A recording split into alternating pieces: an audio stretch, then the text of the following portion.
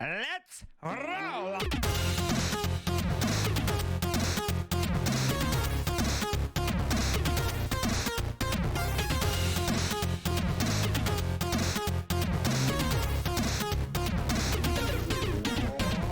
Welcome for another month of pain. Hamburger.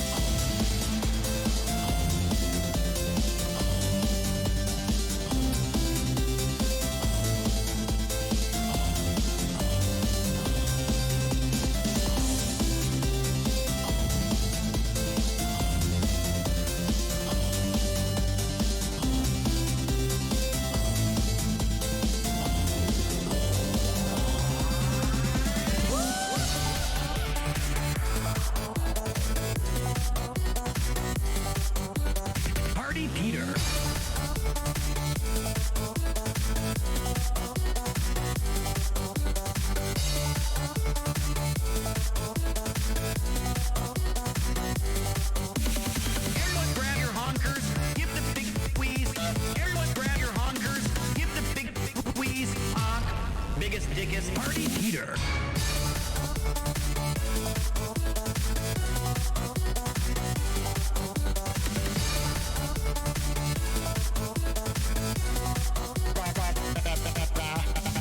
CD was a cool system. I've got it. Yeah, I'm looking for a biggest, dickest.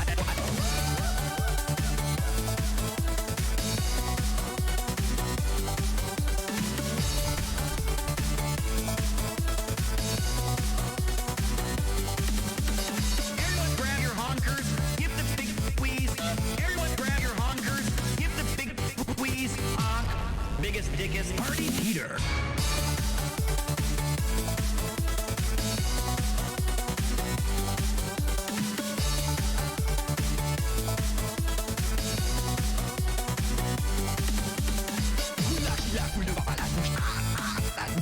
Punch that meat.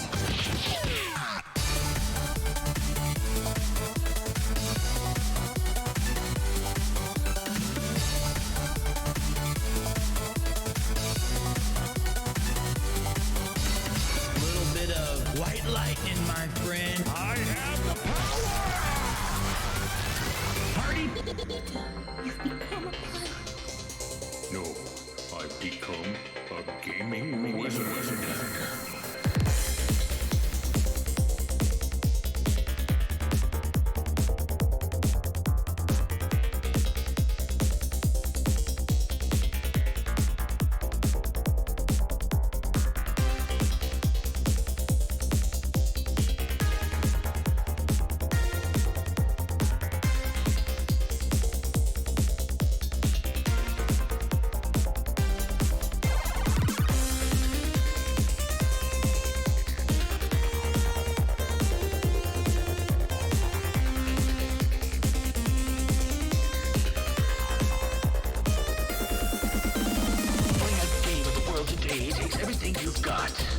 Having a friend who's a gaming wizard sure would help a lot. Can't beat the boss without a team. Efforts and plans when in need. Ragtag crew from around the world. Games last fun. All aboard!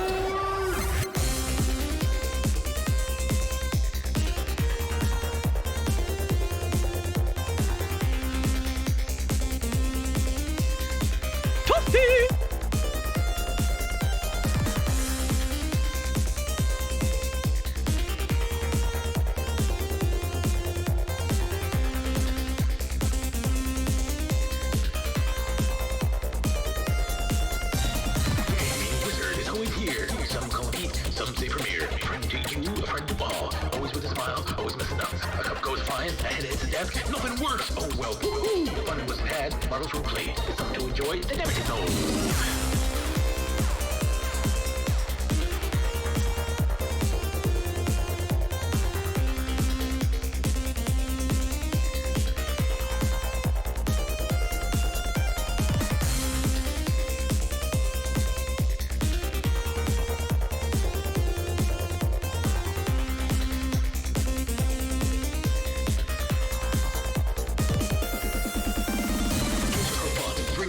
A challenge to endeavor and the love of life. It is strategy, fighting, or adventure. A style for everyone, the center for adventure. Come on down and sit a while. Relax, chillax, and feel the vibe. Premier Duke has got to be every game he beats if he agrees to leave.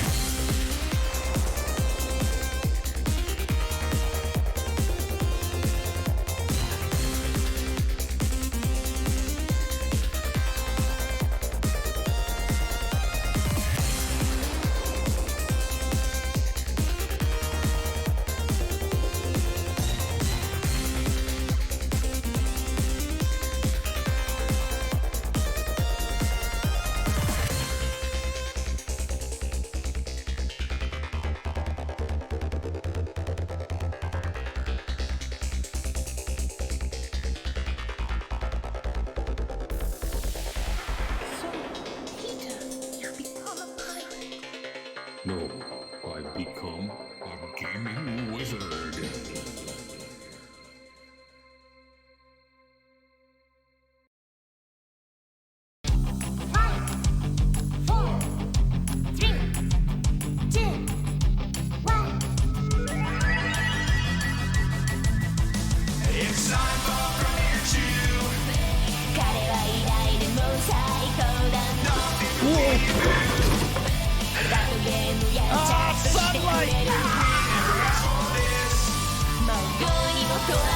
'Isn't that insane?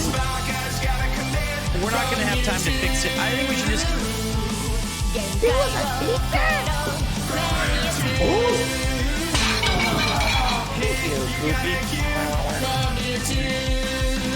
Kawaii desu ne!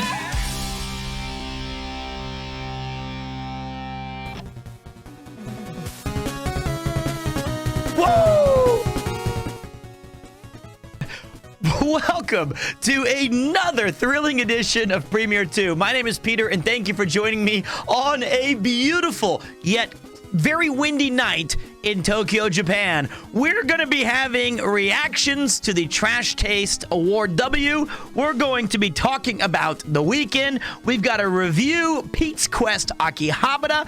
We are going to talk about, I've got 2 final boxes of stuff that I need to either toss this shit out or keep it and hold on to it for posterity, nostalgia, or perhaps someday in the future stream.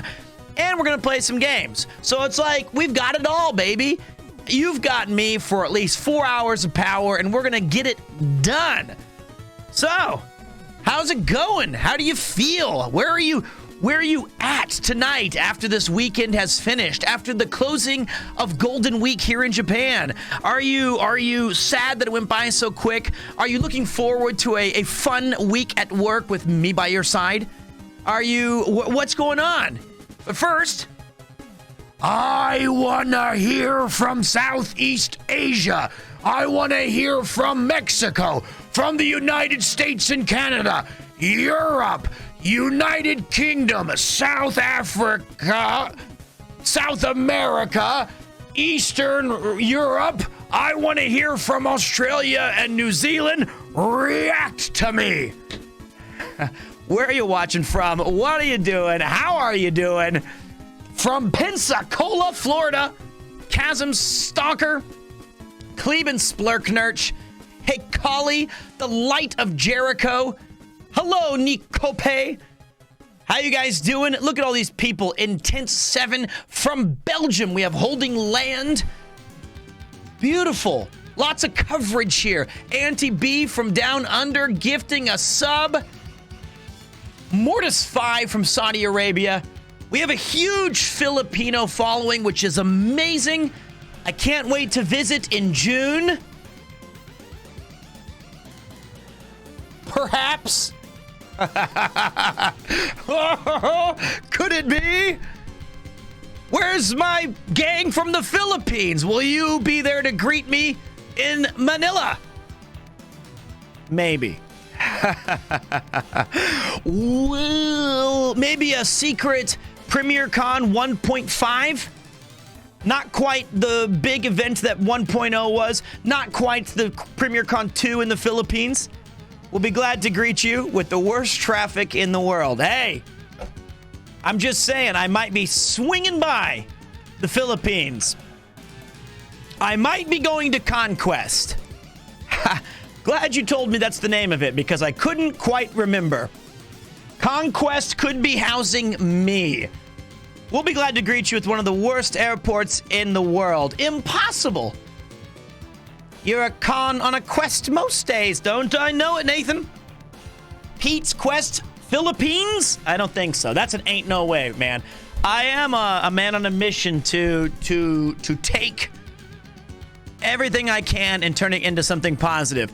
And there's no way it could be the worst airport in the world when f***ing Charles de Gaulle exists and f***ing airport in Austin, Texas. 2 worst experiences I've ever had. Bring it to me. Bring it to me, Manila airport. What's the worst that you've got? There's no way you can beat that shit. Hey, we have the worst traffic here in India. No one is taking that from us. Hey, you guys, what is your country the worst at would be a great debate of all time. Because I feel like there's some real proud people about how much they hate certain aspects of their own home nation in a loving way. I feel like that would be quite possibly the fastest way to break this community apart.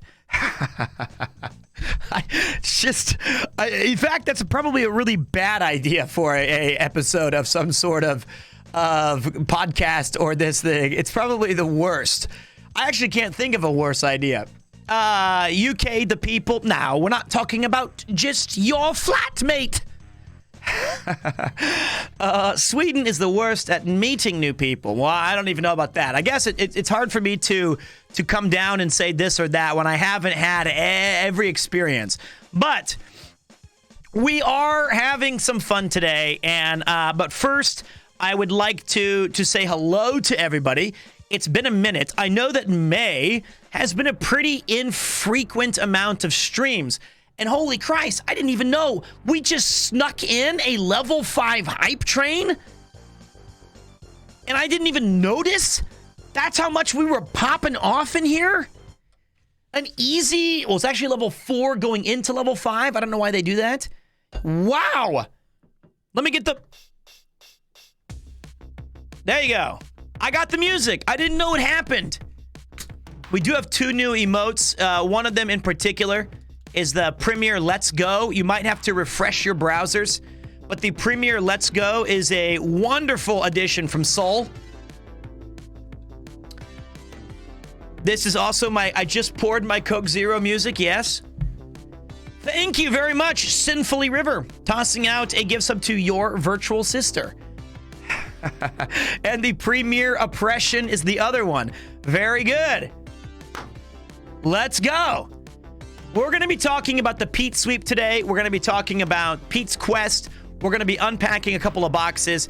It's Kupo screaming, let's go. It's Kupo screaming, let's go. What more do you want in an emote? It's great. It's Kupo full on screaming, let's go. It's very good. I love it. It's great. The Light of Jericho, bringing in lights to this very channel. Before we jump off into the deep end and we get things rolling, I do want to say thank you to the Light of Jericho. Let me get all these thank yous in. Actually, I'll do that right when the hype train ends. How about that? We'll finish the hype train with a thank you to everybody who's participating. All right. So in that case, it's going to be a fun stream. I think that now that most of my duties of like moving, of hosting, of being available to collab, it's all coming to an end. So Jeff left just yesterday or today for Osaka and Kyoto. And then I had a whirlwind meetup with like Nathan, Ethel, Kurdokin, Alex. I'm forgetting more. I met Josh in Japan, Lazy Potato. That's 7. I met so many different people while we were out and about. It was very busy. I met up with you just last night. I somehow remember it. I remember it because, yes, I was drunk. Yes, it was 2 nights ago during the your wonderful pub streams. Night before, right. Today, I'll be honest, it all caught up to me. I slept for about 16 straight hours, nearly uninterrupted, from last night. No, I didn't meet him personally. I meant we collabed together online. I did the Ox battle. And last night, I remember the very last thing I vaguely remember was having tonkotsu ramen at my local area. And then, like, I blinked twice and I woke up today and it was nearly 3:30 in the afternoon. I was done. Truly gassed. That was everything I had poured into the last week. We even snuck in an incredible pizza quest in Akihabara. Yuki went to work. She went to work and nearly got back by the time that I woke up. Man, that was busy. That was busy. I did win the Ox battle. I went 2-1. Although you could I think 2-1 is the right outcome, but I wish it was a clean sweep. I wish it was the Pete sweep, but it was not. It was not, but that's okay. It was great fun. Tried 2 days waiting in Manila Airport. Canceling flights is a myth over here. I'm ready for it. Bring it on, Manila. I'm not afraid of your airports. It's almost time for Pokemon again. Please don't forget to message me about it, or should I just do my write-up again? I don't know what Pokemon we're playing. I don't know when we're going to get into Pokemon. We need to set up step by step just so we can figure out exactly what's going on. And part of that's going to be today. You know, I've been looking forward to getting back into games. We have Breath of the Mild coming out soon this week. Do we want to be the, reaction gamer Andys who play the newest Zeldas, who play the newest things and jump right in? Tears of the player. It's like right there. Or do we pivot? Do we zag when everybody else is zigging? Do we check out the Final Fantasy pixel art collection and I just do this crazy shit where I go ham and do 14-hour days of Final Fantasy VI and no deviation? We just hit it. Or do we go to God of War 2, which I never got to play? Or do we go into some sort of other Link to the Past? Or do we go into some other roguelike like Darkest Dungeon? I don't know. These are things I do not know the answers to. Thank you, Zaki. Oh, shit. That's why it's all muted. That's because we did a live stream and all of the sound effects were gone. Enjoy time. Now I understand. Now I get it. Now I know. What's up, Caddy? You crushed me in that Ox battle, though. I thought it was just, I'm not doing Xenogears. You know why? I love Xenogears. I love it. I've played Dark Souls. I've played Xenogears. But my man Kleben Splurknurch, I just watched him play Xenogears for about 37 hours. And I'm not going to stream it. It's a lot of grinding. It's a lot of talky talks. You can't mute these nuts. Oh, God. Another just totally outlandish reach of a D's nuts joke. Timing. No, I said I watched him 37 hours, not he streamed 37 hours. It's a long game. But man, I got to be honest, just off to my right over here, Pog 5 from Ashimon. Let's go. Thank you. I've got the Pete Quest bag.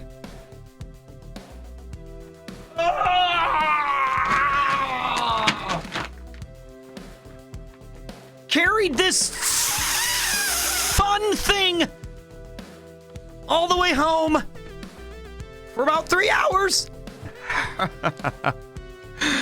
It was awful, but we shopped in full. We're going to review our items.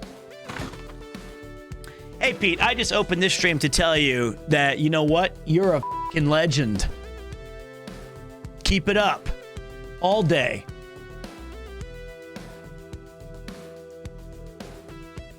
I should have just played Kleben's music on the Ox Battle. Thanks. I hope that you stay in the channel for a while and you don't just drop by to say, like, you know, I kind of don't want it to be a thing where people just go, hey, Pete, you're a fucking legend. Bye. I forgot my keys. You're a legend. Bye. Hi, YouTube.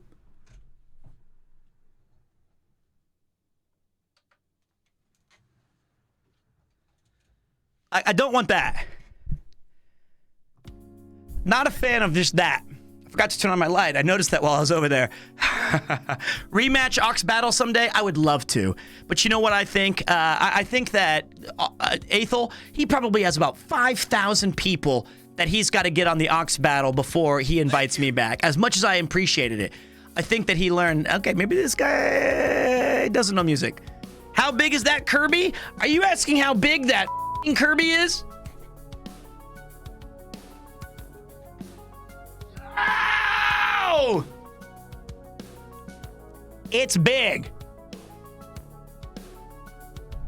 I'll bring this thing to Manila. You can have this huge Kerbo. We won this shit. Me and Dot won this in Mikado on the subathon. And then, god damn it, Connor won it in like 2 tries, like a day later, after they had to give me this thing for free. Connor won it, and we had to give away. I left this at the Mario bar as a tribute to their, and then he was like, you know, you guys know how he is. He was like, hello there, today I'm going to win a Kirby in just 2 tries, as Pete, my challenger, had to spend $25 to get his Kirby. Ooh, that's why I'm the Crane champion.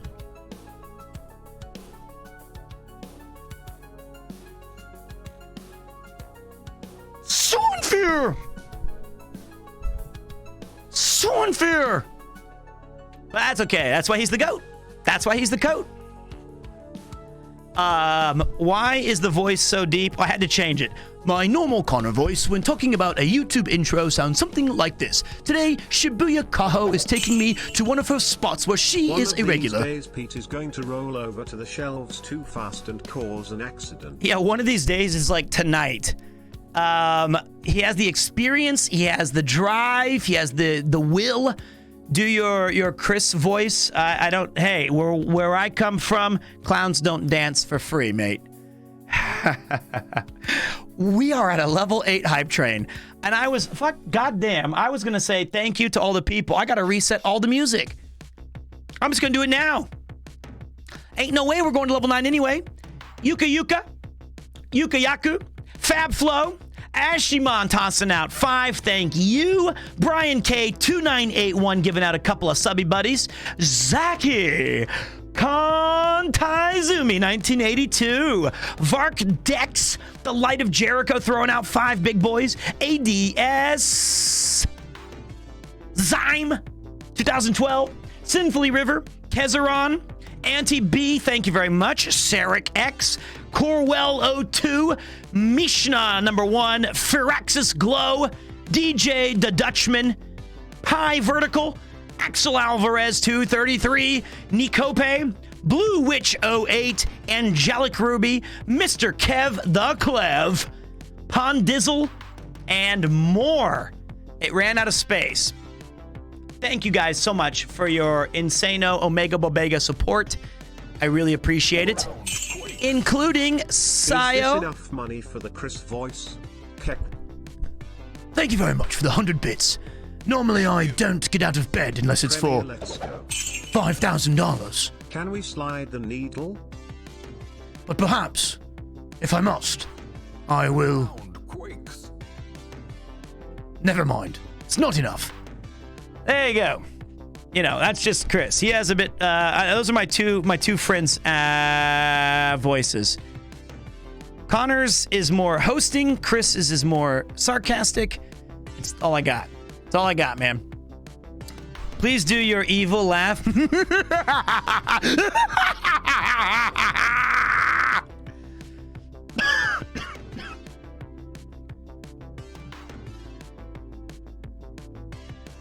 There we go. That was my evil laugh. Why aren't I in an anime? I should be able to be in an anime. I could be a squeal. Squeal? I can scream. Squeal.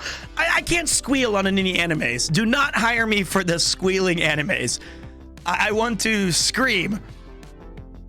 I don't want to squeal. That's not the ones I want to do. Okay.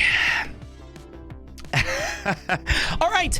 So I feel like it's time to get this show on the road. It is time to get this thing. Let's talk about a couple of things first. I want to tell you guys about my weekend. My weekend was absolutely insane. To many more months, Premier, yay. Well, I appreciate that. Thank you, mate. Seriously, thank you. We're gonna have a lot of months because I ain't going nowhere. So it was all about this exciting balance of seeing people, and my best friend in the entire world came to visit. His name is Cousin Jeff, and he didn't really explain to me Paid in full Premier can. exactly that he was going to, like, the dates, the times, everything. It was all kind of nebulous. So when he showed up on Golden Week, it was just like, gotta go. So I spent every single night with Jeff that I could, which was all 4 nights. And it was amazing. The first night we went to a place called the 8-Bit Cafe, which was totally closed. But I was able to walk in and say, like, I'm really sorry. I see that there's a private party, but there's only like 4 of you guys here. Thank you very much, Celeria. Thank you very much, Celeria. That is insane. And that's almost a level 9 hype train to start the Pete Sweep episode of Power. I didn't even think we were going to get to level 5. Jeez. Don't make me squeal. And the guy said, is it all right if we just take like the back corner and just kind of hang out and do like our thing? And he was like, yeah, you know what? Why not? Go ahead. It's nearly, you've got like an hour left before we're closed. Just sit in the back. All right. And I said, seriously? And he was like, yeah, come on. And I did the full Moshiwaki gozaimasen to everybody. Like, seriously, I was saying so much. Jesus, that I will only show that picture at level 9. It's good. It's over. That train ended. I don't have to show it. That's not going anywhere. Oh, God, there it is.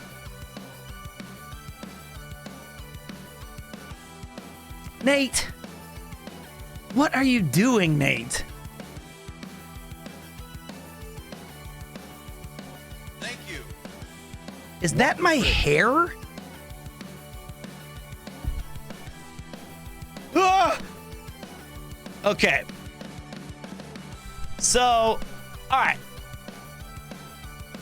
All right. We're okay. Please play Red Dead Redemption 2 Smile. No, I don't think so. I've already beaten Red Dead Redemption 2, and I don't think there's a path forward where I would probably replay that on stream anytime soon. But I am going to snooze those ads for 5 minutes. It's from the CCTV of the pub. Very good. All right, so all right, here we go. Let me talk to you guys just for a minute here. I'm gonna have to focus up here. So this is a little bit of story time. Let me go ahead and get this sorted.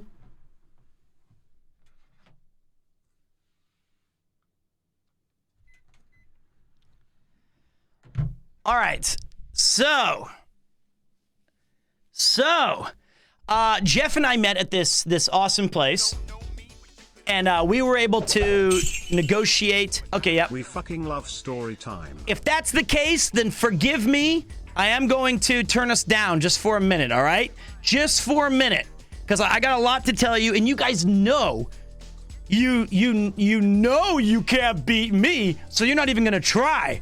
That's Steiner math. Well, what it really is that I get kind of sidetracked if there's too many alerts going off. Kurt Angle knows he can't beat me. All right, so I need a little bit better track than this. This is a little too dark.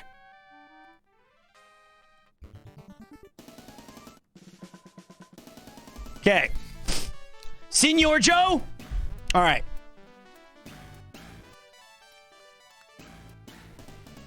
No, I have not started the Pete Sweep React yet. We're still...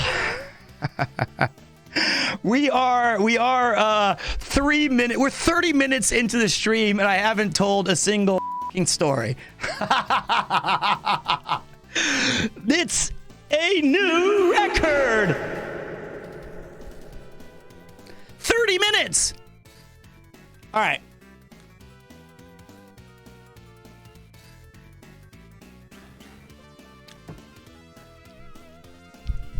Well done. Okay. We went to the 8-Bit Cafe, which if you're in Shinjuku, I highly recommend you check it out. They've got 50 to 60 different cocktails, the Dig Dugs, the Donkey Kongs, the Mario themed, all kinds of cool memorabilia lined the wall. What I noticed that's really cool about it is you could take a glance at something at the wall and see like a Mother 2, collectible thing that came out in 1997 and be like, that's amazing. What a cool little thing. Then look back later and see like a JoJo's Bizarre Adventure figure and then be like, that's pretty cool. Then look, and you could always find something new to catch your eye if you like games and manga and all those things. The Dr. Mario is good. Code Stars, I've been there with him. Welcome back, by the way. And I went there, and they were totally cool, and they let Jeff and I in because they said, you know what, you guys, why not? There's only 4 people left, and we're in there in the back, and I did the full-on, like, 本当にすいません。申し訳ございません。忙しいね、友達で、初めて、he's from America. And I want, この店ですごい居心地いい。Very cool place. Please, お願いします。And they're like, just shut the fuck up and get in. And I was like, okay. So we're drinking. We're hanging out. We're doing all of our stuff. And eventually, 2 of the guests... Oh, and I bought everybody a round of drinks. Of course, because they let us into their private party. So I said, what are you guys drinking? Just go ahead and please, 1 round on me. And they were like, thank you, seriously. So Jeff and I are talking, and we're knocking it back. And a gentleman at the counter, which was like the last 3 people left, he said, why don't you come sit next to us? And I said, thank you so much. Are you sure? And he said, yeah. And he was like, what are you doing here? I was like, well, my cousin's visiting from Texas, and I thought it'd be cool to show him a really cool place. And he goes, all right, well, and my cousin was like, I have to go to the bathroom. All 3 people in the bar immediately started like panicking a bit, and they were like, sits down to pee. Perfect English. They memorized that phrase. Everyone must sit down to pee there. And I was like, okay.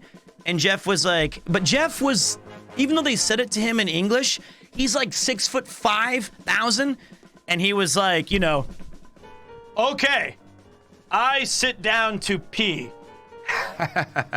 We were like, okay, you don't need to tell us. You don't need to gesture. You understood their instruction. So just go to the bathroom. You don't need to do any sort of gesticulation. Please don't come back and describe your process. I'm assuming that at that place there was a lot of different problems with people being too drunk or too, they missed the mark. So anyway, he comes back and I said, I noticed that it said on the sign when I got up the stairs that there is a special party tonight. And what's the deal with that? And they were like, do you know any manga? And I was like, No. And they were like, see, he doesn't know manga. I was like, I know one manga. I know like one manga out of like the 6,000 that you guys know. And I was like, I didn't say Shin Angel. And I was like, I know Slam Dunk. And everybody in there, well, 3 people were like, they were like, tonight is a Slam Dunk party. And then I was like, and then everybody was like, what's going on? How is it happening? What's the fuck? Ah. And so now everyone's getting all excited. Well, there's 4 of us, but everyone's getting all excited. And I said, that's incredible. And I started singing some of the theme song. I started describing some of the exciting like moments. And then I was like, they were like, did you read the thing? I was like, I read the thing. I cried 3 times. And the guy was like, no way, when did you cry? And I was like, when they did this and they did this. And he goes, but did you cry when they did? And then we both said that. And I said, you know what, though? I'll be honest. As much as I love Slam Dunk, I know that you guys are probably like the main characters fans, but my fandom really is with one of the side characters. And then they were low key like, you know, who? And I was like, you don't even know him. You don't even know him. It's a guy named Sindo. They had a special Sindo-kun drink just for that night. Are you kidding me? So like what? So they were like, you've got to have the Sindo drink. It's our main themed drink. And I was like pogging out of my mind.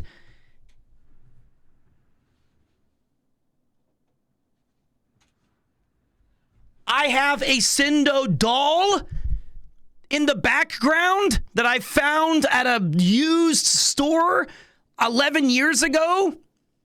His belt is broken. And it looks like it doesn't matter. But the drink that they gave us was the Yonan's color of blue. So if you saw it on Twitter, I was holding up this blue drink. Mate, Cleben, I was pretty drunk. I don't remember what was in it. I just remember it was very good.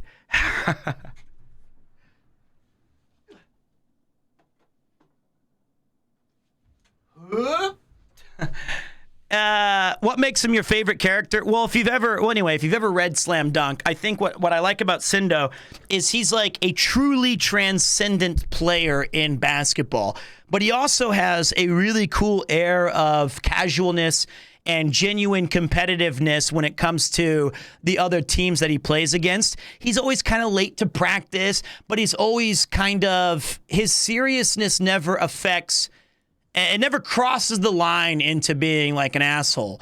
And I think that his character as he goes through, even though it's a very minor character, I think he was very memorable to me and a very just awesome addition to like the other rivals that they fought. So yeah, hanging out at the 8-Bit Club was awesome. We got to do all of these amazing like hanging out, and we even got to stay later. They closed the bar, but it was just us hanging out in the room together, drinking, adding more stories, talking about Jeff's visit to Japan, what he plans to do. So there we go. That was the first night, and I think I had streamed earlier in that day. We had done stuff, or God knows, it's all blending together now. The next day was a fucking Friday. I don't even know. I don't know. It was too much. Wait. The next night, yes, I took them throughout a place. I can't even remember. I just know that Jeff and I ended in Shinjuku, and we went to the batting center that I took Connor to at like 2 or 3 in the morning, and we were pitching fastballs and like having a great time. And I got home. This was the night before Pete's Quest, and I remember I got home and I was like, okay, I got to go to sleep. Oh shit, it's 3:45 a.m. I better shower. So Pete's Quest, I think I went to bed at like 4:30. We went the next day, and that leads us to our Akihabara adventure. Now, we were trying to complete a quest that allowed us to raise money for charity. No real plan yet on how that's going to be executed, but we tried to find an item that best represented the main stats of every video game RPG that you play. Strength, dex, intelligence, wisdom, vitality, charisma, and luck. So we had 6 items to find, and to my knowledge, the showrunner, Notorious Monster, was just absolutely hilariously nailing the memes.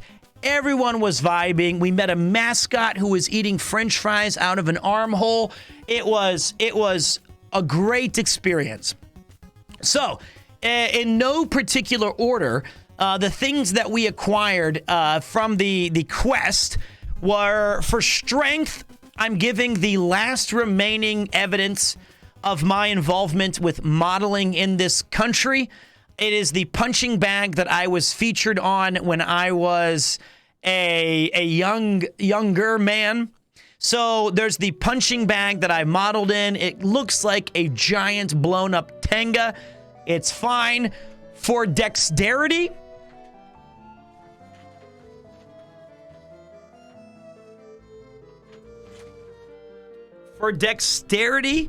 we got a Neo Geo Mini, brand new. And this has an HDMI plug, but the special nature of it is it has the joystick tiny arcade cabinet. And I thought this would be cool because we also featured this on stream with Connor. Let me see if I can find the thing, guys. I think it's got to be somewhere.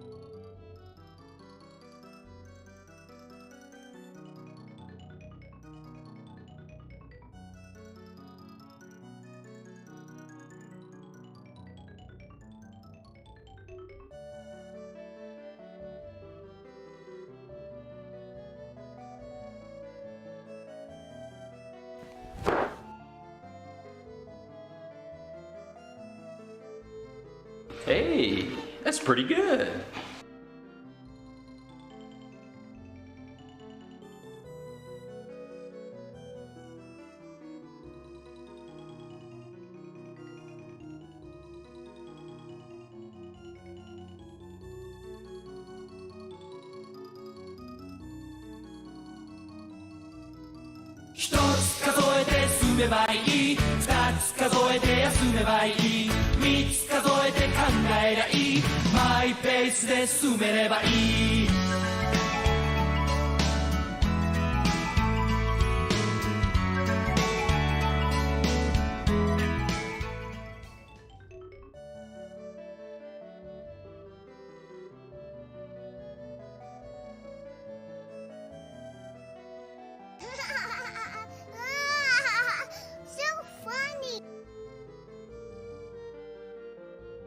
I don't know where it is. I don't know. I don't know where the memes are. I don't know where it went. I don't know. I can't find it on his. There's too many memes in that shit. It's nowhere. It's. Oh, that's hot. That's hot. I don't know where it is. All right. I don't know where he put it. I don't know where any of that stuff is. So anyway, I have the picture. We might actually have the item when we unpack later. So dexterity, we got the Neo Geo Mini. It has that HDMI plug-in so you can play it. Connor beat Metal Slug at the place we went to when we were on the subathon, the Mario Bar. For intelligence, fuck me. Ugh. The Great Wave of Hokusai. This is so sick. I actually think this is the coolest one of the things. So for your intelligence, you can build the Hokusai Wave with Legos. So this is a Lego Great Wave. Now, I understand some people told me, hey, you can buy this in America. Hey, you can get this. I get it. But I feel like, we can still enjoy the idea that this is for Japan. It's from Japan-ish, and it's for an awesome prize that I think any age would enjoy. So if you're a family and you win the charity prize, you can give it to your kids. If it goes to something like you personally, a 55-year-old man or woman would enjoy this as well. So I feel like it's a good prize. I feel like if we were the trick was, I felt like the tricky thing was, while we're out there doing all of these jokes, I didn't want to get 5 or 6 items that were just memey, and then people wouldn't want to bid on it if we did like an auction or if we set them up. People would be like, that was funny because we were memeing it up in, Akihabara, but I don't want this shit. This is not worth. So we tried to get like legitimately cool and quality items, which leads me to my next one, charisma. Hey, this is probably the best because you're talking to Trash Tastes Chad of the Year. For the charisma item, you get 2 hours of private time with me. We can play games. We could do mukbang.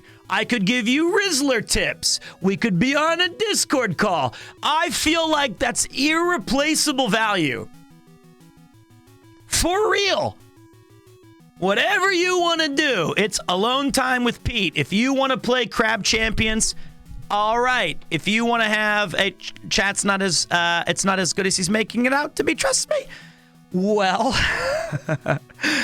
it's 2 hours of power with your guy Pete.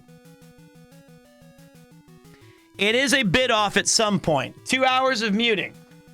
For Constitution,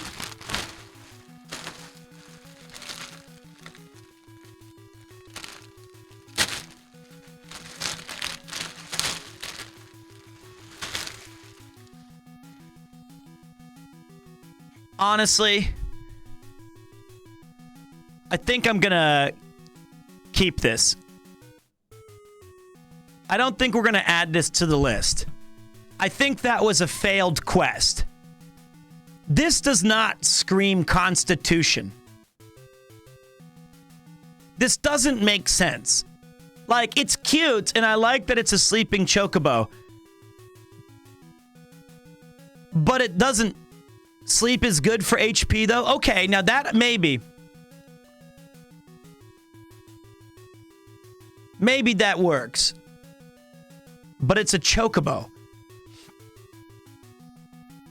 So, maybe we'll keep it. Maybe I would take that in a heartbeat. Would you bid on it? Does it really match Vitality? I might, depending on, like, the winner, might be able to add in some Hibiki whiskey or some Yamazaki, or maybe some sake, some Nihonshu, or maybe if I can find out where you're at, I could purchase for you a meal at a local well-received sushi restaurant, so that there's some sort of like I don't know if the chocobo does it.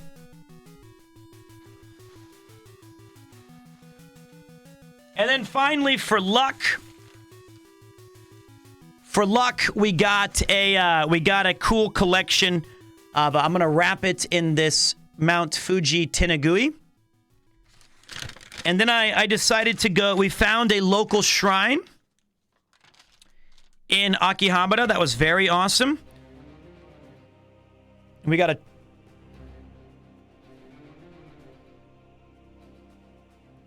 a charm for good health. A charm for the reducing of swelling of forehead. Oh, Jesus. Oh, Jesus. And then an imma with like a rabbit on it. And then we're going to write a personal message on the back. So I feel like of all the things we got, what an amazing package deal. You've got a lot of cool, unique Japanese things. Should probably keep the second charm. Yeah, I'm just pretty much on my way to a full level 30 forehead soon. I understand, but it was a really cool opportunity to go to Akiba, and I mean, like, if you can get a hold of a bottle of nice Nika honey whiskey, we talking. See, that's what I'm saying. So I don't know when this charity event is going to happen, but I am going to package all of those together. And hopefully, once it all lines up, that would be like, maybe it's for something that I'm really excited about, like the ALS Foundation that I'm looking for, or I know that the IDF is a very good one, obviously. So once I figure out how I want to do it, it'll be a really cool package, and I hope that somebody goes Giga Chad up and just goes all in and makes it worth our while. And I know that we will. So that was the Pete's Quest. It was about 8 hours. We had a lot of fun. We met about 12 people who somehow recognized me, either from Trash Taste or from abroad in Japan. I think one person even had said that they were watching me from like the channel. They'd had it on their recommended. Okay, I made that up. They were all from Trash Taste and abroad in Japan. But hey, we count those. Those are W's. You think I have enough money to do 12 paid actors? You think that I did a subathon and raised all that money just to hire 12 people to boost my ego in Akihabara of all? Don't answer any of those intrusive thoughts. It's all... That would be an enormous waste of money, especially when they charge $600, which personally I found to be a little excessive for 2 minutes of time. I've heard that's the going rate. And that was just for men. Which you might be thinking, oh, there was no females snipers. Yeah, did you see they were busy, I'm sure. I didn't pay for it. They were not paid actors. Okay. There you go.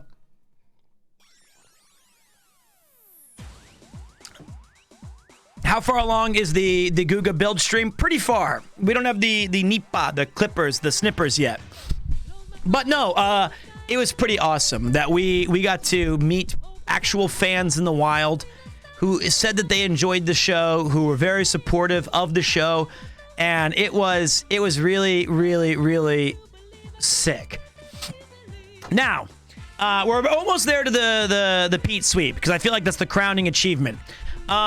We did have another thing. So after that night, I took Jeff all the way out to, God, where did we go? Oh my God. I brought him here and I showed him this place. And it just so happens that the local izakaya / bar that I've found was having a really special, he loved the place. He thinks that the studio is magnificent. Holly thought it was incredible. Jeff was very excited. We exchanged some gifts. They got me an enormous Texas-sized pencil so that when I do my noted on my Pokemon emotes, I can finally have a pencil that's measuring my forehead. Maybe we could add a little thing each time. So it was a very nice. He thinks it looks like a garage. He does not. Jeff went to Harvard.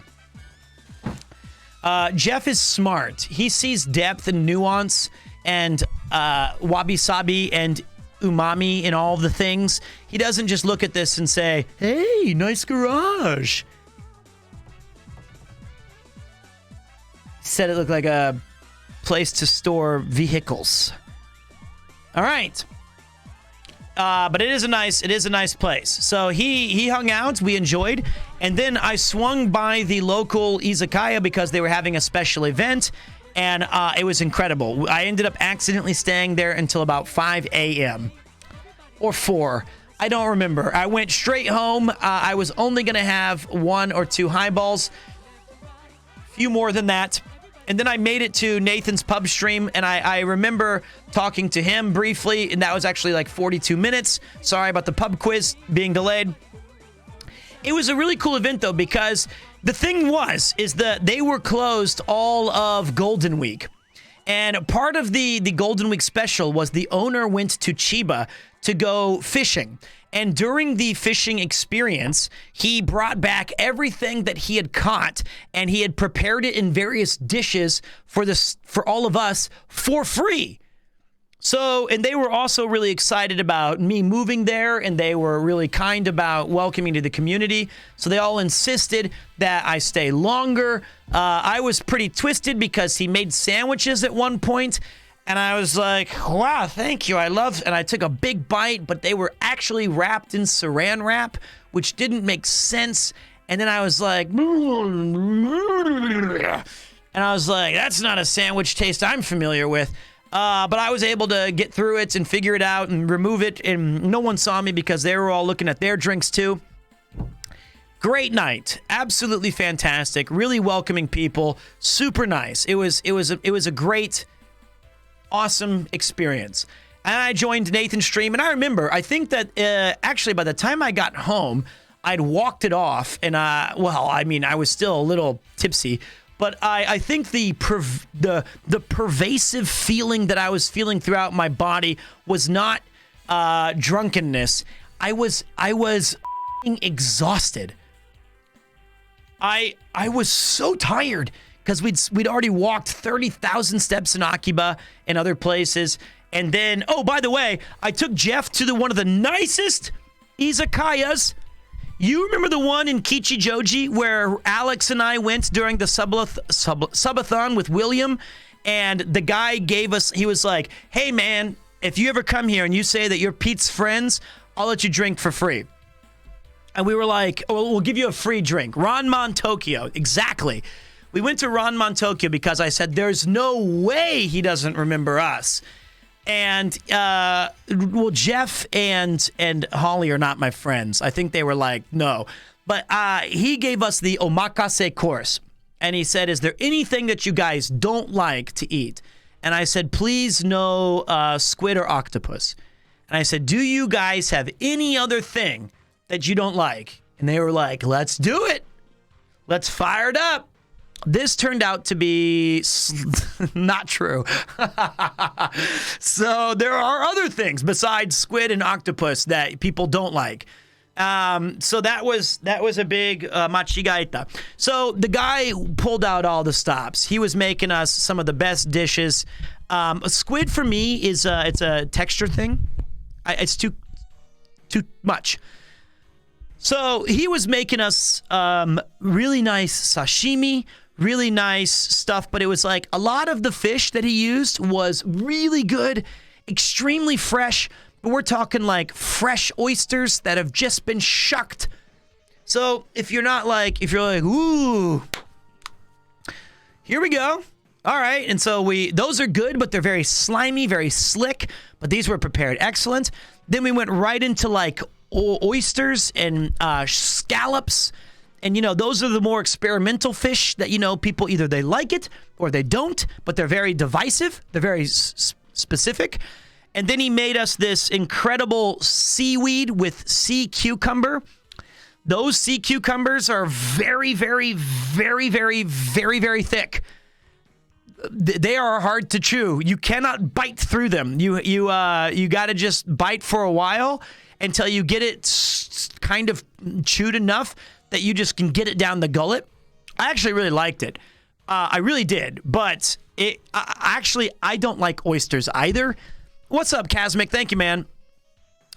They were not pickled. The sea cucumbers were in this delicious kind of coldish soup that had the same kind of like really, really slimy seaweed that you also can't. It's like once you get that in your mouth, you've got to just suck it down. You don't really chew it. It's just like, it's not like a Korean crispy onigiri or like the seaweed or nori. It was like the stuff that when you're in the ocean and you're walking and you feel it like around your feet, you're like, ugh. Tastes good. It might have been mozuku. Let me see if that's right. Yes, it was mozuku. It was mozuku. Well done. This is mozuku.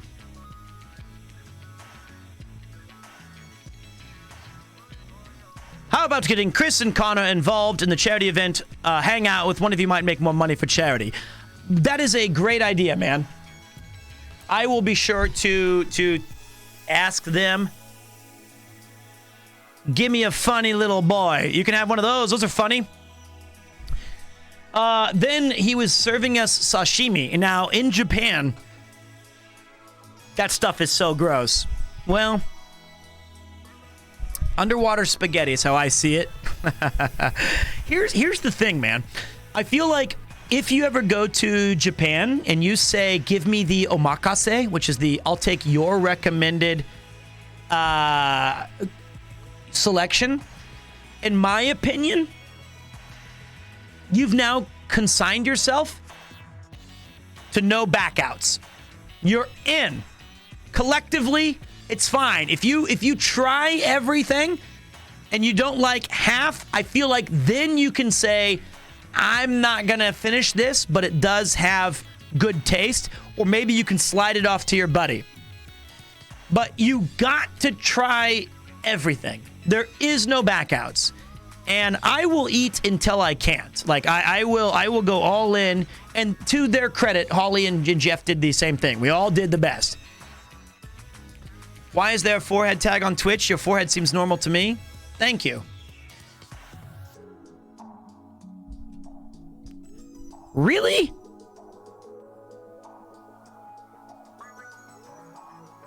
I find that hard to believe.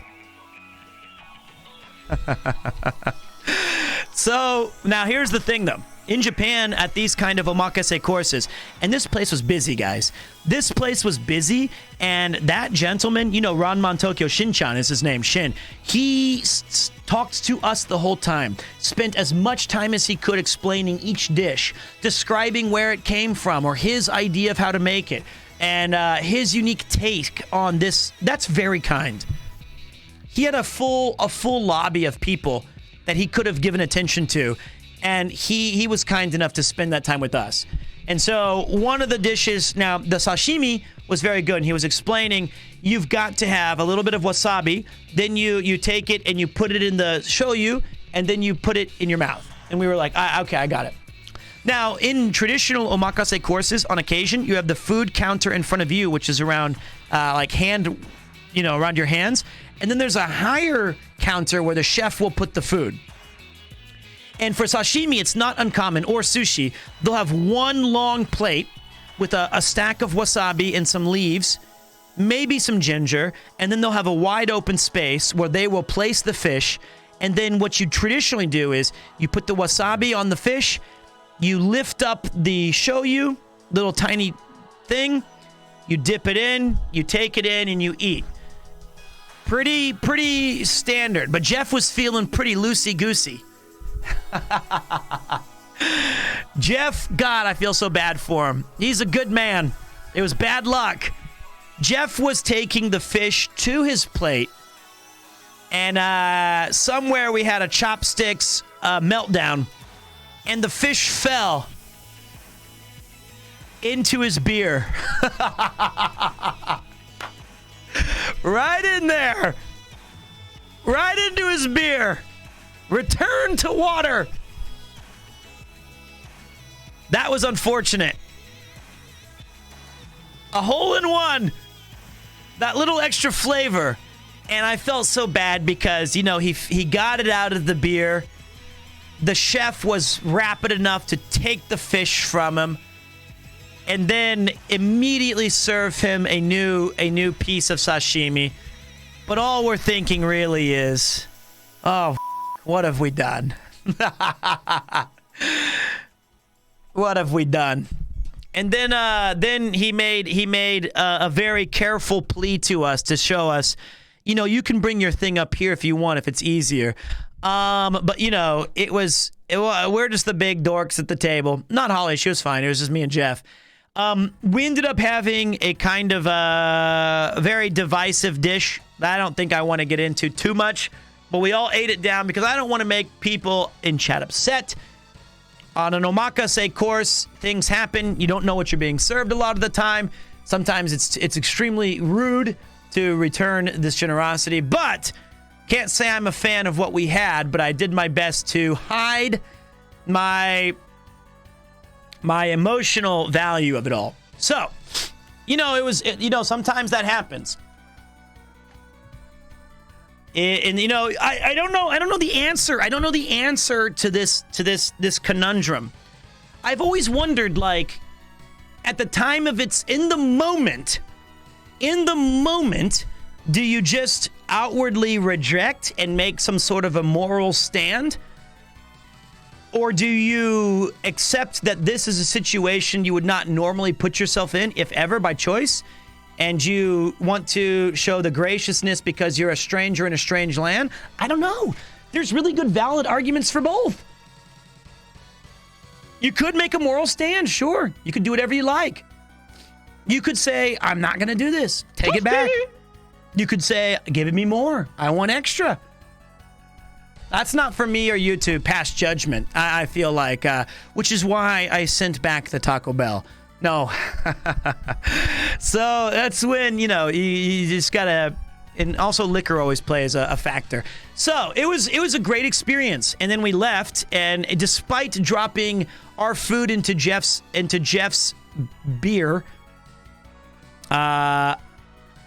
you just keep schmooving and grooving. And I really appreciate him for pulling out all the stops and being nothing short of a wonderful host. I remember the final. Where do you draw the line? Exactly. There is a line to be drawn, and maybe I'm not going to tell you whether we ate it or not. I'm not going to tell you what each individual person did. I'm going to leave that discussion into your own mind because there is no wrong answer. But I will say this. The last thing he made us, because we did have to go, he made us fresh sushi with warm rice and nigiri. It was very, very good. But the real surprise was he made a natto, which I hate. I hate natto. I hate it. But he mixed it into an omelet.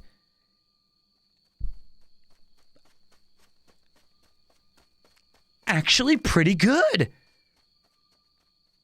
Really good. It was a creamy, delicious egg with the natto inside, and I could still have the stinky natto fermented sock taste, but it was masked very well with this creamy, delicious egg. Give me seconds. It was very good. So that night, I was up till, it was like an egg bean burrito. Kind of. It was, natto is not for me. It's like someone's shoe. Don't ask how I know that. It is. It is like that. I just let them cook. They have natto at Mitsusawa Marketplace, but I don't know if I should try it. They have natto everywhere. And you could buy natto at a convenience store for like 20 yen, which is like 15 cents. And that shit is actually extremely healthy. It is like the healthiest food that you can eat. It's a superfood.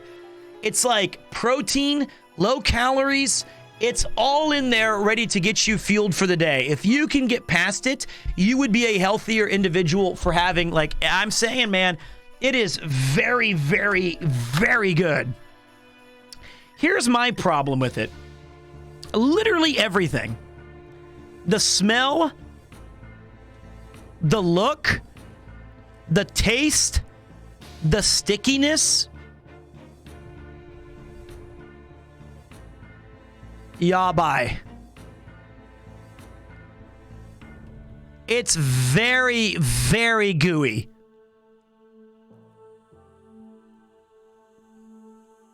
And all it is a soybean.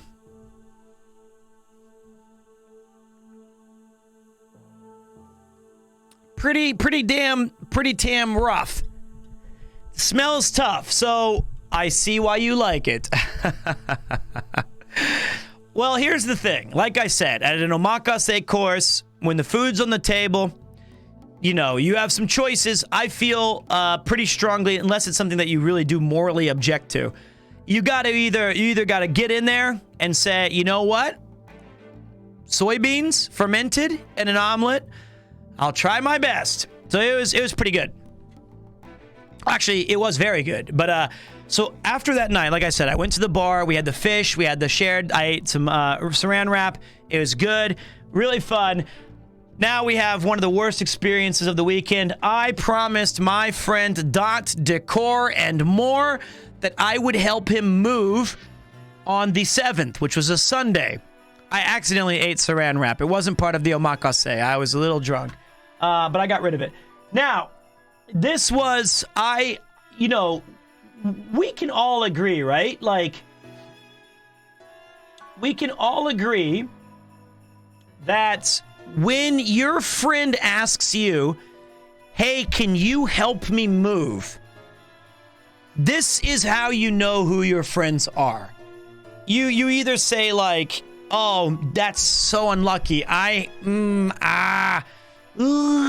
busy that day. It's a Sunday. And you're like, oh, I'm busy. He's like, that's cool. When are you free? He's like, if it had been a Saturday, I could have easily helped you move. He's like, that's cool. I can move it to Saturday.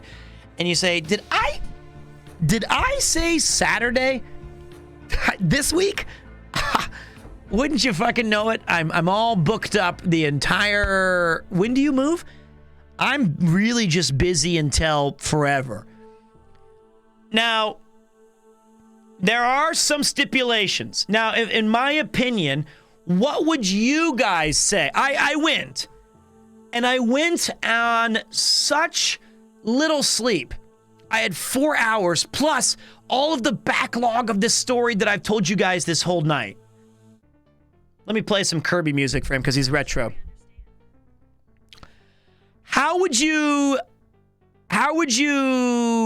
What are some rules? Like, for example, everything has to be packed already, right? Or do you say, like, you've got to have the car ready, or I'll meet you at the place, or what are your guys' things? Packed and ready to go. So all you're doing is you're doing manual labor. Do you want the pizza party? Is there food involved? If I have the time, really, I'd commit to it. Well, I mean, let's just say we're already friends. We're already friends, and I'm going to help you move. Where do you go in there and say, hey, come on, you're my buddy. What's going on out here? Like, you need the free food,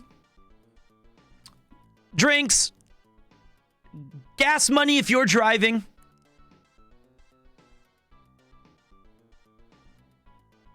Moving beers are essential. If you're moving when you are above 30, you hire a freaking moving company. I agree, but Dot's 44, and I'm 39.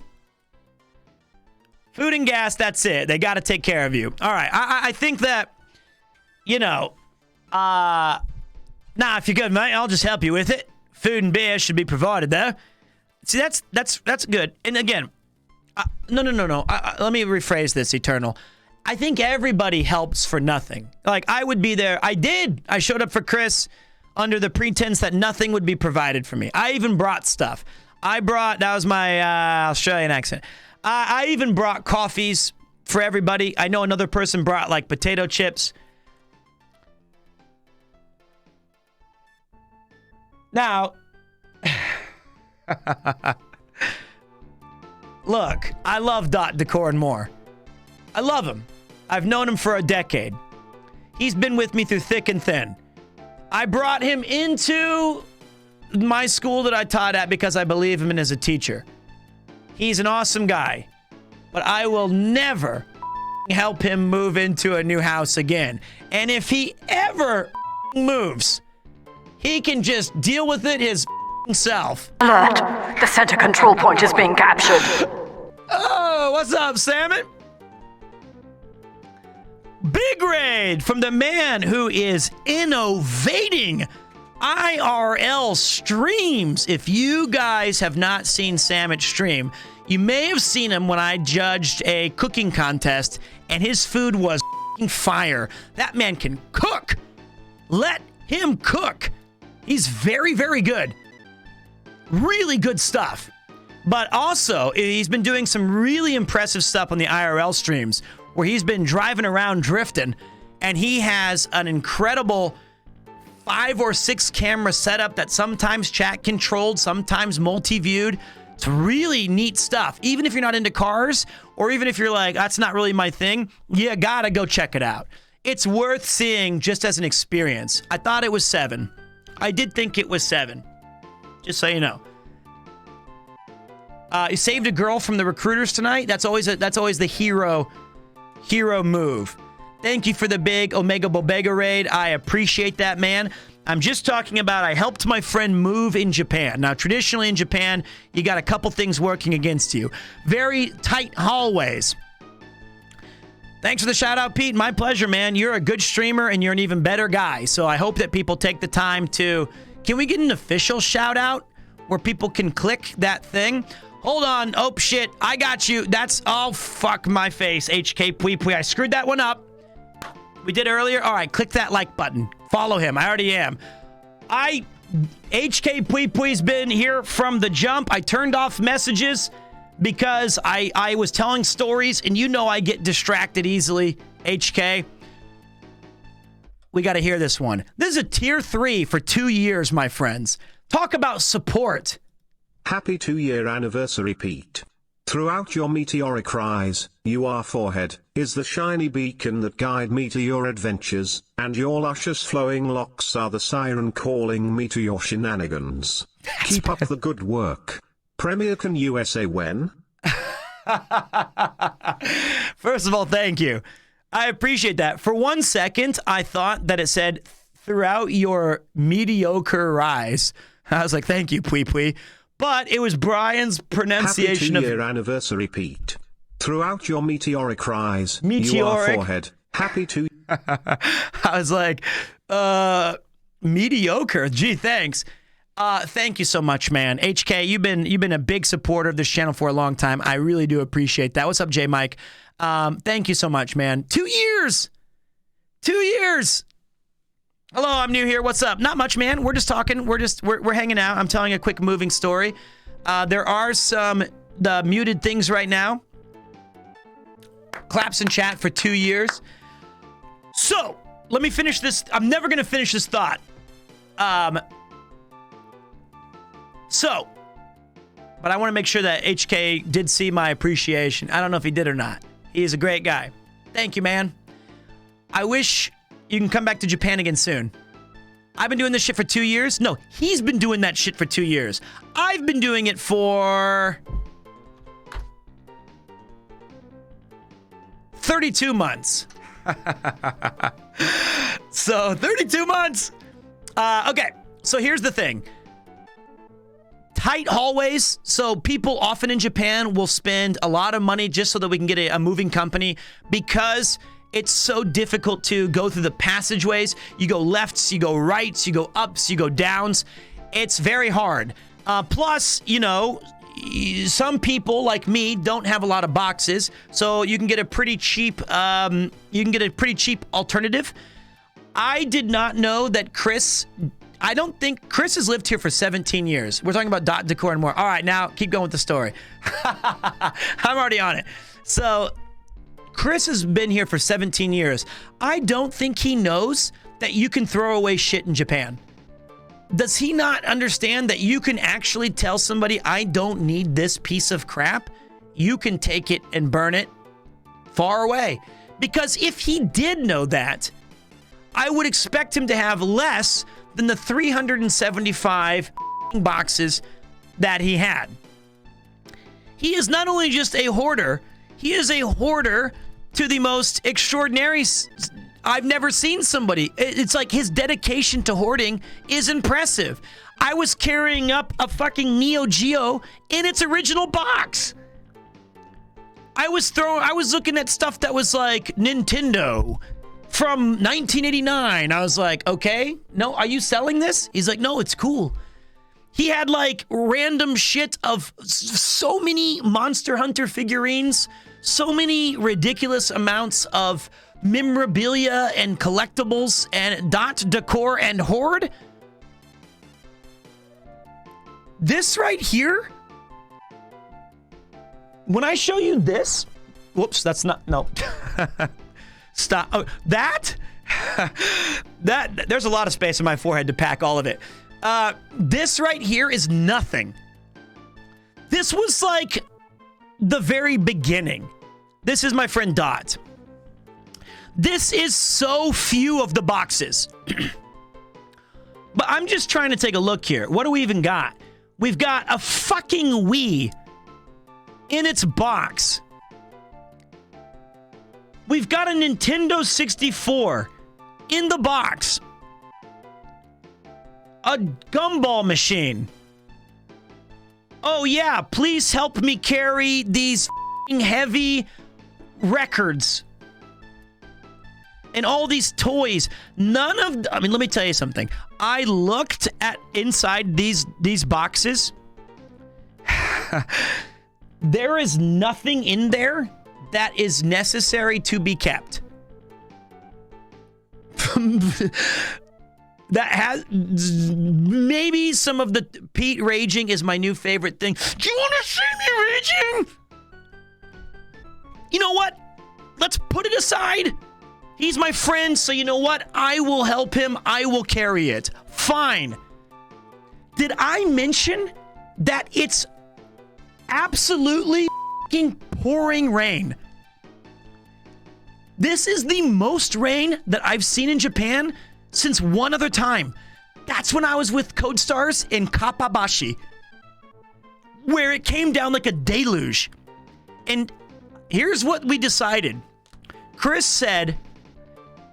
He said, you know, hey guys, I'll stay inside here so I can put the boxes where I know that they go. So you guys just bring me the boxes as I stay nice and dry indoors, and then you guys can just hand them to me. And I said, okay. Motherfucker. I want you to remember this very carefully. It's pouring rain. I'm talking about whatever little tippy tops you hear on the umbrella, quadruple it. I've never been in rain this heavy. And forget the umbrella. Those drippy drops are going on your head. Oh, how silly of me. I forgot to fucking mention. He lives at the top of this. What the f***? What? Are you kidding me?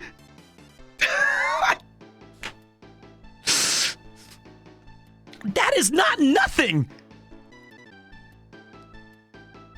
Those were very small steps, and it's very, very high.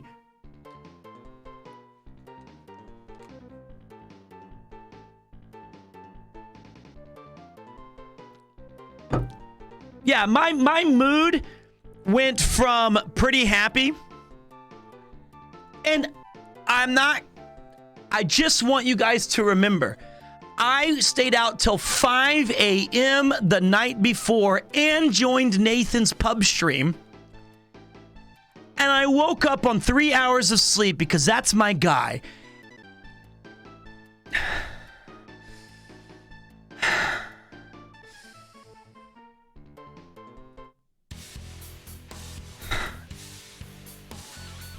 And it's 2 hours door to door from my place to his.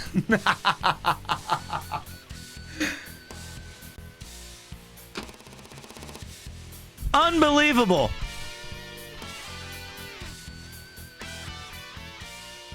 Unbelievable.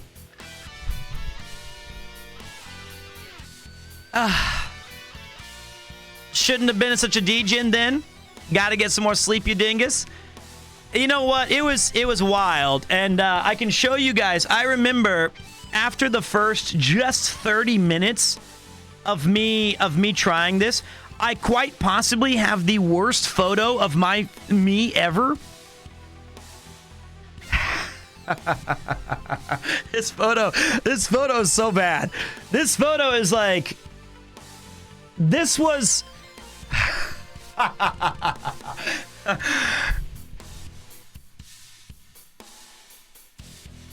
That's tragic. That is a drowned rat. That jacket is like light blue. And my face, that was like within the first 2 minutes.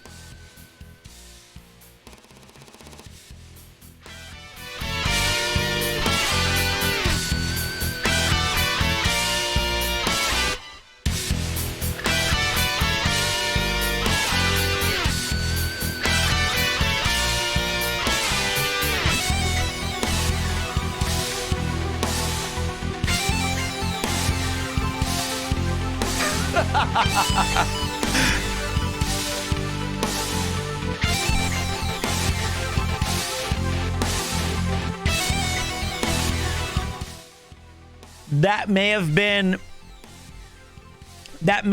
the hardest day of my life. Whoa, baby. That was tough. I am John Weak, man.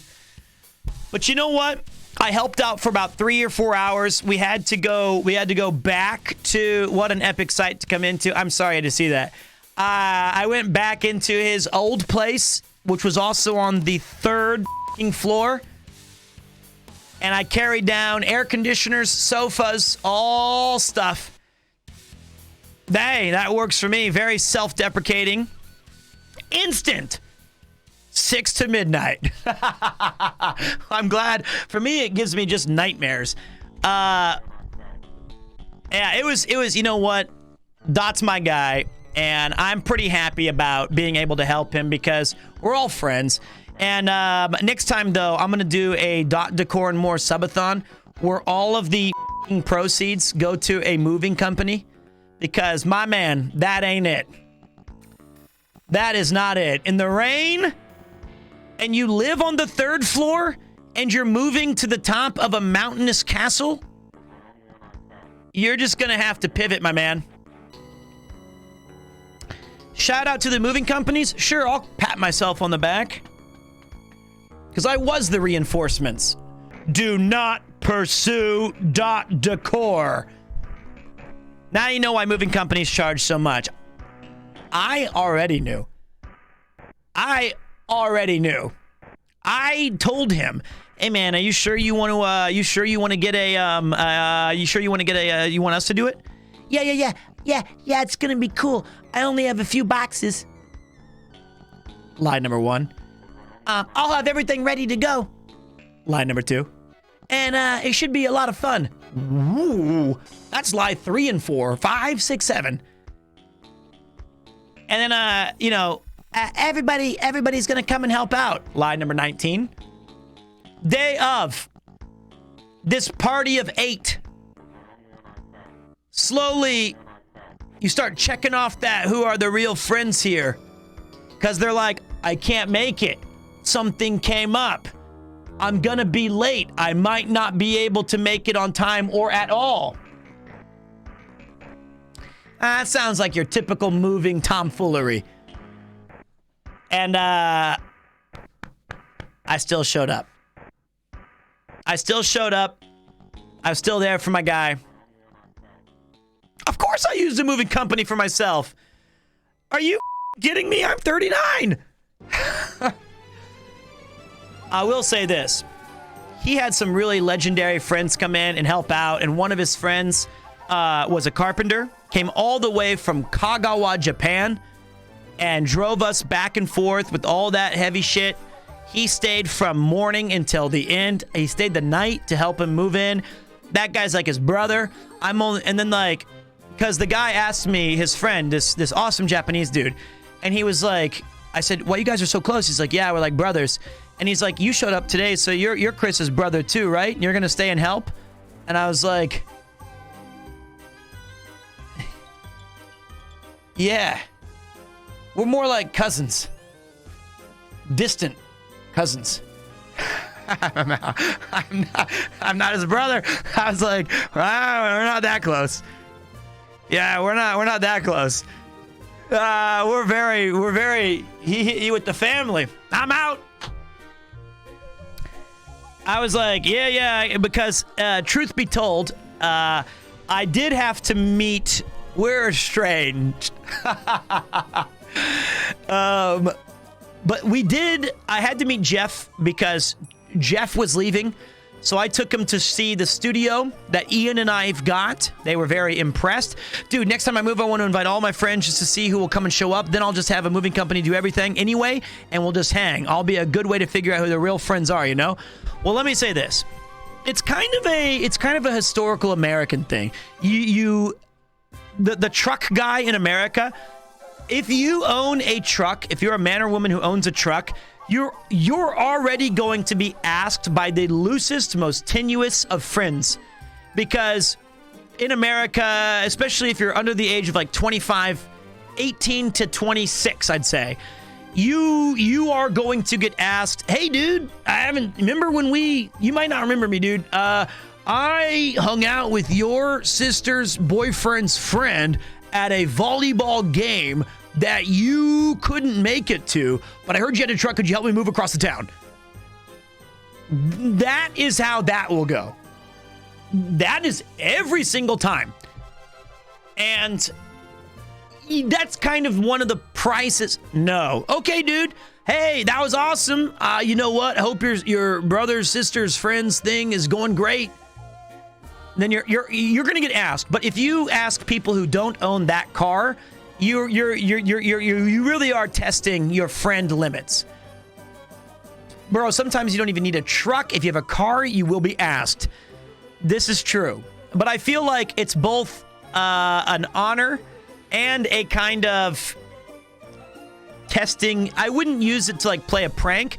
Not that you are, but I think that's a pretty awesome thing. If you said, hey guys, what I liked about it when I would help my friends is there is an excitement about going from an old place that you've had memories in to a brand new one, and you want to be there for your friends to experience that. It's kind of a fun opportunity. Now, you're always kind of hoping that it's, pretty much an easy up and down, quick, not a lot of work from a first floor apartment to another first floor apartment. Let's just knock it down. And it's a lot harder when you have elements conspiring against you, and you have like this, the floors. If it's like the third, fourth, or fifth. Yeah, well, fuck that shit. We'll hang when you're settled in. Well, I'm telling you, for me, I have very fond memories of being in college, of sitting on boxes and having 4 pizzas opened, and we're all exhausted, and we've hooked up the TV and the Xbox 360, and we're chowing down and talking and cracking Cokes or beers or something like that. Is a very positive thing. And yes, you have to leave your shoes in the Gincon. So while you're carrying these heavy ass things, you have to kick your shoes off. So I do like the moving thing, but Dot fucked up. Dot up big time. That was too much. And he was saying that his mom, who's a Filipino, who's from the Philippines, she was like, he told her, yeah, it's really bad luck. It's raining. And she was like, oh, it's raining on your moving day. That's good luck. And he was like, man, what the fuck? Is that a thing in the Philippines, Mom? And then she was like, I gotta go. And he was like, I never heard that shit in my life. So, hey, if you're from the Philippines and you have some bullshit, I've never heard that before on any planet, on any country, on any city, on any street, that's not true. I think she made that up. I think she just made that shit up. Rain is good for your crops. Well, we're not moving into a farmhouse. They have a superstition for everything. Maybe that ain't it. Man, you survived those stairs. Oh man, I did almost die. There was one. You guys ordered food afterwards. Eating among the boxes, talking about random stuff is one of my favorite things about moving. Unfortunately, I did not. I had to go. I had to go meet my cousin Jeff. So I helped the unloading, and they could tell, like, this guy's not helping. He's trying his best, but he's going up and down those stairs. The rain is slashing, and he's just trying his best. Then I went with them and helped them move the stuff. I filled up the car for like the full second load up. And that's when I almost fell. I was leaving his old apartment, and I was carrying the air conditioner, and my shoes came untied, and I stepped on it, and I fell 3 steps.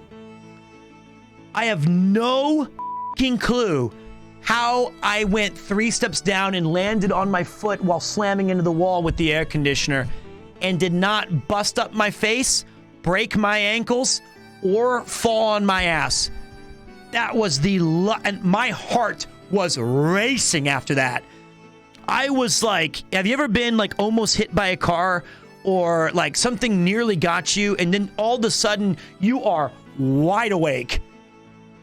You are like, the adrenaline is pumping. Man, I was really, I had a moment of clarity. And it was like in Darkest Dungeon where you get hit at death's door, or you have like that moment where it's like it could go either way when you're stressed out. And I was like, you know, what does he say? He says, Many fall in the face of adversity, but not this one. Not today. That was me. Man. No, post-nut clarity, I think, is a bit different. Then my understanding of that, I don't know, I'm married, what do I know? But it's like, you kind of go like, oh, what the fuck am I doing here? Oh, God. Oh, God.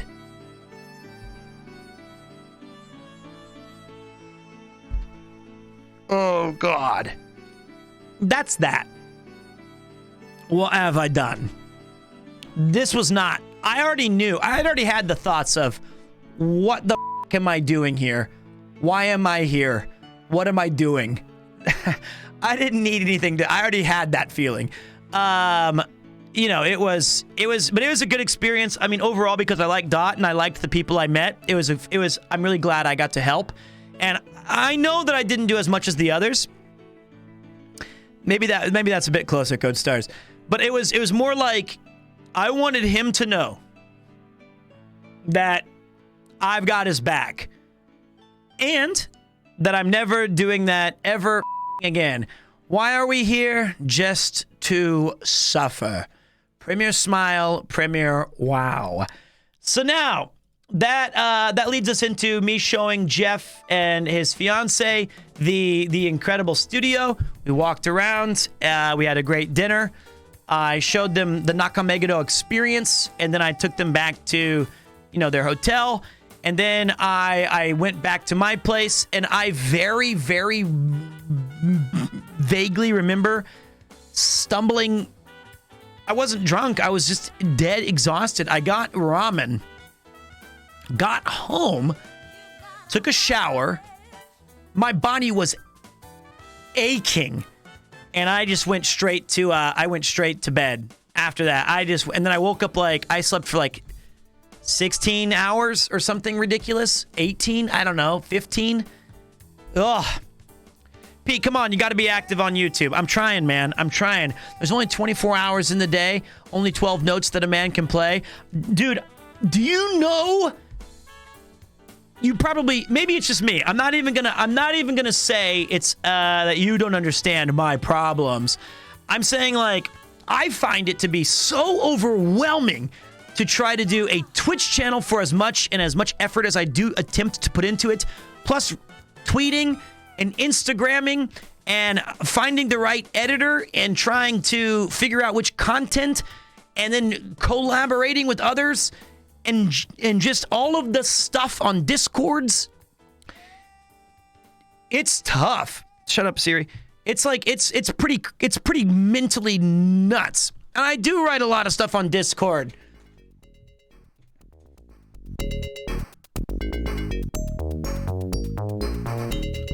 I might be visiting Southeast Asia on this early June for Conquest. Maybe.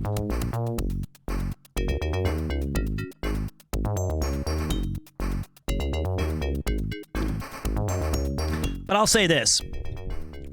Manila. And I've been to Malaysia. I've been to Jakarta. I've been to Bali. I've traveled a little bit. Here's the thing, is that my first and main desire is this channel. This is, I didn't expect a career to start with Twitch, but I am going to be in the Philippines. Yeah, I hope I can make it. But like, this has been a major emphasis of mine. And I don't want to divert a lot of energy into other places until I know that this gets everything that I want to accomplish first. We do have a VODs channel, which is somehow up to like 4,000 subscribers. So, I mean, like, we're making moves. But yes, now,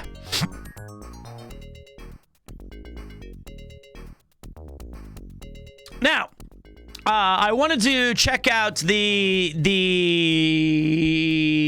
trash taste reactions to a couple of the awards that we won, because I haven't seen it. I'm going to watch the full episode later. But you have an important question. What's that? Hit me. Also, while we're on a quick set break, let me say thank you to the following people for resubscribing. I had to turn off the notifications and sounds because my mind was focused on like getting those stories out. Ultra Average Gaming back for their 4th month. Well done. That was fast. Sick Axe V. Lido Jr. going with the Eep. Enjoy time. A $5. Thank you, mate. I do appreciate that. Puntaro, thank you for the bits, mate. Nice to always have you in here. A true legend of the channel, Punchan is. Mr. Sparkle 13, Sigma Sim 1, Oreo Riley. Punchan, you gotta admit though, Dot has a nice looking new house. I told him how to make money. You should ask him about it. It's a real easy way to make big dollars. Definitely not a scam. I also had a business opportunity for Dot Decor and more. What's up, Straw Hat Mijad? How you doing, buddy? Samet with the huge Omega Bobega raid. Thank you, brother. Hun Golia. Alex and Druskertu. Bentech 2. Run by Harry. Glenavere. Chasmic. Status. I always say that wrong name. Statist X. Rop throwing in the 500 biddies. Hi Taoist. Sinfully River. Thank you for the bits. Sherno. Oku 99. Sonic Men. Sly King. Ashura. Air Bubbles. And Leaks. What the frick? Thank you guys very, very much. Thank you. Or Lex. I don't know. I thought you liked my screaming of it. But I'll go with Lex. That's a bit easier. Thank you guys for the support. It really does mean a lot. Just watch your video on Trash Taste. Thanks. It's a great video. Apparently, if you were to ask some people up for a poll, it may be considered the best episode of Season 3. So how about that? That's incredibly shocking. You look like you've slimmed down a bit. Well, thanks, man. I hope I have, because we've been extra busy. We've been extra busy lately, walking around. So let's talk a little bit about the Trash Taste episode, because it was pretty amazing. Now, this is truly humbling for several reasons. When I was asked to do the Trash Taste episode, first, to put it into some context, a lot of the people who have frequented this channel, they were very excited. Congrats on the win, D. Thank you very much, mate. I appreciate that. I forgot that got reactivated. No offense. I'm going to mute things just for a little bit, because I got to get this story, and I get when we get into games and stuff, I'll turn everything back on. It was kind of, the channel, it was not expected to be a big episode. It, especially given the nature of all of the amazing guests that they had this year on that show. But the boys were really excited about, my experiences in Japan. And I had kind of built up a sort of reputation on some of their own content. I joined Joey for a couple of small videos and events. I joined Connor on a fair amount of things. And I had met Garnt and had a good relationship kind of meeting with him. So it was like, okay, well, let's do it. Let's have some fun with it. And we'll see how it goes. Now, on the actual show, I was nervous. I was extremely nervous. But, I feel like they did such an amazing job of making me feel comfortable and just letting me cook. And I think a lot of credit goes to the boys because I don't think people sometimes realize how difficult it is to listen as opposed to talk. So I feel like when you're in a situation, there are some people who wait to speak, who wants to get in with like their reaction or their anecdote or their experience. And then there are people who just take the time and the patience to listen very carefully to all of the things that you're trying to say and react after it's done or a timing.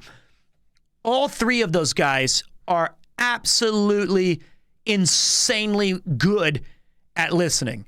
And that's way harder to do than just what I was just riffing and talking.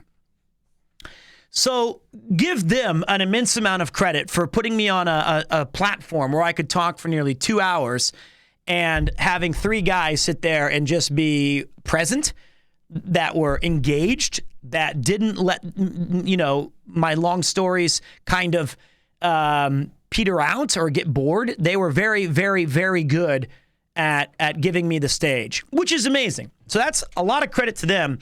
So even though I did a lot of the storytelling, they did some really heavy lifting by putting me in positions to succeed. So I think everyone would agree with that. Peter out. Sucks that my name is a synonym for disappointment like that. 3 months of that forehead, I can feel the orbital pull getting stronger. How fucking dare you? Do I have to hide it with like hair again? They did, but on the other hand, I did think that if you were to ask me one of the only true given skills that I think separate me, and this is me just being very, very like, yeah, Pete, way to go. I don't think that's the case, but I think one thing that I feel comfortable doing is I like telling long-form stories. And I think that that's kind of a skill that is not very much cultivated by a lot of the youth of today. Now, there's still amazing storytellers of any age, of any type, but I feel like a lot of the content of today is quick reaction or joke setups or like this is the quick thing that we're talking about really quickly. The Vines, the YouTube Shorts, the Twitters, the TikToks. There's a lot of reaction stuff. But I like taking people on a bit of a journey. I like going on the lefts and the rights and the ups and the downs and throwing in little anecdotes. And I think that is still effective. And I still think it can be a very powerful storytelling tool. So imagine, I don't even think it's the actor in me. I honestly don't. I think it was like, I know that Vine died in 2016, but it set the stage for all those other things that came out after it. So I think like I still think like what made me the most happy about this situation was that those stories somehow resonated with enough people that they wanted to vote in full and say, this is something we really liked. So yeah, that in and of itself, when I found out that I was nominated, I was stunned. I thought that was in and of itself a true victory. And then I woke up doing all my things and I found out that we had all this positive feedback and people were saying we vote in full and that we have all of this crazy, stuff going on. And it was sick. It was really sick. It was really, really, really sick. So let's take a look at some of the... I know that I was told we somehow managed to sneak in an award for Best Story, and that let's take a look at that one first. We had a watch party in the Discord, And let's see what the boys had to say and how quickly it turns into complimentary to them not making fun of me immediately. Let's take a look. And I'll put myself down here near the other. The heavens have spoken. So I've not seen this. I have not had a chance to watch. I'm just coming in and seeing their reactions. Now, I do encourage everyone to check out Trash Taste. Go look at all of their history. Go look at all of their episodes and check out all of those things and then come back and we're going to watch them all. But we're looking at just the boys. On the left, you have Sea-Dog VA, good friend of mine, Connor. Very nice guy. You got Lord Aethel right there, too, it looks like. You got Joey the Anime Man. Joey's just great as well. He's been in the YouTube game for a very, very long time. And just the absolute disgusting amount of beauty in this man's drip makes me just so jealous. God damn it, he dresses well. Garnt always just... Ugh. Next award, which is the best story. Now, I mean, there's lots of great stories, obviously, from us, from guests, but they can only be one. So let's look at the nominations. We've got Connor Fortnite dancing at Garth's wedding, which is definitely the weirdest thing I've seen in my life. That is a fever dream. Pete's voice acting experience at a Japanese cult. I love this story. It just doesn't sound real. Yeah, you know? yeah. It's real. And then, obviously, Nigel's entire origin story. Just this entire... There wasn't one that we could pin down here. Yeah. It's just too much. There was too much. There was too much. Garnt's bird story. I think this is the one in Thailand. Yeah. You just watching like a fucking so coming of age anime of two birds. I love this next one. Me getting a ringtone. I was like, what is that? Oh, it's when Joey's for like $1,000 getting a Mario Brothers ringtone. That was not my proudest moment. Boy, Joey, you fucking cunt. Why are you saying all my... Yeah, my dad just walks in. He's like, what the fuck is this? I got my ass beat that day. And then we got Didas losing his rent money because it flew out of his shoe. Yeah, it flew out of his shoe. Oh my god, I forgot about that. Fucking some already very stiff competition. A lot of these stories are sending them. I mean, like, this is the quality of, this is just some serious competition. Also, I truly hate the thumbnail for my experience in a Japanese cult. And you got some great stories. That's all some great stories. Oh man, honestly, they're all great. This one is probably like the closest one because normally for the last, I guess, like 2 years of the best story awards, we've always had like a big between like one of the three of us having a big revelation about our backstory that no one knew about and we've never mentioned to each other. Backstory, like with fucking video game. I guess so. So the Connor law, you might be following it. The Garnt law, you know, if you're following that. But this year, it's 3 years. You know a lot about us already. So it's just some wild shit that happened in other people's lives. Yeah, honestly. Yes. But there can only be one winner. Yeah, I actually don't know what's going to win this one. I have no idea either. But the winner of the best story is Pete's voice acting experience in a Japanese cult. Yeah. Well, I guess. Well done to Pete. Dude, that thumbnail did him dirty. See, I knew it. See, that's what I'm talking about. Thank you, Connor. I knew I was self-conscious for a reason. Fuck! Why did you say that? You just played into every single one of my worst physical failings. Why did you throw that in? Why couldn't you say, God damn, that man is handsome? Oh, that's brutal. Mudon! Oh, fuck. That was an amazing story. Yeah. So funny and so engaging. Yeah. Just God, the wildest he's such story. a good storyteller. Amazing storyteller. He definitely deserves the best story award. Absolutely. For this year. What were the top three though? Top three was Pete. What the fuck is... Get out of here, chat. Look at this. No, you. If I have to see it on my screen, you have to see it on yours. This is just the worst. What? That somehow, man, I was gaslighting you for months, telling you it was fine.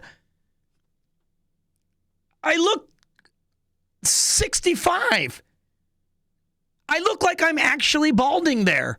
It is that bad. It was bad enough for them to say the thumbnail did him dirty. Oh, no.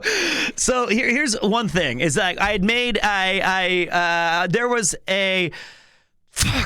was like this feeling going around of like I had never been on a thumbnail before of all of the stuff I've ever done with Chris, even when it was like my teaching experiences or the Wakanai video or like any of these kind of experiences that I'd been on other people's channels, the IRL walkthroughs with Connor and getting drunk and doing things. I've never been on a thumbnail at any point except, and I was thinking to myself, would this be the one time on Trash Taste where they just still have like three, like they just have their three faces? And it says like special guest Pete special guest talks about teaching. And they were kind enough to include me on their thumbnail, which is very, very kind. It's very humbling. Yet, I think, that day I was so nervous that I was having a bad hair day. There was nothing I could do about it. I hadn't figured out the right wax to hair ratio yet. And then it just so happens that we get that. Yeah, you still had the London bod too. Yeah, have I slimmed? I still think that my face is puffy in that because of the amount of alcohol I had in London. Oh, it happens. Still got the views. Yes, you're right. And the cheese. God, what an unbearable reaction. It does look stretched. I think it was stretched. I look like Jack Nicholson. The lighting hit you bad, but you still look all right. You know what? It didn't stop people from voting, so it's all good. I will say, I can't remember. I can't even remember. It's all gone. All right, let's go take a look. Let's go see how it matched up. I knew Connor would mention it. Voice acting experience in Japanese told with 49.9. Holy shit. Wow! By Niall Red's entire origin story with 21.1%. And Connor Fortnite dancing in God's Ready. All right, nice. Good stories, much. stories all around. Well, that's that category. The next one. Do you know what's wild? Pete didn't even get through like half of the stories in his life. That, we need 2 more episodes at least to cover some ground. Definitely. Holy shit.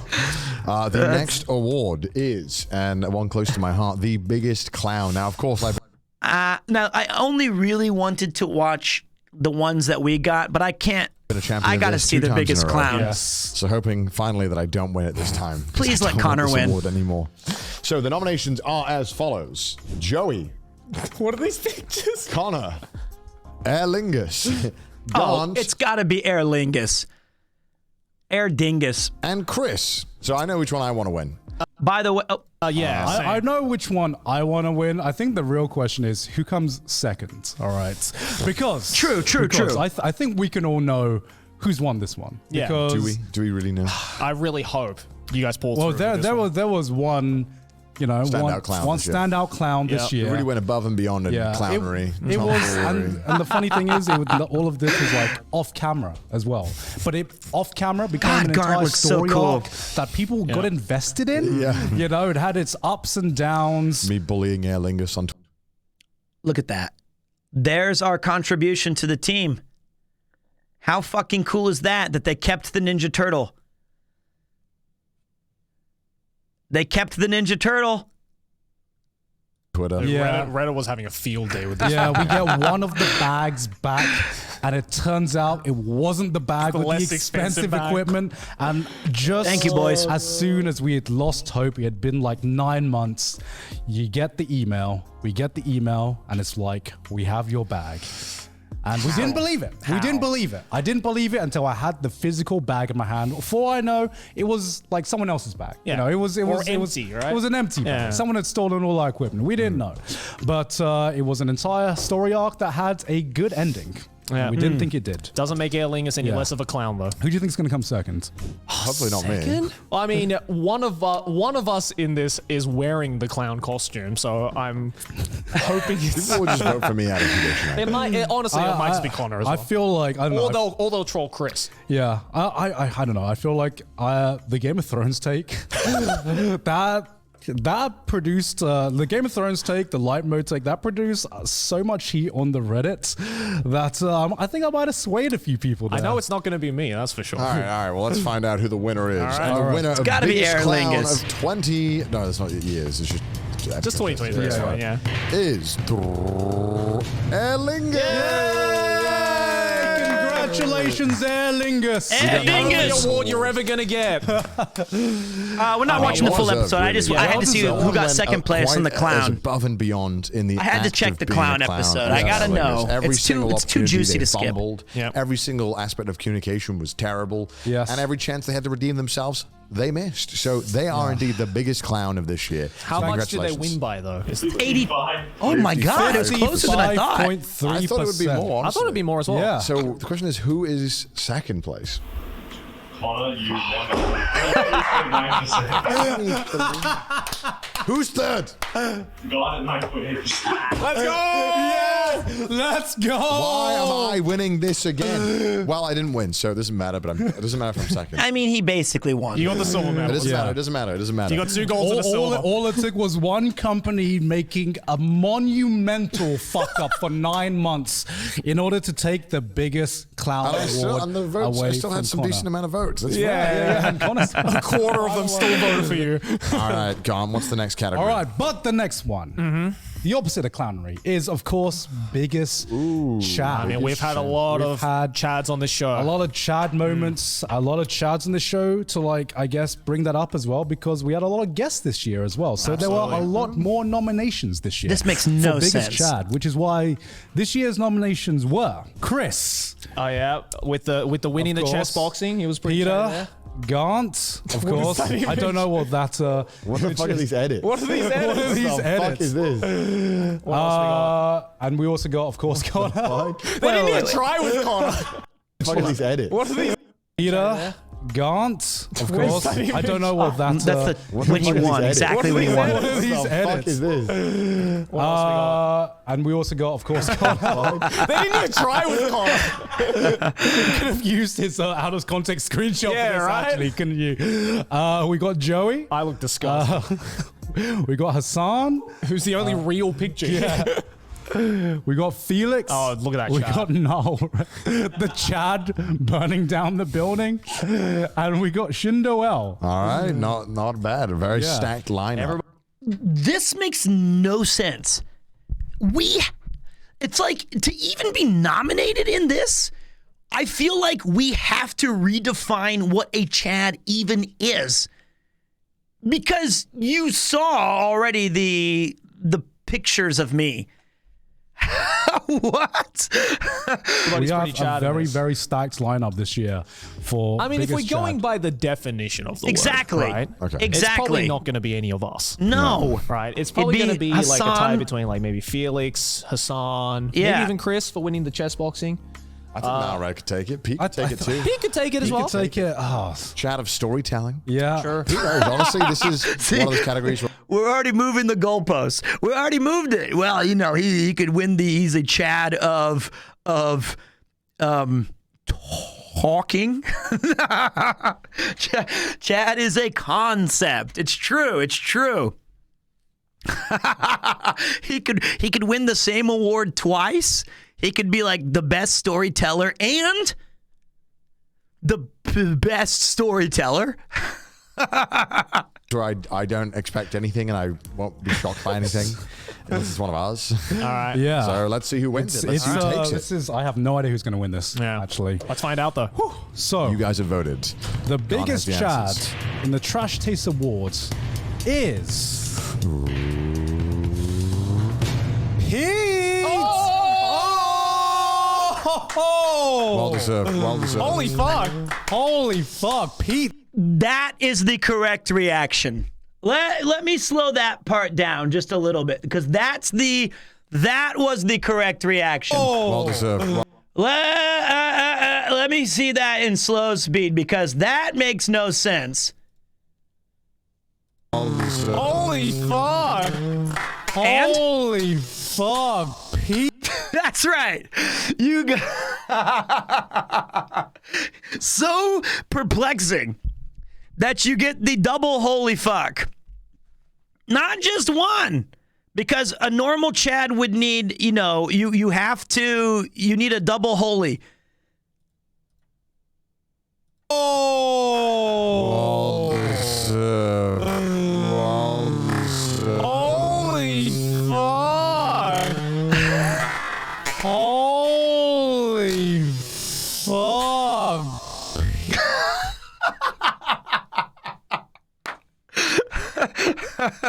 That's about right. That's what I thought. That's what I thought. That's more reasonable. Pete's sweep. Giga Chad with the stories. He is sweeping this year. Holy shit. What was the breakdown shit. of the votes? So Pete, 27.3. Close. Wow. 27.3%. Who was second and third? I'm very curious. 21.2%. I'm so sorry, Chris. Is gonna be Chris. so salty. He's going to be pissed. he fucking won the chess boxing, and Pete's just like, nah. Pete just. I mean, like, really, how hard is it to train for a couple of punches and you move some pieces around a chessboard? Oh, not exactly Chad-worthy behavior. Have you tried telling a story? Have you worked for a cult, Chris? I don't know. I can play video games well. You can move chess pieces. Oh, yes, I did a Spartan race and climbed to the top of Mount Olympus, and Zeus crowned me king of the gods, and then I still lost to this fucking muppet who just talks out of his ass and makes up bullshit working for a cult. Great. Well, sorry. Chad is more of a concept. It just is. You either have it or you do not. That's going to be, I'm so fucked. He's going to kill me. He's going to kill me. Oh boy, I'm dead. Needed to be there. He's like, yep. And who was third? Hassan with 16.3. Yeah, makes sense. So none of us got the top three. Oh, now that one I'm a little afraid of. Hassan is very Chad-like. When I met him, he is... Hassan was like wider than he is tall, and he's like 6'17". He's huge. And like you could actually in low lighting possibly confuse the Giga Chad for Hassan. That's how big he is. He is so massive. And he was very kind to me. So I mean, like he's earned the physical aspect of it very well. I did meet him when he swung by Japan. I definitely remember he might not. There's some real. He might be like, It's like when I get noticed in the street recently. People usually say like, "I know you.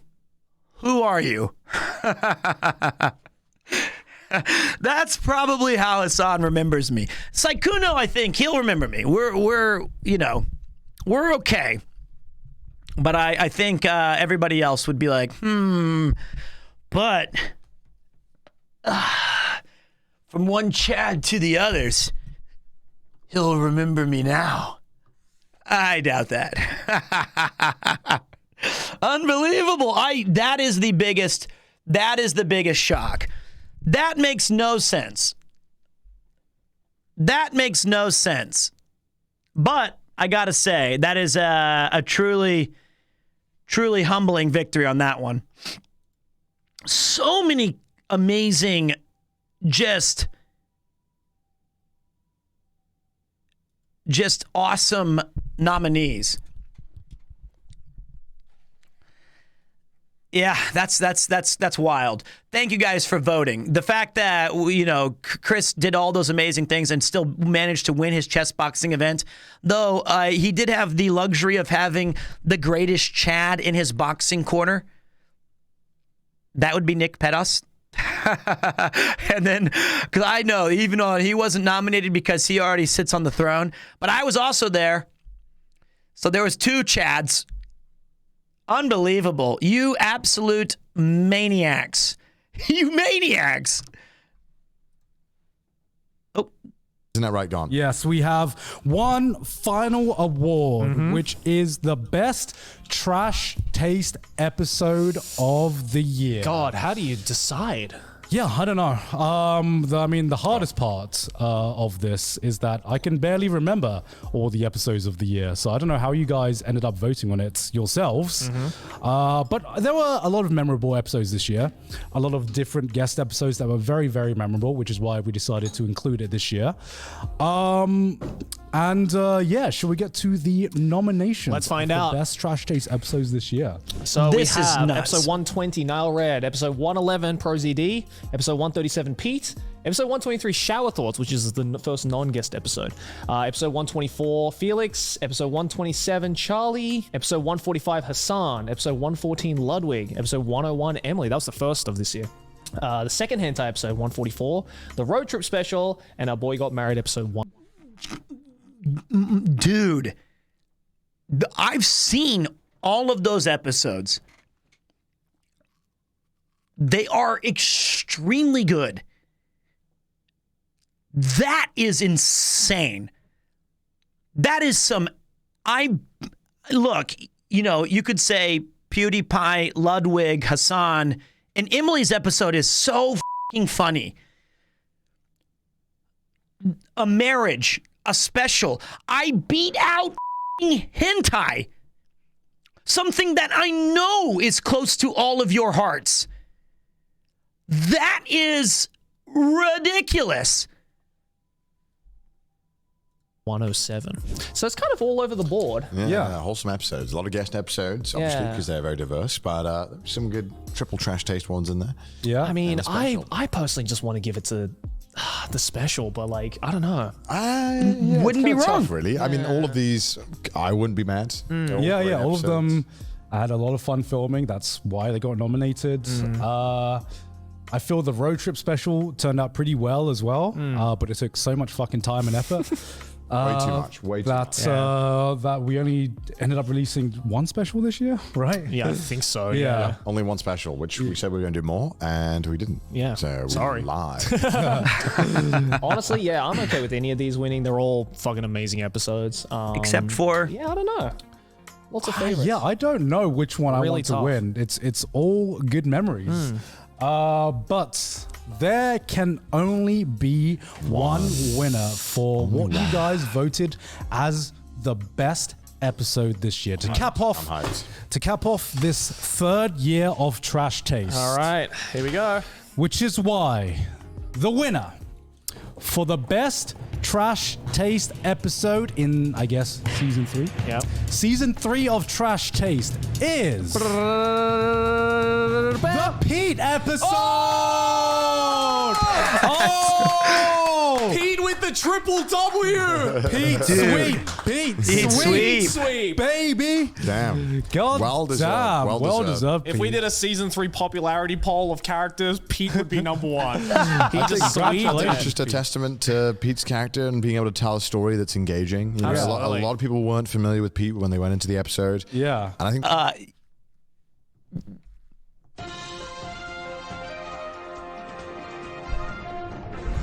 Breaking news. What Connor meant when he said not a lot of people were familiar with Pete, what he really meant to say was, who the is Pete and what the is the Pete episode?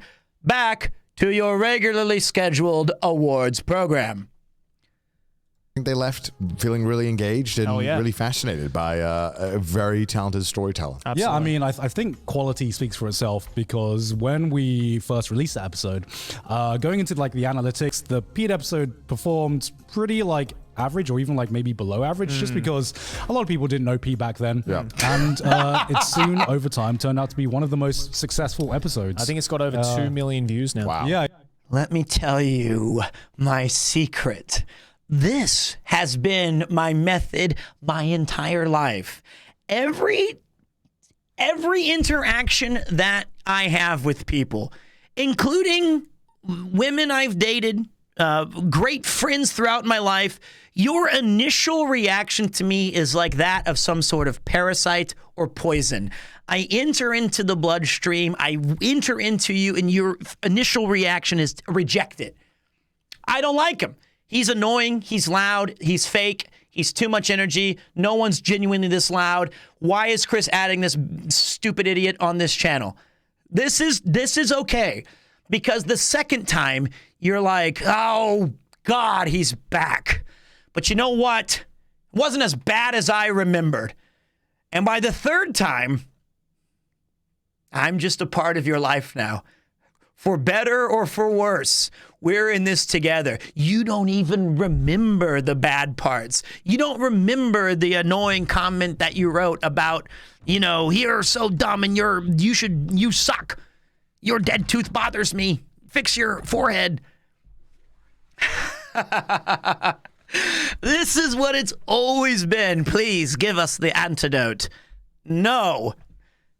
Is that how you got a wife? This is how I've had any girlfriend, any relationship. It is very, very slow.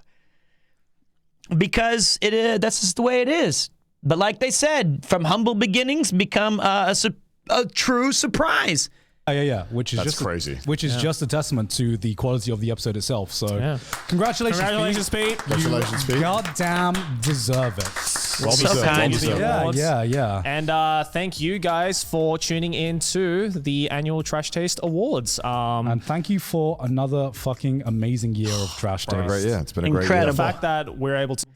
That is it, isn't it? And I highly recommend everyone check out the entire episode. Everyone check out the whole thing and then go and follow, like, subscribe, do all the things with Trash Taste and Trash Taste After Dark. Because as you can see, 3 amazing hosts and a really up community who doesn't know the definition of Chad or possibly content or that's valuable. They don't know, so you'll fit right in. That is incredible. To be fair, I hated you in the beginning. I found you pretty obnoxious and loud. Glad nothing has changed in the last 2 fucking years. Breast. Thank you, Nathan. You are a mod. I'm not thinking myself too low. I would say that, like, as jokes. First of all, I just cannot stress enough that that's very, very humbling. It's really, really, it's like, I can't even really put it into words. I feel like when I was in college, I won a fairly prestigious acting award I got to perform on the Kennedy Center stage in Washington, D.C. It was the highlight of my acting career. At that time, I've been in some really great theatrical debuts and plays and experiences that I have very fond memories of. I mean, even the shock that I was the prom king my senior year in high school, none of this really tracks with any sort of other people who you would think of when getting these kind of opportunities and awards. And I would say that this episode is the first time in a very long time where I've been truly humbled from the perspective of that, I know that the stuff I do with Chris and Connor and the boys are good, but the fact that it resonated so deeply with a lot of you guys and you thought that story was entertaining and engaging, so much so that you thought it was possibly one of the best episodes of that season, that really puts things in perspective, and it's very, very kind, and I really appreciate it. So thank you all very much. It is something I will never forget, without a doubt. And then you put that thing right where it belongs on the shelf of this was a great moment, but now what are we going to do next? What are you doing for me lately? And that's the big challenge, is that I don't want to hang my hat on that one episode or that one moment or that one charity or that one boxing thing. You keep moving and you try to keep making fun stories and good experiences. And whether you get first place or third place or not at all nominated, you just you take those awesome moments and you really appreciate them. And thank you. Seriously, thank you. That is Unbelievable. The amount of quality this season was off the charts, and I'm so glad that some of you thought it was interesting. Oh, man, that's crazy. That's crazy. You reminded me of myself, but much more extroverted. I didn't know I'd like that version so much. You never know. I won all the trash taste the 1 year. Remember that? You can't have that. You can't have that. You can be proud of it, and it can be on the mantle. Thank you very much. Pawn ad as well for the tier 3, mate. Thank you. So happy to be here. I found you through the boys. Less than 3. Less than 3, but there is 3 of them. Pete, you're the best. The only streamer that I religiously watch among all the content creators. That must be easy when I only stream once a week. Sorry about that. I'm going to stream more soon, I swear. Pete, you're genuinely an amazing human being. You have honestly motivated me much in the recent months. You definitely deserve those wins. Thank you, mate. Thank you. You should try an art stream. I bet it'd be fun. My father was a painter and an artist. You do not want to see me with an easel or a paintbrush. You need to teach us, Master Obi-Wan, Peter, how to become one with the Pete Force. Well, you know, when the Jedis have to, like, find the simplicity and everything, I find the chaos the most important. Embracing the chaos. And thank you, King Louis VII. Unbelievable. I'm not a fine artist. I'm literally terrible. Thank you for tossing out 5 gift subs, mate. Man. What a victory. What an incredible shock, I'm assuming, to a lot of them and people. Really glad to see things going well for you. You're definitely made for this job. I hope so. I love what I do. I find it to be so much fun, and I'm really looking forward to our IRL adventures as we add in the... Thank you, man. I appreciate that. What's up, what's up? Very quickly, Yoshi and I are saying hello from a yakiniku restaurant. Yoshi, my guy. How you doing, man? I was awesome seeing you collab with Ethel Fun stream. That was also great. Thank you very much. My only thing I have to say to you, Dot, and Yoshi. Now here's hoping you get a biggest chat trophy from the boys so you can put it on the set shelf. You know I will. I thought that said sex shelf. Dot, I love you, man. But what in the is this? I will never help your again. That was bullshit. Since watching Twitch, I have been blessed with Iron Mouse's singing, Connor's content brain, and most recently your unrivaled charisma, Pete. Well, look forward to more. Thank you so much, man. Hey Pete, I know self-deprecating humor is your thing, yeah. But your presence in any video or stream always elevates it tenfold for me. Could watch you read the dictionary and be entertained. That's very kind, man. Thank you. Did anyone call your 3 wins a 3-peat? They did. I got some serenades of MV Pete, 3-peat, Sweet Pete, Premier Who. He doesn't want to me either anymore. Yoshi was the highlight. He was such a cool dude. When are the lanterns coming for the background? I gotta talk to Donnie. Donnie said that he would be willing to put in an order for me. Look, you know, part of the rest of this evening, we still got some stuff planned. I have 2 huge boxes to my left, and I figured it's my last day of unpacking because Yuki... Did I tell you guys that I'm spending money for a month of no, every month I pay for a trunk space because I didn't want to dirty up the house with my extra stuff. Oh, wait, I'm kidding. That's 11 of Yuki's boxes. All right, Dot, talk to you later, man. Peace to you, dude. Have a good one. Have a good one. But Yuki was kind enough to give me 1 box. Pete, you mentioned you will be in New Zealand this year. Will you be doing a meetup for all your NZ fans? Well, I want to be in New Zealand this year. I want to join my family who lives in Christchurch, but I don't know yet. I don't know if I'm going to be in the Philippines. I can guarantee you I'll be at TwitchCon Paris, and there's a high likelihood I'll be at TwitchCon Las Vegas because it's my 40th birthday on the day of TwitchCon. Pete, what countries do you want to travel to the most? Italy and the Philippines. Those are the two I'm looking at right now, and Australia and New Zealand. And I'm kind of interested in Brazil. I got a lot. I'm interested. One of the comments on your Trash Taste episode said you are the guy who does all of the Yakuza side quests. But in real life, year of the forehead. That's about right, mate. And, you know, I'm not going with Joey and Aki. I asked if I could please hang out with them once. I first know through Chris, and I start paying attention to you after watching the Mood On stream with you, and to see you starting to grow, getting to know the boys and making friends in the Weeb Gaming and also the VTuber community. You've come a long way, Pete. Give yourself a pat on the back. You're awesome. Well, thank you very much, man. I'll tell you this. Never in my life did I... the one small little nuance thing that I find the most incredible to me is I think that in general, Twitch tends to be a young man's game. Or a young woman's game, a young person's game.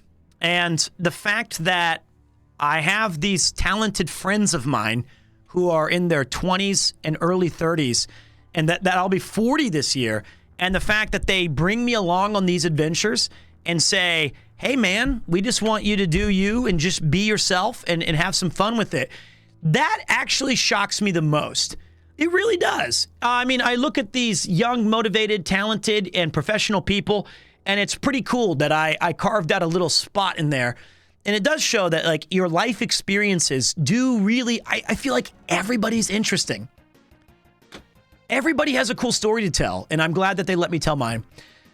What percentage likelihood are you coming to TwitchCon Vegas? If I go, I'm going to be really, really f***ing busy. But I would say it's like a 55 to 60%. But I want to go. I want to go. I'd rather we meet up in JP than let them visit this hellhole. Hey, man, I'm sure that the Philippines has some good foods, whatever.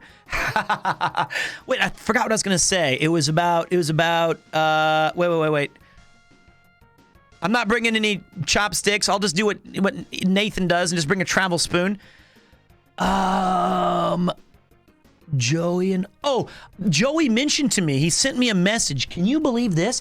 One of the shorts on the Trash Taste channel is the story I told about just absolutely drilling a kid with a dodgeball right in the face, a real whistler.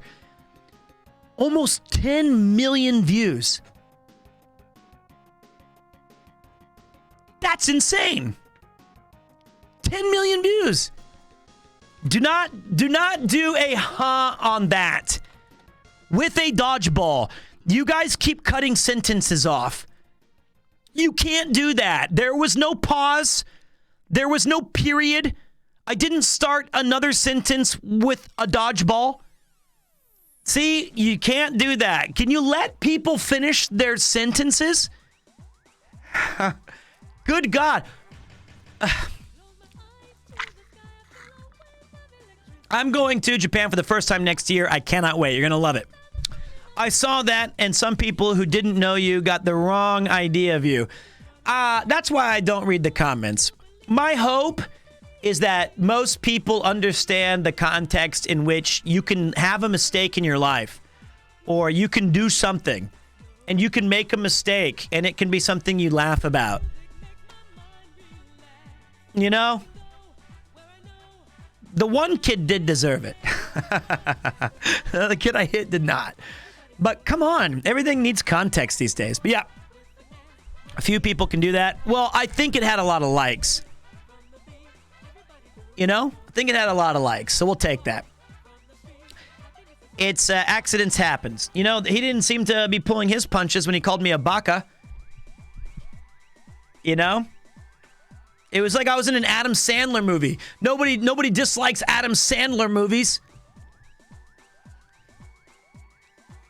So there you go. But yeah, we're going to try to... If you are an editor, send me a message on Discord and let me know, and we'll talk. I am looking for an editor. I am looking for things. Yeah, let me know on Discord. But yes, I'm excited about. I think it's awesome that we're kind of redefining the IRL atmosphere with these live edits and showrunners, and I would not be shocked at all if we started a brand new genre of IRL.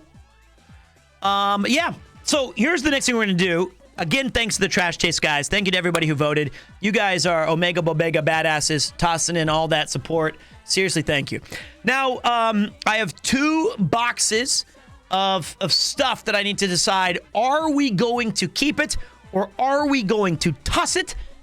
And then at the end, we're going to decide about a new video game to play. I think after today, if I play a game at all, it'll either be the final of Dead Cells or a Vampire Survivors cooldown session. But I think we really did get to see the experience that Dead Cells provided, and I really love that game. But for the interest of your guys's, for your sake, we can put it to the we've beaten the game once. We've experienced what the gameplay loop is like. We'll review it at the end of that. It might be one of those games like Hades or Stardew Valley that I come back to, like Vampire Survivors, where I'm saying like, let's get in an extra run of Dead Cells today. If you were to choose only one genre of games, which would that be? Probably RPGs. I've played a ridiculous amount of RPGs. I genuinely enjoy that genre the most. But adventure games, had they continued in their if they had kept making adventure games as consistently as they did, I would have picked that. When was the last time I did cows? Good question. I've played Stardew on stream 5 or 6 to a dozen times. Yeah, we have a farm, but one of them got deleted. But yeah. Code Stars, I need to talk to you. I'm going to message you tonight or tomorrow about that. All right, so let's go take a look at some of the stuff. Have you ever played Devil May Cry? Also, hello from the Maldives. I don't know how to pronounce that. You don't need to use all caps, man. My eyesight's still pretty good. We do have Zelda this week, a 2-player Metal Slug stream with Sea Dog. That would be fun. But I mean something for us this week. We got to continue our questing. Would you consider getting a fursuit to decorate the background to get people to keep asking about it, but not mention it never?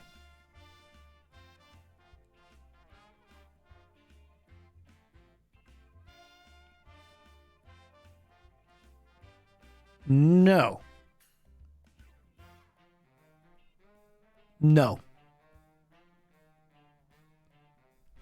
Okay. Let's take a look at the boxes. Currently not in my... No.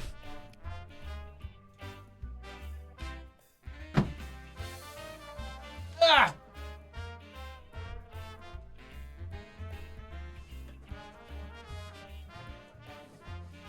Now, again, a lot of this stuff is completely pointless. This is just stupid shit. We're going to decide, do we keep it? Do we toss it? One means keep. 2 means toss. And I'm not going to do it we don't need to set up polls. We're just going to take a look at some. I don't even think it's going to be interesting. This might be a really boring aspect, but I like in the trash. Look, my advice, if you move to Japan, do whatever Dot, Decor, and More does, do the opposite. Do the opposite. I oftentimes, but once every 6 or 7 months, re-look at all my shit and try to decide, why do I have this? When am I going to use this? This is a waste of my space. So I'm really good at light packing. Congratulations on the wins, dude. Well deserved, Pete. Truly. Thank you. From one letter to another, you truly make me feel happy with your positive vibes. So, thank you, thank you. Quick question, where did you get your lights from? And what's your cam and mic? Cheers, mate. The Shure SM7B, the Lumex GH5, Chris Broad got me the top light, I bought the second PlayStation light, Yuki got me the on-air light. I have 2 aperture lights from Chris and 2 Philips Hue hub lights. There you go.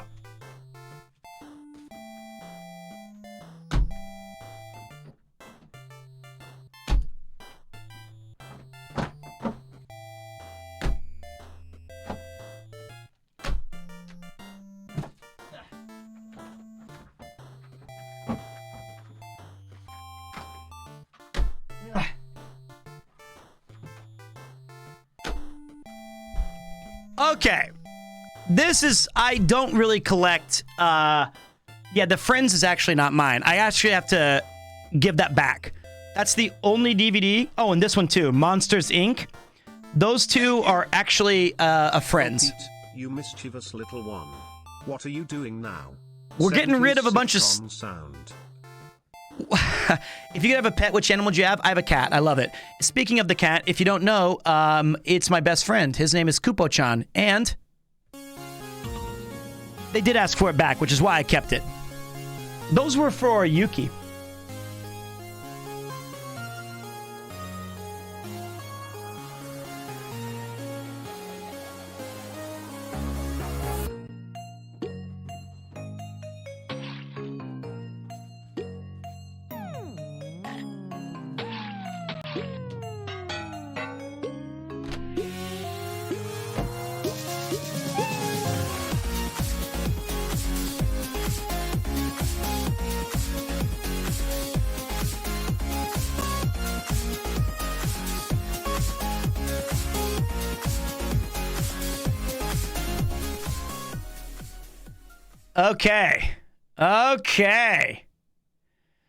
Okay. Thank you for spamming your Coupos. We have a new Coupo emote called Premier Let's Go that was made by Soul. As I was able to sneak out a victory in the battle, he tossed that my way. All right. And it's an awesome emote. Does Kupo know he's famous? He probably does, but he doesn't give a fuck. All right, so I can only see the teeth with my dark theme. Well, that's kind of weird then. It just looks like a really bizarre emote, but that's all right. All right, I'm going to show you guys some of the highlights. I'm going to name the game. I think collectively, I think keeping the video games is probably a must do. I think keeping them, that's an easy one, right? I don't need to sell all these games. However, I do believe, what is the point of keeping games that I'm probably never going to put in the machine again? Why don't you have a bookshelf for all the games? Because, why? Do you realize that both you and Lady Beard are 39? The difference between you two makes it looks like a Japanese public awareness spot aimed at middle-aged white men who prefer wearing women clothes to show them the benefits of an healthy active life compared to sitting at home behind a computer all day. Thank you. That's a fair play. We do have a book off near me. So here's what we've got. I'm gonna name some games. You guys can just spam whatever you want. We've got Valkyria Chronicles Remastered. Hey, Ladybeard's awesome. Dragon Quest Builders. Dragon Quest Builders 2. Batman Return to Arkham Collection. Whoa!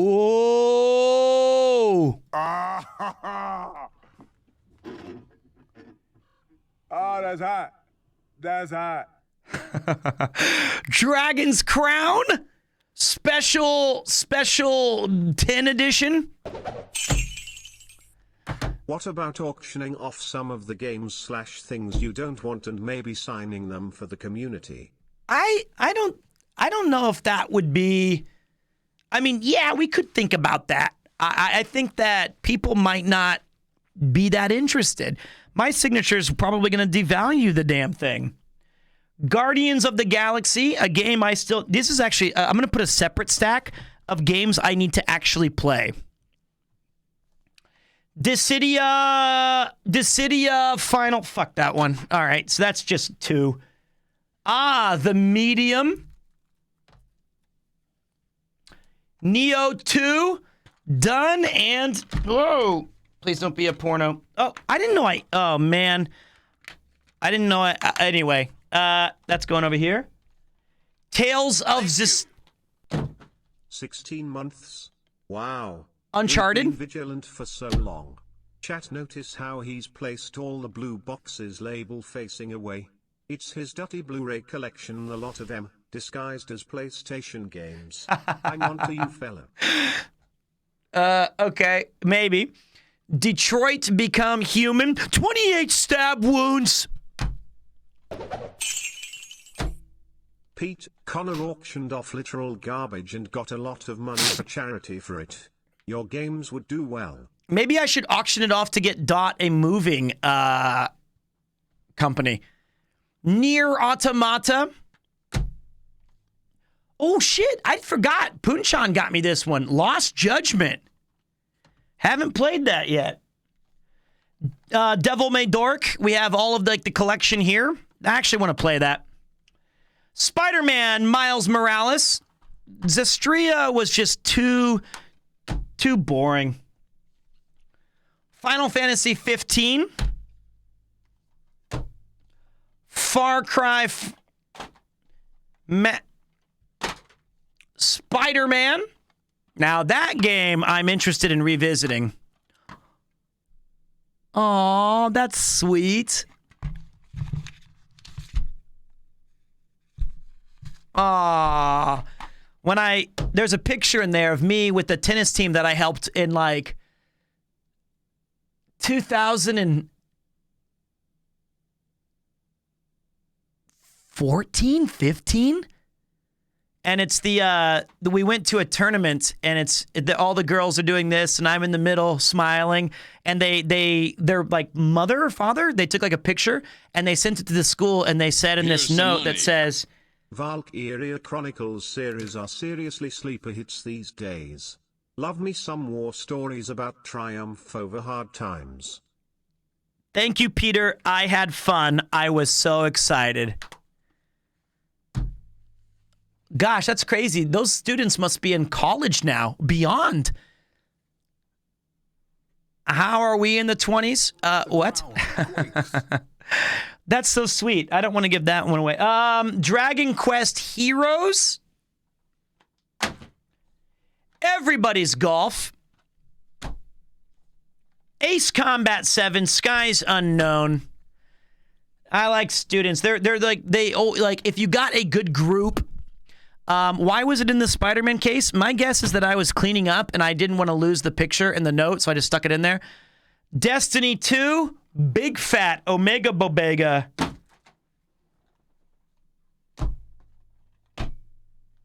Ooh. Ooh.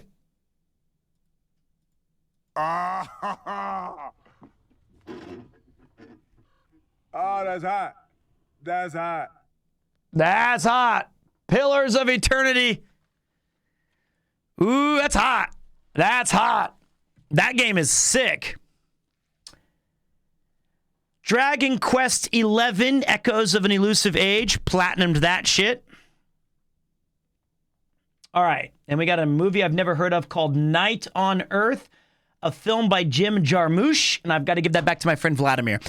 All right.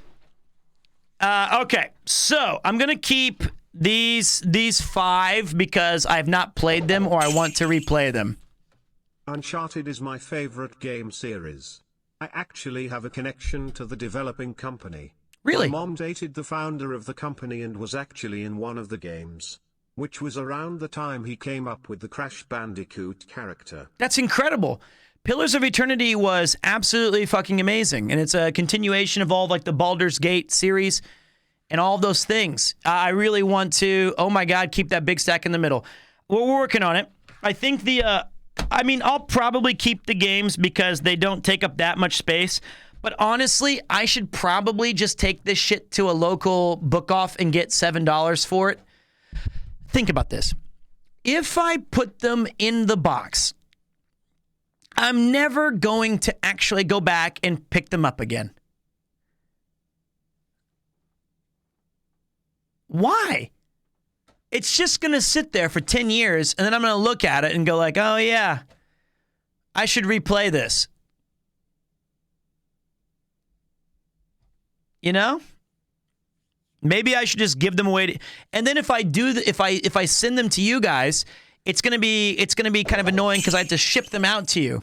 I used to post on the same forum as Josh Sawyer. Back in the day, it was really fascinating chatting to him about the design decisions as the game was in development. That's cool. You have plenty of storage for the games, as you can use your forehead grooves as a fucking shelf. Level 7 forehead. Okay. Yeah, I don't want to put them in those shelves. I don't want to really do that. The problem with keeping stuff in boxes is that you make the barrier to using them too high. I've never heard of Pillars of Eternity. Can you give me a quick info about it? I've been looking for a game to play for quite a while. Do you remember Baldur's Gate 2? Do you remember Icewind Dale? Do you remember those isometric Fallout games that we all know and love? Pillars of Eternity was a new take on an old classic, and it has a very fantastic storyline that's very deep, it's very exciting, and it's actually one of the better experiences that I had playing video games. Did not run particularly well on a PlayStation 4. So if you like those old isometric type of games, I think you'll like it. Now, the reason that I'm keeping Lost Judgment, Devil May Cry, Medium, and Guardians of the Galaxy, and Spider-Man, I'm hoping that Spider-Man is just fun to swing around in, and the rest of these games I will never play again. You know I'm not. You know I'm not going to play these games again. All of these could just be useless at this point. So, Dragon's Crown is the one I would like to keep because I might play that with Kaho someday. Why don't I donate them to my local book-off? But anyway, yeah, I could give them all to a single. Nobody's going to want PlayStation 4 charity games. Nobody's going to want this shit.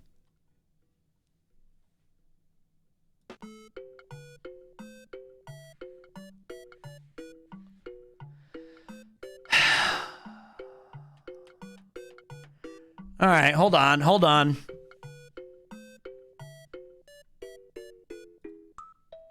Tell you what.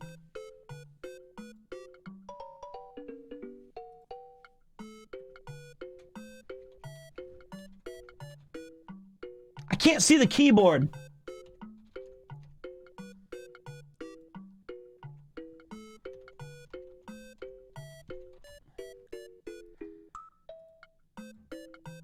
Okay, I couldn't see. Oh, that's supposed to say old games. Old games. Toss them or charity stream.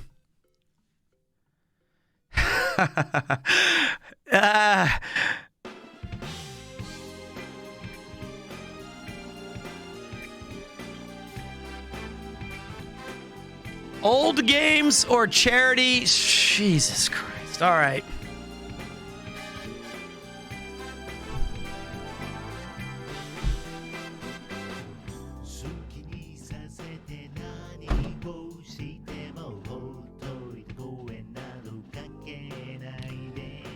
Fucking hell.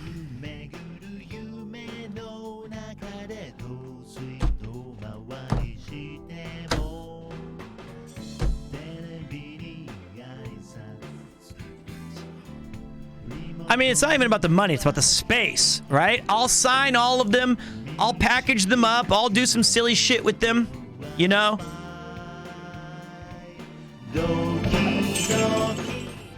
I would like a few games and I live in Meguro, please. Just or two, I would really appreciate it, mate. But no pressure, Toe. This guy's finessing me because they know I know that area. They're trying to, they're sneaking, they're like, hey, if you're gonna give them away, I'm very close. Interesting. It's a big brain play.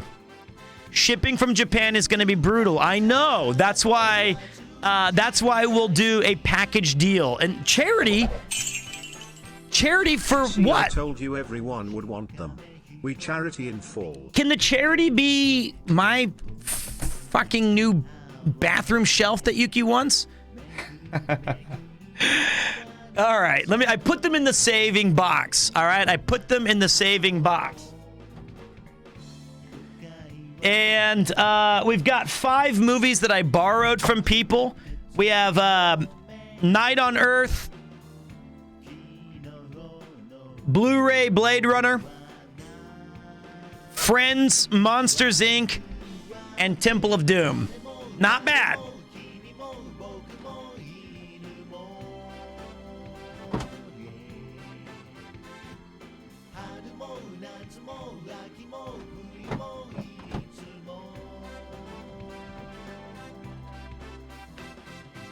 And then we got my treasures. Now we've got my treasures.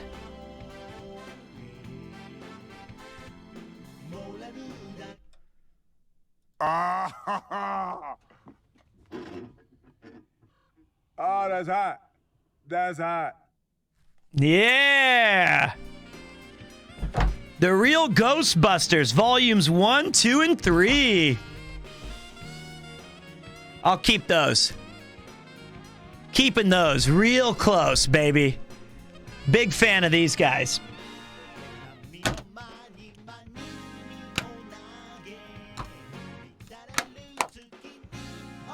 Oh, yeah. I have TMNT somewhere else. You scammed us all for furniture during subathon. Yep. Give the money to an organization that can help cure disease or feed hungry people or research how to reverse receding hairlines. Yeah, you're right. All right, we'll figure it out, mate. And I just bought a bunch of stuff for charity. Give me some credit, man. I just come back for my resubs at this point. Why? That message hurts. Come on, Fabian. We got more to offer. You want some free games? Don't just come back for the sub message. You want everybody's golf? You want fucking Dragon's Crown, Devil May Cry, Lost Judgment? Take my money and leave your free content. Well, I'm just trying to, I hope you like it. Why not put the proceeds towards a high ace for Van Gang? Now that's a good idea. Why don't we get a Yes, why don't we get just come back for the resub message. Yeah, exactly. Wow, Thousand Boy. That's a name I've been looking for in the channel. 2 years? Happy to see you. I always see you on Nathan's channel, but I'm glad that you're still supporting us here too, mate. Thank you. One of the nicest dudes on Twitch. For real.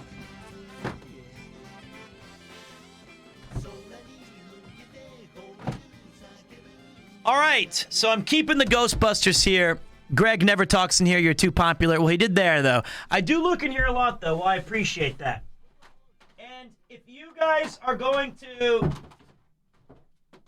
If you absolute bozos are going to really say you want these games, then I'm putting all of the bad ones back in.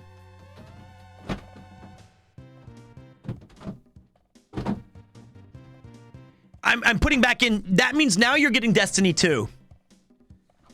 Now you're getting Destiny 2.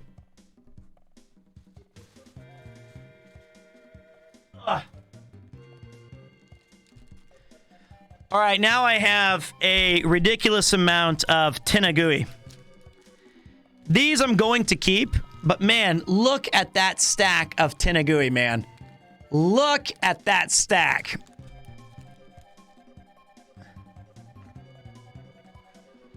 Whoa! We got a lot, and I don't need to show them to you. This one's cute, though. This one's a little cat one with all the little cats hanging on it. I do want to keep a couple so that I can hang them in the background on occasion.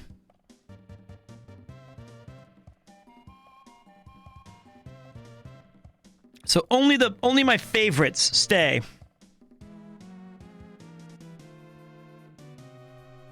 Look at this one, guys.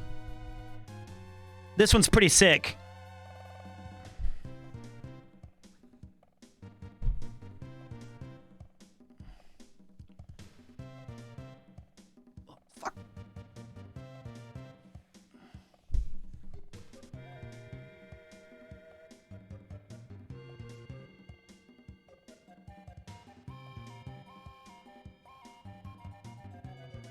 Shows you how to do all the pitches. It shows you how to throw all of like the cutters, fastball.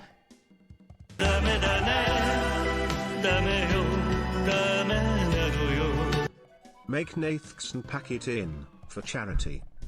I don't think we're never gonna be lucky enough to get Nate to pack it in, mate. Unbelievable. Thank you, mate. Thank you, Austin. You're a true one. I remember Atomic Bowie Mike came in. You guys are, thank you so much. Thank you. Nathan's never gonna pack it in though. He's impossible to be silenced.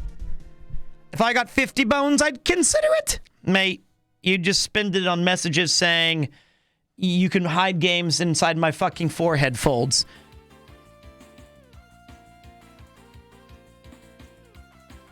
I got this one because it looks like Kupo-chan.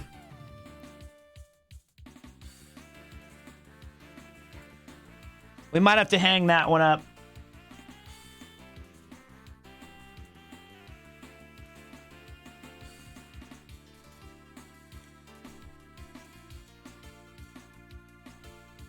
Okay. I'm going to put all of these in the storage. They are stored.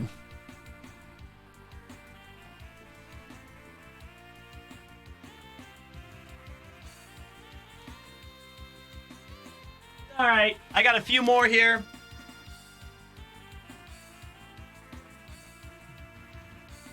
Stored.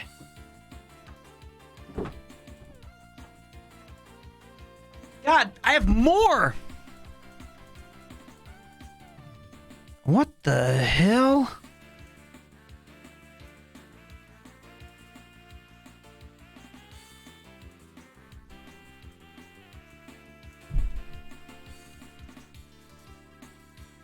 It's kind of cool. It's kind of cool, actually. I like it. That'd be a cool background. Cool background.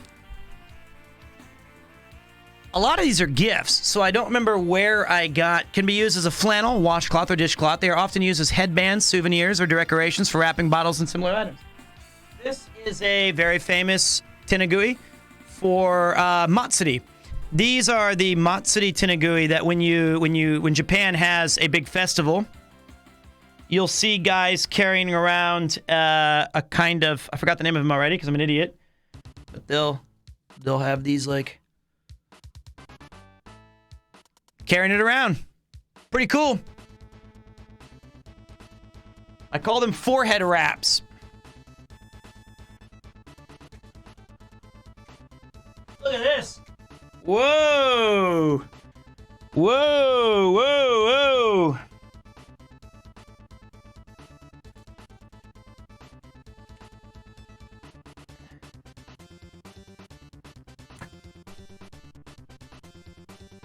Whoa!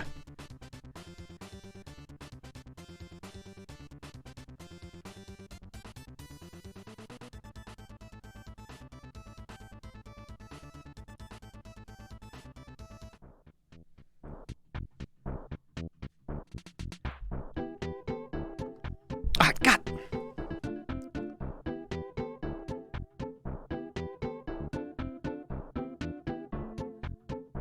That's my dad. That's my dad from 1958. With his new bicycle. Must have been 7, 8 years old. Shit, shit. Oh, that's hot. That's hot. I forgot that was there. That's a 1. We're going to keep that.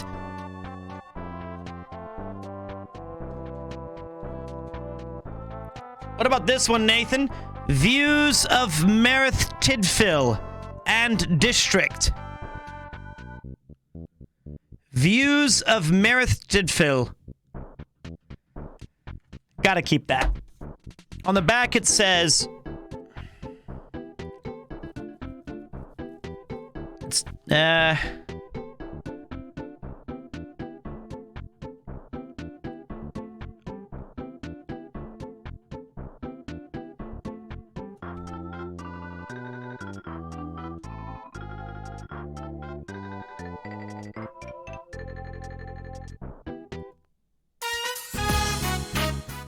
That's sad.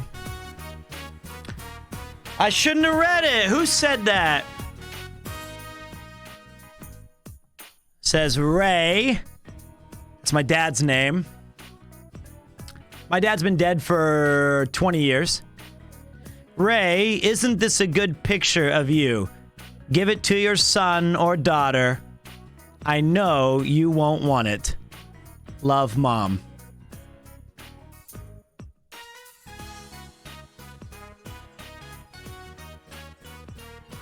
And my grandmother died last year at 99. My dad never did give it to me. But when my grandmother died, I did end up with it. So...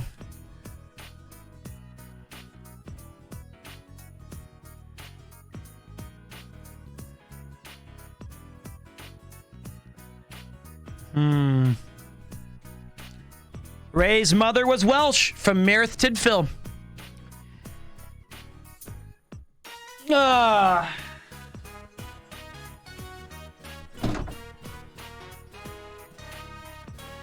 Koopo.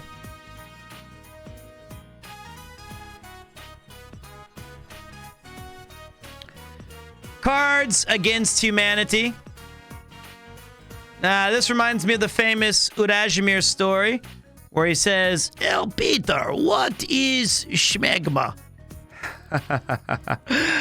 It's the UK edition. Nice. That might be useful.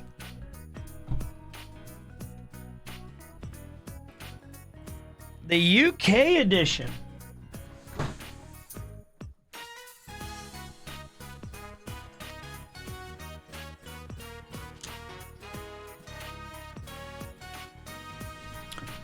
Oh wow, I guess it's been exactly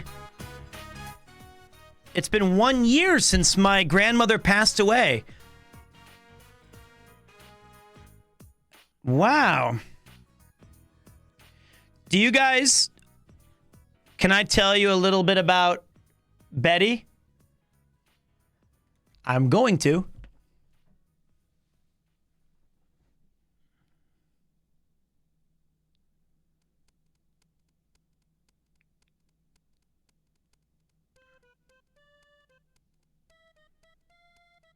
Says, Betty Macy, this is about 1 year ago today, age 99, Joplin, passed away at 11:17 a.m. Tuesday, May 5th, after an illness. Been a little longer than 1 year.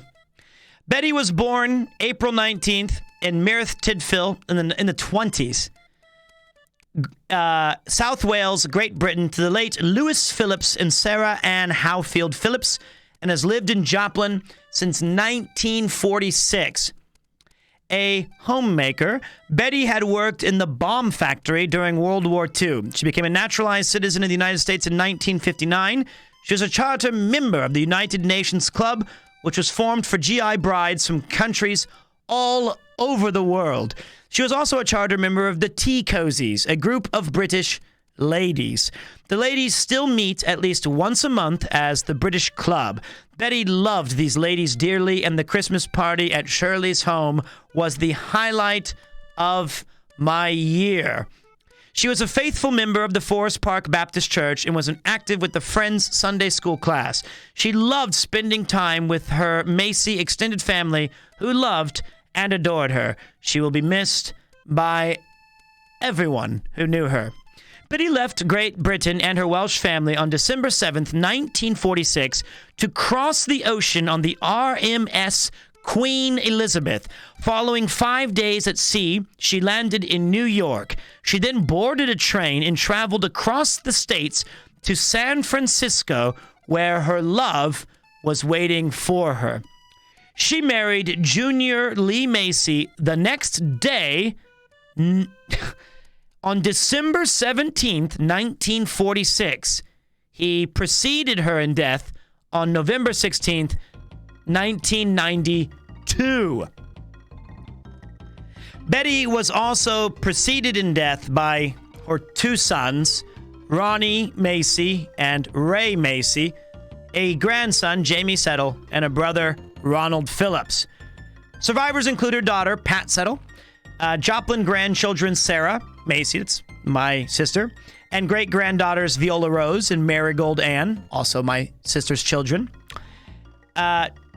Peter Macy, Tokyo, Japan, and her beloved grand dog, Macy.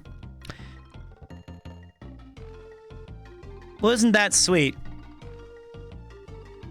That is very, very, very sweet. Is it not?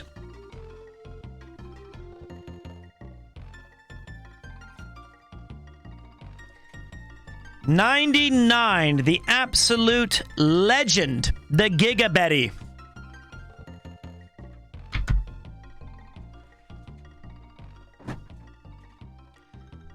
Amazing. The opposite of amazing. Oh,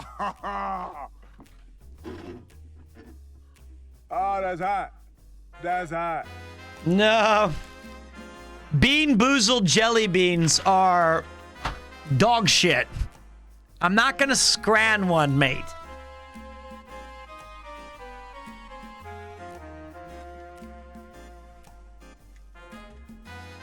I'm not gonna scran one.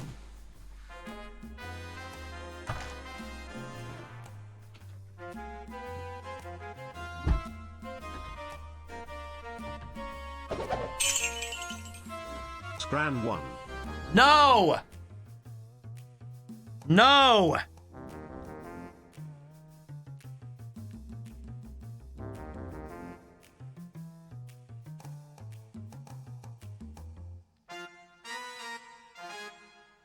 Thank you. Eat a jelly bean, Pete. No!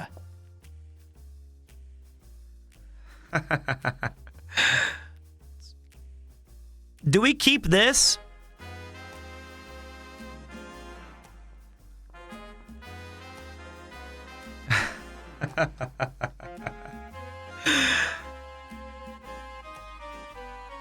How you doing, Allie? Give it to Kerbo? Eat the fucking bean! Did you move? I really like their room setup. I do. This is the new studio. Welcome. Man, every time I check my screen, you are bent forward looking like you are doing the Marilyn Manson thing. What? What the are you talking about? I'm not, look, if you open up the box, I'm going to have, when I actually use them, I'm going to be having to, they're going to be stale. Thank you, Pepper Delights. You know? All right, so it looks like I'm going to keep this stuff at the actual apartment. The rest of the stuff is either garbage or useless. I'm going to save them for content. There, now that's hot. Oh, that's hot. That's hot. That's great. Now that's the best way to use that. There you go. I can't see shit.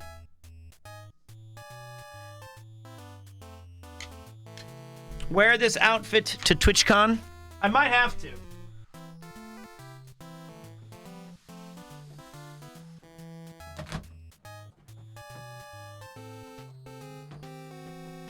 All right.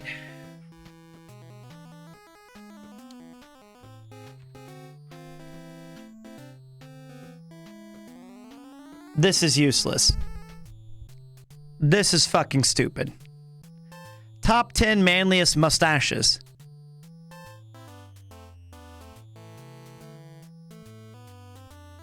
That's a 2. That's garbage. We also have PremierCon 2 if you'd like to join me and the others for a glug on the last night of TwitchCon, April 9th. Be sure you sign up in the Discord. We're still looking for at least 25 people to get drunk with us.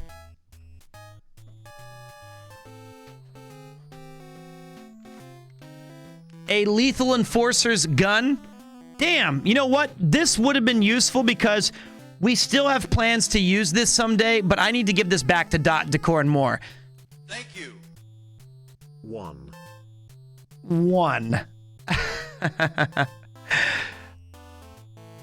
This is pretty sick, but we need to figure out how to do, like, because we had this plan for a thing called the gaming gumshoe, and the gaming gumshoe was going to be designed around this. We investigate old games that you do as their crimes against gaming, and then we go back and like judge whether or not they were real or good or real bad. But I feel like Dot has enough. He doesn't have enough stuff, so I'm gonna keep this for when we do the gaming gumshoe.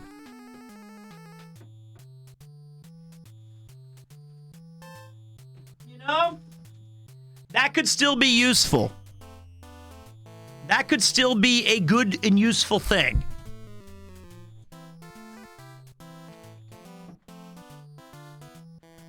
How about a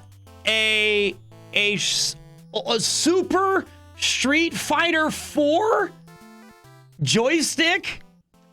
The fuck am I doing with this? The hell is this doing in here?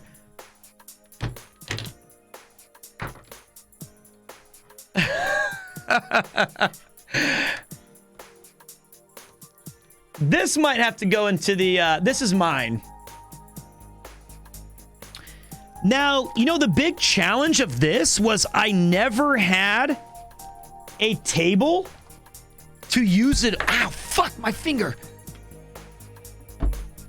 But now I've got like the perfect table to do Hadokens on. It's most players use their lap. I can't imagine doing that. That's crazy to me. Like legitimately insane.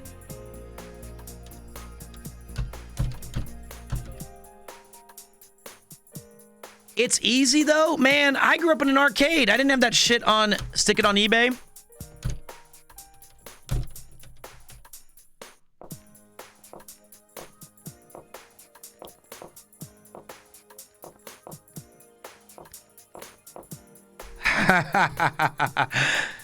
I like fighting games a lot. Maybe, I think we got to keep this here. We got to keep this here for a while. And now eat a bean. Mate, I'm going to bean you in the fucking head if you keep suggesting it. I might have to keep this one in the background, actually. Like, we're going to store this so that I might use this actually in the future. There's a new Street Fighter coming out in like a couple of days.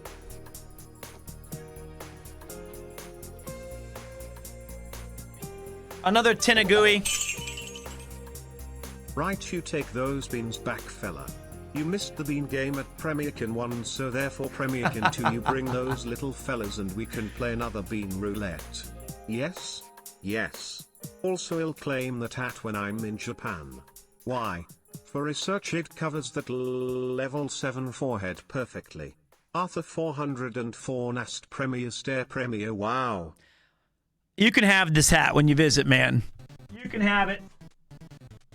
I do need to keep this. This is the controller. We actually use that. That can go up on the shelf. Nintendo Switch controller. Any IRL content with Connor in the works? Guess what? Yeah.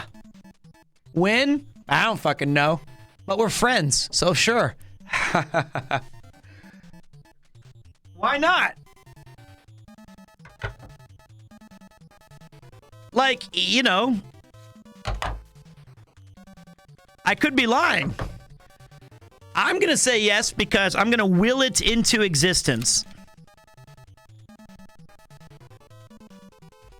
This is just garbage. I'll keep it.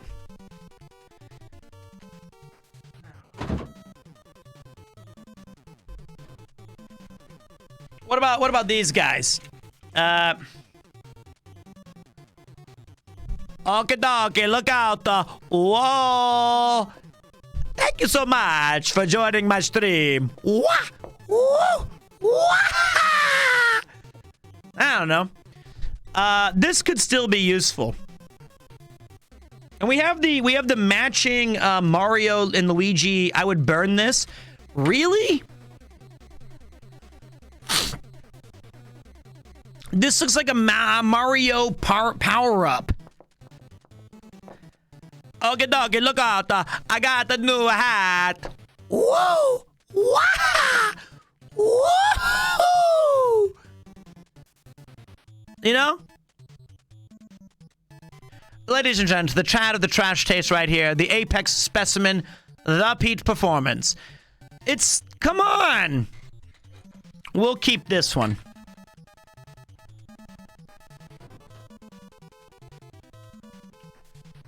Okay, this has got to be garbage.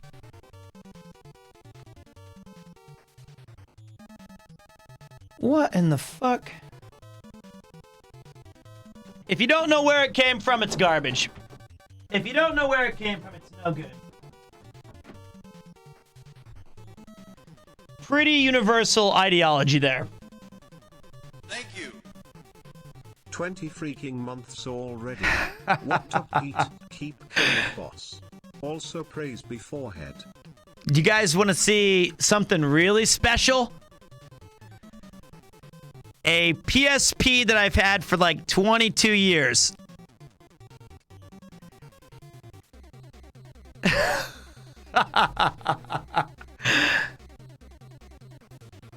And this one? This may or may not be. This may or may not be a hacked PSP.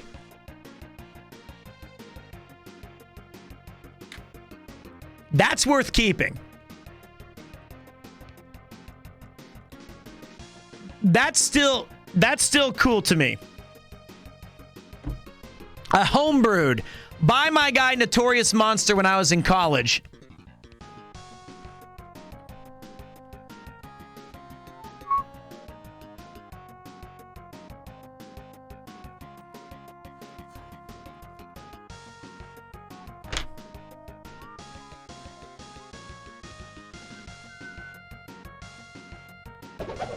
Nice! Nathan can have the Luigi one and you wear the Mario one. Seen as your brothers in forehead after all. Even if Nathan does hide his level 7 with a hat. I sense a photo op. The super forehead of your brothers. Coming to an ASD screening near you. Arthur 404 Nast Premier Smile Premier wow. Good shot. Isn't Nathan kind of tall? Nathan, you're taller than me, right? I do not own a Vita TV, but these are worth being kept. So maybe you would be the Luigi and I'd be the Mario. It's perfect, man. It's fucking perfect. Both of these still work. So we'll keep it. A nunchuck that Yuki's dad... A nunchuck that Yuki's father gave me. I think I should store these. He made them out of rolling pins, yes. But he still made them nonetheless. But I think I'll... These are illegal weapons. Yeah, Bulge Lee might need these. Those belong to Bulge Lee. Yeah, you're probably right. So maybe... Well, he actually is good with nunchucks. But maybe...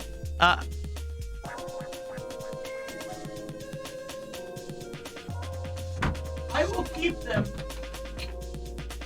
I will keep them, but we don't need to have them in the studio. That's a good storage item. The shredder sunglasses, I feel like storage material. Those could be useful someday for some gag, or those are fine. Those are fine.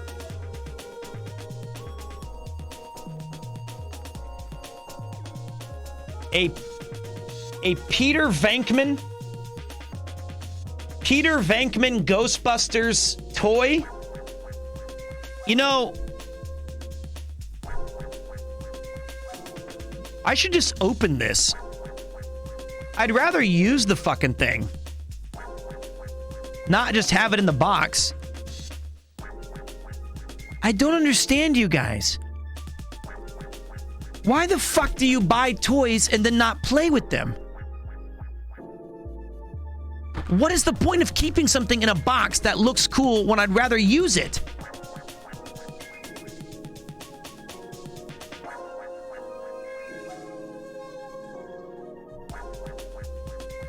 Check price for what?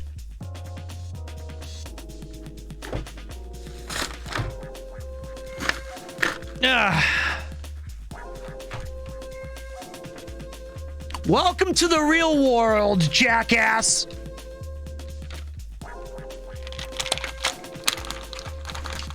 This is so sick.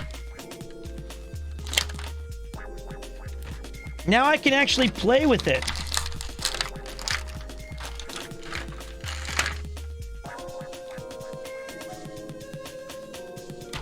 God, I loved this toy when I grew up. Oh my God, that is so fucking sick. Oh, I forgot about this. I forgot that you can fucking spin the whole thing.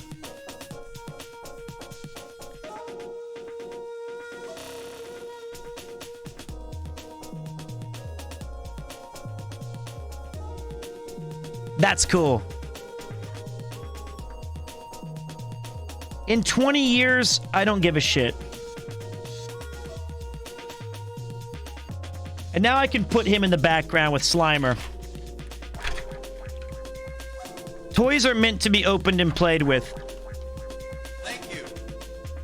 Happy to be part of it. Me too, man. That's why you open the shit.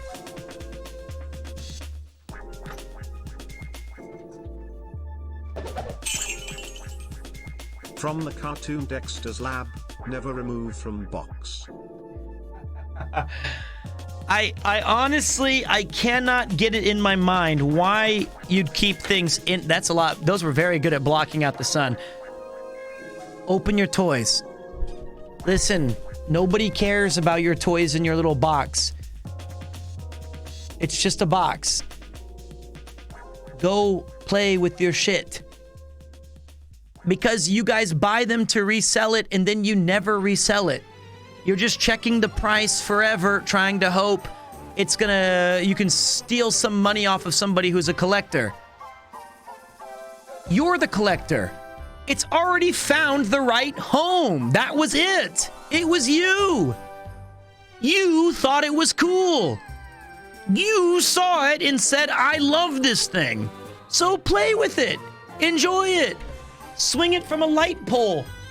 Do stuff with it. Take it to the bathtub.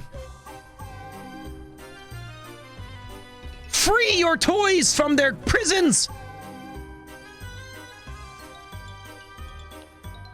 Jump King controller.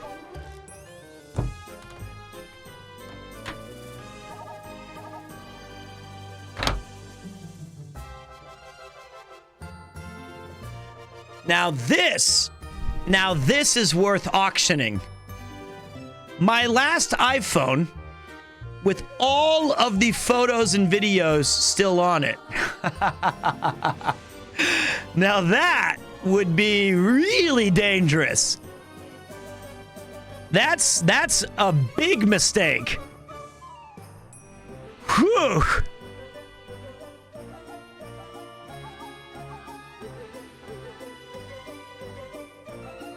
We will not be doing that.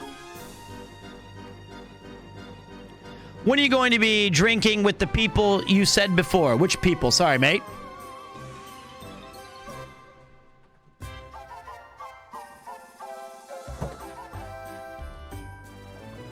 Oh, we got it.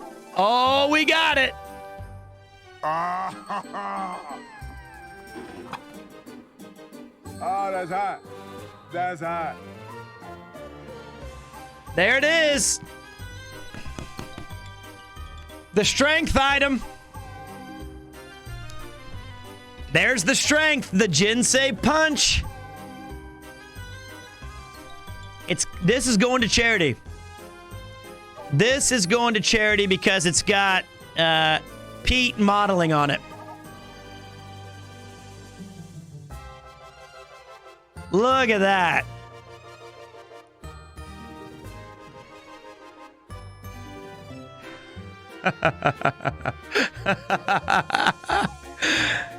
Oh boy.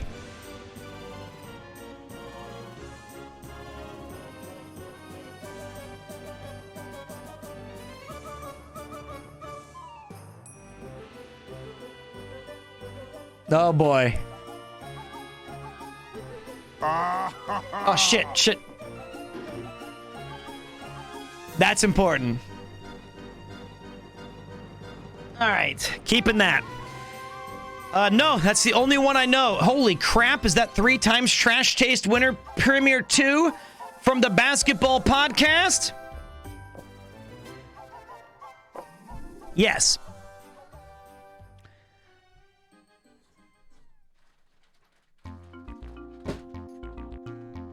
Flag football set? Do you think we should do that for like... wow, you became big, Mr. Big Deal Streamer. This is pretty useless, unless I can get the boys to play with me. This is useless. What do you mean I became big? When did you first see me, Ronister? Thanks for the good times, Petter. All right, this is garbage. All right. I can always order a new one if I really wanted to play. I gotta open this tonight or soon. This goes on the shelf because this was brought for me from my buddy who worked at CD Projekt Red, and I took them around town, and they gave me this specifically to set up. So we're gonna add this to the background as soon as possible. Thank you. I was here when only like 200 watched you, mate. There have been people who were here when 2 people watched me. But you gotta admit, Ronister. Just wanted to say I watched 12 Angry Men last night thanks to you. Truly amazing film, really. Thank you. It is an amazing film. You, Oh, sorry, that's on July 9th, Shiro Bear-chan. July 9th, Premier Con 2 in France, Paris. Here's the thing, is... Ronister, we always believed that we could make it this far, right? From 200 to 2,000 to 2,000 to 200 again because L ratio fell off. Then back to 500 for one last push to 2. What about a group werewolf game? We need Smelly Pete again. That was a lot of fun when we did that with Bluest. That was a lot of fun. I would love to do that again.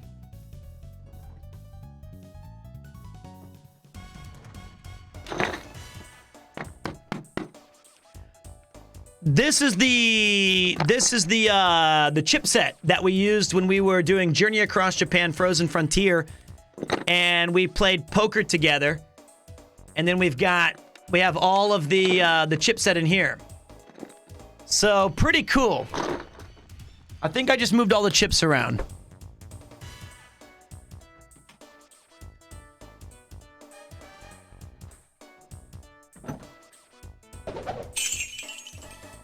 Can you hang pictures on your garage door? No, I cannot. I don't want to hang pictures back there. What I will do is I will put lanterns across the back top. I like the background. Should we throw this in the charity pile? I feel like that should stay in the background no matter what. Maybe I should just keep this for myself. This one might be just for me. This is my history. We're gonna keep that. Oh fuck yeah! It's my USB stick that I put all my tax information on. Store.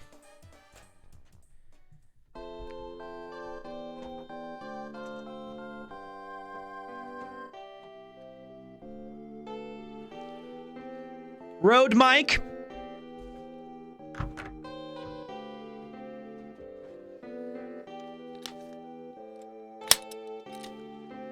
Someday this will be useful. Someday, but not today. The cut it conch piece.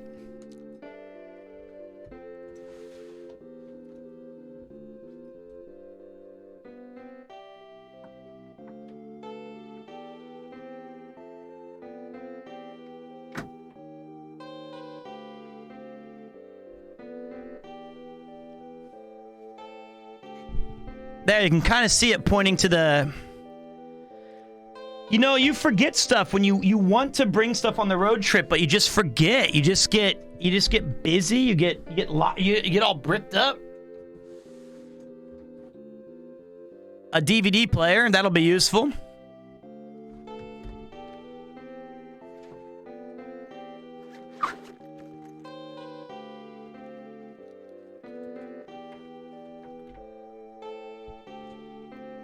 Camera stuff. Seems useful.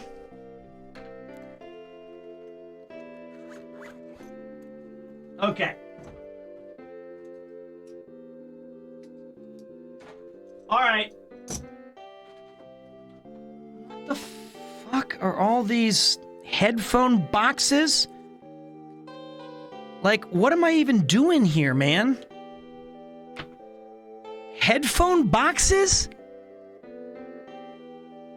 I don't need this. I you know, the headphones are just out and about somewhere. Another just a Bose headphone box?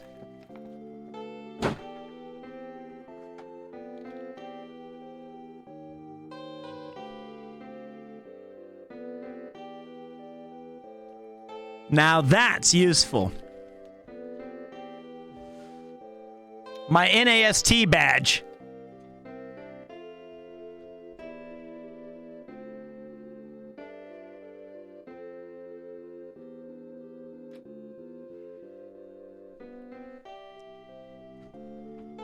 That's useful. Is that a badge? That's when I went to PremierCon and Arthur made my my NAST badge that I had to put around my neck. So I'm gonna be bringing that to Paris. All right, so I got a lot of stuff that I'll keep in the studio. My hand went bad, so I chopped it off at the wrist. Groovy.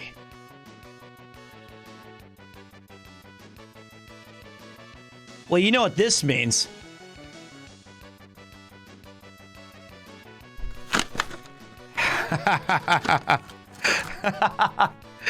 You know what that means. Cool.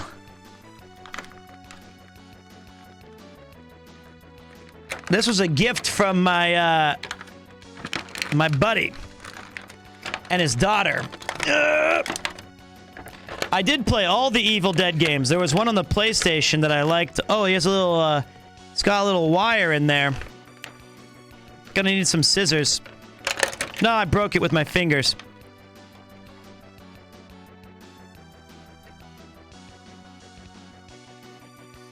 Sweet.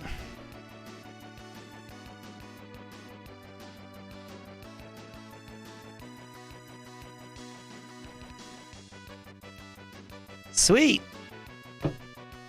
I got 2 Evil Dead things now. There we go. We got, okay, so here's the things that I'm keeping in the studio that I will fix up at a later time. Can I gift you 100 of my favorite Boblox characters? No. We got to open up the 1530DX V Kanji version DX. That's going to be opened up so we can have him in the background. The only tough thing is this one has a lot of like pieces and stuff.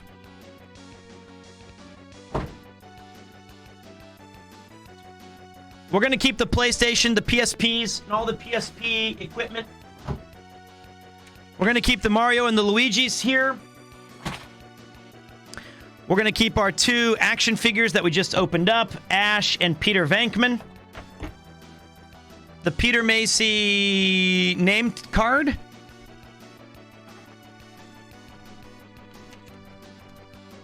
The Real Ghostbusters DVDs. A selection of Tinaguis that have passed the test of being cool as hell. Cards Against Humanities. Where's the Omega Bobega joystick? Are we keeping that? Oh, I put it in the trash. Useful SNES controllers. Hey, what's up, man? Nice hat. Thank you, dude. We found this. We're keeping it. We're keeping it. We're going to keep our Rode mic in case we ever use it. Plus, it's Ian's. We're going to keep our Beam Boozled.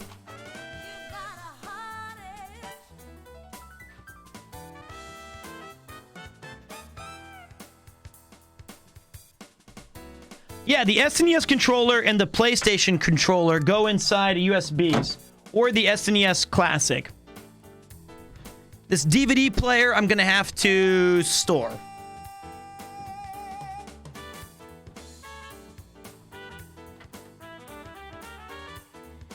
And goofy goggles, keep near my desk. You never know when you're going to need a goofy goggle. I want to charge my old phone right now.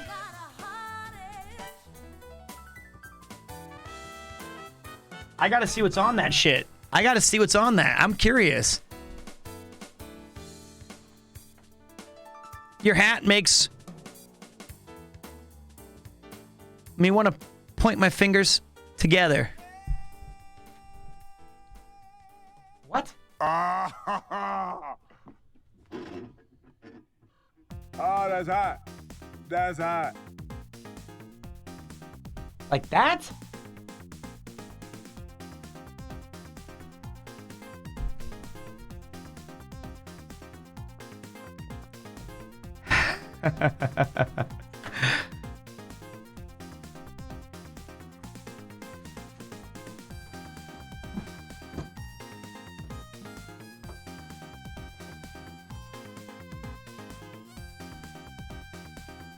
It's the uwu thing in anime, so they have ears like this?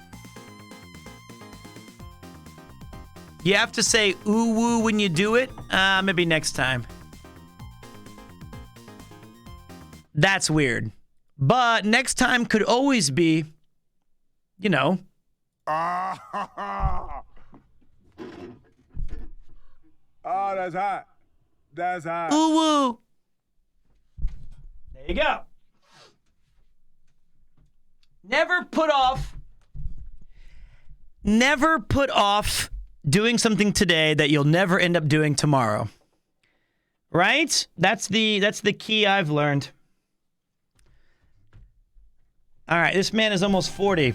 I'm just living my life. What are you doing?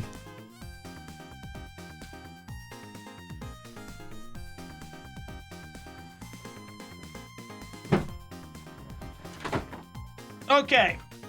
Omega Bobega.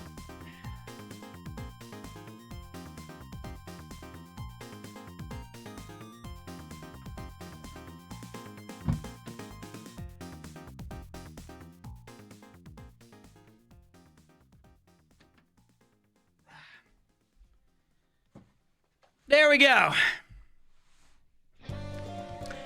We can put that behind. You can't even see it, and I can block it with something else.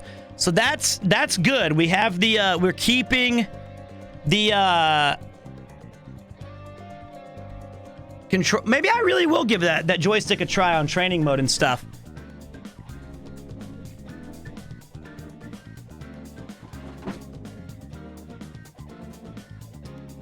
Okay. Amazingly, I didn't even fill up half of the storage facility thing that I have access to. So that's a good start. How are we 3.5 hours into this stream? 25 minutes until Darkest Dungeon 2 if you want to play that. That game. I'd rather play Darkest Dungeon 1.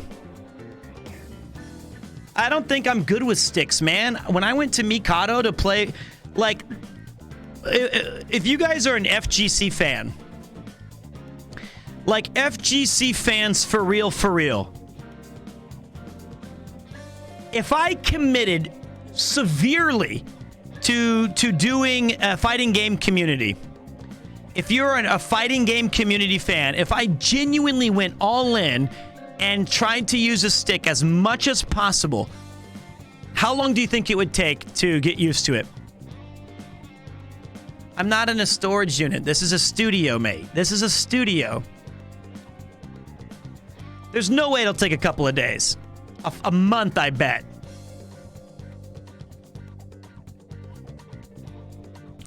Yeah, I feel like 2 months is a long time, man.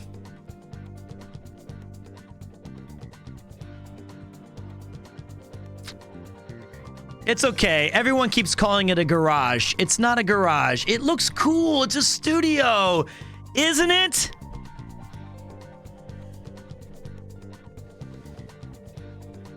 Oh, yeah. Frisbee. Keep. Love Frisbees.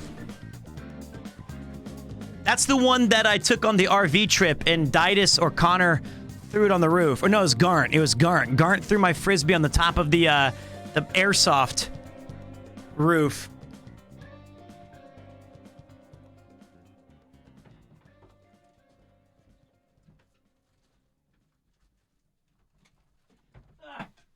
Ah.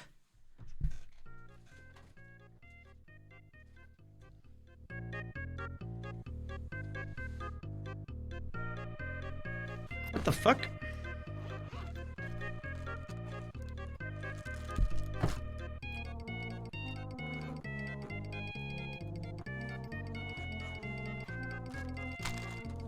Ooh.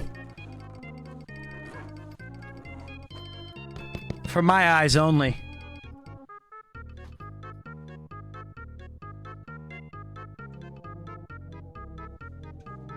It's a camera lens.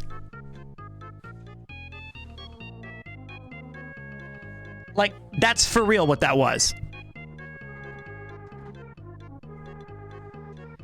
It's a camera lens. It is.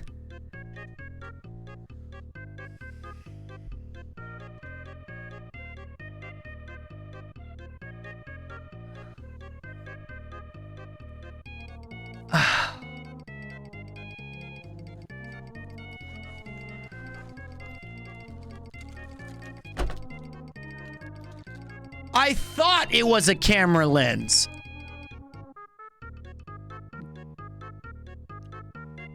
I don't know how this got here. I don't know who this was. That's fucked up.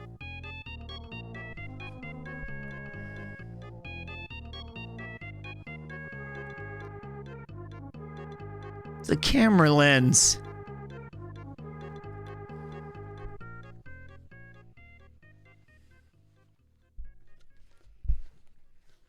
God.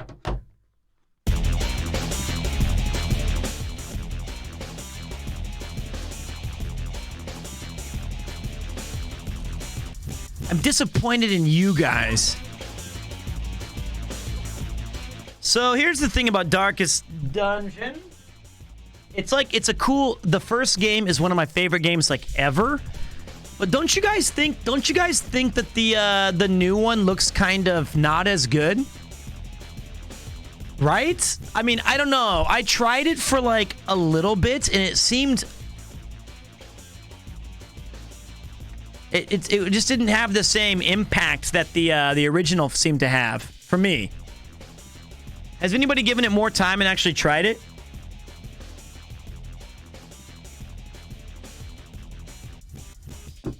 At least St. Con agrees.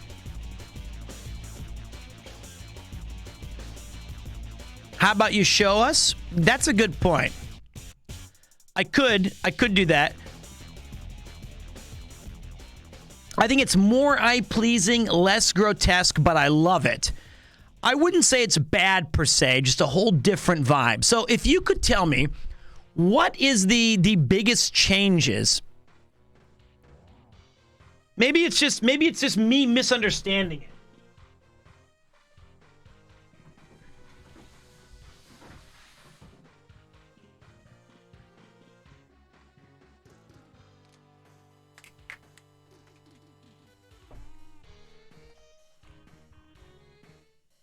It's a roguelike. Maybe it's more your speed as you were shit at the first one. Mate, I beat the fucking game. I'm good at the first one. God, could you be any more wrong? DD1 is a party-based RPG. DD2 is a roguelike. Well, then, in that way, I might like it more. Maybe you're right. Maybe we'll give it a sniff. Let me see if it's on Steam.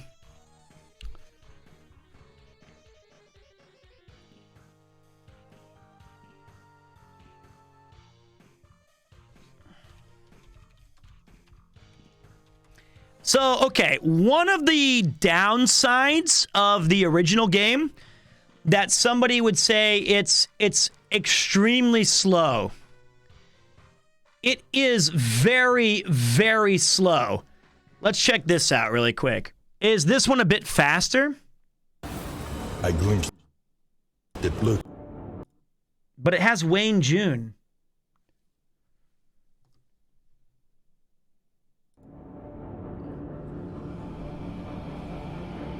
I know failure well. I glimpsed it lurking at the ragged edges of your mind. I watched its venom spread through the veins of the world, and I trembled at its terrible reverberations. But I have seen its true nature. Beneath its bluster, deep within the debris of its crushing collapse, there lies a noble road. It calls out, if you are brave enough to believe, that you are not a prisoner of your past. That the fractured bones of this world can be mended. That a fragile flame, long guttered by sour winds, can blaze radiant once again. The time has come to face your failures, or be consumed by them.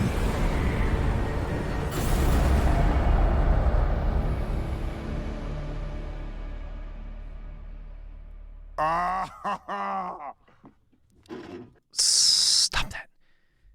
Okay, so that did almost nothing to tell me what this new game is about. All I know is that Wayne June's voice acting is my favorite part. What the fuck? It didn't even show me anything that was useful for me to gauge whether or not it's like the first game or totally different. Let's try the second trailer.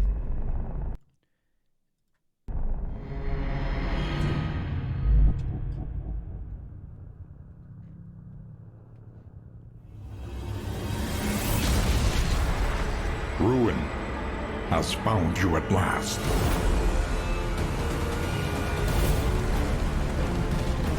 Everywhere, in all directions, destruction has claimed dominion.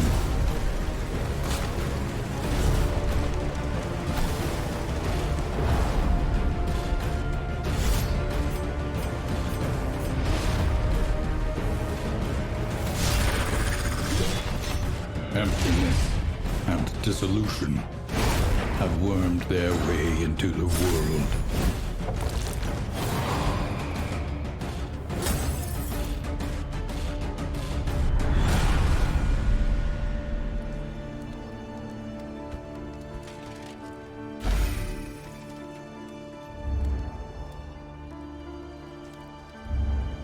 Onward once again, though all the world's horrors bar the way.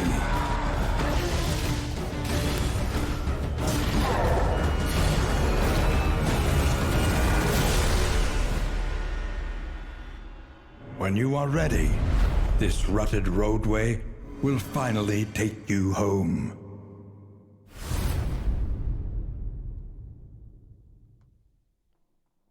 Okay. It looks like it has like a mixture of Slay the Spire, kind of like choose this path or that. And then, you know, you get into some fights and you care for them. Make sure that their stress levels stay a certain... There is a great... Now check this out. This just makes... This one doesn't tell me shit either. But...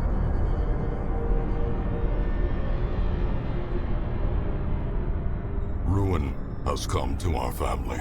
Yes. You remember our venerable house?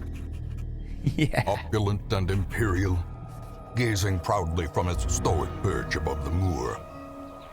I lived all my years in that ancient, rumor-shadowed manor, fattened by decadence and luxury. And yet I began to tire of conventional extravagance. Singular, unsettling tales suggested the mansion itself was a gateway to some fabulous and unnameable power. This is good.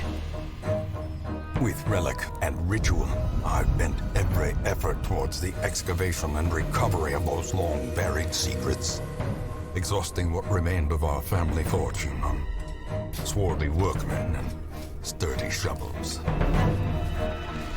At last, in the salt-soaked crags beneath the lowest foundations, we unearthed that damnable portal of antediluvian evil.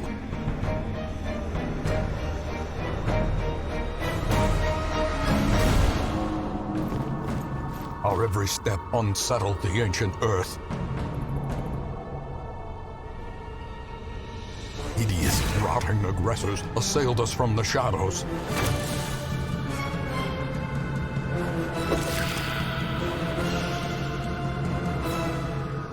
We drew what strength we could from our companionship. But we were in a realm of death and madness. In the end, I alone fled laughing and wailing through those blackened arcades of antiquity, until consciousness failed me. You remember our venerable house, opulent and imperial. It is a festering abomination. I beg you, return home, claim your birthright, and deliver our family from the ravenous, clutching shadows of the darkest dungeon. That is an excellent trailer. This game came out in 2015. That's a good trailer. It tells you the setting. It tells you what happened. It tells you the threat. And then it shows you enough of the game to be like, I can kind of understand what's going on here. And then it ends with your task. I'd say it shows a decent amount of what the gameplay loop is, but I feel like the setting of the story is the most part. I have no idea what my main takeaway from Darkest Dungeon 2 is that I have a horse-drawn cart going left and right. That's all I know. And that there's people.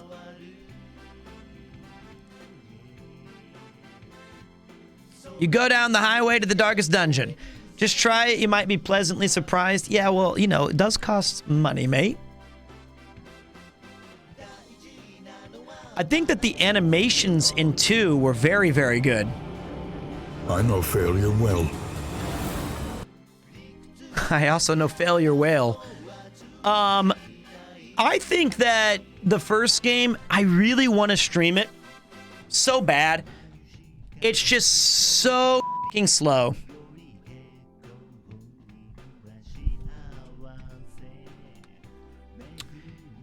And my favorite part of 1, without a shadow of a doubt, is hearing Wayne June. Every time I came back to the mansion, I wanted to hear his new line that he said. And I always liked hearing him say, you know, something to the effect of, "In time, you will know the tragic extent of my failings." He chews every word. It's beautiful.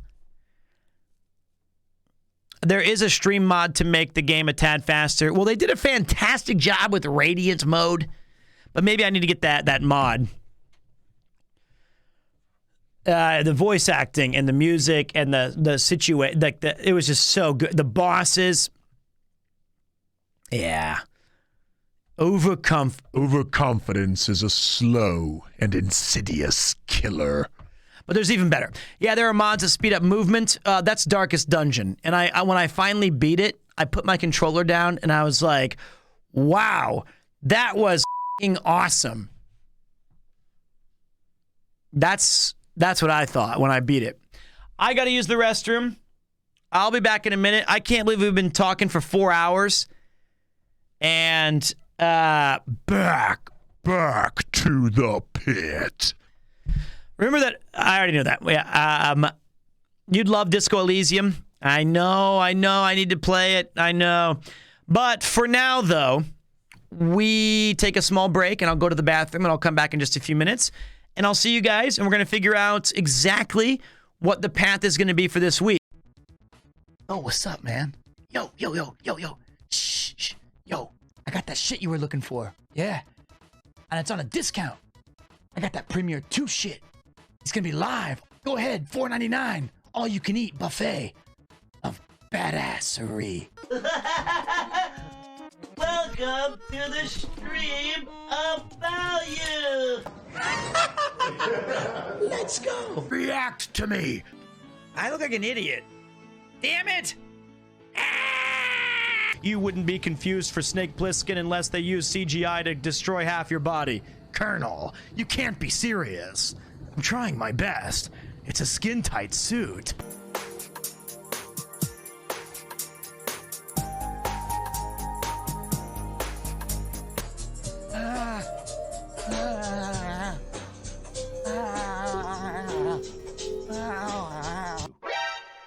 What? What? Omae wa mou shinderu? I'm all caked up here. Thank you. I mean, it's like, oh my gosh. I mean, thank you. Like, yeah, I'm an actor.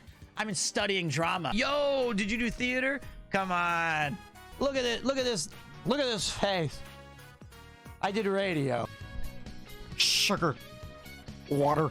Sugar water. Dude, whoa, do thine eyes deceive me? Bodaciously rad. Pizza or not pizza? That is the question. Whether 'tis okay to have juicy pineapple and bacon, or to put it off the pizza as like a sign of cringe. Could it be? No. Like, dudes, this pizza's totally poisoned. Oh, cowabunga, my friends. And remember, parting is such sweet sorrow, dudes. I have no idea what's happening. But when he unloaded when I was lying on the ground, oh my god. Me no smart. Me barb who swing whip.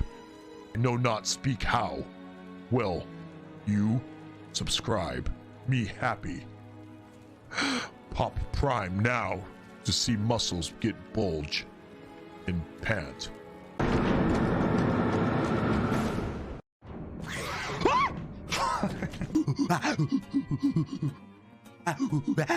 Is that one of those SawCon these things that you guys made me fall for? We're gonna be like, whoa, sausage these nuts, because that's what I've been dealing with all night.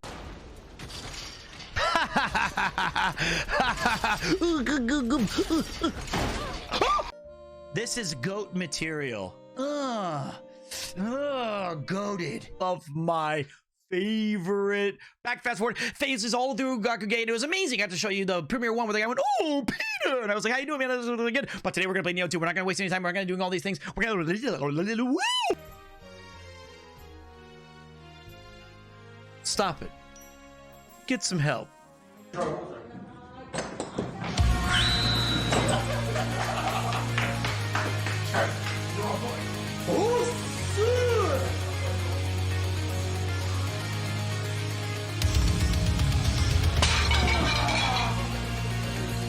Oh, damn. Making me look bad, man. What are you doing? Damn, man. Get out. She said she was going to bed. Now you get... What are you doing, man? Good night, honey. I love you. What the fuck are you doing? Cafes around Japan. So you'll be in a cafe. Just dongers everywhere. Nothing better than a little sewer water.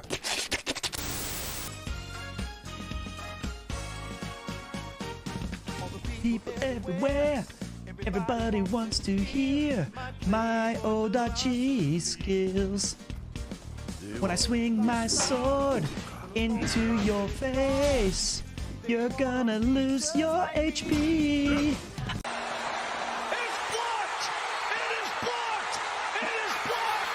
Trust me, I got it.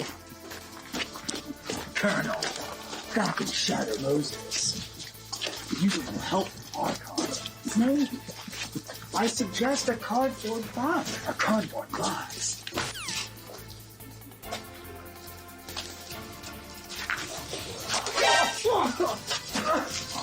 Son of a bitch! Happy! He's gone. Tell my.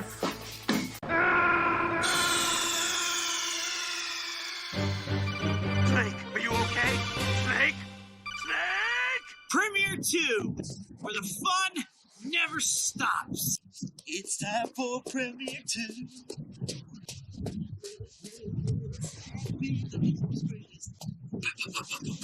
Conk, time to cut it. Yes. Conk, cut it. Yes. Conk, Conk, cut it. conk.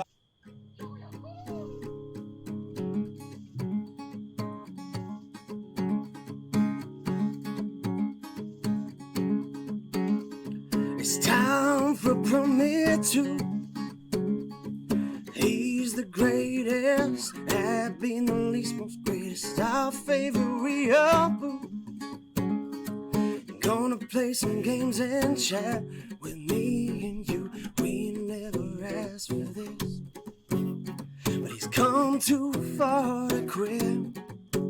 This biker's gotta commit. Yeah, it's Premiere 2. Surpass your limits. Yeah, it's Premiere 2. Hey, kinda cute. Yeah, Premiere 2.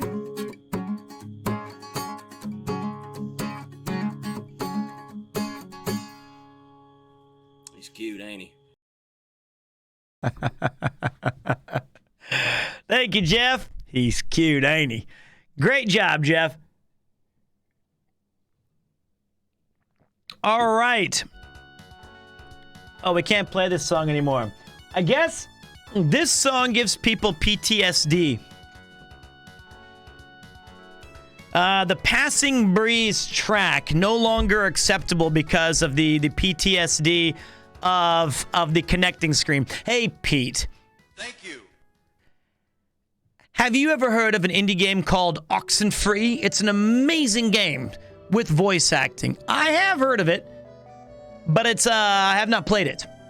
I like the disconnecting song. I'm gonna make a playlist so that people get more used to other tracks, perhaps. All right, so okay, now that we've finished packing some stuff up.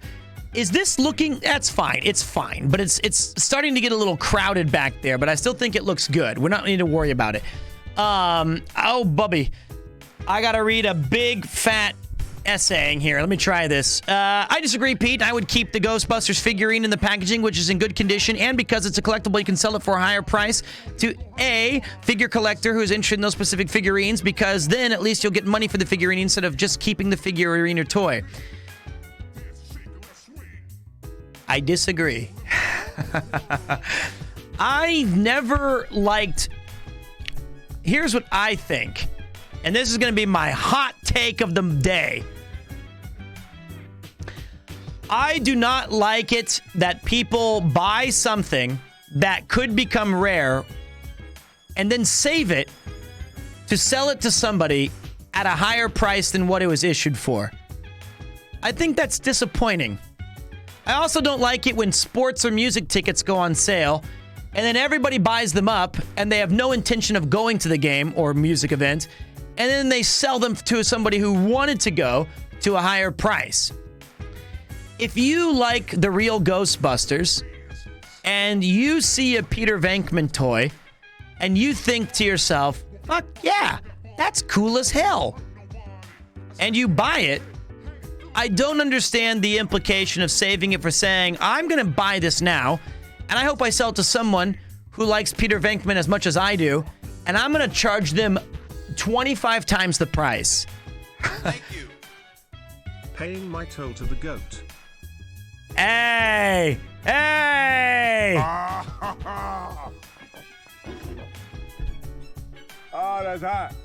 That's hot. Ooh! Hey! Paying his toll! That's nice. That's hot. That's hot. Thanks, buddy. I appreciate that. I really do. Hope you're having a fantastic week, man. I genuinely do. I hope that you're having fun. Hope you're relaxing. Hoping you're kicking back, putting your feet up, and doing your thing. Thank you. I sub for the hottest date. That's the takes you get. No more keeping items in boxes and then selling them later. All right, so hey man, don't worry about it. Connor's got a lot of fans out there, and he's got to sub to a lot of people. He's a great friend. Enjoy time. Thank you, Yojimbo. All right, so here we go. It's time for us to brief. Did you know that Nomad has the exact same hat? He saw it and he had to have it. He had to have it. And thank you, Vera Rank, for continuing your gift sub, and thank you very much. So here's the thing. We have, I'm not going to couch words. I'm not going to say any sort of, I'm not going to lie to you. We have a whole week of video game streaming this week. We're talking Monday, Tuesday, Wednesday, Thursday, Friday. Bang, bang, bang, bang, bang, bang. So we've got to figure out exactly what games we want to play. Now, personally, I've missed out on a whole lot of stuff. I haven't been able to see, like, it's May. I know you want your Pokemons. I'll tell you what. I will try to figure out how to fix my Switch tonight. But I don't know. I wonder if we really put in the hours, if we could do my embarrassing bullshit that Connor mocks me for, where he goes, this week Peter's going to play one of the longest RPGs the world has ever seen, and he'll make it twice as long by voicing every single character. I didn't say voicing well, I just said he'll be voicing them. That's what I like to do on the stream, but it's called a momentum killer. It's bad. It's not good. It is not how we want to do things. But the Final Fantasy Pixel Remaster just came out on the PlayStation. And you've got, I wonder if we did Breath of the Mild, does Breath of the Mild have the master mode to start with? That's the thing I don't know.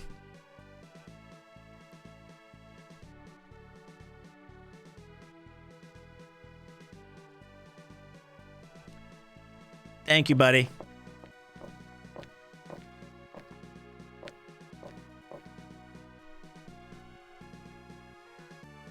I already have Disco Elysium. Thank you, buddy. I do appreciate that. I will be playing Final Fantasy 16 for sure. Oh, it's not your weapons break so fast, which is already annoying. Well, shit. Tell you what I'll do. I'm gonna write down some of my own ideas. I'm gonna make up my own little poll right here, so that way I can look at it myself, talk it through with you guys, and then figure out what I want to do. Me just sitting here and just sitting here on in quiet time makes me just waste time. I'm so happy with seeing you with 1K viewers all the time. Mate, every single day I feel like it's a house of cards. I just assume it's gonna fall. And then I've been so thankful that it has continued. It's been wild. Thank you. Thank you. I guess you've already done the Divinity games. Are you kidding me? Didn't you, Rob, you missed it, Mr. Cycle Master. Oh, no, I haven't. I thought you meant something else. I'll tell you what. I'm looking for an Aussie who's 29, likes a couple VBs from the bottle O, and a Divinity 2 squad stream, mate. Now that is premier content. By the way, I know that Rob is the kind of guy that I'll read his message and then he'll immediately bounce, which is fine. I don't blame him.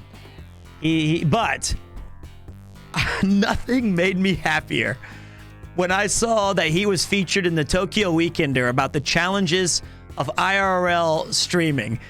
And he said, you know, I try to keep it relaxed. I try to keep it fun. Said D29.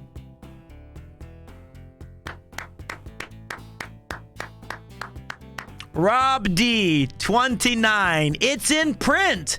It has to be true. It's funny, I've been following Rob for a few years now. He's been 29 for 4 of them. That's me. Oh, dear. Oh, dear. Well, I'll tell you what, man. I do like some Divinity, but I have not gotten into it yet. I will say this. He's lying to that poor journalist. That poor journalist had to interview Rob, me, and Ian. Petter 39 forever. Maybe I'll stick with that. Maybe I'll just stay 39 this year. When you get back into Tokyo, if you ever get back into Tokyo, and you do want to go out for just a night, I would love to buy you a beer just to hear about your insane experiences and your takeaway from the cyclothon. And I know that there's at least a couple of us, me, Ken, and Alex, who would love to just listen to you wax poetically about what a mistake it was, or how it was the best streams of all time. I would be very interested in that. And that's if you ever make it back here. Which, who knows at this point? Thank you. Follow the White Rabbit, aka Peter Rabbit. There he is, the first sub I ever had, Sweet Bundy. That was actually an insane hype train. You had Rob, you had Connor, and you had Bundy. 3 of the just really awesome dudes. First sub ever. That's Sweet Bundy. 31-month streak. That's the same as me. That is the exact same badge as I am. So yeah, props to Rob, guys. Ladies and gentlemen, if you didn't know it, Rob CD. I wish I could say he cycled across Japan, which he did. Like, there's more. He also went through Korea. It's been 48 days. Legend stuff. Toasty. He cycles for our sins. Okay, well in that case, 50 days. See, I missed 2. I missed 2 days somehow because I slept through 2 of them just now. If Rob was cycling for our sins or even just half of chats, he'd never be done. This would be an endless cyclothon. Legs of granite and gut of ramen. He is the inspiration to which I draw inspiration from. When I ate that Shogun burger, the only thing that kept me going through that ice cream challenge, I knew that Rob would never, he would have been faster and he would have been done. But, we got to check out our new games to play. We've got our own challenges at the Premier 2 channel. Thank you. Pete, something is growing on your head. Perhaps see a doctor? Nah, we're good. Divinity 2 seems like a game that I'd really like to play with another person. I played Divinity 1 through with a buddy and it was the best.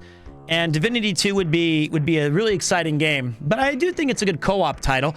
The only problem with it is it's what? It's about 4,000 hours long.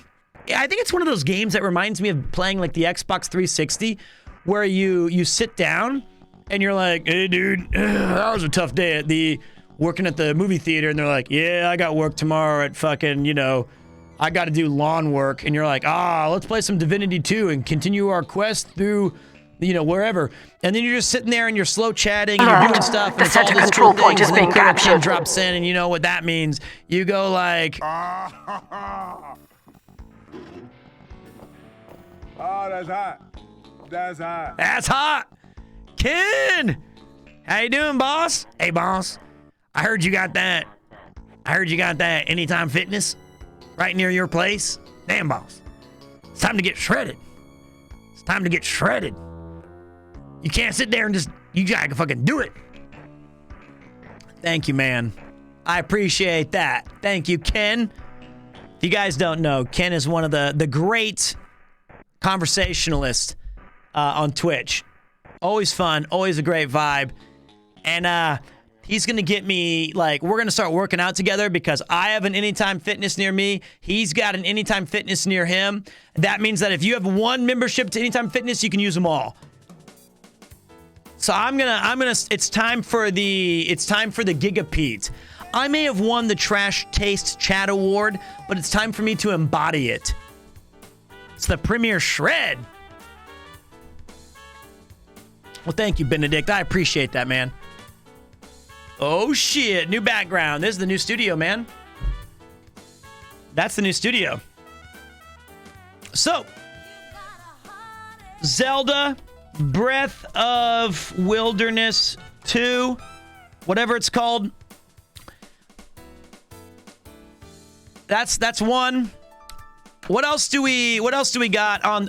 There's the final, and I'm not fixing any of my spellings. Tires of the Klingon. We have Darkest Dungeon 2. Street Fighter 6 doesn't come out until a few weeks, so we still got time for that. Subnautica. I'm kind of afraid. I have thalassophobia. Oh yeah, Pokemon Acremus.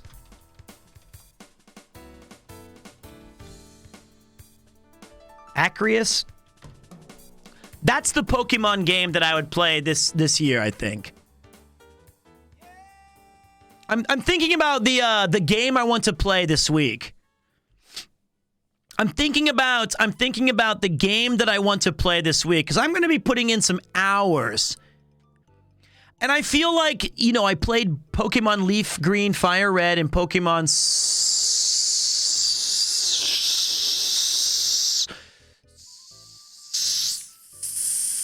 Silver?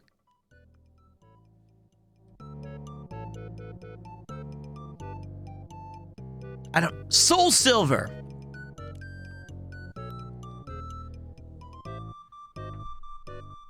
Star Wars, Jedi, Devil May Dork, maybe King's Quest, maybe just chat all week. I'm not that interesting, man. I'm not that interesting to talk just chatting for a week. Professor Layton would be a lot of fun. I need to see if that's on the Switch. Cult of the Lamb we could revisit. That would be fun. Inside Jennifer, is that a game or did you mistype onto my chat again? I had a chance to hang out with Ken last night, and I dropped the ball. I had an L. I was busy.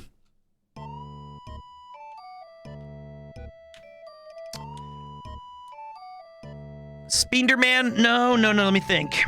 Is there anything that's come out recently?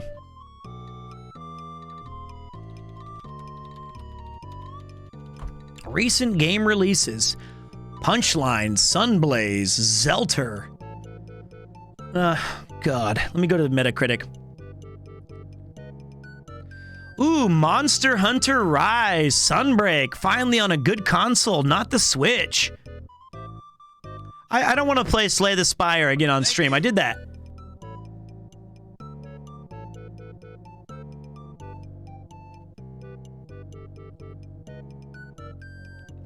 Thought there was more games out. Damn.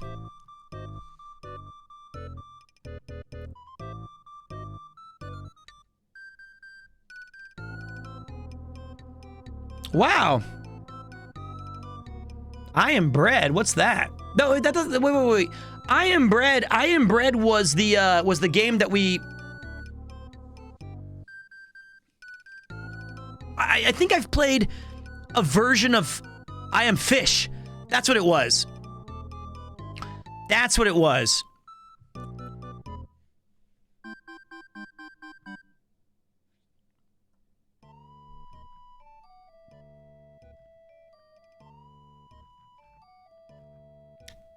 All right, so far, hold on a minute.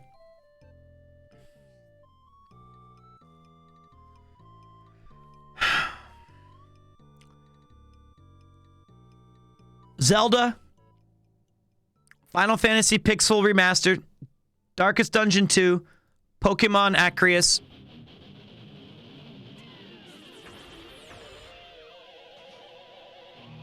Okay, Zelda's out then. Zelda's been canceled. Zelda's out. We just played an indie game like Dead Cells. Let me look at my Steam library as well. Let me look at my Steam library. Crab Champions. Maybe I should just become cracked at Crab Champions.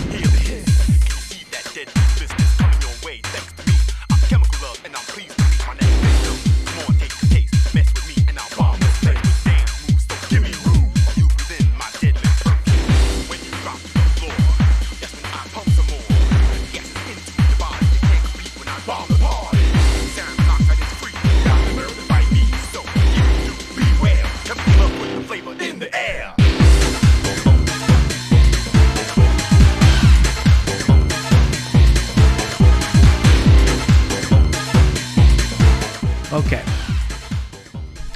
Okay. Okay.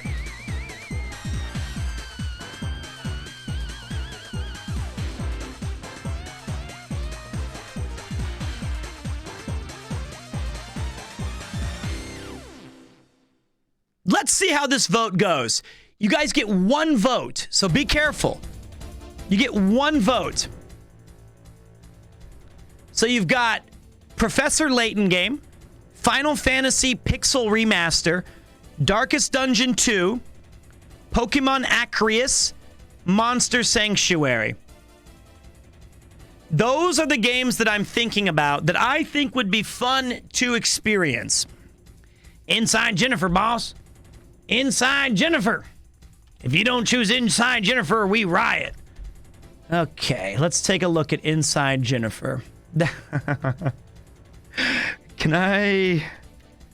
Is this safe for work?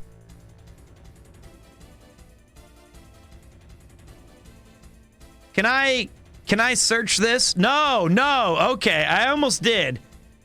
I almost looked at a trailer. It just said it, but it...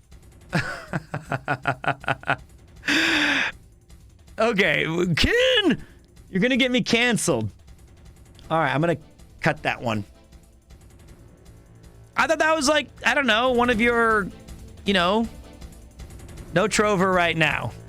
I thought that was one of like your good recommendations. Like you said, you should try this restaurant, boss. It's good. I might add Cult of the Lamb. Cult of the Lamb, though, it gives me a little bit of pressure because I was unable to play it with like just a normal way. Like I had to embody the cult leader. Let me check out Hunt the Night.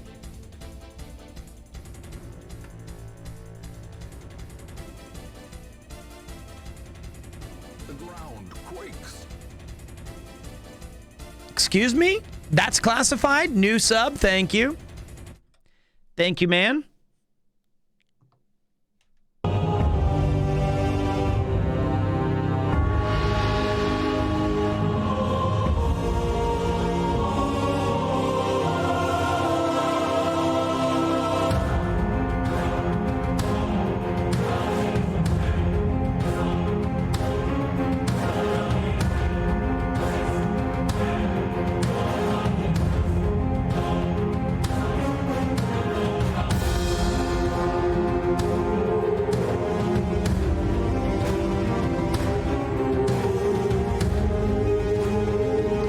You have a gun? You have a revolver? It's like Secret of Evermore.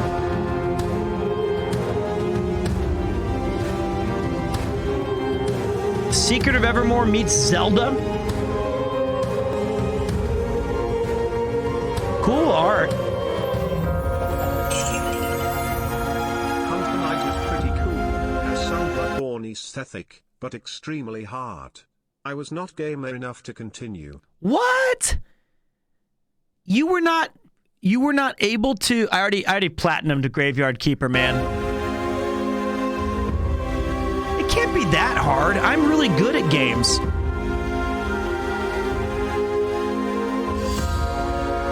You again, Vesper. I know not what you say.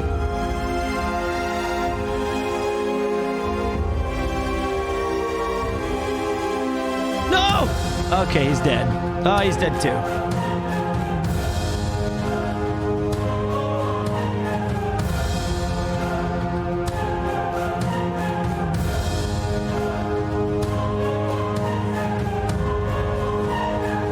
Wow.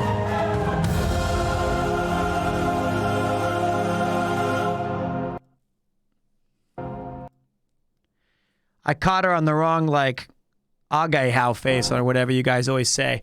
Enjoy time. Relatively adequate? Excuse me? Thank you so freaking much. Why was this game so much louder than everything? Did you see the volume on this? Did you guys see this? You can't see it. This is at 12% volume.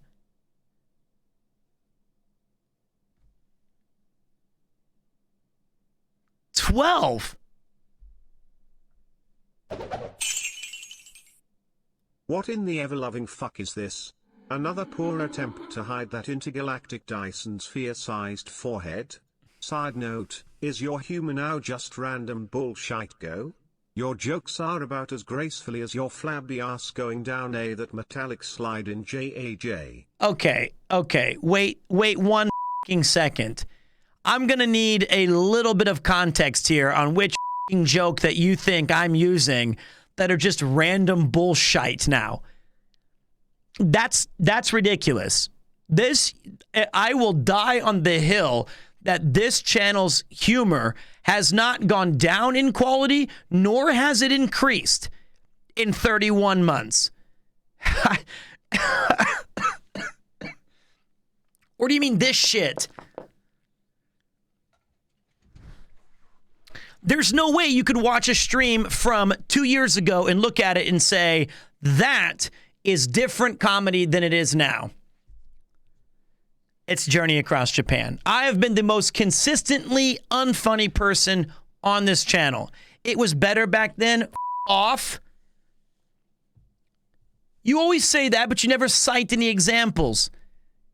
You always say something like, back then you used to read all of my comments. Thank you. This is the first time I've used my Prime sub on anyone but Maximilian in like 3 years. Whoa! Keep up the great work, Peter.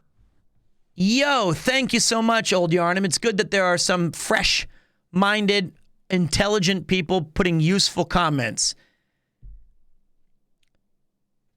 Thank you. Definitely better back then. You've changed back when you were younger. I remember Petter before he sold out. What? What? Short hair Pete was funnier? No. And I've been using the manual f***ing censor since I had access to the f***ing censor. You were a completely different person yesterday. Yeah, and it's shit. No.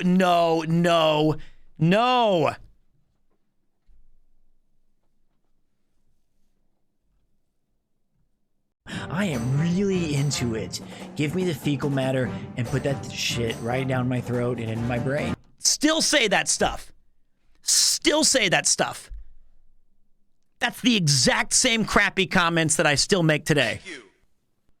Bring back short hair Pete Premiere R.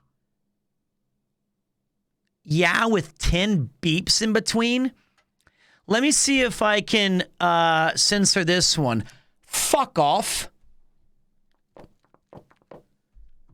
Nope. Needed my hands to squeeze my ears.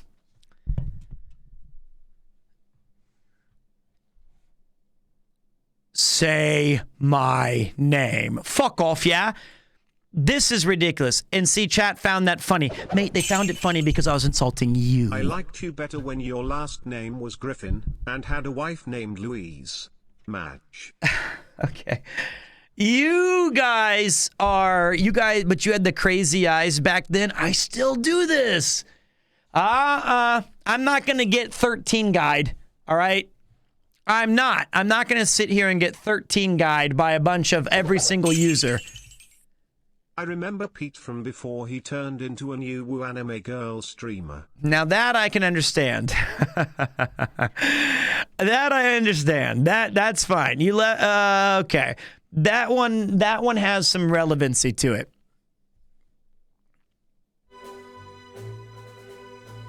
What a ridiculous notion. What an absolute ridiculous notion. Next, he's going to have a Funko Pop wall.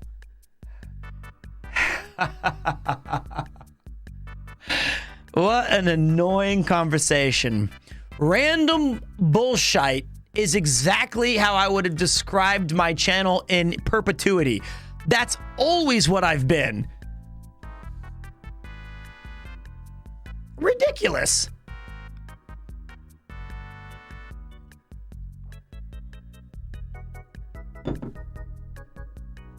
All right.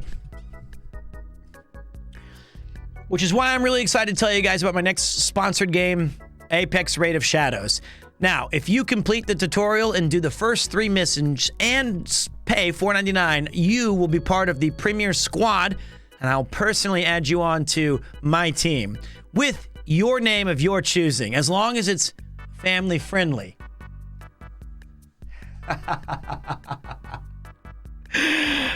Unbelievable. Unbelievable. All these Philistines, you're doing awesomely. I don't watch a lot, but when I do, the humor always lands. See, that's what I'm talking about. That's what I'm talking about.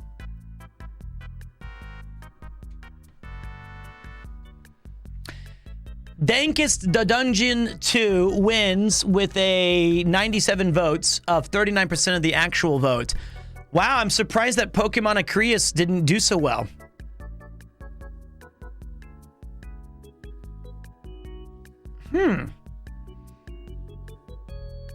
Pokemon fans in shambles.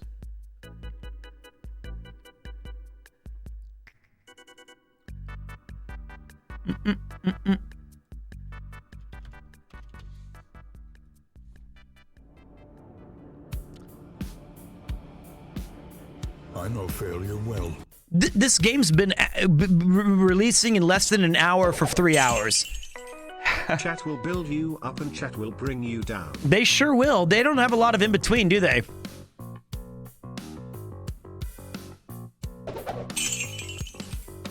If you squeeze the pause on that hat, will the ears pop up? No.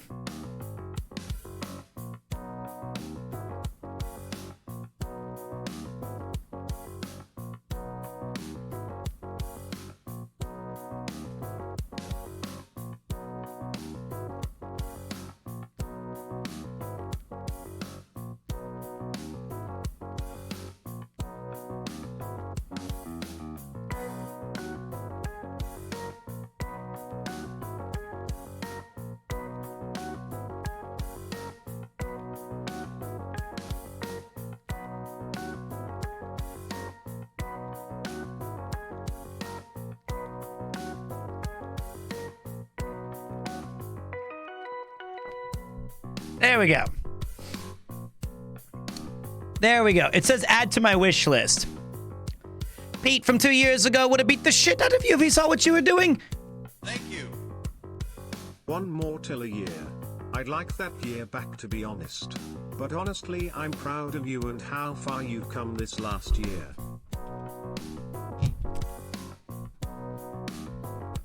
You are so dumb.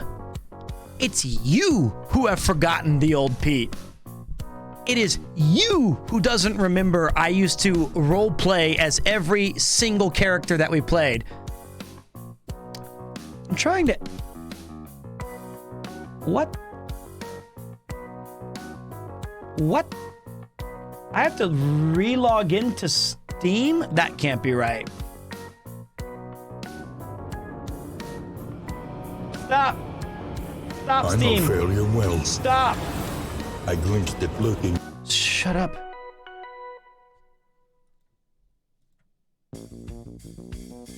Still not out. Still not out.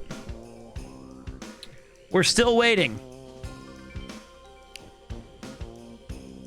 But I do need to get rid of this hat, though. I'll see you in 10 years. Logging into Steam is a pain. Yeah, it's bad. What's the time? It is currently 12:32 a.m.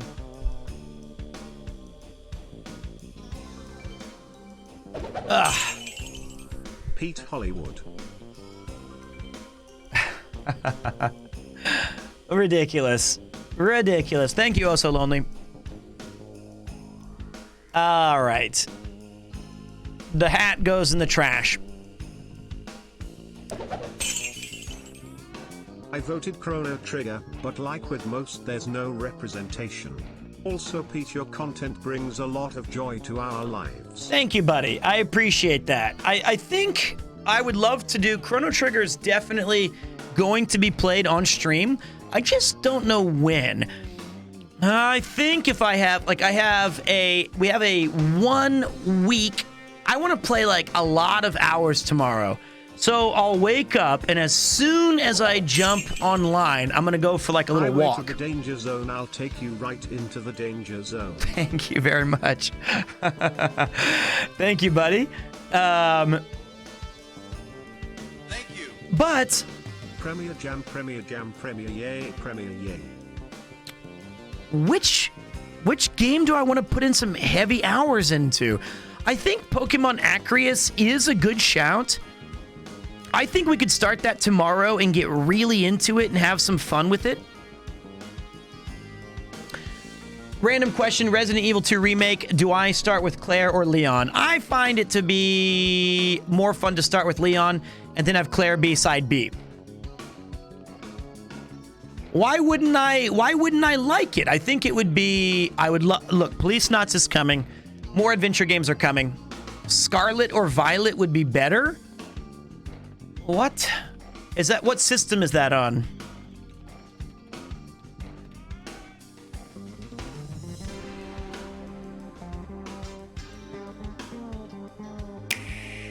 The Switch. All right, let's take a look. See, look, when we talk about...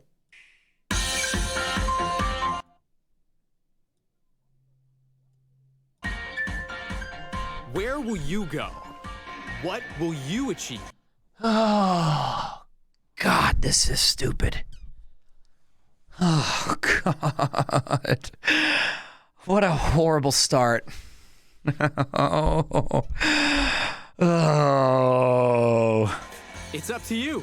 This is your adventure, your journey, your very own treasure hunt.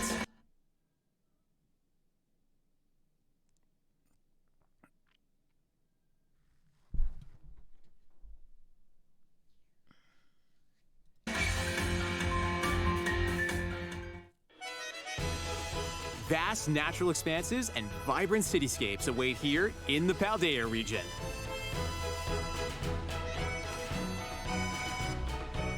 Your journey begins with enrollment at an academy in the heart of Paldea. This is the first school that Nathan's ever been to. That's why he likes it. Meet your teachers, classmates, and senior students here at the academy.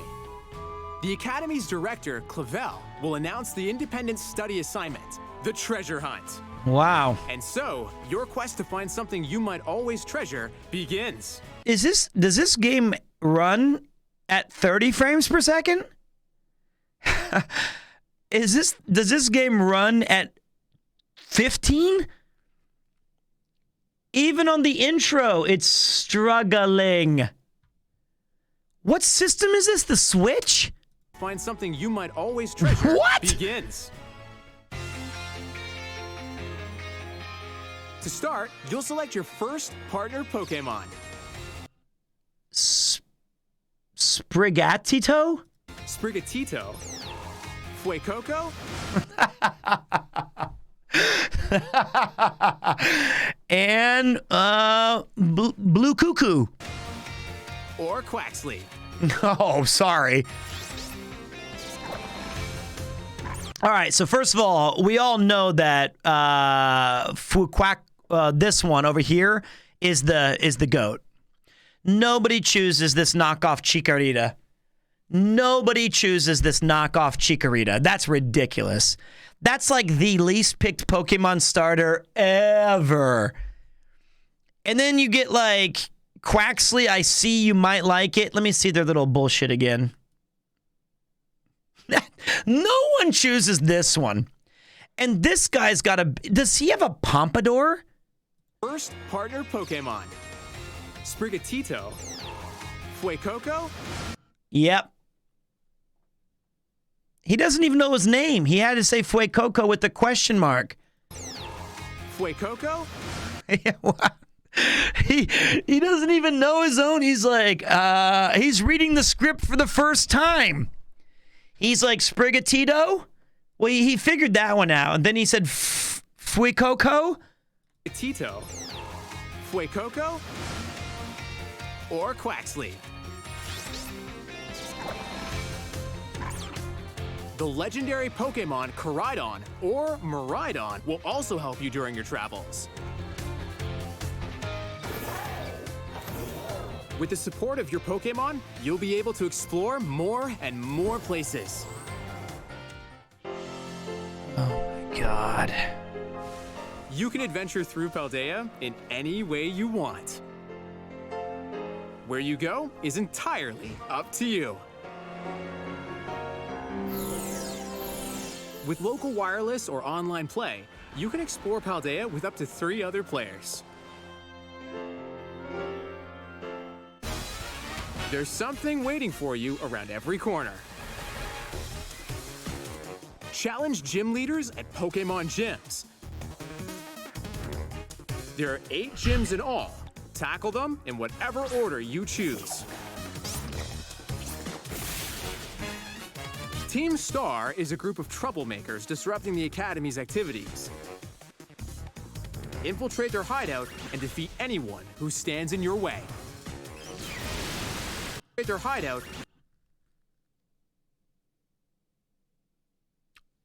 Their hideout is a field?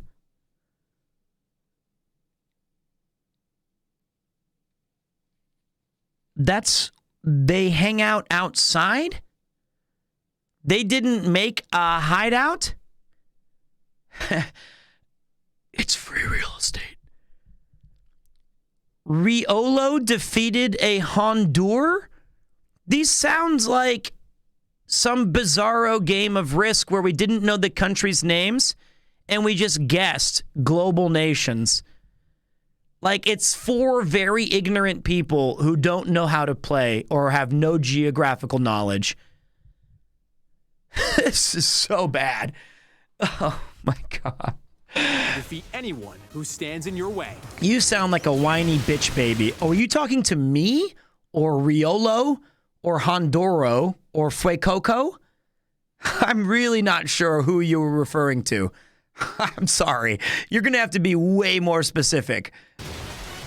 Say hello to Arvin. Hello. An upperclassman searching for rare herbs. Join him in tracking down these mysterious herbs said to be hidden across the Paldea region. Why can't I play as this guy? In Paldea, you'll encounter all kinds of Pokemon. Acreus is really good game, but it would legit take you forever. That's why I suggest this, because it gives you more direction. You're still new to Pokemon. Fido I see. feels moist and smooth to the touch. Cetitan boasts a massive body and solid horns. Yeah. Paldean Wooper lives on land and is enveloped in a poisonous film. Approach a wild Pokemon and a battle will commence. You can...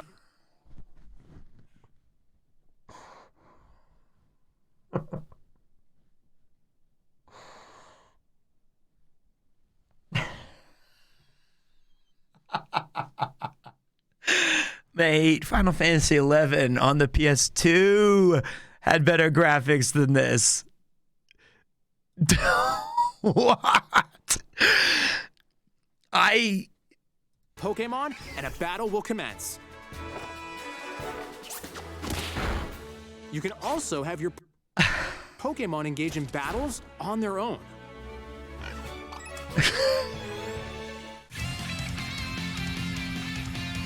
I thought that said traumaticalization or something. All right, dude. I'm sorry. There has to be something better from the Pokemon contingency than that. There has to be. There's no way that is your champion. There is no way that is your champion. How is it possible that Leaf Green and Fire Red were so fucking good? That game was amazing. You do you, but the music and story in the game slaps. Fine, I'll put on Beethoven and read fucking Jurassic Park. That has a good story and good music too. It's just, it's so bizarre that like Fire Leaf Green and whatever was like, that game was amazing.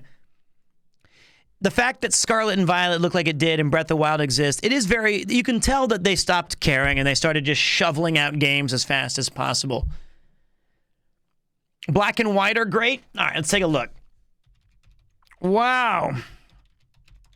The absolute atrocity that was that game. Wow. I already like this one more. Look, you get classic, cool-looking drawings. Black, white. Yeah. Discover a new beginning. A new adventure. A new world. Back when we gave a fuck. And over 150 new Pokemon. Snivy to pig. Was that a pig? This guy's got more character right there. This guy's got more character than any of the 2 legendary and 3 Fuecocos that I saw.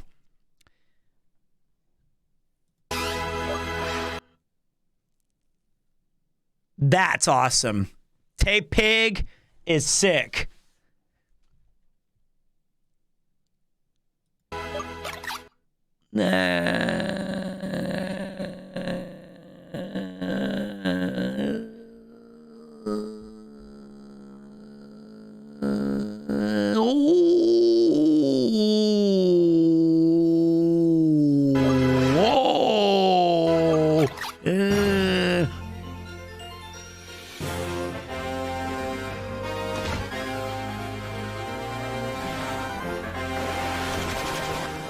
What the fuck?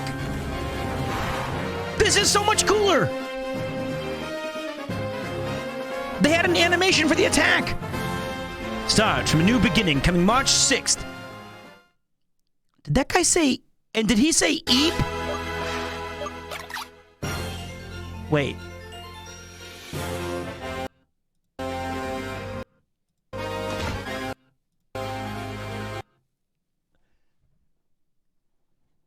Enjoy time.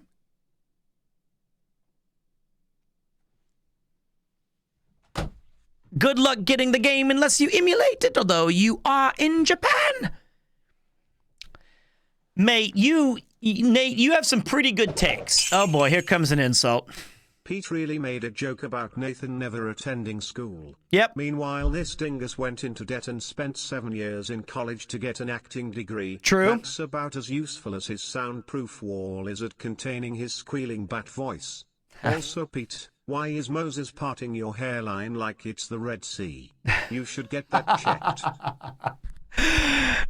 I'll give that a good solid 2 out of 3. I'll give that a 2 out of 3 of those insults were good. You're back on track. That was way better than you're saying I'm random bullshit as being a negative. Wow, you're right. That is like hardcore Red Moses. There you go. We'll fix it up for you. All right, so the worst take I've seen this entire day, though, was Nathan's play Scarlet. That game had 0 personality and 0 appealing qualities as a trailer. Black and White looks good. Is that on the DS or something? I'm assuming. Acreus would not break me. I played Chained Echoes on stream. DS continues to be an impressive console. I will say that. I will say that.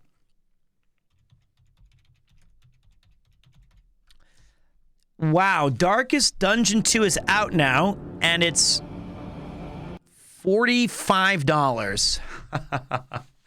They certainly went up to, we're going to make this the brand new, 10 times worse than Scarlet Violet. Is it really? I thought, you know what it seems like, as an outsider of the Pokemon brand, okay? So yeah, maybe you're right. I could be way off. I'm fine with that.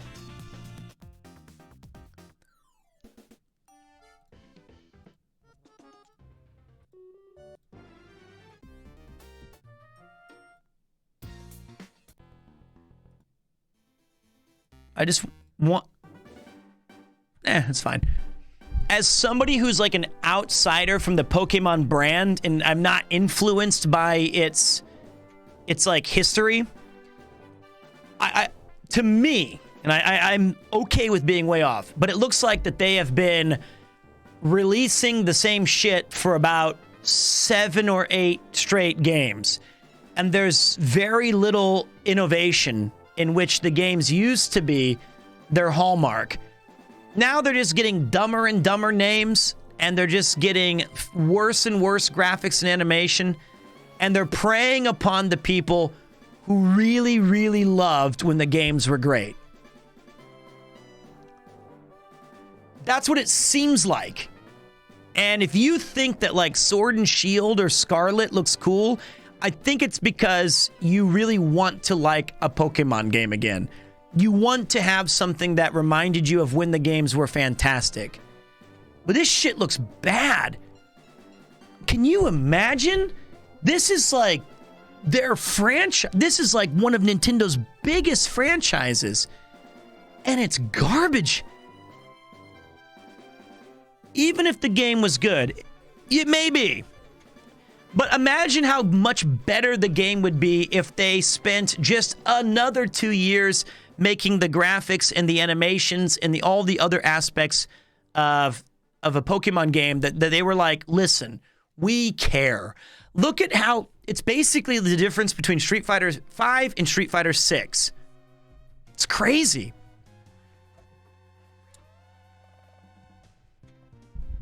Unbelievable. Just astonishing how bad it looks. Man. And I loved Leaf Green. And I enjoyed Soul Silver. But I can see now why what appeals to me the most is that extraordinarily... Shin Megami Tensei is where it's at. Well, that's a very different... That's a very different argument. I don't even know what we're comparing that to. You know, it'd be Now I know why those Kaizo Ironman runs were so much fun when I watched Alex play them, because the games were fast, the games were snappy, they had cool abilities, the animations in the battles were fun, the music was addictive, and it kept the line moving. That's why I imagine if you tried to do like a Scarlet Kaizo-man,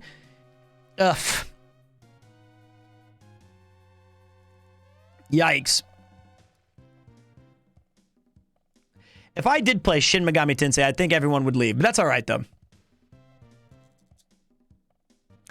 They have tried for originality for the first time in like 5 years, but yeah, let's compare it to nostalgia. Are you agreeing with me or disagreeing with me? I'm not sure. That's how little I know about Pokemon. I don't know if you're talking to me or... I feel like Scarlet's probably a fine game, and like you said... I heard you like mudkips. I like Tepig. Let's go. What's up, AV Bub? I think I'm more disappointed in their presentational skills. That's the main thing I'm disappointed in. You know? Not that the game itself is bad. It could be good, but like that is the wow. Wow. What horrific presentation. Wow. Okay. Fusion looks fun, by the way. Can I play that?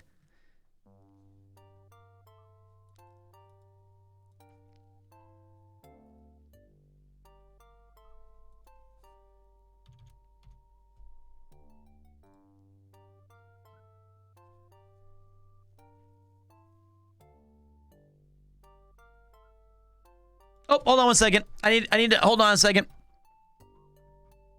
I am really into it.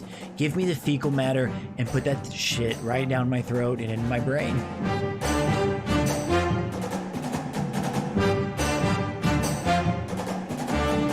Don't imagine that they're naked. It makes it weird. Did you get your gun training at Stormtroopers Academy? No? Just a natural shot. Why? I have not used the bathroom in a while. I wonder if there's like a bigger poop that I'll take later.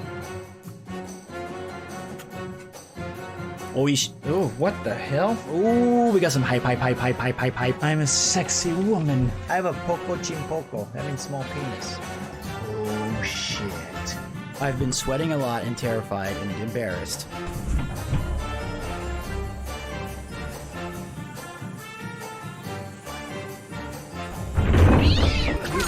Oh, shit. Mortal Kombat 11?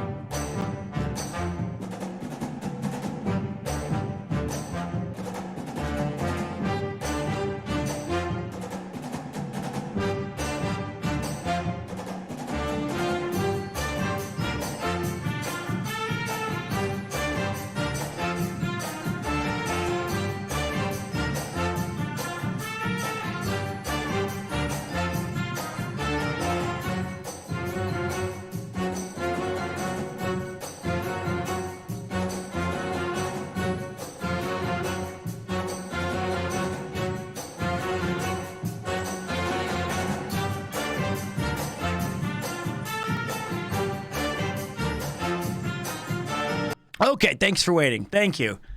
Thank you. I appreciate that. Arigatou gozaimasu.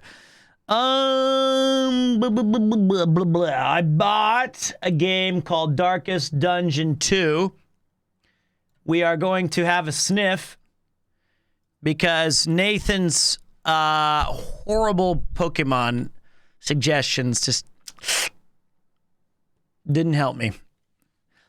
But yeah, we'll figure it out. We'll figure out our Pokemon. Can I play the N64 Pokemon Snap? Isn't that fun? Isn't that a cool game? Or no? I thought that one looked neat. You took pictures of them. Also join the Discord if you have not yet.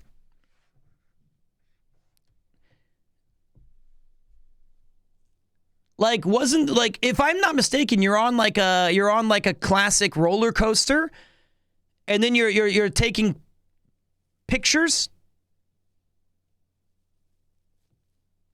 There's a Joler. Or what's the Pokemon Stadium? That looks fun too.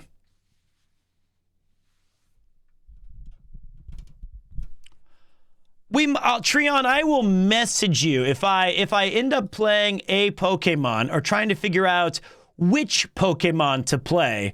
I will ask you to please bail me out. Just for reference, how much is Pokemon Scarlet Violet if Pete were to try? How much? Like how long?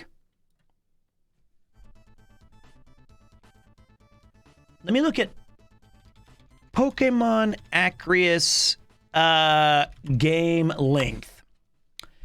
What's up? How you doing, Chun Pepe Jet? It says right here that Pokemon Arceus is 25 and a half hours. We could beat that shit in 2 or 3 days. We could beat that this week when focusing on the main objectives.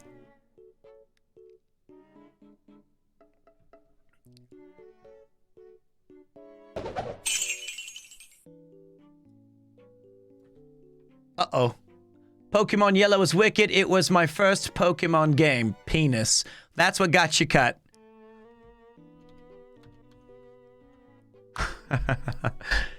Pokemon Scarlet, when focusing on the main objectives, is about 31 and a half hours. About 79 if you plan to do everything. While Arceus is 78 so I mean, like, it's just the shorter game and all of that. Let's check black and white.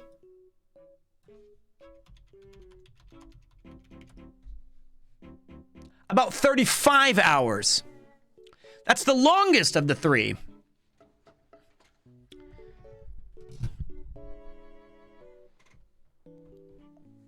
Interesting. So the shortest one is Arceus.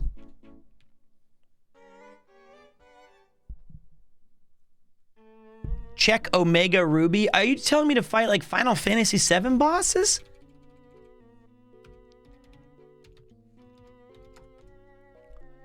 $25 and a half hours. Oh my goodness. Oh my damn. If you're a gamer that strives to see all aspects of the game, you're likely to spend around 161 hours to obtain 100% completion. What? Wow. Wow. Whoa, this camera quality is amazing. Nice job, Pete. Thank you. We figured out how to use it correctly this time.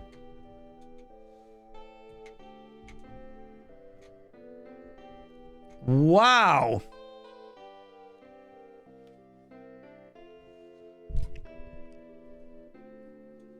You know what, Simpson? I was just about to say, we might as well play Final Fantasy XIV instead. You know what, though? You know what, Napsters? I'm thinking about it. I was thinking, like, if I really bring back the other hat, the bunny hat, I was thinking about, you know, I think that if I really focus this week and I don't jump in here and say, like, you know, the stupid shit that we do every single time where it's just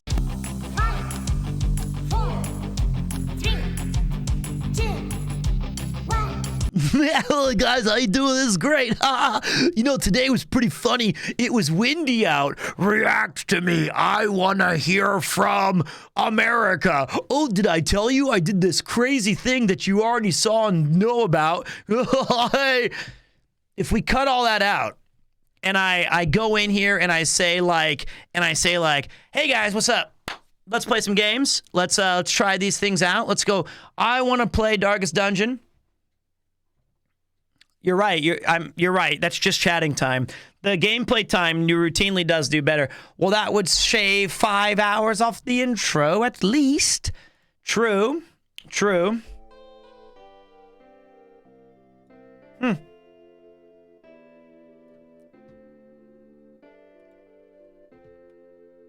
Hmm.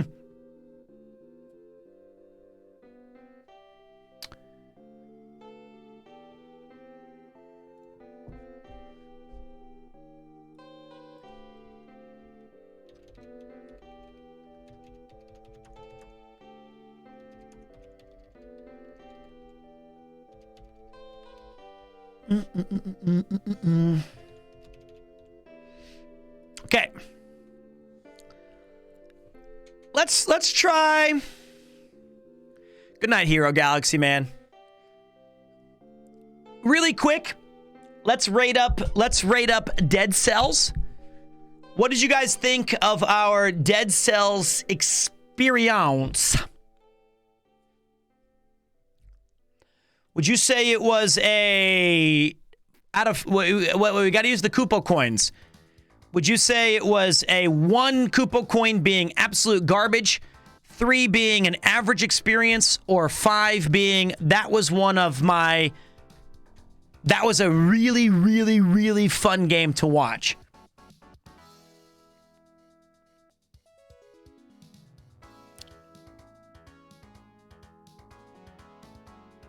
Wow.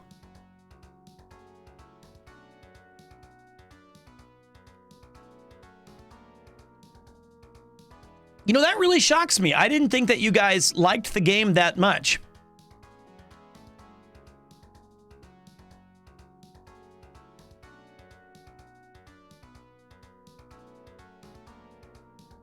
I slept. I think that I did a good job of showing you guys how well you could play the game. I liked it because you were quiet through most of it. Thank you. I'm going to give it a solid 4 as well. I thought it was a super fun game.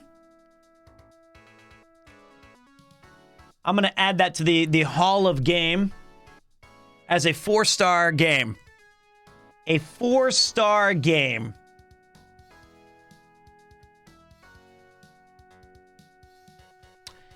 Dead Cells, well done. You brought, it's not the best A, B, C, D. I think we got a pretty good idea of what the game was about, how to play it, and all those fun things. Plus the Twitch, you guys being able to help make it harder or better or easier on very rare occasions. That made it a lot of fun as well. All right. Let's check this out. Ruin has come to my stream.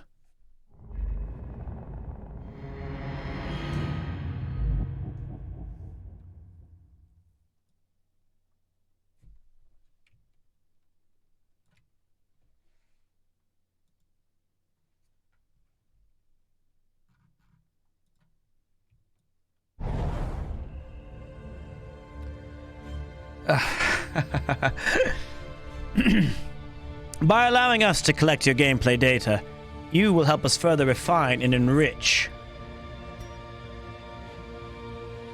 Okay.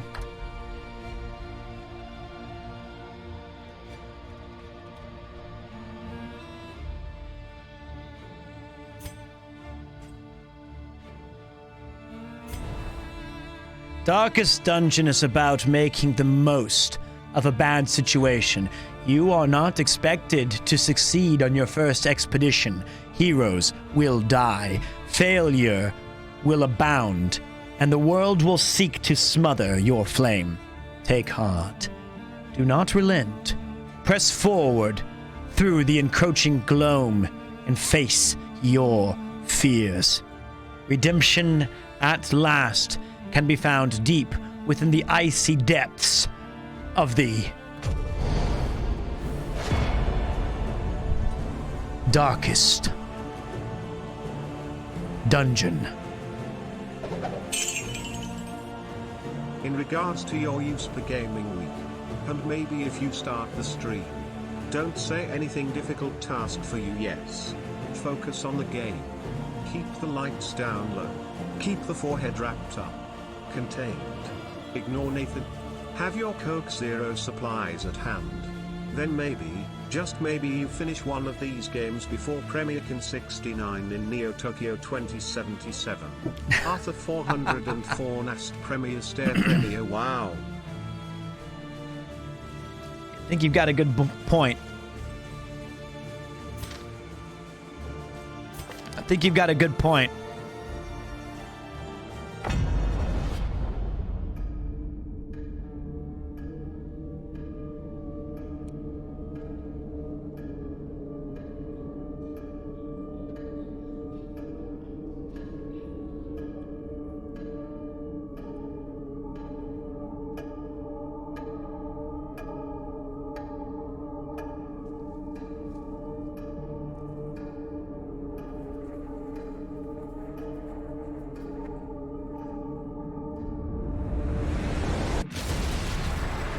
Ruin has found you at last.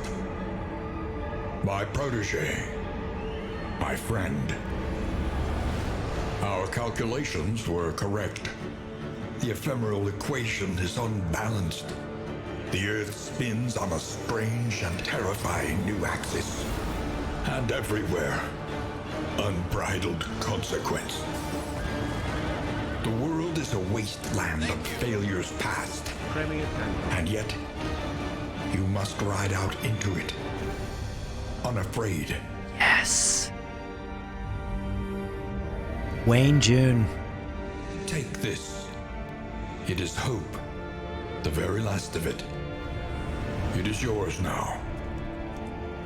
You were bold once. Be bold once more. Free yourself from this suffocating stillness. Fix your gaze on the horizon. And face the fearsome truth of the darkest dungeon. Oh, Bubby. I beat Darkest Dungeon 1 off stream before I started streaming. Let's see the onboarding experience. You must face your failures or be consumed by them. His voice acting in the first game, I'm not lying. His voice acting in the first game carried me through the entire experience. In my opinion, it is the single greatest voice acting in a video game of all time. And that is not hyperbole. Better barely than like Arthur or, you know, what did you eat? It was so good. And the way and you know what? The writing was unbelievable. I loved it. A singular strike. Would you ever consider doing voice acting? You bet your ass I would. Let me get a Coke Zero.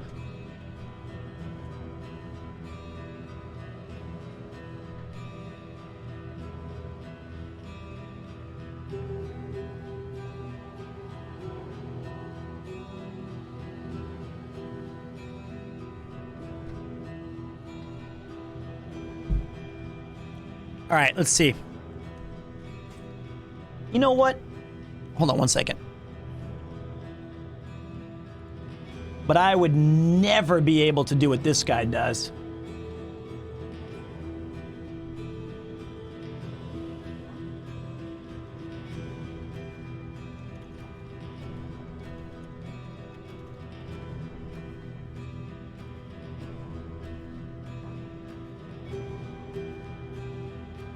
Never say never.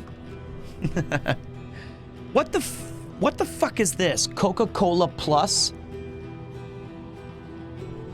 I voice acted for a cult once. Why not do it again? See you later, Treon. Have a good one, mate.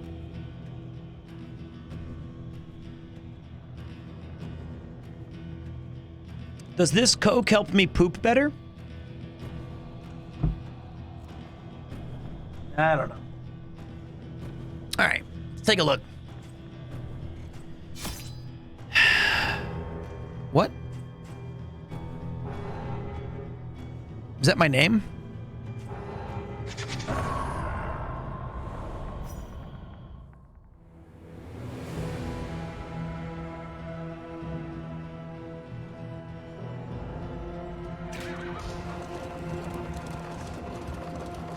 What the fuck am I doing? I know failure well. I glimpsed it lurking at the ragged edges of your mind. I watched its venom spread through the veins of the world. And I trembled at its terrible reverberations. The crossroads. A beacon for the broken and the battered.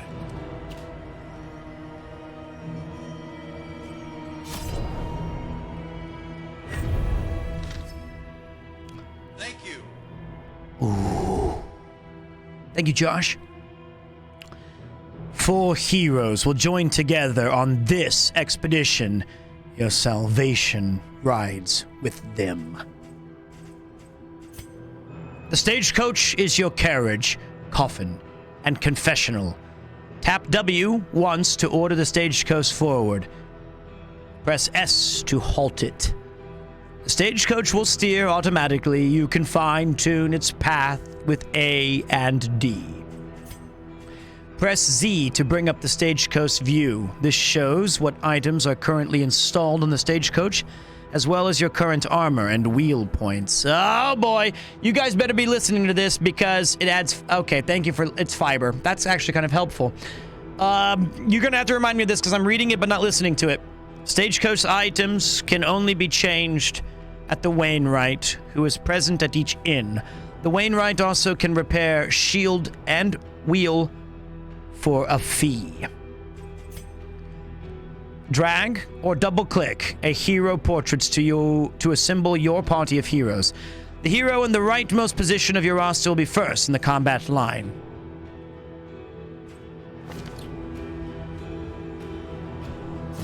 Pride.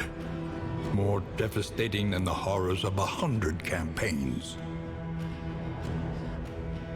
I liked his original one where he says something about the guy being old, and he says, but his eyes, he knows the secrets of hundreds of... That doesn't matter what I think. Hunted. Harried. A fugitive seeking to outpace the past. Yes.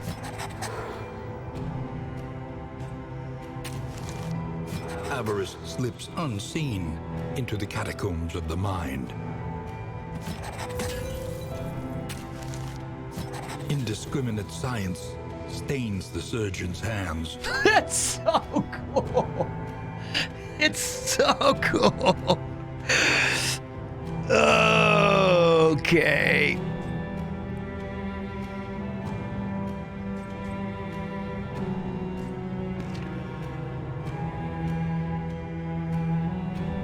A resolute defender tempered by the merciless blows of innumerable assaults. Violently versatile, ruthlessly pragmatic. You can rename them? Now? Oh. Is there a way for me to do like can I just do like random chat? Or is there like a command on Twitch that I can do that? These are the canon names? Well, shit. Does that really matter, Aldra? I hope not. Dismiss was from the first game.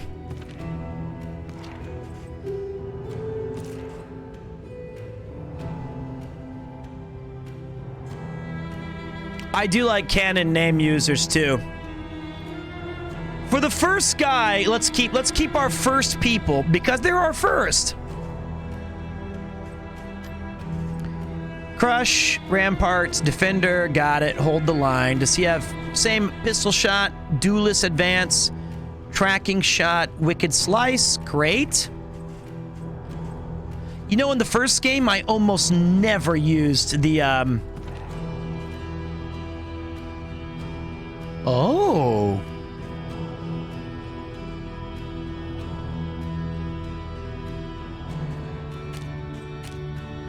The witch, this person, the grave robber, almost never. Oh, wait.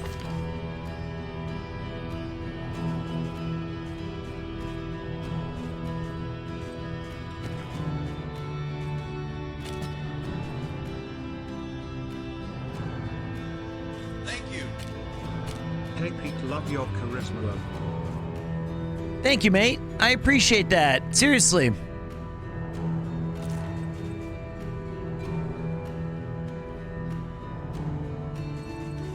Come on, we don't need this shit.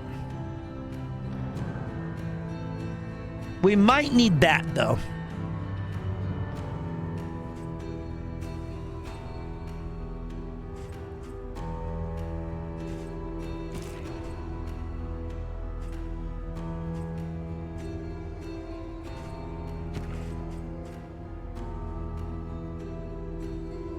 Oh, no, no, no. We're good. We're good. We're good. We're good. We're good. We're good. We're good. Oh, wait. I can take all of these abilities now?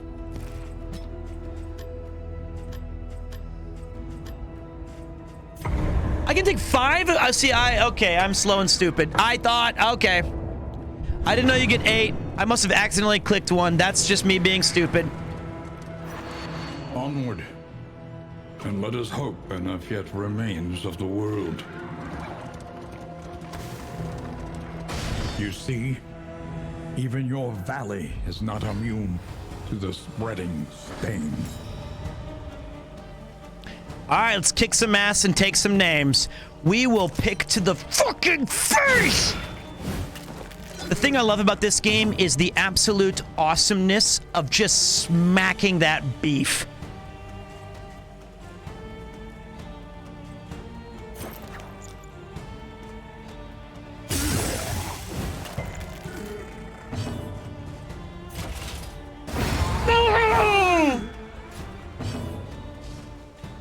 And watch this. We're going to, no, we're not.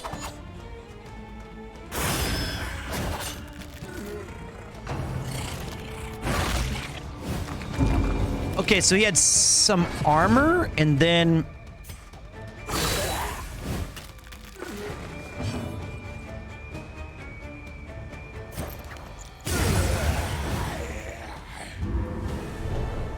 There you go. Nice reprieve until the next test is put before you. Candle of Hope.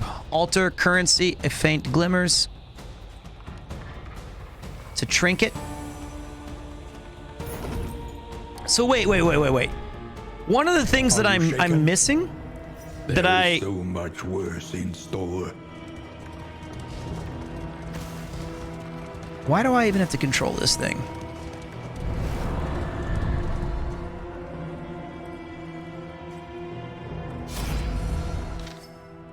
Oh my god. What? They didn't give me... Okay. So wait. All I gotta ask you is this.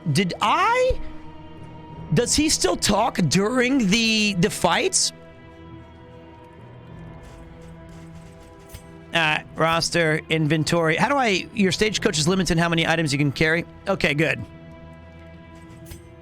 Inventory, stacking. Okay. Treasures, trinkets, combat items, trinkets, equipping trinkets. Open the inventory with I and select the trinket. Filter to see only the trinkets. Drag. Okay. Affinity. What?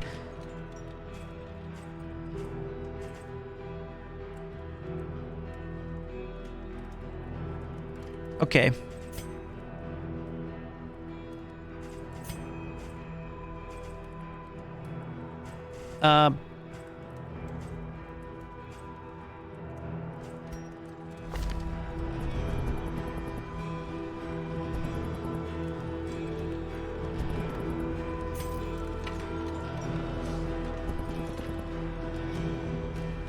I'm not even sure exactly what I'm doing here. Like, what even is this?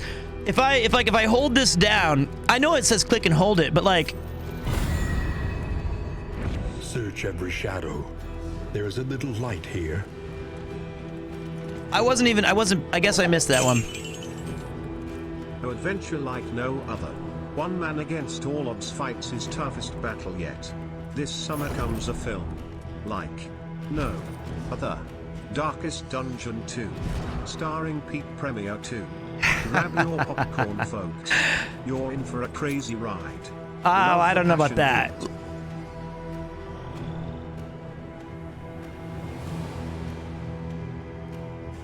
I don't know about that. Ah.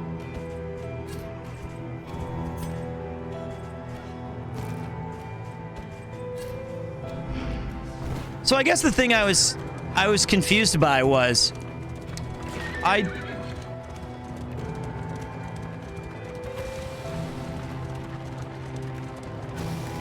didn't see what kind of decision I was making on that particular screen. You can feel it. A change in the air.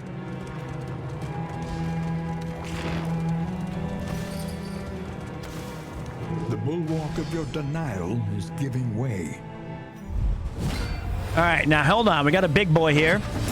These graphics are amazing.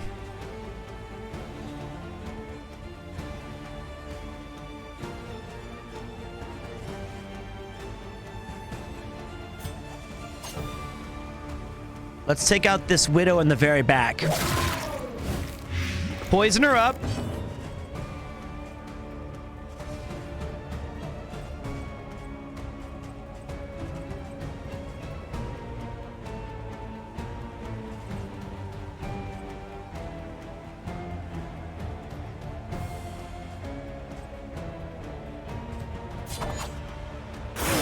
All right.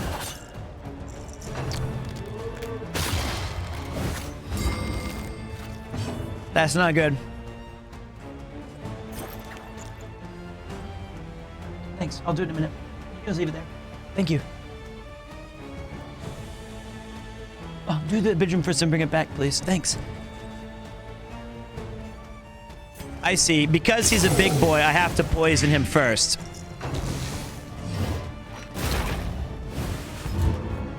That's good. We wanted him to attack this person. We don't really care about that. But what we can do is... Take Bezos's money. Thank you so much. So at the bottom of... Thank you, man.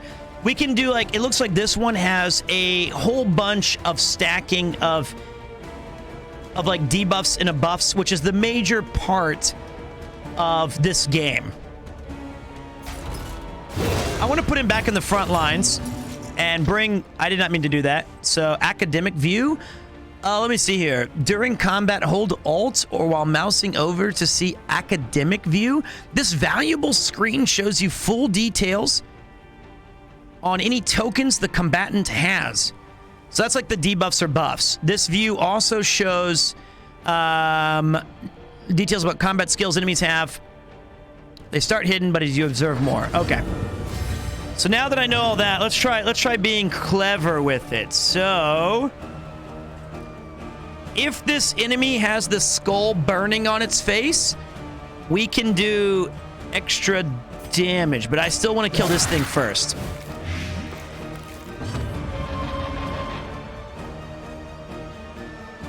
Thanks. Just leave it there. Thank you. I'll take care of it. Daijoubu. Sure. Uh-huh. The fiend's strength dwindles. Ah, we got a blind effect. Slowly. Slowly. Gently. This is how a life is taken. Mistimed. Misdirected.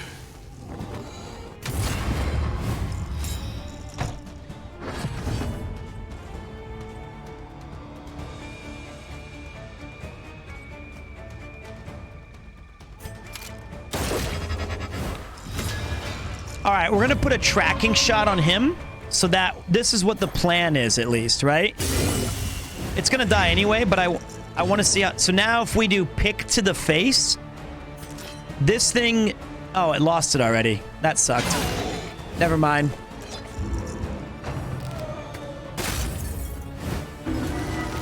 That's bad. That's very bad. He'll die by himself. Death's Door for an enemy? What? Death's Door for an enemy? They never had that before. Before, if they were like, if you killed them, they just died.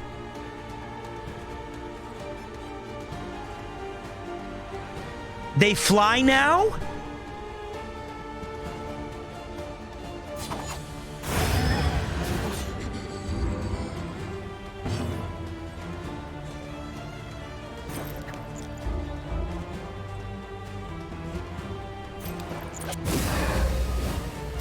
Empowered, emboldened.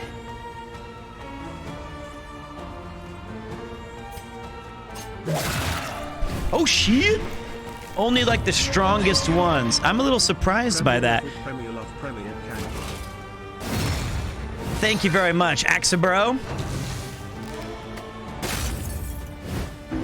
Incremental, but deadly all the same.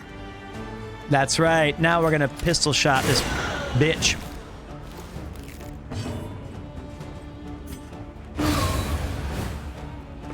A simple variable, easily resolved. That was not so bad. Easy. Push on to the inn. Rest and resupply await you.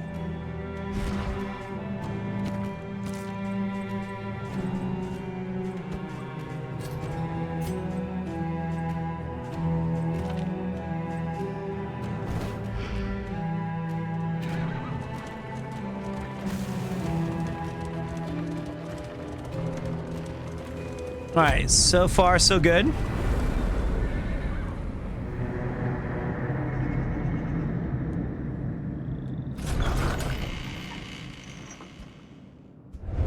The place is a little worse for wear, but familiar nonetheless. I don't like that you can't have multiple class in your party anymore. What do you mean, man? Try to crash anything. Yeah, I was trying to, but the actual control is difficult. The resolute companions reach the torch and crown. 2 candles gained for reaching the end.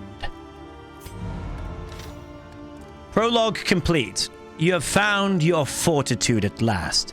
Collect what you hope you can and end your expedition here. I feel like that didn't exactly do the best job of explaining this game at all. It didn't explain anything about the stress system, which is this white bar at the bottom.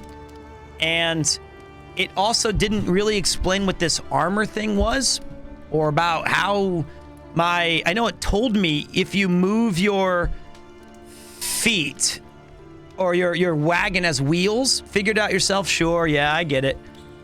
I mean, that's one way. Like, this is not fun. This is not 2023. All right. So you have heroes. We have a hero sheet where I can view all my stats. You can mouse over any of those to read more. This tab shows you your hero's current affinity or relationship with each other hero. Lots of affinity pips means that the heroes are on friendly terms. Few pips means that the heroes are unfriendly. This determines the chance of relationships forming at the next inn. Quirks are positive or negative personality traits. Quirks with this diamond are rare. Negative quirks can be treated or removed at the field hospital. Positive quirks can be reinforced, locked in place there as well. A big part of the first game. This tab shows the hero's combat skills. You may equip 5 skills at a time. Plus, there is a dedicated 6th slot for combat items. Each hero has 11 skills that may eventually be unlocked. To change which combat skills are equipped, I think we already did that. This tab shows conditions. Cool, like buffs and things. Combat items are equipped in a dedicated skill slot on each hero. To equip one, drag the item from the inventory to the... Yep, we got that. Oh, cool. Combat items are free actions. One item may be used by each hero turn right before they use their normal skill. Very useful. Relics are the main currency of the land, used to buy most supplies. You find relics mostly as spoils of battle. I think we understood the attacks and things.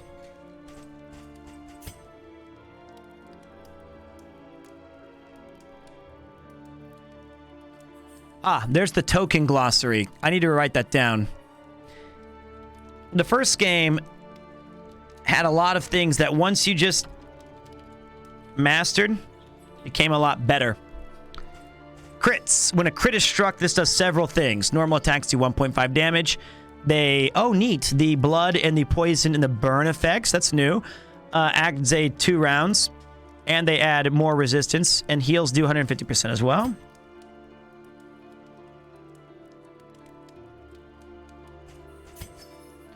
Now, this is new. Some monsters have death blow resistance, just like heroes do. When a monster is on death's door, each further blow has a chance to slay it. Some skills and trinkets can increase the chance of executing the enemy outright.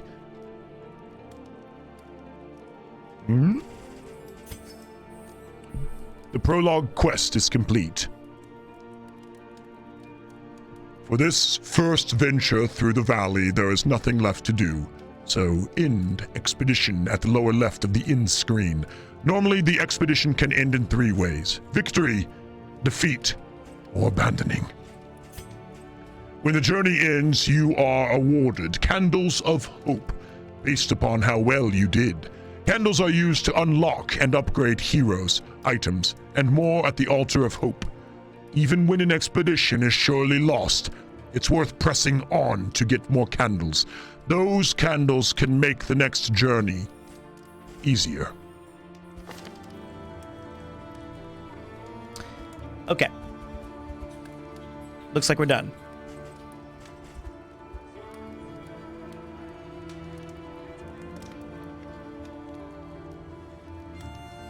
What?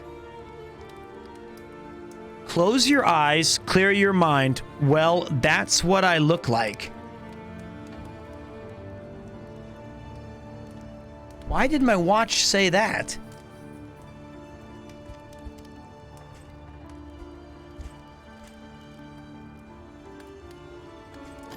Will you press on into uncertainty, or claim what you can?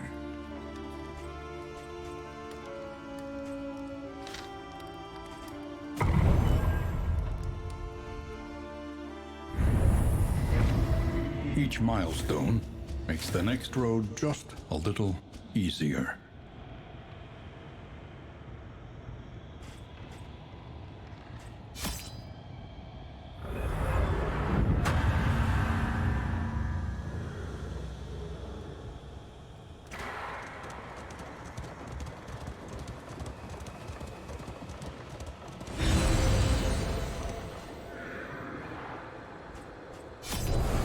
The Altar of Hope.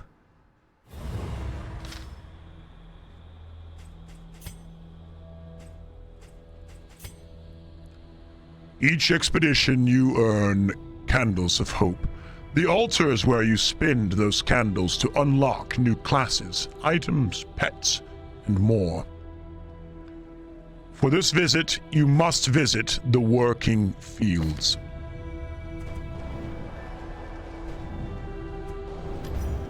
Spare a thought for tools of iron. Such implements will serve us well. What?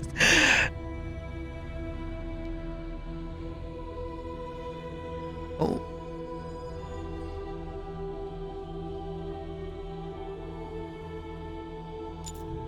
What am I doing? I have 5. I guess my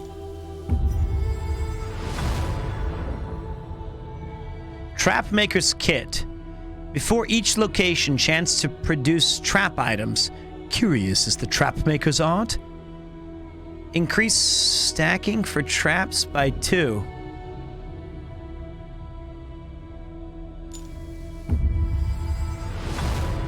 New instruments will help us diagnose the world's affliction and overcome it. All right.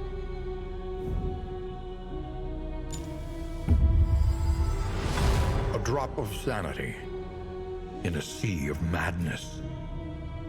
Are these all of the? Yeah, it does look like a. It does look like a gotcha.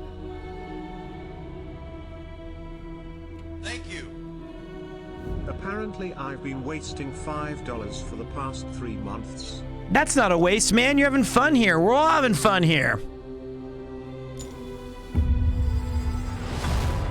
A welcome advancement in the science of survival.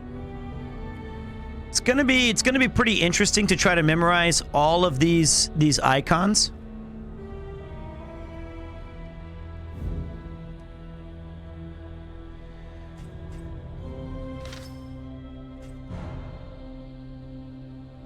Ah, here's where you unlock more trinkets, combat items, in items, and stage coach.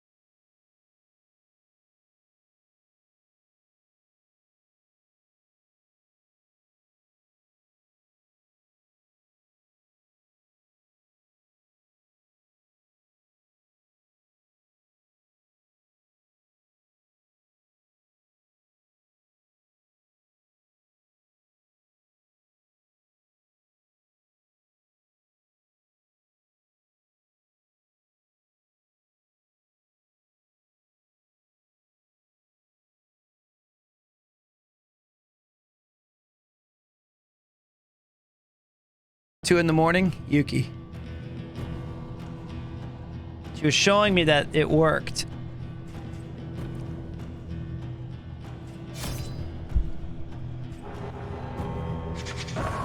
You have cowered in your crumbling denial long enough. This game just knows all my life moments.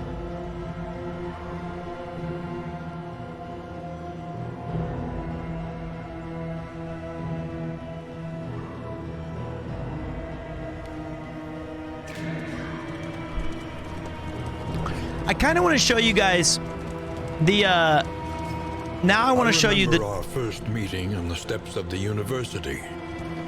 A collegial handshake. That would doom us both. Now I want to show you... Insightful questions during my lectures gave me pause. And I recognized in you something of a kindred spirit. Despite our differences in age and position, we shared a keen fascination for archaeology, folklore, and, of course, occultism. The crossroads, where lost souls hope to find their way.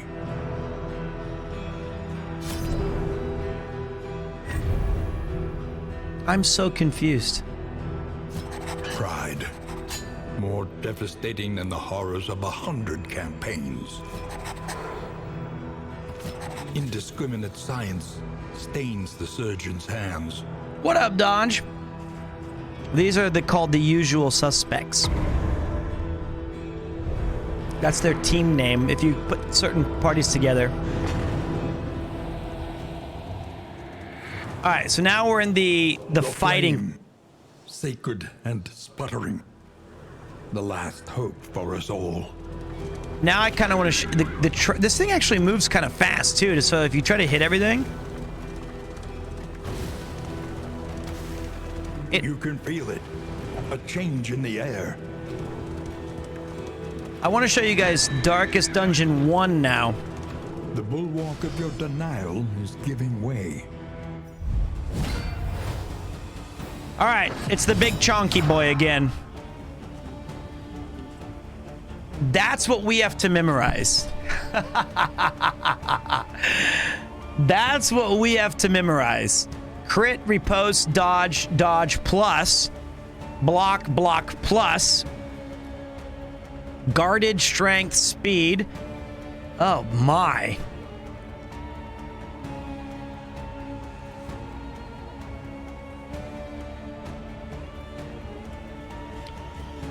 All right, now hold on.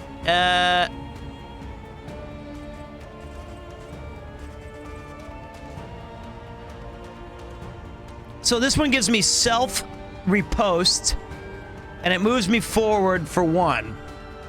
There's a page 2? No, there's just 1 page, I think. But we also can... I want to do this. Watch. Target gets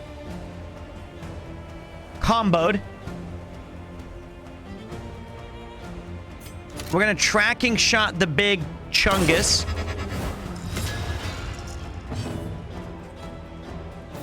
And then I can heal myself next time.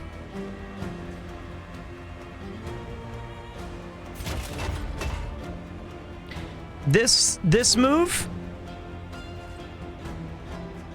Oh. No.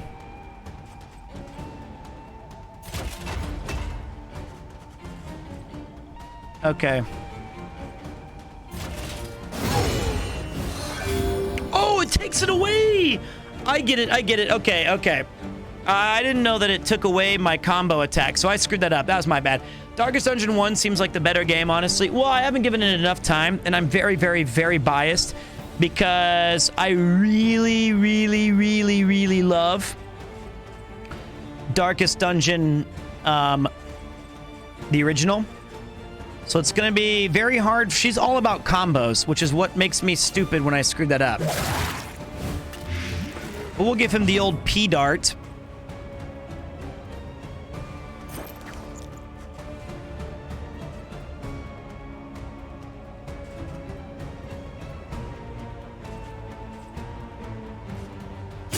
So that was my bad. Let's get crunked in the face and die.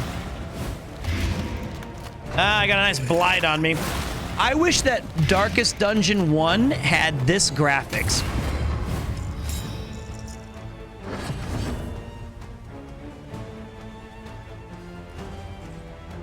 All right, let's try this again. So we're gonna wombo combo this big dumbass. This time we're gonna do it. Oh no, we're not. Never mind.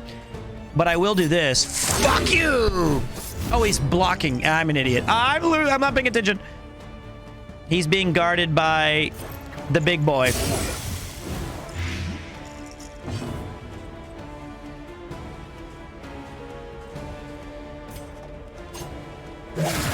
Right in the head.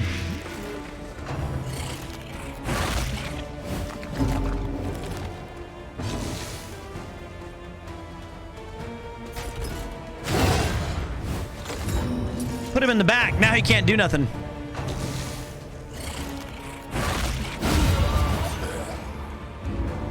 That was sick.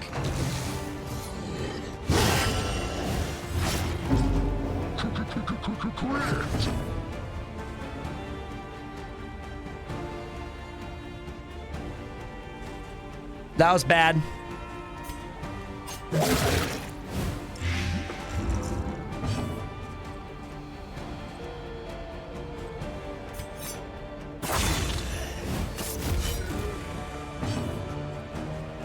Now she's got battlefield medicine.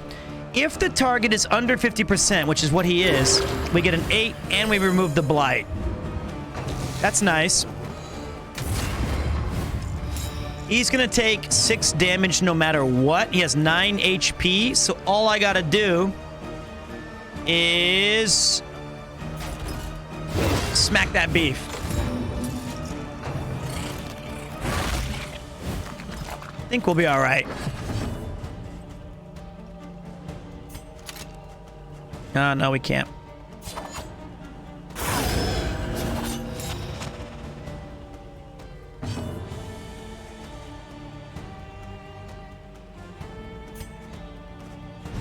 Nope. I saw someone try this game when it came out, and I've been trying to find out its 9 ever since. Well, you know, it's a very, very, very, very interesting game. I'm not sure how much it would appeal to everybody. I loved the first game. The first game is legitimately one of my favorite games of all time. A simple variable, easily resolved. So we got 24 relics, which is our money and more rural riches. That was a rough fight. I kind of screwed up a little bit. There is so much worse in store.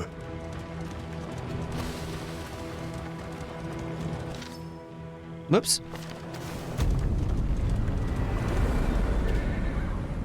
This is my very first time playing Darkest Dungeon 2.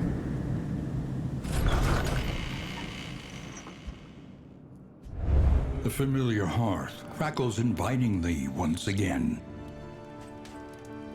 The Book of Creative Insults, written by Napsters and Arthur Pandavirius. Interesting. What do I do with this?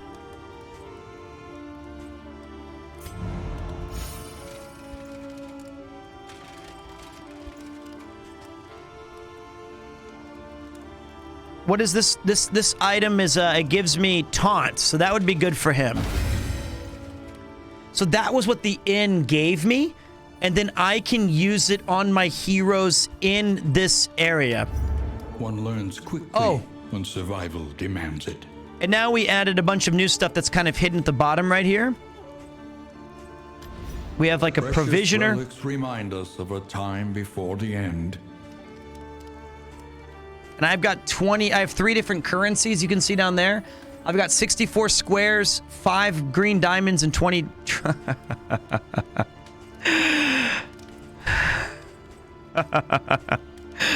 Oh boy. Oh boy.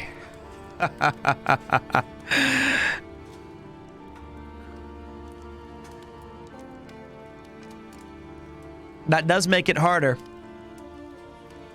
Will this be on the test? If it's a Darkest Dungeon game, you bet your ass it'll be on the test.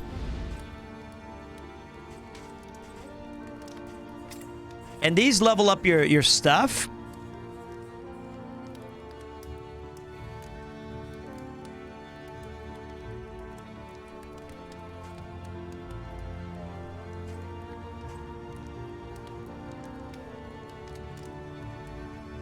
I want to get up Noxious Blast.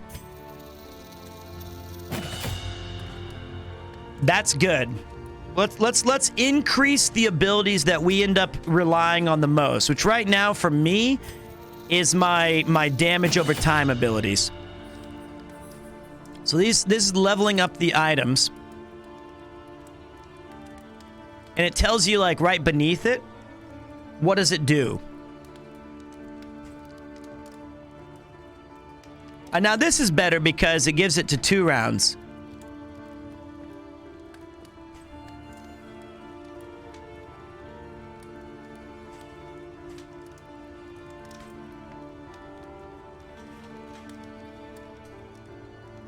So why is this game bad compared to the first one? It's not that it's bad.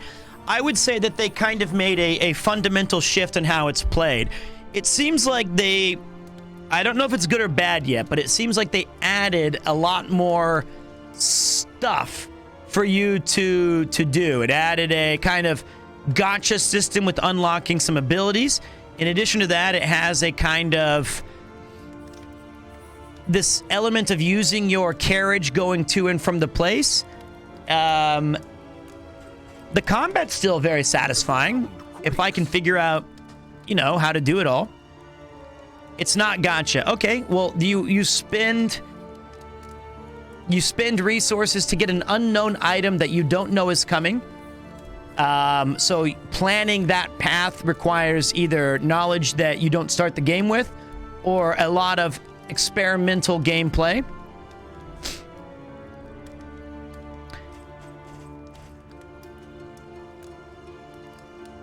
Is a combo is always used. Okay, yeah, there's nothing that keeps a combo on it.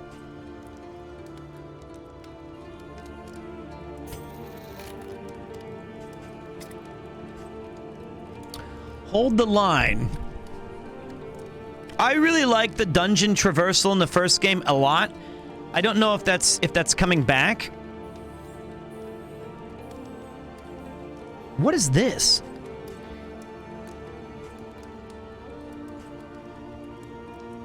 Seems good.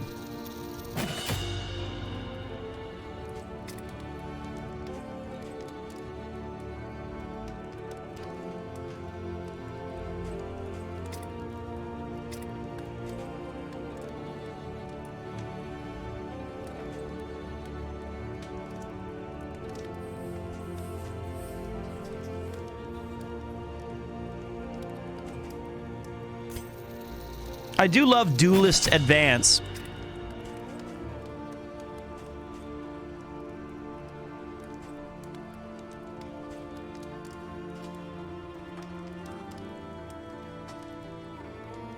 What's the diamond? Stun. Oh, stun's always good. Found the second one a little too grindy. Unlocking some stuff later on helps the run a lot. Interesting. I'm obviously extremely unfamiliar with... The next stop is leagues away. Plan accordingly.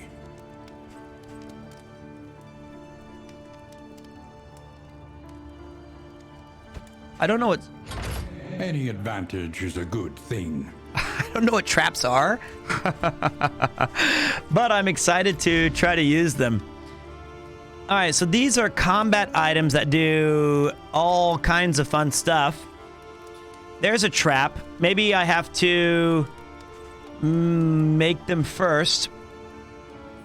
Now, a pouch of lye is useful. Clearing all the corpses can be a make or break things. The golden diamond is... it doesn't tell me.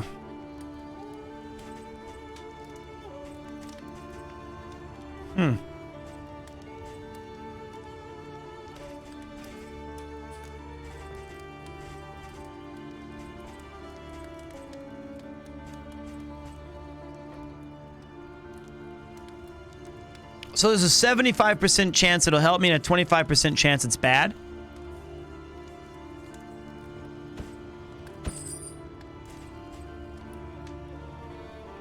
I see. Thank you.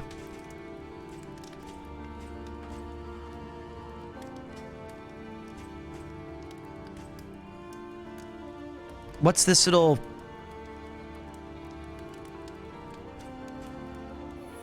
Winded? No. What's this icon that says -2 something? This is more complicated than my major. It is very speed, -2. Oh, I see. Thanks. Oh, there it is. It's a different color. It's a different color. Thank you, guys. I think I got it now. It was just, I didn't see it there. Interesting.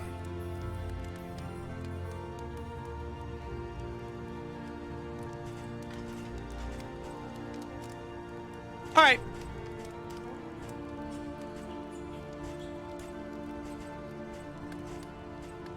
No! Learn a little. And begin again.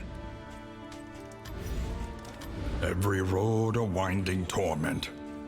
Every turn bent on our destruction. All right, so now we get to choose the way we want to go. So this looks like our Slay the Spire kind of edition. So one, we can try to get a stagecoach item, which gives us a chance to get some sort of healing. Or we get an indelible trinket, which is just generally good. This one has 100% hoarders, academic studies, and academics caches, which I don't know exactly what that is, but I have to avoid the hoarder. This one's clear out the layer. I think I'll try this one. Rain, resignation, and death. This land is truly barren. I think that sounds fine.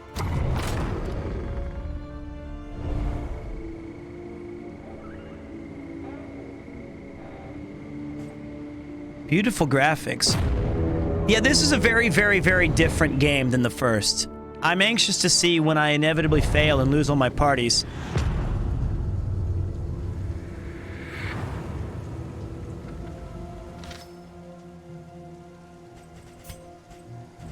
The minimap shows the route ahead as best you know it. Locations that you can visit are shown by their icons. If the location is scouted, known, the icon will tell you exactly what is there. Unscouted locations are showed by this. Your party has a chance to scout each location when you enter a new region. Different stagecoach items can help you scout more. This is Slay the Spire. If you did one of your powerful speeches in the narrator's voice, you would become president. Does my voice even sound like the narrator? No.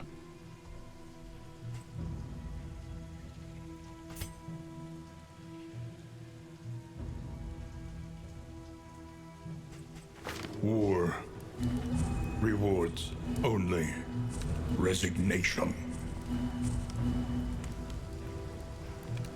This is fucking huge.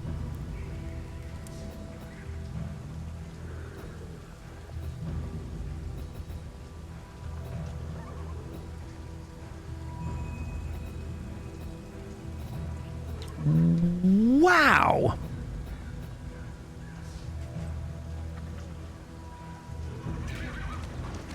So we're going to go to the left.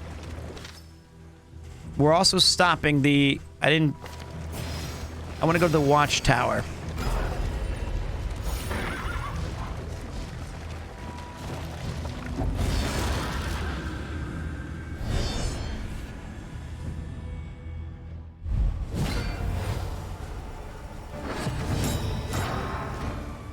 What does armor do?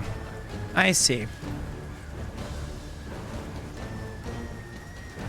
All right, let's try this time. You ready? Watch this. We're finally going to do it. We're going to target this dumbass right here.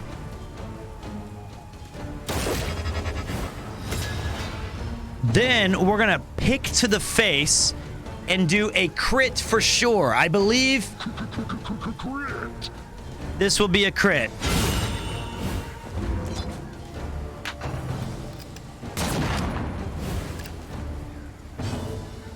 Yes. Yes.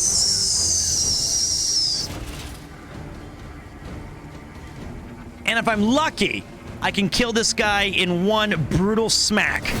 I didn't. But I will now because I need him to die. Because he's going to get a free turn in. So he's dead. Fuck him. Dead. On to the next. The slow suffering begins. That was not good.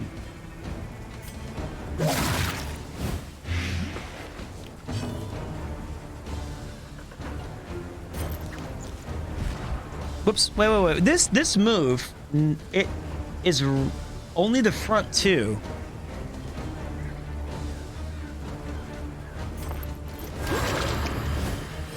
This wound, at least, has been tended to.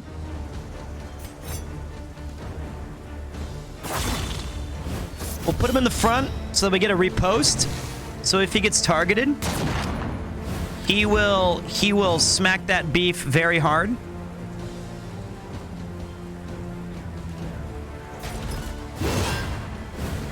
Now this is great. Now we have armor. He gets... Ooh. Ooh, that adds a dot. Ooh. What?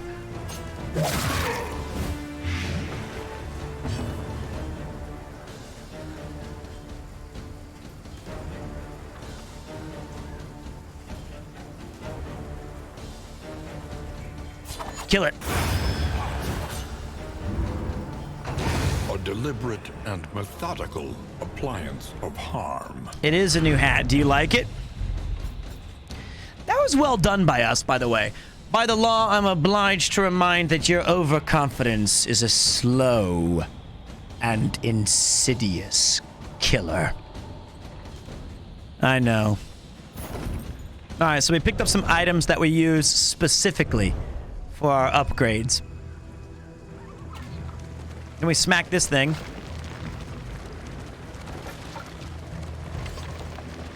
I am a...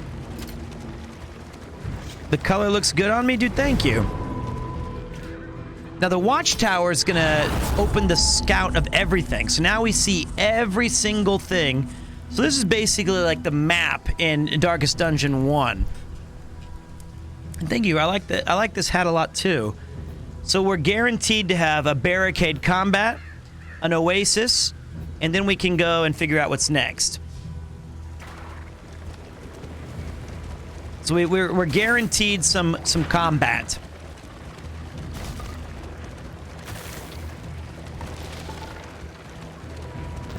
Which is really my specialty because I'm so smart. Echoes of humanity, twisted by hopelessness.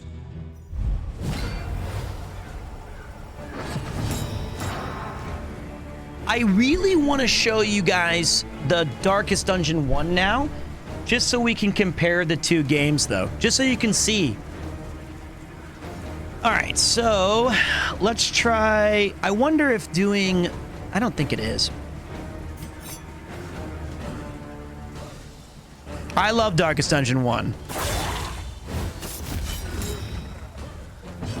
So wait, this guy has... He's 50% chance to miss next attack. That's nice. We're gonna put some... The fiend's strength dwindles.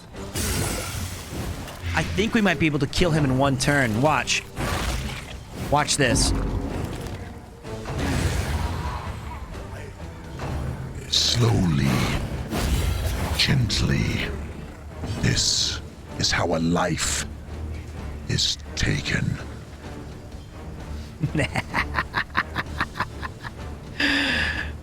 Yes.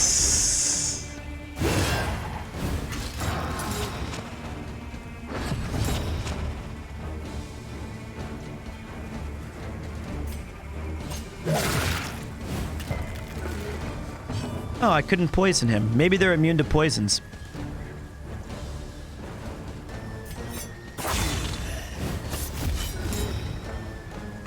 He's gonna miss.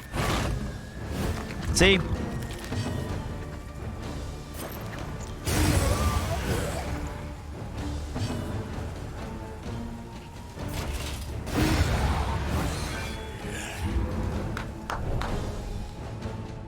Okay.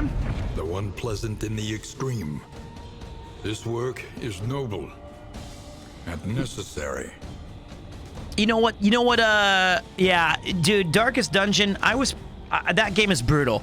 If you lose your favorite characters and you have something go wrong, I enjoyed the game most, and when I did beat it, it was on Radiant mode. Not because I don't think it is easier. Certainly, it is easier. But I think that the other game, like the standard and the hardcore modes, were so long. They're just so long. And I was playing on a PlayStation. I would recommend Radiant mode. Though it says it's not easier, it is.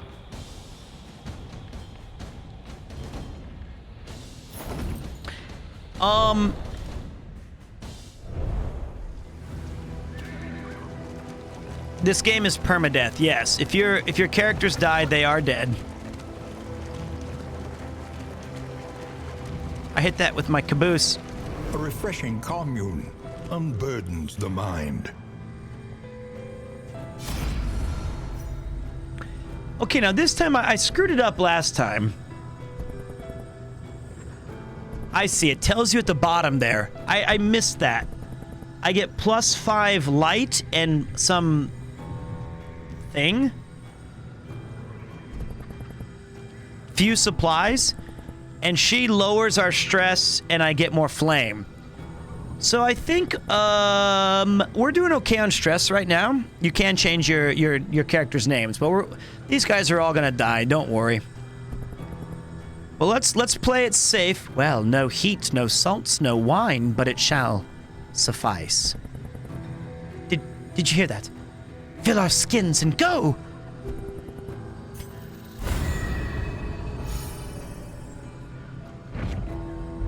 Oh, maybe that was just hers. Whoops. I can't see what it says. Can you get rid of this things? Wait, left click.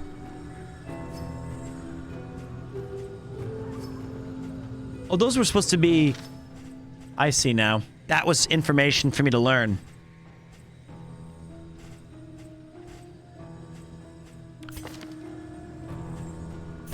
I see.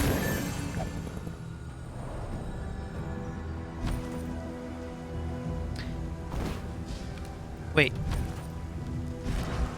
I'm so bad at this. Apply on hit is... I don't know what a distant trinket is. Gain when missed? Sure.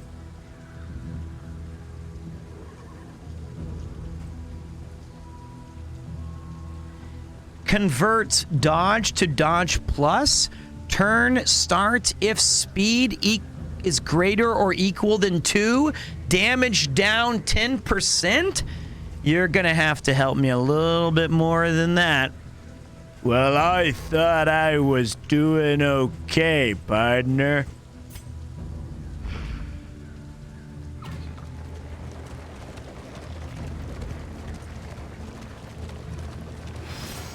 I want to go to the hero's shrine. Prepared for the upcoming obstruction.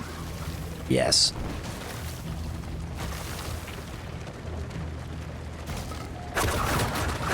Fuck! I was not.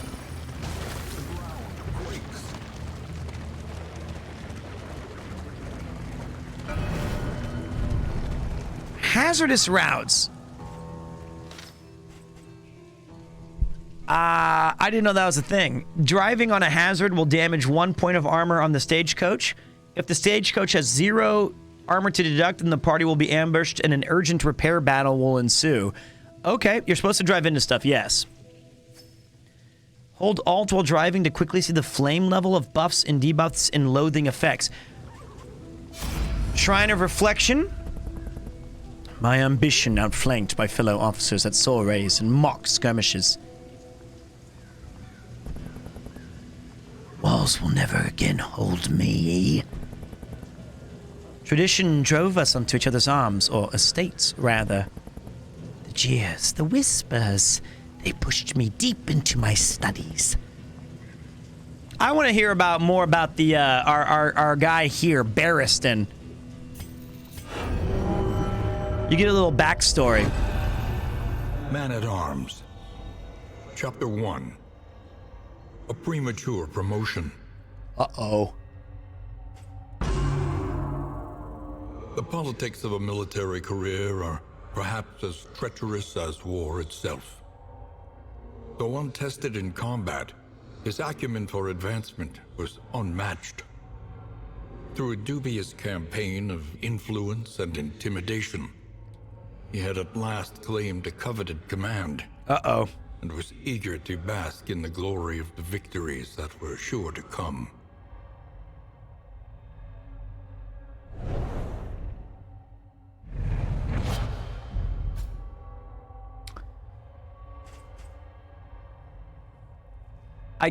I got a new weapon.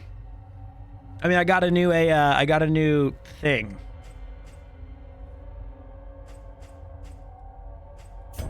New ability.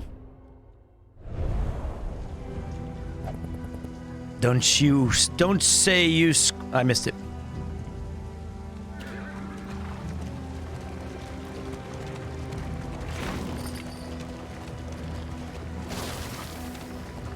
Supplies this way, if you can make it.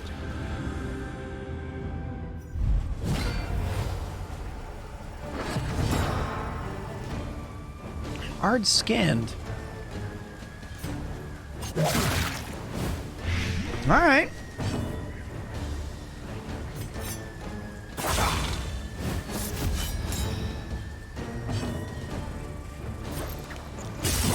He's dead.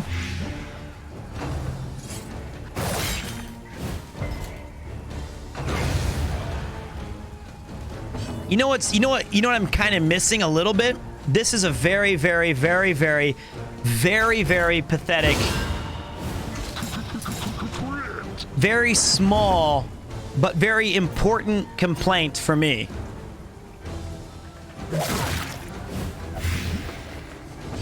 You know what it's missing the most?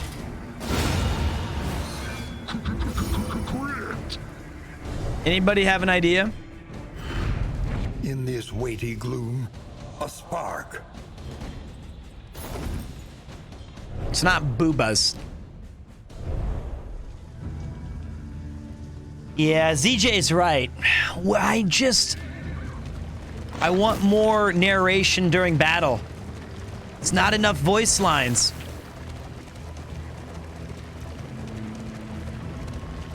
You know? The academics cache. Ooh la la! This is Darkest Dungeon 2.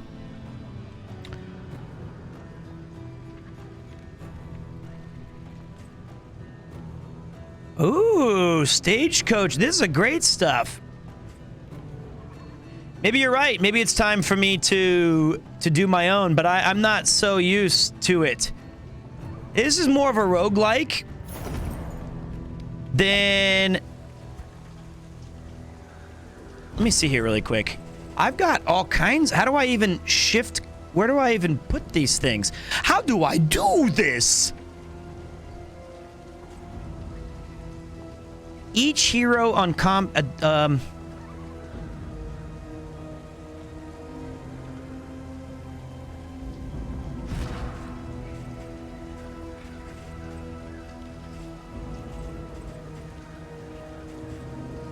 Oh, I lost my combat item from before.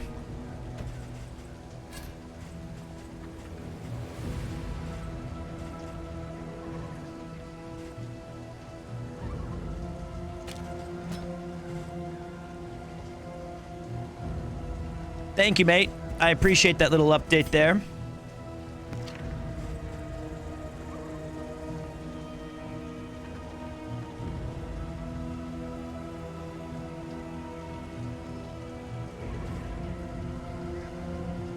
Hype weed, 2 targets, lower stress and minus speed. All right. Is that not a... It's an in item. Whoops. Each hero on combat start has an extra armor. Gain on miss if first in turn order. I don't think that our speed... I don't think that she is ever going to go first. So we can safely put that on her.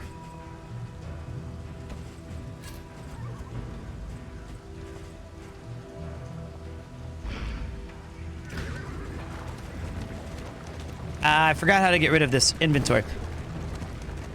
All right, so we get resistance encounter, rewards money, trinkets, and reduces the blue thing. Or I get more books and quirks. Is there a map that I forgot? Yeah. So let me see here. This leads to that, and they both lead to one candle. I want more fun stuff. Very fascinating title. The seat of our regrettable research.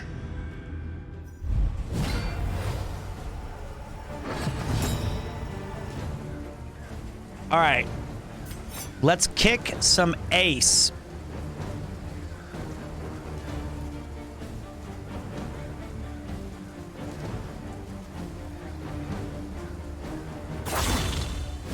Punch, how's the Darkest Dungeon going? It's good. I just started it tonight, but how you doing, Alex? I saw you're still on run 69, man. You haven't passed out yet. You're doing great.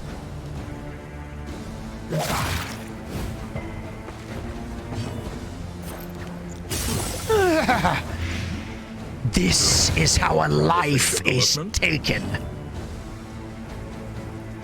A singular strike.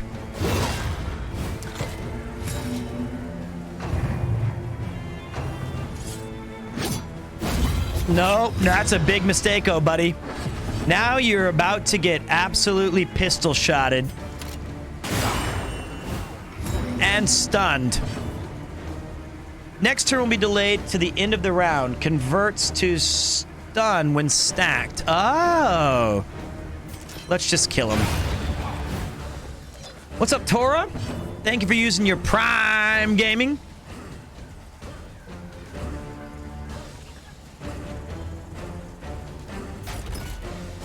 You gotta break through bodies and meat just so you can attack more. It's kind of annoying, actually.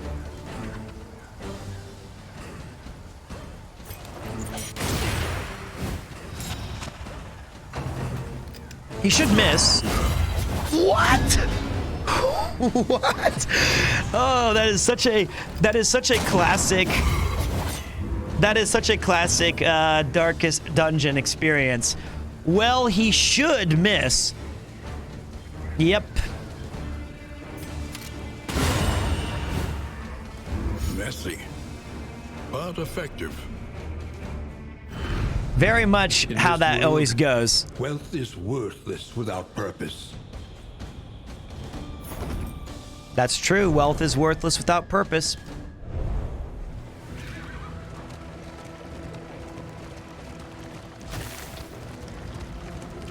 Oh, I see. So my light's been... How did I miss? A rare and impressive collection of folklore, ancient wisdom, and sinister secrets. Ooh. You get books plus a quirk that is mixed, or you get quirk positive and quirk mixed. Let's get the... I don't think we need books. Let's try to get our squander no opportunity to learn.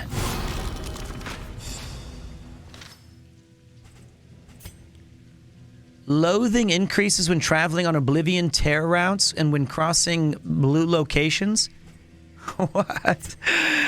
When loathing is reduced by winning fights at locations road battles do not count?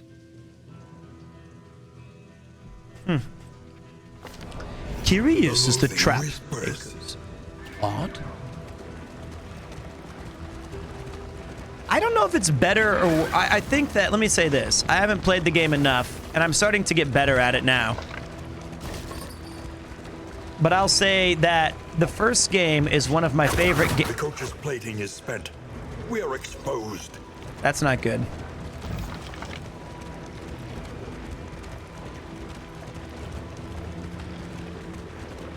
I would say that the first game is one of my all-time favorite titles.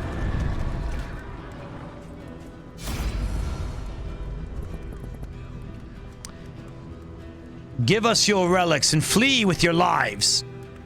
We get minus... He's mad. Can't beat a sure reward. We add to the flame and also get some in items.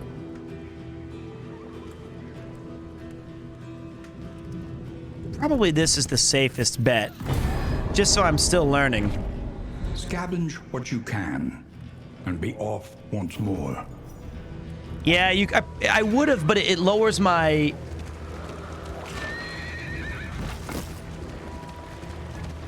Where the fuck are we? I got fucked here. Loathing festers. I'm not really familiar with what loathing does yet.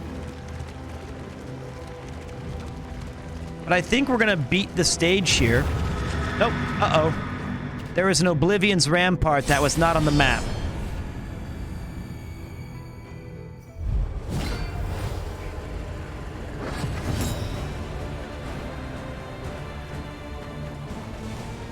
Also, I realized, you guys could have told me. Perhaps I'm better down here? Or like down there?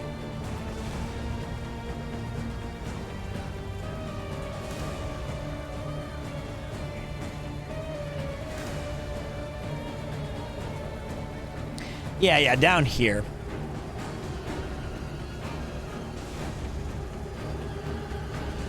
This is gonna be a tough one, boys.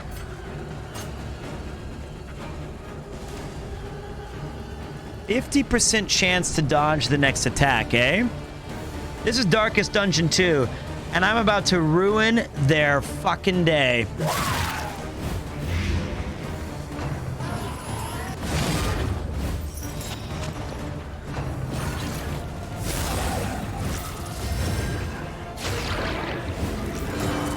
Oh boy.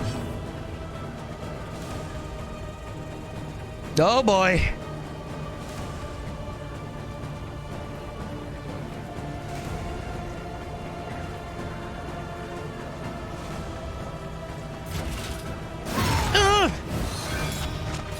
I love when he drags his mace on the ground and it does like this massive cool like spark effect. We're gonna repost on some fools right now, big time. Watch. Writ large. Perfect. That's exact.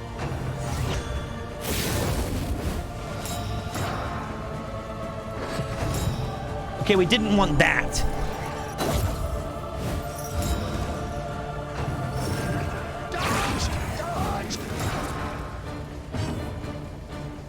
Okay, it's got... Next skill has 100% crit... Okay. Oh, shit. Who's next? Okay, you're next. Suck on this!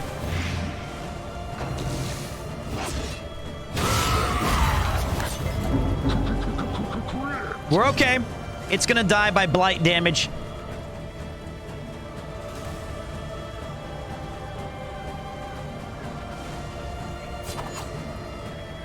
Crit it. Nope, that's all right.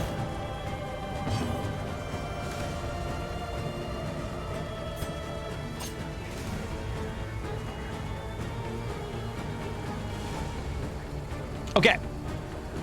This thing's gonna die by blight damage.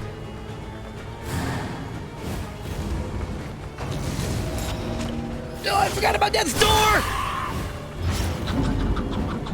I didn't know it did that bullshit death's door. I didn't know that was a big enemy.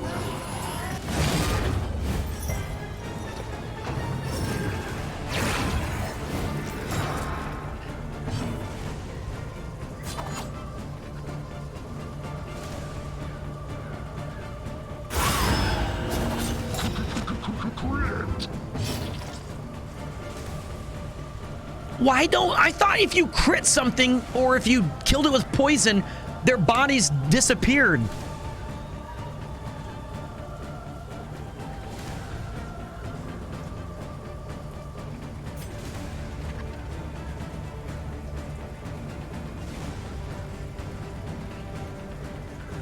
That's true.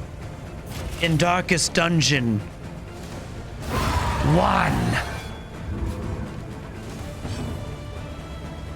Well, great.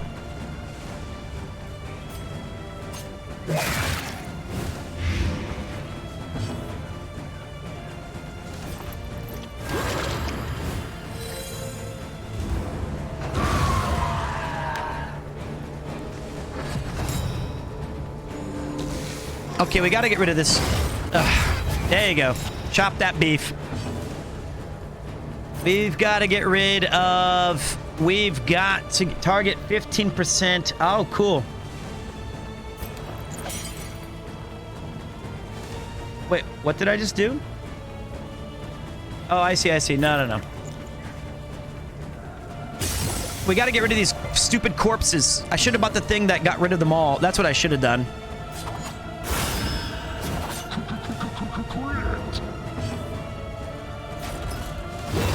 All right, get that out of here so you come forward. Now I've got him right where I want him. This guy is just buffing him up, which is going to be extraordinarily annoying.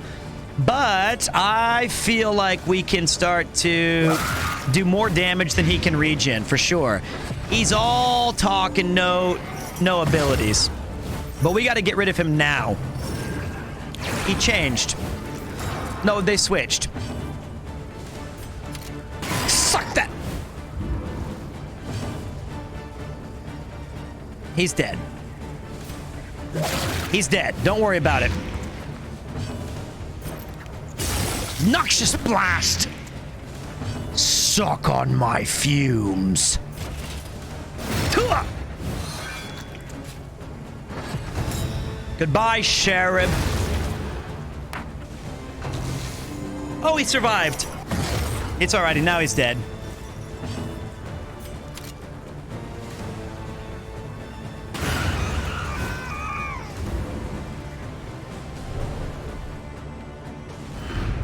Greater threats await those who dare.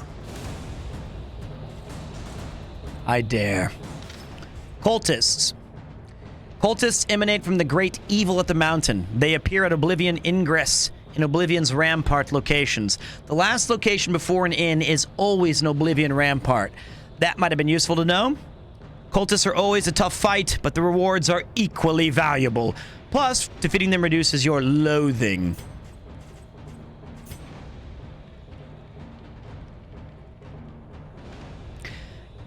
At each shrine, choosing a single hero to advance their story. If the story is completed successfully, the new skill unlocks. These unlocks are permanent. Interesting.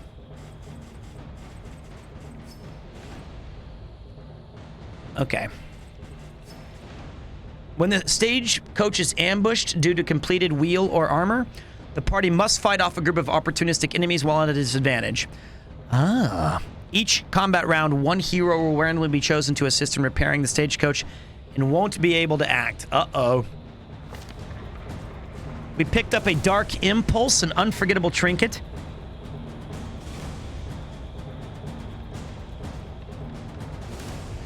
Ooh, that's a great item.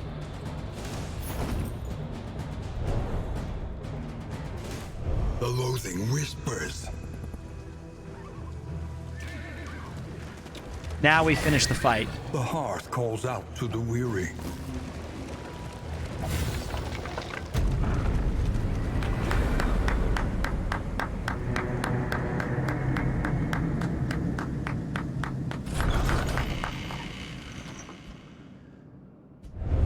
Rest now for a time. Now I gotta go to the bathroom.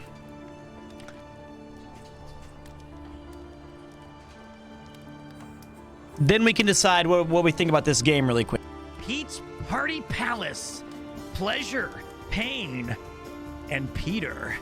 And a whole lot of fucking sexy.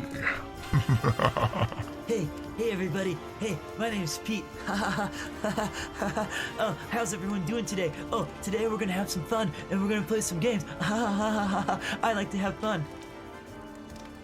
Nyan, nyan, nyan. Not okay. Voices in my head tell me lots of things. Like I'm horny. all the time. Hold on. How do I blow you? No. Poggers. That's why when I have a tough day and I need a little pick-me-up, I take a little, very small can of ginger ale and I inject that right up my ass. Everyone says like, oh, now that you've quit teaching, I bet you just sit at home and masturbate. No. I was like, just violate me. I can't resist. You ain't gonna one-shot me though, I'll tell you.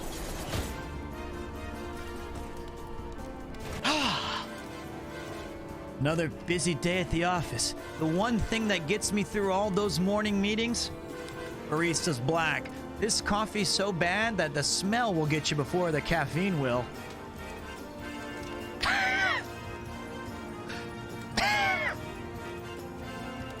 Nothing like a Barista's Black to get me through the workday. It's lonely on the road. That's why I like hardcore pornography. Say hello to my little jump.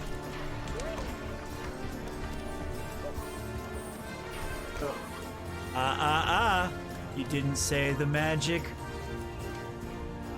word. My name is Peter. This is my 6th beer. All work and no play makes Jack a dull boy. Get out of here.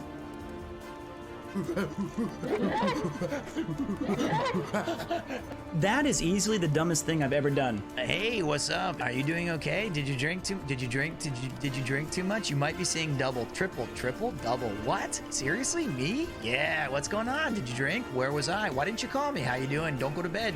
Stay up, drink more. What? Drink. Yeah, drink. Yeah, drink. I'm here and there to torment this lovely streamer. Step on me, daddy. All right. I know all the words to all my old shit. Oh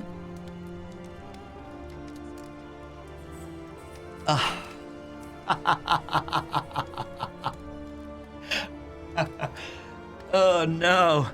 Did you hear that? Did you hear that from the watch? I don't think so. I hope not. For some reason, my watch thought I said, step on me, daddy. And she said, I don't know how to respond to that. Man, Apple's getting some really strange analytics. They're like, what happened over there at that house with that guy? And he's been talking a lot to the watch. That's not good. Yeah, sorry, there wasn't even a chance for me to. You guys wouldn't have heard it anyway because the mic doesn't let it pick it up really well. All right, let me finish this little section. See what we unlocked.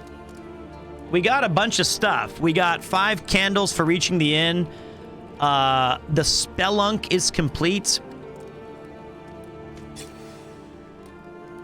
Got the daredevil. The combat at start is vulnerable, not really what you want. Knows where to find resources in the tangle. On guard, that's great. That's very good. Don't know. And also, Paracelsus got a Tangle Tactician. I think I haven't played Pillars of Eternity 2, but I like that Pillars of Eternity 1 is very good. These are all positive quirks, which is good.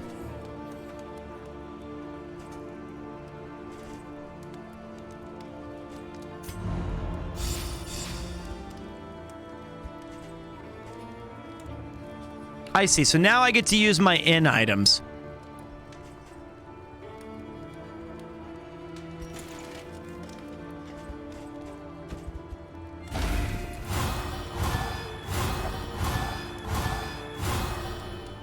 That was not as good. that was not as good as I was hoping. What's up, Turtle Go Boom? With that 25% chance, I saw a lot of blues popping up.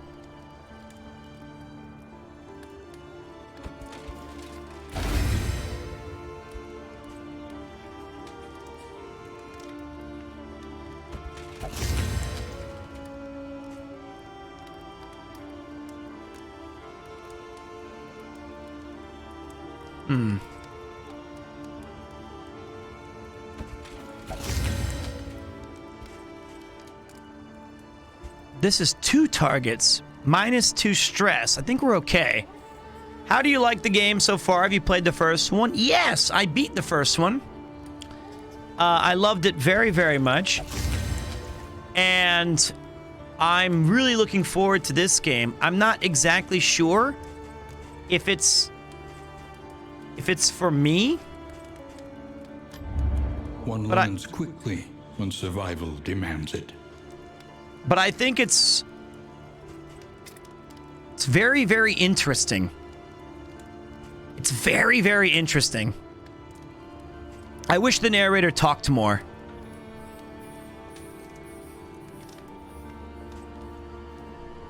I think that this blinding gas can be very good.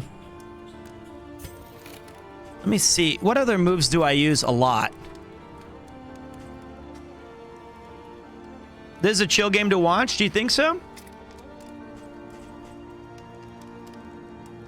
You can't talk to your narrator, can you? I'm sorry. You cannot talk to him. He automatically says stuff at random times. This is a roguelike version of a game that was... I'd say the first Darkest Dungeon is a roguelike as well, but it's very, very much about knowing a lot of knowledge as the game progresses and sending out your heroes through these things and having combat. It's very turn-based. It's very, very, very good. This one's a bit more modern roguelike, where each kind of run, you get some different things thrown at you and you have to make some choices along the way. It's a bit easier as well. Like, I think that they did a good job of making it...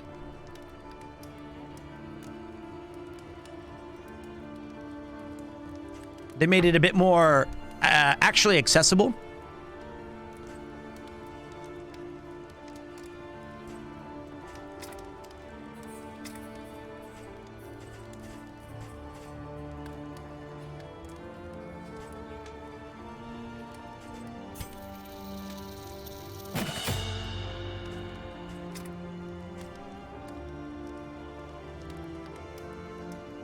I have not played Fear and Hunger. I have not played that yet.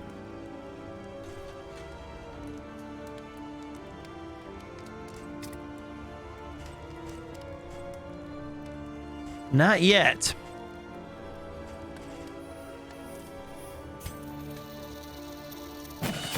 Okay.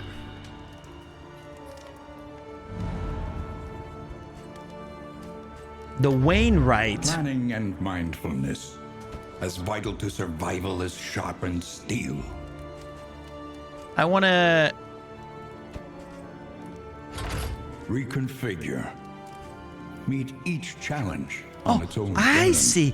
I can wheels damage when driving on rough routes 100%. I can like repair stuff here maybe? The plating is patched. The coach stands ready once more. I see. So I have to repair my shit. I'm glad I didn't miss this time. Thank you. And then the provisioner. Remind us of a time before the end. Yeah, it's a lot. This is a lot better. And wait a minute, my stagecoach, right? I want more of these. Unlock at the altar of hope. Trophies are required to enter the mountain. Okay, so I need to figure out. Very, very interesting. All right. 15% max health, but you get a -5 crit. Not bad.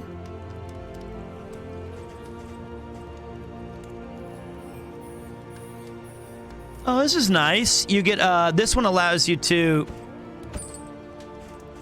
Oh, what the fuck? I have a lot of crap.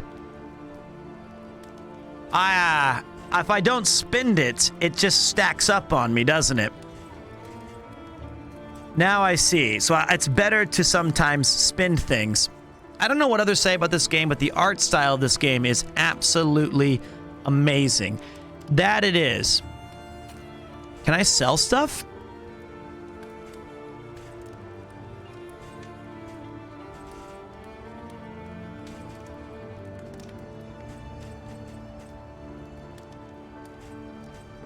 The art and the sounds in this game is truly one of the most fantastic aspects of the game, by far.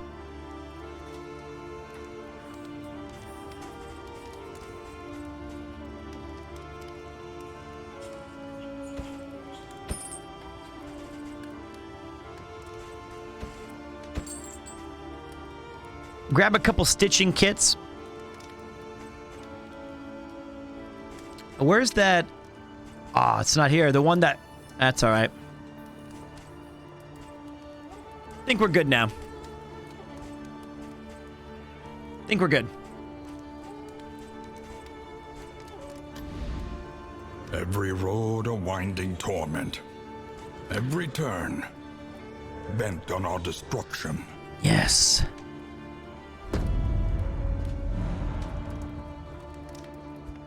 Don't be sad, guys. We're doing good. Come on. We're doing good, men. Women, fight. It is a good game. I think that it asks a lot from you at the initial... it asks a lot from you initially. Like, you need to be able to... Like, are you ready to do all of these X, Y, and Z things and learn all of these things on the fly? And if you're unfamiliar with the Darkest Dungeon 1 mechanics... I think this game would be brutal to start initially. It is for people with a brain, which is, I can't believe I'm doing okay at it. But there are a ton of nuance to the game. Yeah, you're doing amazing for a first run. Yeah, it's right here. It's that Darkest Dungeon 1 mentality. Pete, you have more brain than you give yourself credit for. Thank you, mate. The tutorial is not great in the sense that it doesn't... I think that the onboarding process could have been significantly better or explained with visual and intentional gameplay mechanics. Instead, it was like something would happen or I would reach a location and there would be some sort of like thing that tells me you might need to read this. But I would say that that's not the easiest to pick up, which is sad because I hope that wouldn't turn people off from playing Darkest Dungeon 1 or 2 because they're such extraordinary games. I will say this one initially is significantly easier than the first Darkest Dungeon. It is significantly easier. Stop talking to me, watch. It definitely, Darkest Dungeon absolutely has a sink or swim kind of mechanic to it. But, well, of course it could be way harder. But like, I guess it would be more just, I think that this game's a bit easier to approach.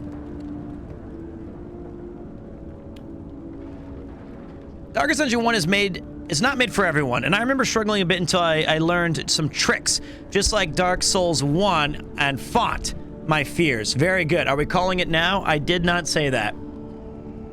I wanted to talk to you guys for a minute. Do you guys think that this game is sick? I don't know if we should spend the whole week playing it.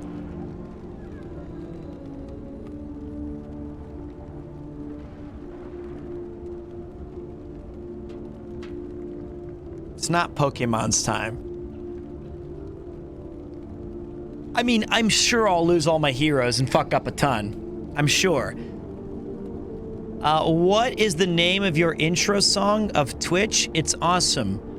The name... 5, 4, 3, 2, 1. It's time for Premiere 2. 彼はいないでも最高だ。ゲームやチャットしてくれる。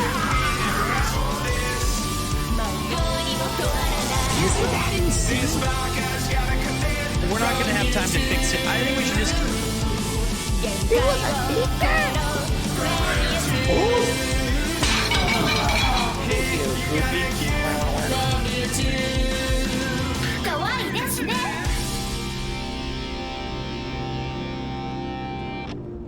That's the name. But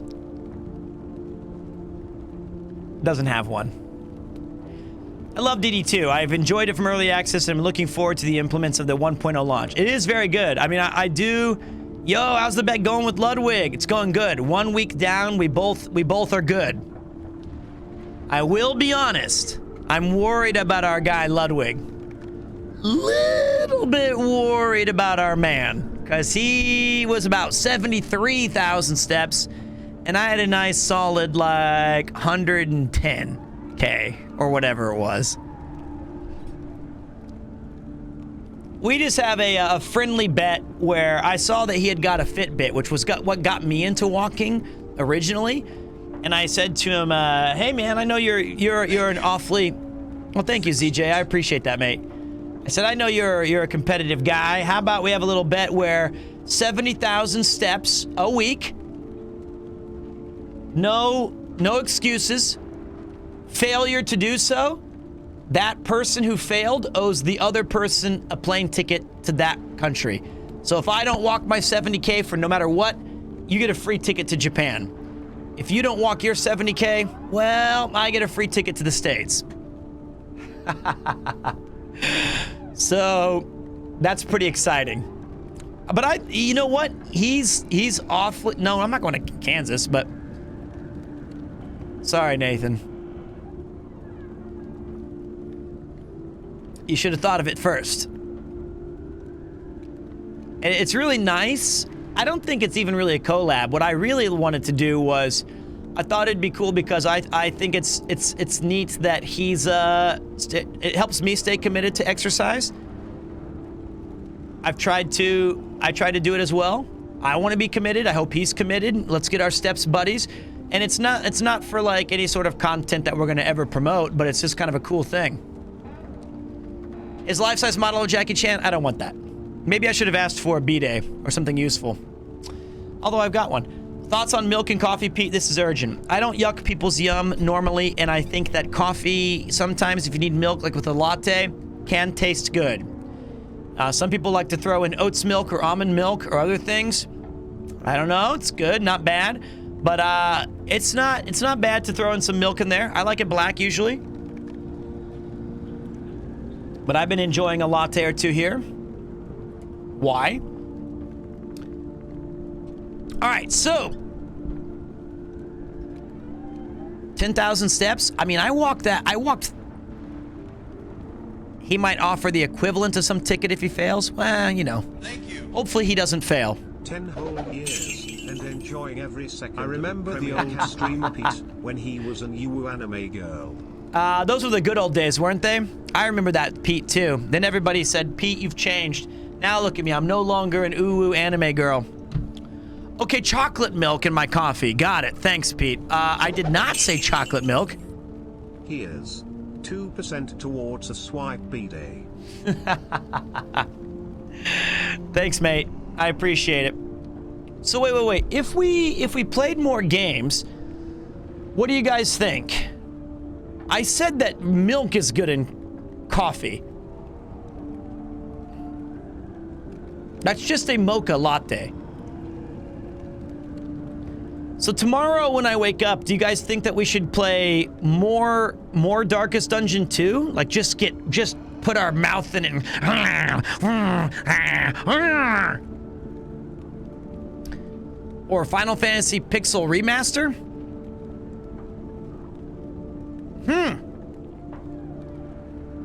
Yeah, I think I loved Dead Cells. I loved it. Dead Cells was so sick, but it was, I think we did enough of the game to show people this is the gameplay loop. This is what the game is like. This is how it works. And then now you can play it too. And I think that we did a pretty good job in the game somehow. Peter, have you ever played Hades? Yes, I love Hades. Hades is incredible. Did I see that my episode won the best episode on Trash Chase? I did. It was extremely humbling.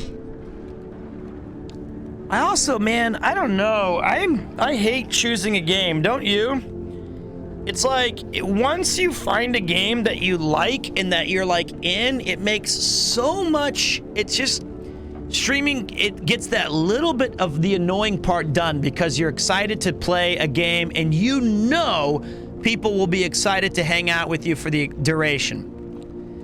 I wish every game that I enjoyed playing or that every game that we tried out was just like, you know, like the Kylian Mbappe meme where it's like, no matter what, I'll be there.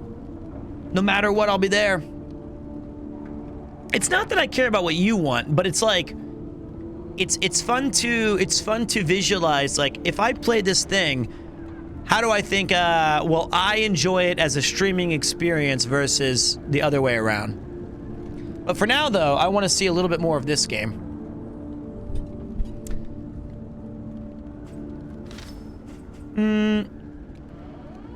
To survive, wait. To survive your expedition. To survive your expedition. It's not quite. A singular strike. A singular strike. No. The ground quakes. The ground quakes. To survive your expedition. To survive your expedition. No.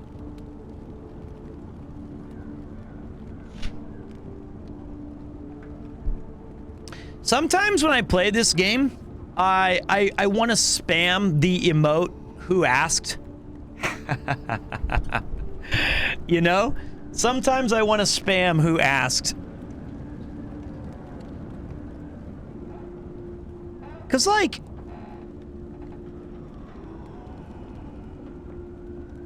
this is a tough thing. To survive your expedition, you'll need to pay attention to how heroes feel about each other. A harmonious team is an effective team. A team full of infighting, envy, and hatred is unlikely to overcome the immense obstacles ahead. Each hero has an affinity value which describes how friendly or unfriendly they feel towards one another. This directly determines the chances of that pair forming a relationship at the next inn. To view affinities, open any hero's sheet and look at the Relationships tab. Affinity changes from a variety of sources. In combat, some actions will cause affinity change between two heroes. This will be telegraphed via an icon present on the hero who will respond to the action. Many in items can be used directly to improve affinity between heroes. Story choices will cause the affinity changes between heroes based upon whether they agree or disagree with the choice. Finally, the rigors of the journey itself can improve or worsen how each heroes feel about each other. Quirks greatly influence these interactions. If the stagecoach becomes full, you may wish to discard less important items. All right. That is some 3 heroes, what Fire Emblem shit. The Sprawl.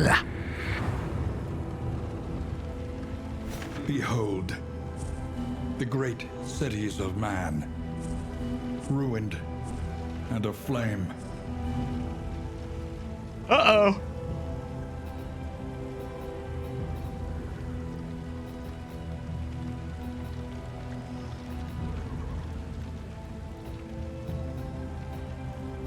Interesting. How quickly the tide turns. I would like to go Immediate.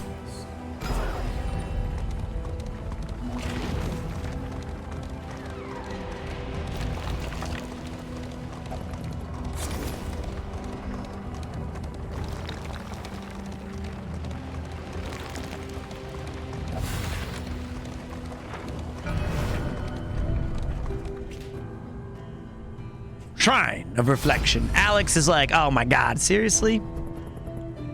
Oh, this is the echoes of the past. Let's check out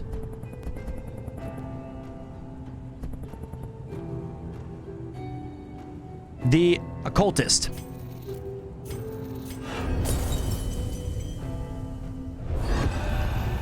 Plague Doctor. Chapter 1.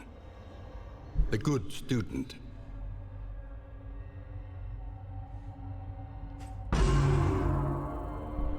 Brilliant and bold, her unconventional theories created nothing short of a scandal in her 4th year.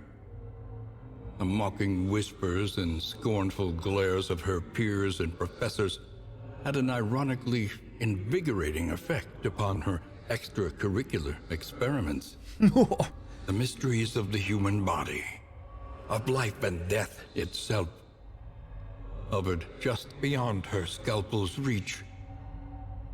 If only she could acquire a corpse of sufficient freshness. Uh-oh.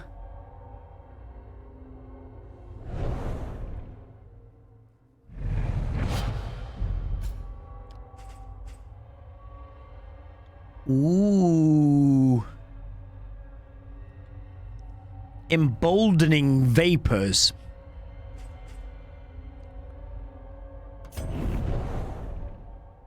Yeah, in the first game, she's a woman too. What does this do? Target gets strength? Ah! Well, we definitely don't need incision. Let's get emboldening vapors.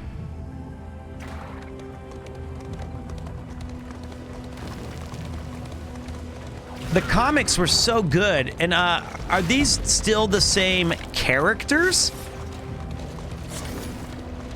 And do they have like all the same characters in this, like the Houndsmaster and the Templar guy?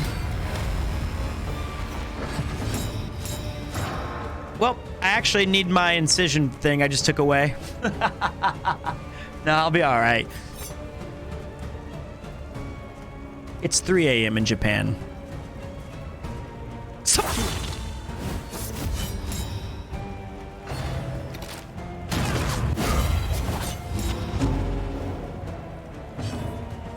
This is bad. This is bad. Smack it.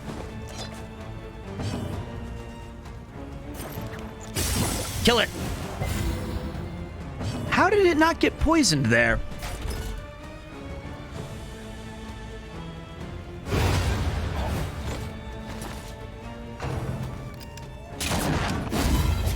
Yes!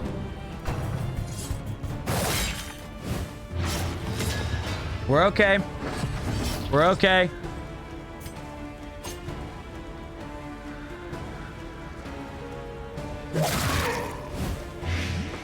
Let's start putting this guy down. And then we're gonna try out our new emboldening vapors on our man here. He's strong, he's hardy, and he's ready to fuck you up. That didn't do much.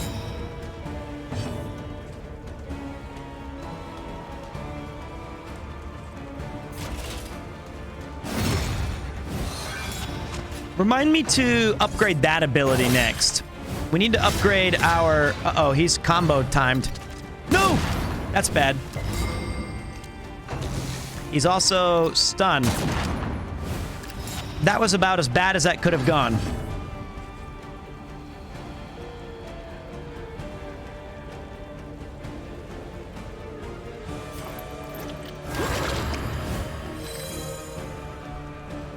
Yabai, yabai, kore yabai. That's bad. That is really not what we're looking for. Well, these guys are a lot harder than the previous guys were. I'm not a really fan of that.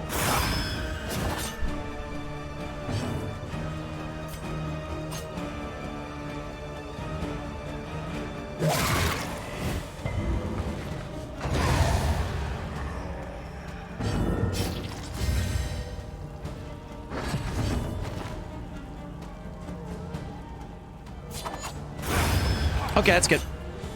This is a game with permadeath.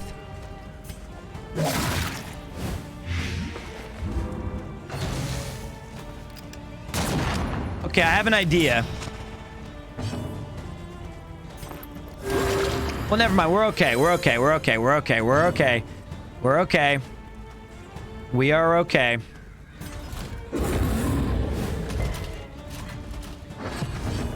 This should kill it. Yep. Messy, but effective. But see, right there, the thing that really, really, really does take me out of this game is he didn't talk at all. In the first game, the narrator is like such an overwhelming presence. It's my favorite part of the game. In some battles, the entire enemy party will benefit from a battle advantage. When present, you'll see the advantage icon in the top left of the screen. Mouse over it to see what it does. See, I didn't even see that shit. Low flame makes the battle advantages more likely, so beware. The closer you get to the mountain, the greater the chance that enemies you encounter will be ordained. Ordainment gives that enemy extra power. The exact effects of ordainment are different depending on which confession you are attempting.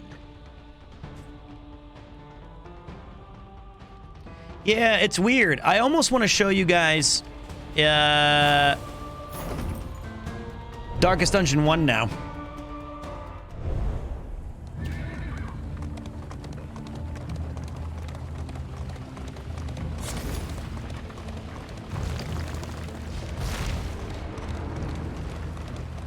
This is so fascinating that they even added this horse thing. Let us hope their desperation can be eased. So for this, we get more light. We get, wow, they feast on mutton while we eat slime. Uh-oh.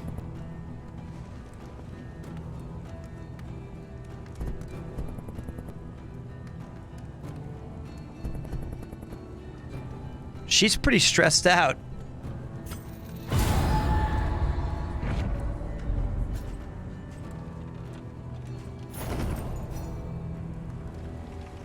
We do eat slime. What's this? Stop! Stop the train! Oh my god! I didn't see this thing. Wait! Stop the train! Pillaging brigands, enriching themselves as the world collapses. Oh boy.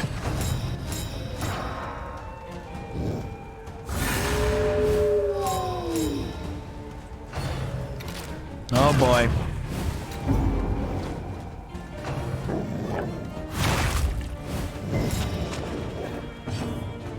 All right, so for this one, he's got protected by mongrel. That's bad because the mongrel has a riposte. So we're gonna shoot this dog instead. Mistimed. Misdirected.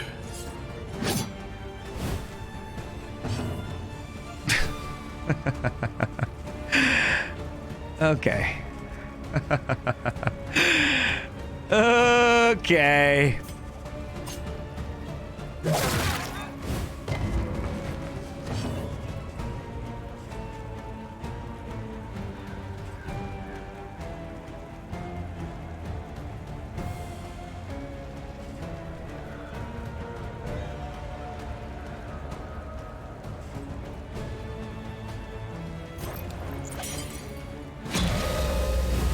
So what we're gonna do here is, because that dog is annoying the shit out of us, we have to bellow at it to remove its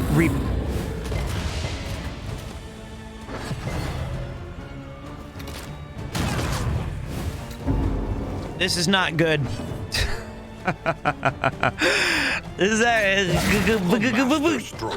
We missed our bellow, and none of our shit's doing damage. Like, there we go, we got it. To remove its riposte was the idea. All right, then we dodged. And I can't bellow again for a while, but what I can do is say, fuck off. What? How is this? What? And why is this condition blocked? Why can't I heal? It sometimes does this stuff randomly. Why can't I heal? It's like sometimes you can do it, sometimes you can't. Oh, it's only if you can only use it. I thought it was okay. I understand now. I thought if it was under 50%, you got a bonus. That makes a lot more sense.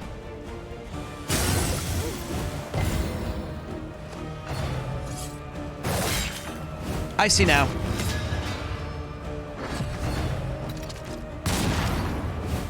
Oh, fuck me face, mate.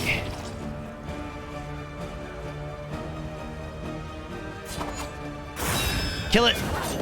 Kill the mutt.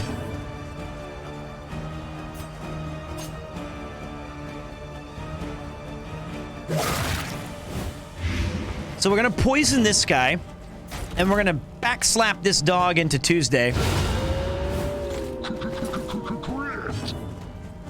Then we're gonna poison the shit out of this asshole. The fiend's strength dwindles. Yep. That's bad.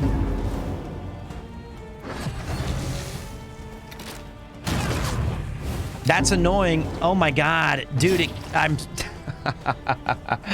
We're in big heap trouble.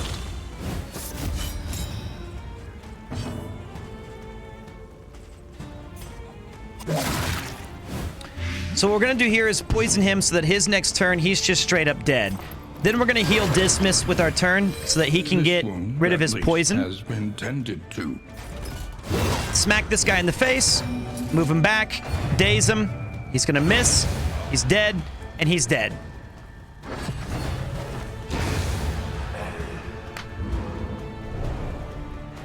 All right. Though unpleasant in the extreme, this work is noble and necessary. I think we're not good. She's Omega Bobega stressed. And she needs to calm the hell down.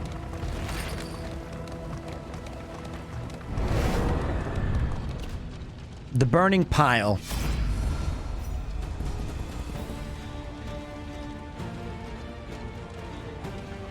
Fanatics? It's combat. Oh, we must fight.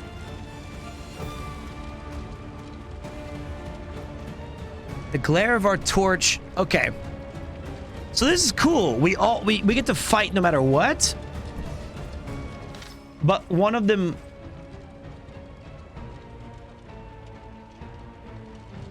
Each region is overwhelmed with local evil. Resistance encounters are battles with those monsters. Winning resistance encounters is the primary way in which you gain mastery. That's the thing that upgrades our heroes' abilities.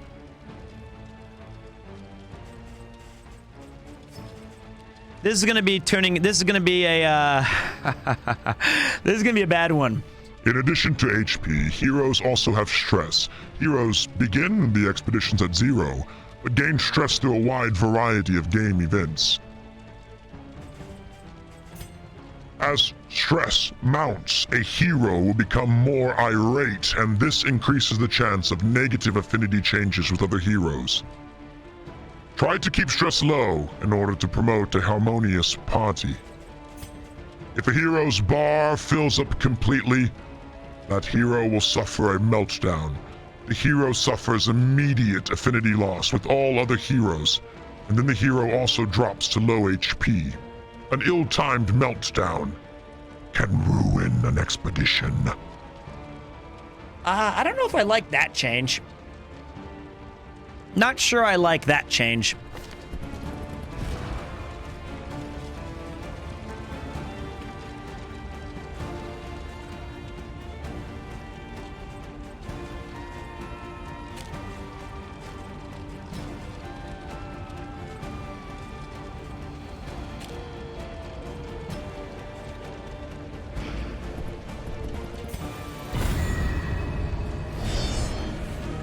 All right, so here's what we're gonna do. Watch this. This is called Big Brain Omega Babega Strats.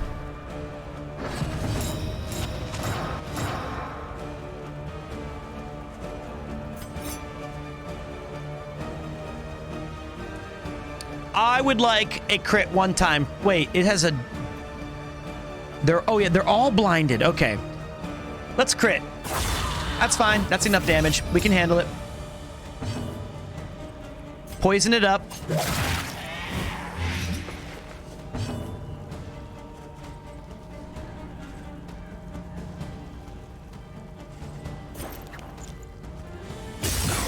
Now, what we want to do here is lower her stress, right? Because I'm pretty nervous that she's going to go a little too crazy. But we need to get our guy Dismas in the back ranks again once more.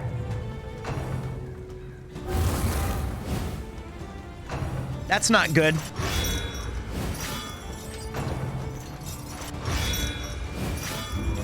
Triple dodge. That's fantastic.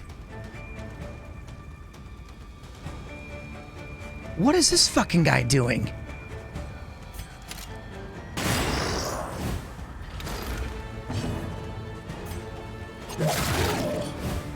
How much armor does this... And wanes. No, he's on death's door. I forgot about that shit. I forgot about death's door. Okay, that shit's annoying. The death's door stuff for the enemies is really bad.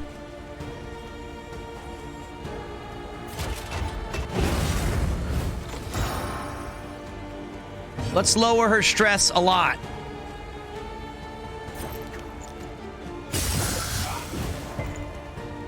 Why did he resist my shit? Don't be stressed. Why did he? That's good.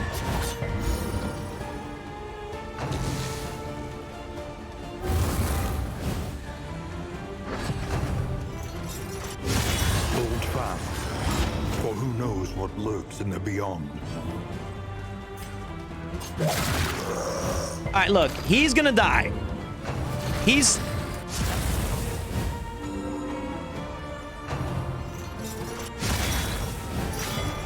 That's good, actually, for us. Now, what we need to do here is...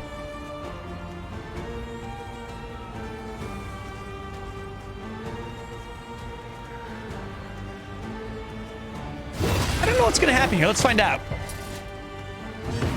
Hopefully, he doesn't explode.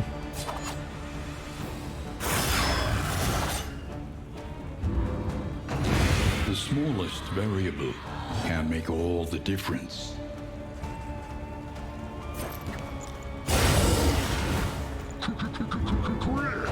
A steady subtraction, an invariable result.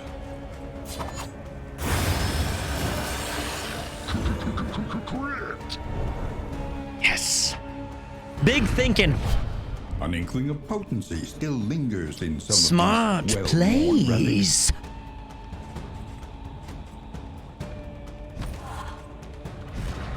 Let's start making sure that we're good here. I might have to be a little bit more judicious really quick. So we're good with him. He has no trinkets.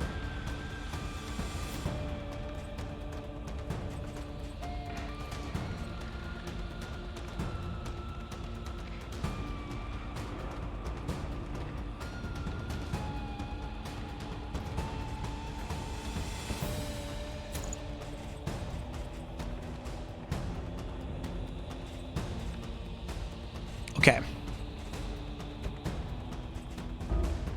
What? Oh, I messed up earlier. It's all right. We'll be all right. We'll be all right. Can I sort these things? Thank you.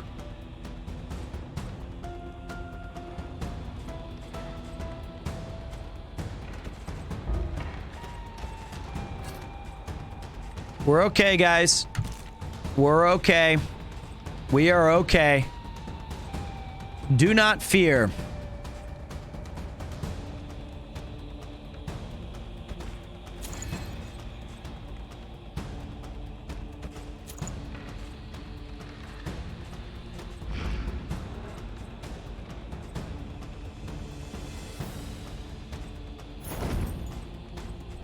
Okay. The loathing abates.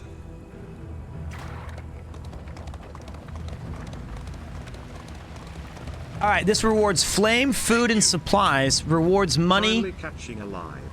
Still making my way through your Neo 2 VODs. Whoa! Episode 9 now. Only person I actually come to Twitch to watch #GOAT. Thank you, dude. Seriously, thank you. It's very kind. Very appreciative. That's an amazing comment.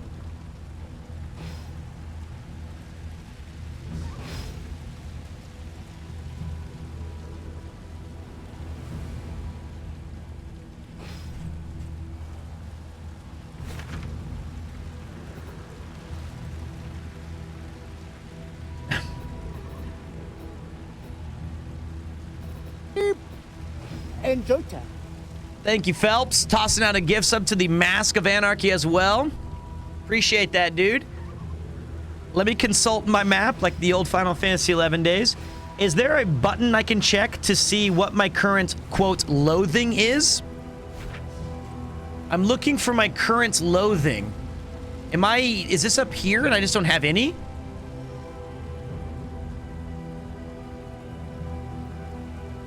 Ah. Then we'll go this way. Keep our options open. I thought I had no, oh shit, wait. Oh fuck.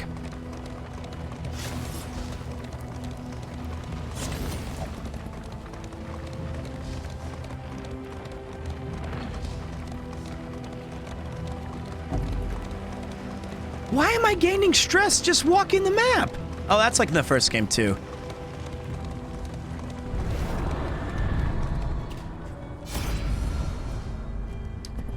So my guy right here wants to... The ghosts at my back are wailing.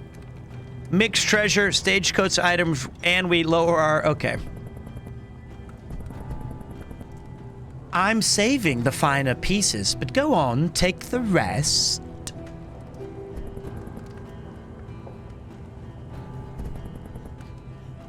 My question is this. I see now, watch. If you select this, both of the two girls will get a negative feeling for me.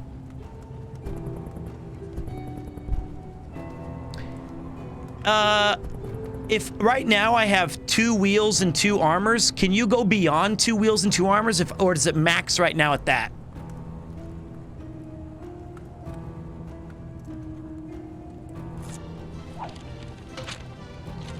Here's the check. Buy yourself another Caribou smile.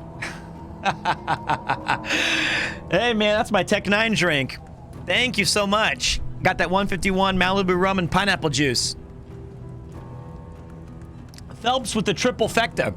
The resub, the gift sub, and the bits. All right, well, in that case, I'm gonna choose her. He'll be all right. In crisis, no gain is insignificant. True.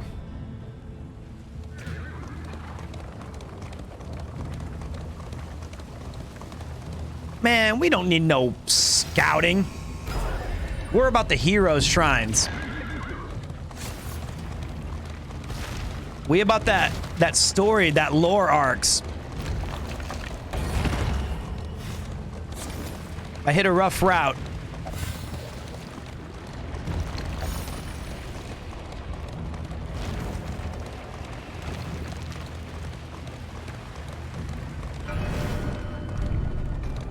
Now, what was a rough route? Driving on a rough patch will result in 1 point of wheels damage to the stagecoach.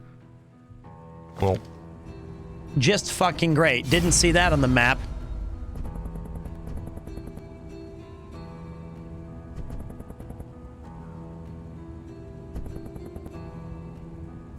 I want to see what Dismas has got.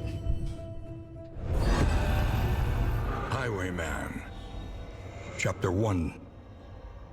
Freedom. Freedom.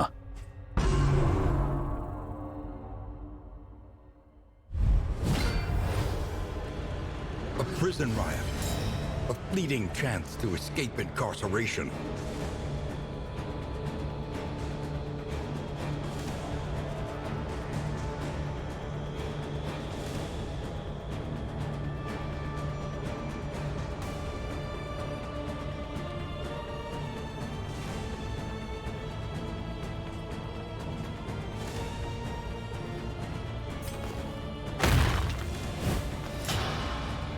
Look how fucking cool he looks inside of this,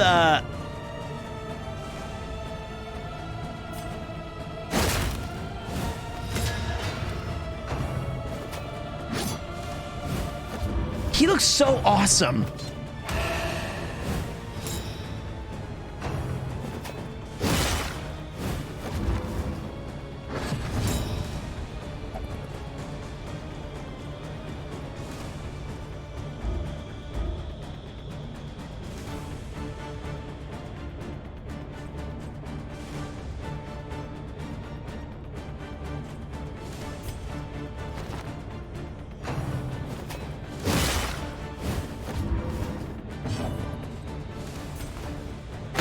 Gotta get rid of that horn. We're smarter than they are.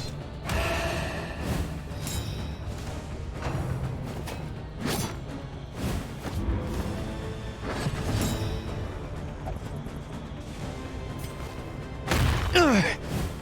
This is such sick graphics. Dodged! Dodged!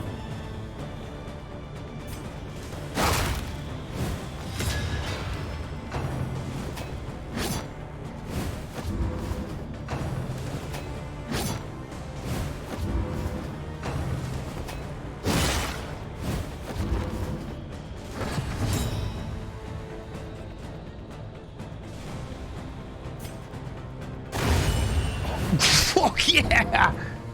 You take that, you filthy blackguard.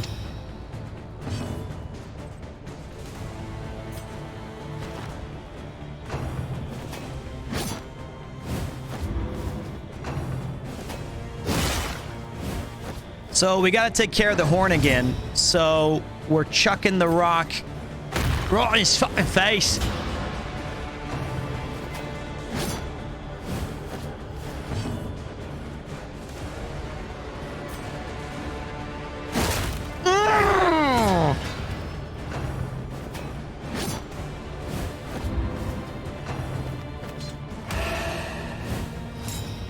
That's bad.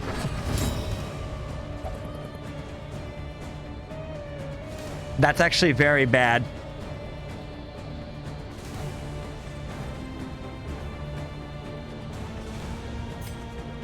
Maybe they'll knock me back one right here.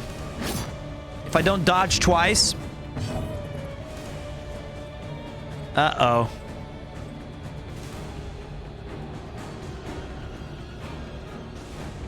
Very bad. Oh, you could move more than one space? I didn't know that. Why didn't they tell me that? Why is not there a movement option in this? Oh, I had it figured out. That's stupid.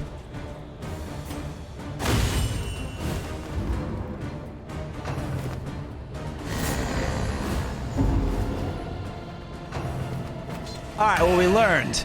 We learned.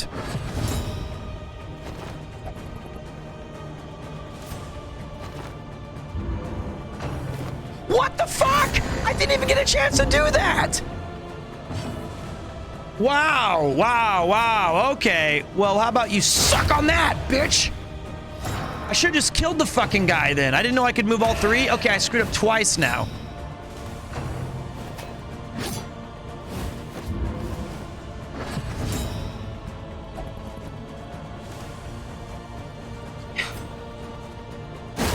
Dude, I'm gonna... Ugh. That one mistake cost me this game.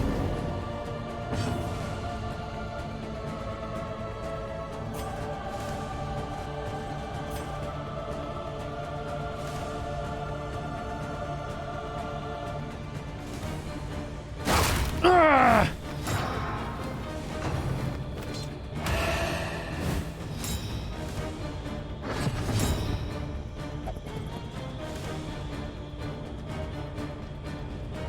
That's so stupid. Why didn't they tell me you could move both?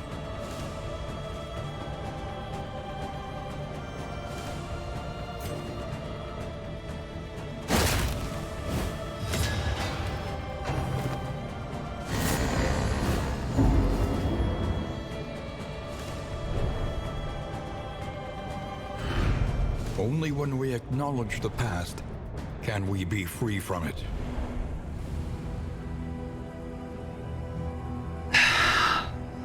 That's frustrating. That sucks because we understood what to do and we did pretty well. Myriad options require careful deliberation. See, now this is a very good example of where the game has done a very poor job. All you gotta do is say, like, hey, when you move in battle, you can show how many squares. Just say it. You idiots.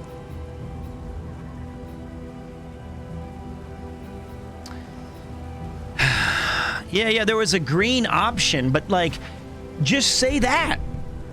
Just say... Yeah, I know that but see, in Darkest Dungeon, I mean, like, okay, look. To be fair, is not that's not good game design. Just say, when you move for the first time, the underlined areas are where you can move from. I didn't even see that those rocks were a part of it. That's just...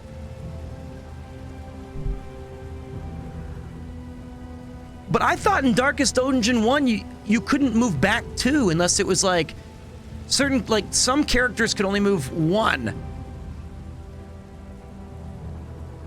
Which was indicated by like their move bar. Like,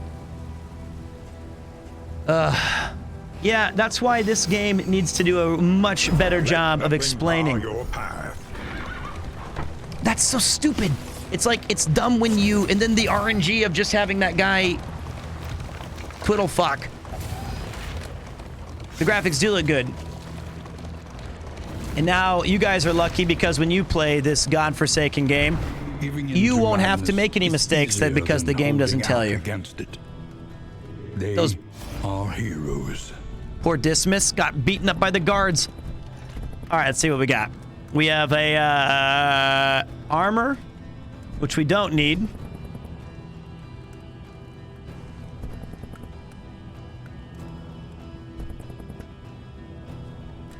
I was a nobody with a blade at once, too. Hey, man, just heard you on Trash Chase. Excited for you to be here. I'm excited that you are here. Welcome to the party, pal.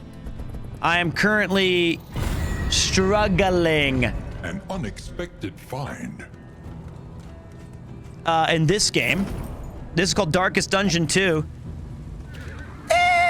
Probably should have done a better job explaining some of the things, but hey, who's counting? At least I figured out that that little battles gimmick was pretty... That's a rough patch. No, it's not. Okay. That was a pretty easy thing to discern. The loathing festers.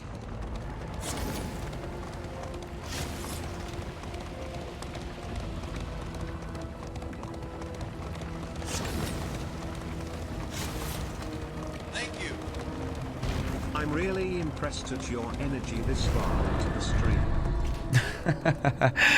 Impressed? I think it's the anger that's pushing me forward on this one. No good choices on this. So on this we get minus 12 relics.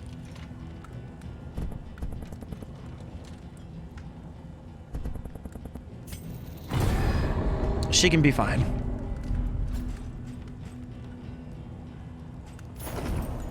Crows. Okay.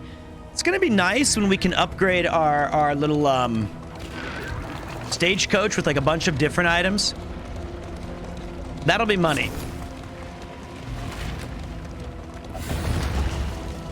Wheels askew, coach limping. Be prudent.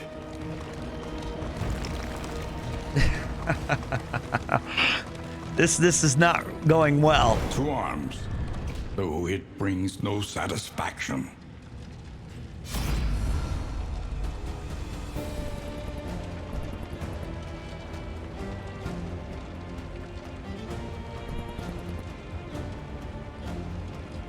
Let's avoid this fight. We give them some relics that, you know, cool. But I'm more concerned that we started this particular run with an immense amount of stress on our healer. The loathing howls. Did you hear how he just said howls? That was gorgeous. All right, we made it to the end here. You can't stop the coach. I think it's part of the paths that you choose. All right, let's kick some ass and win back Dismas's honor. Fucking disgusting blob. Look at it. I'm gonna have to hold it myself.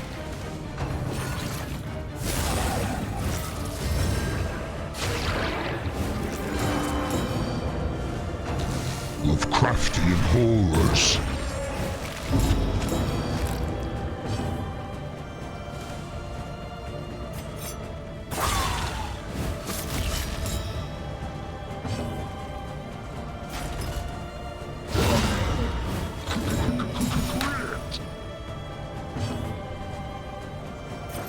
Suck on this!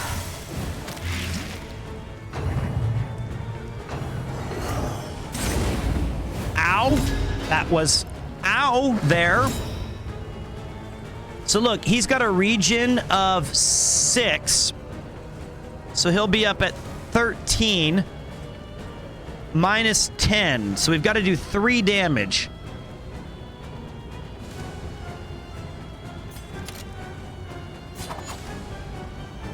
But we can't target him because of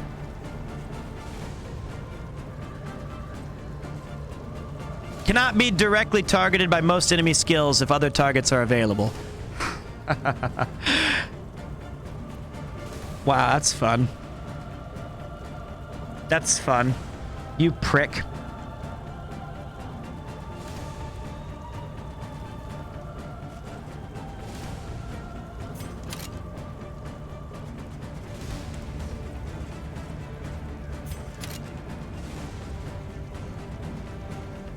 So we're gonna combo this guy, so we're definitely gonna stun him. A breakthrough.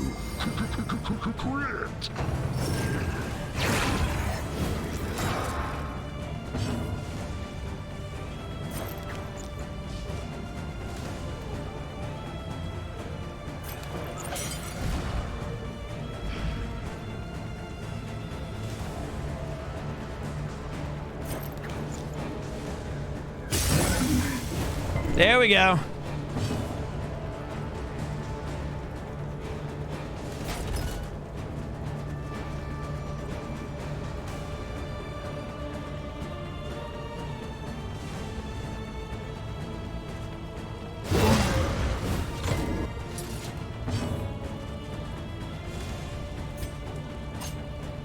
Now, with this,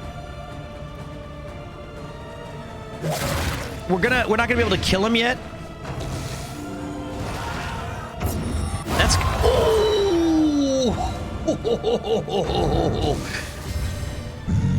Not going to hide in the shadows.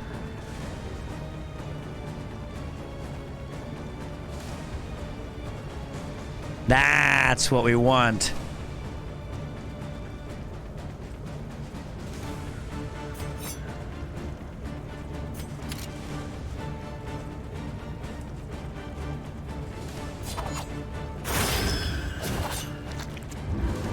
Absolutely fantastic. Slowly, gently. This is how a life is taken. Yeah, you think you're slick with it. And you might be.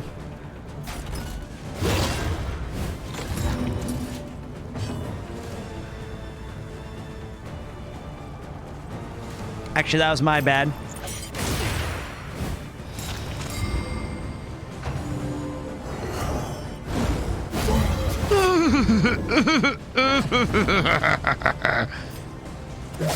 That should do it.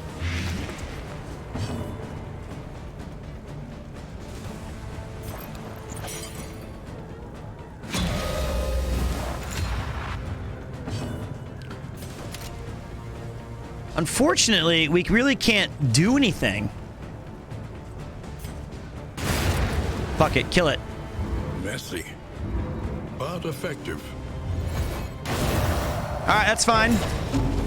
Actually, no, it's not. We're getting stressed out.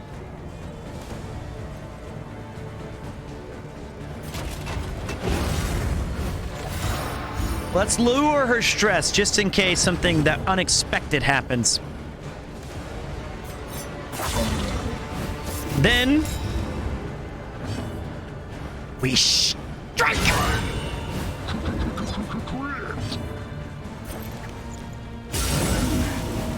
Come on.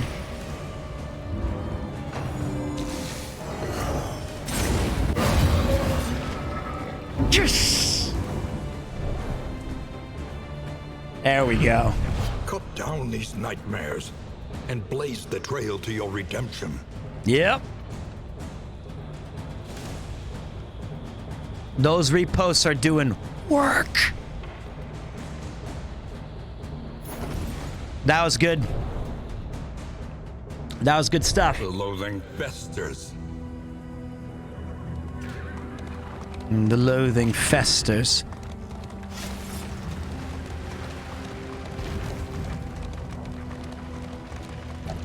What a fun game.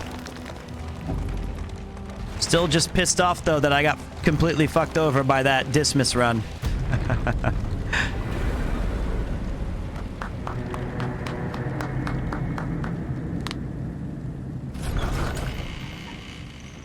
It's going to be devastating when I lose everybody and die, and everyone's going to be pissed. Places such as this, where a little light still gathers. All right. That was fun. 10 candles for reaching the inn. Plus, the resolute companions reached the crossed swords.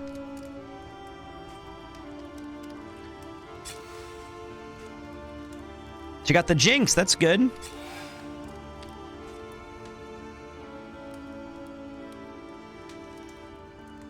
That's extremely bad. That's horrific. Every time we attack, we get stressed. That's a unique perk. A very bad. If it has a gold star by it, that means it's extraordinarily rare. That's actually one of the worst perks I can think of.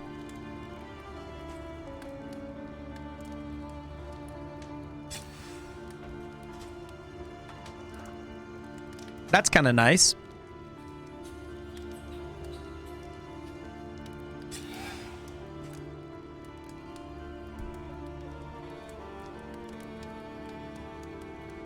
Okay. So our damage dealer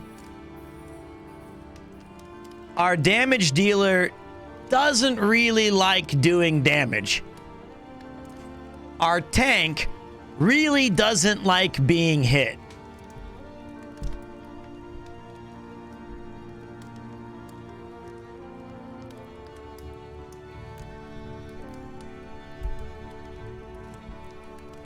5% my ass. Look at this fucking turn start. Does that legitimately say that at the start of the turn, if I'm in the front row, I'm going to move back 3 spaces with a 15% chance of happening?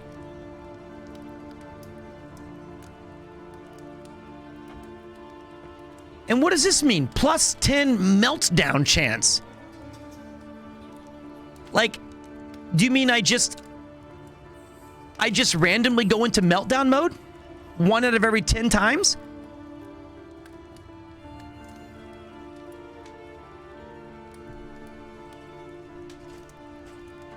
That is...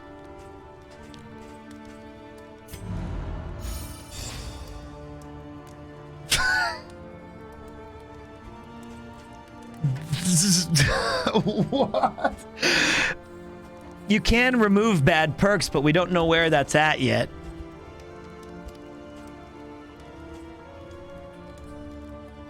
Oh, okay. If I reach max stress. Okay, that's better.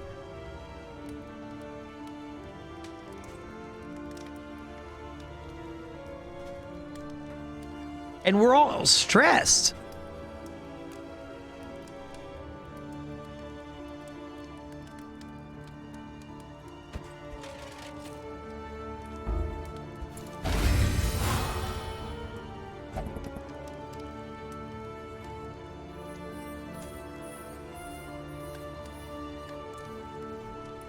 What is resistance?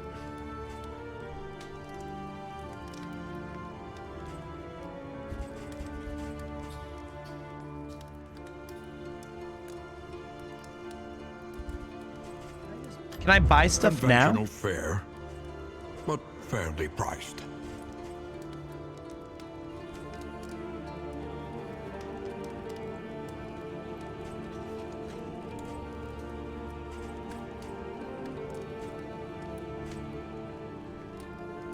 That's good.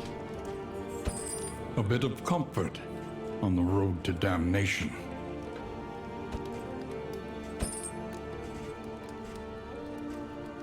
Wait. Where do I...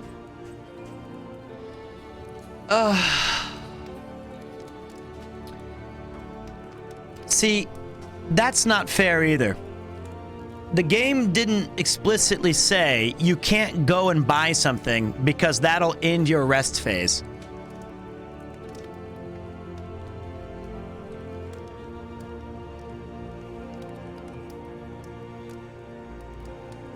I can push escape? For real? Oh, thank you, God. I thought this game completely screwed me.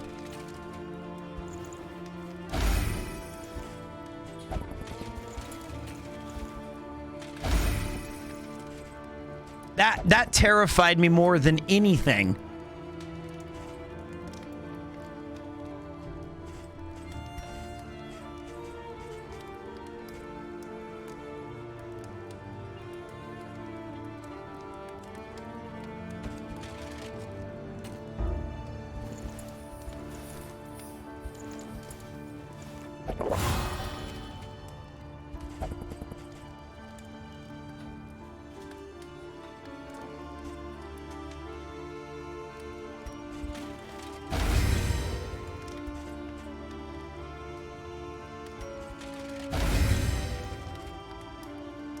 Okay.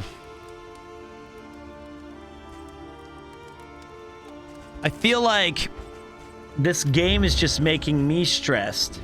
The means of mastery. I'm so screwed. We're so screwed. We're so completely screwed.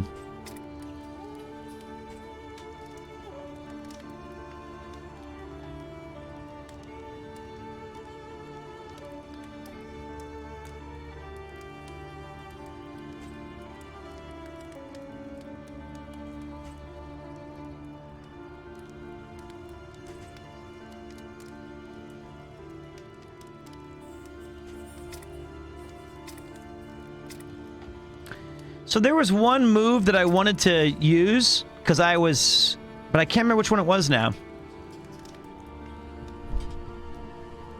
I'll probably be fine.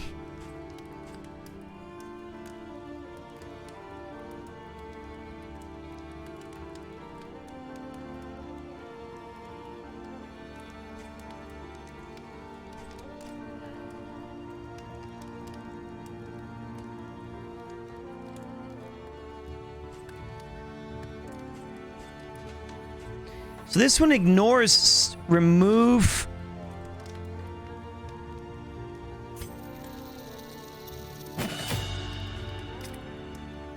Is there anything we can do with this guy? Bellow does -5, removes a bunch of stuff, including a crit.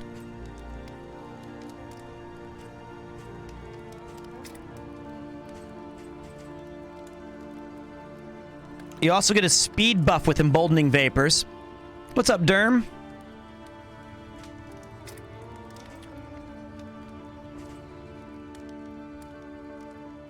Flashing Daggers?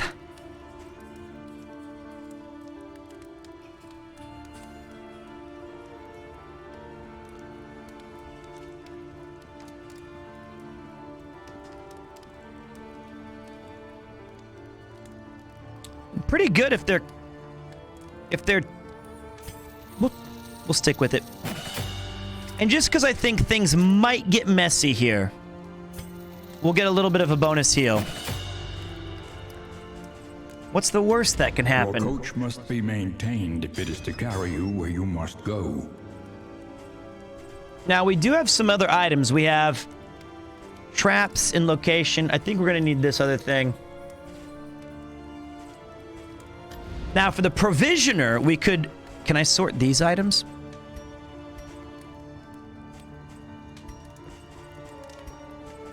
We've got combat items. We've got healing, blights. We're doing pretty good on that. Now, this might be good. We might need to get up... I want to grab this.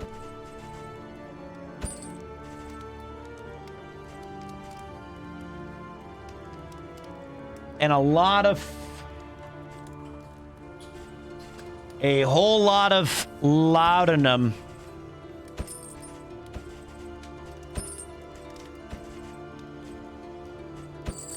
Because he's not going to be good.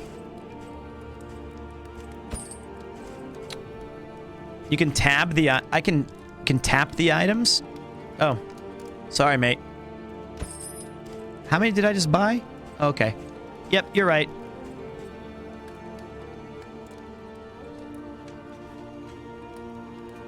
This is neat. Look at the academics map. I can't wait to get... So, okay, wait. When do I get to get the amazing thing that is...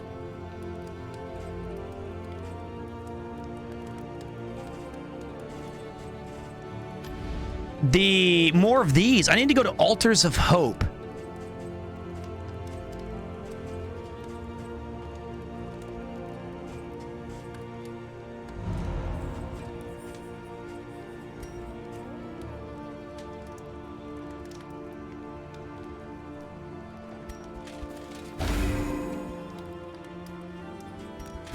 All right, let's go to it, boys. The inevitable end of your journey awaits you once again. Wait, this is the end? We can still... This is like... Oh, the goal is to reach the mountain? And these heroes would be, like, successful? Yeah, we got this. The warmth of better days gone now, entombed in ice.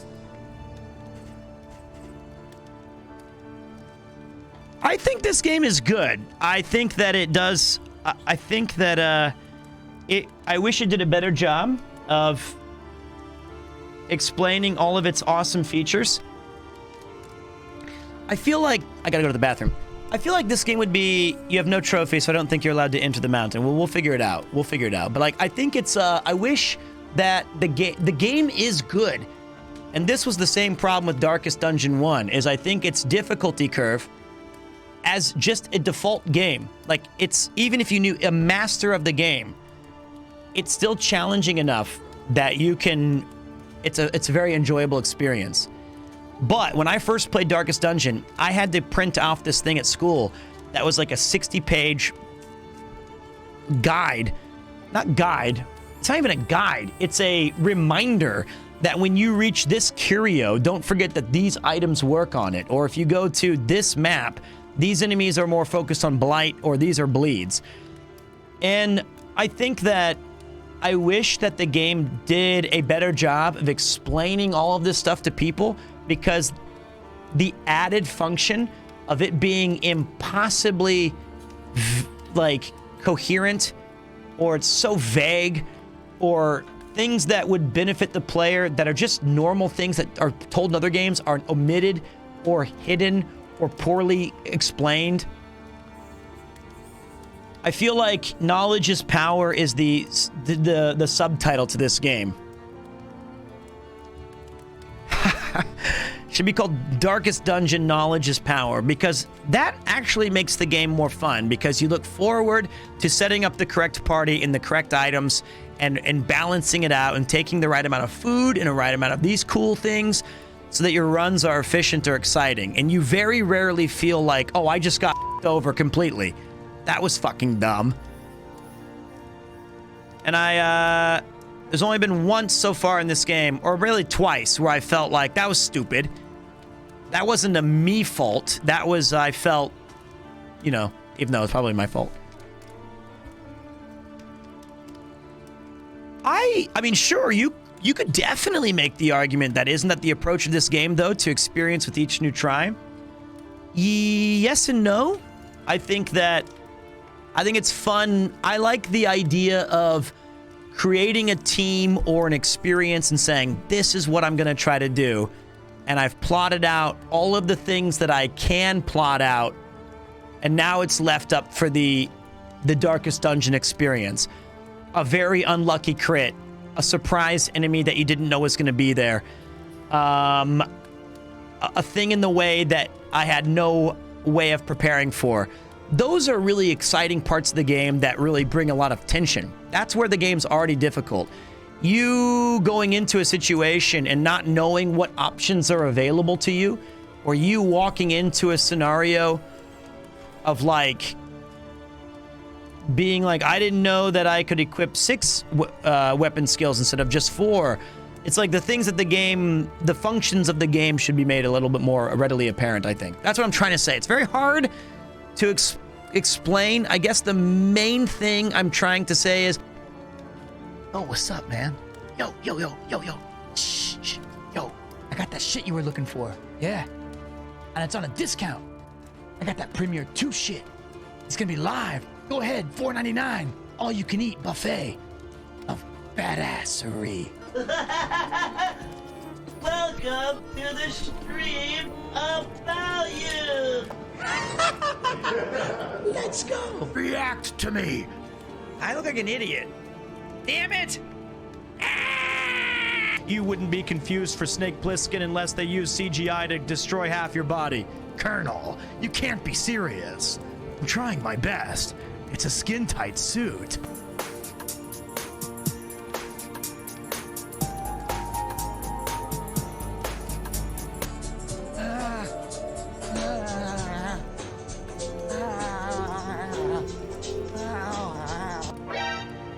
What? The what? Omae wa mou shinderu? I'm all caked up here.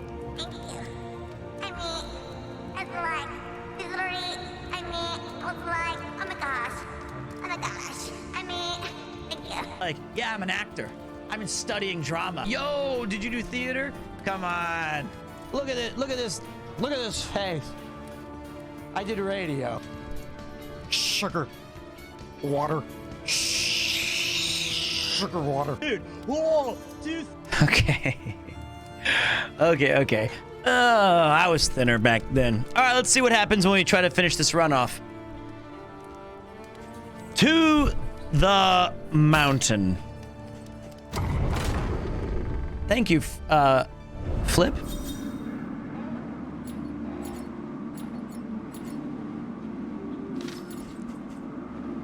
Whenever resting at an inn, there's a chance that relationships will form between heroes. Relationships can be positive or negative. The chance of a relationship forming is determined by the hero's shared affinity. Relationships infuse hero combat skills with blessings or curses. Even more important, heroes will sometimes act on their own to help or hinder their relationship partner. Positive relationships grant each involved hero a blessed skill. When used, this skill will benefit the relationship partner. Wait. What?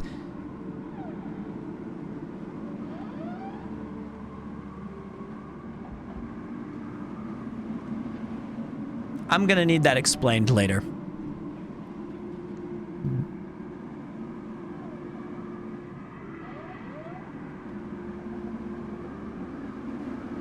It looks like this one says it gives him a bonus where it's like it adds an extra thing to it.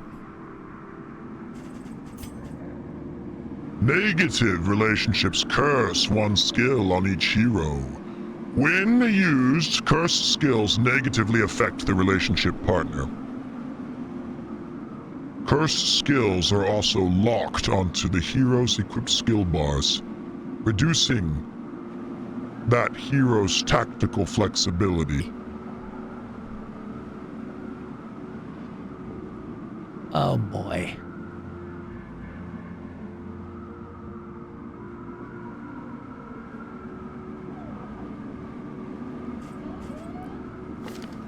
Well, these are the two right here. These are the two people with really horrible perks. The coward and, let's be positive, Amorous. While the heart still beats, desire will never die.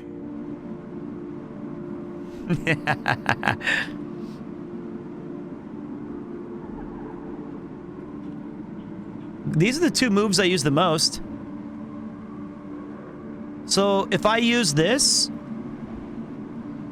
it'll remove a debuff from Audrey. Wow. Wow. That's f***ing busted. So every time I use the main thing that I always use, my tank will heal 10%. That's good.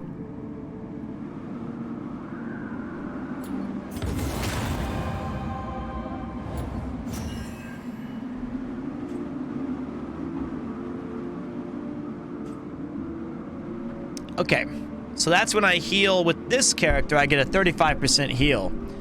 Way to go, Barristan. The girls love, I guess these two love someone who runs from a fight.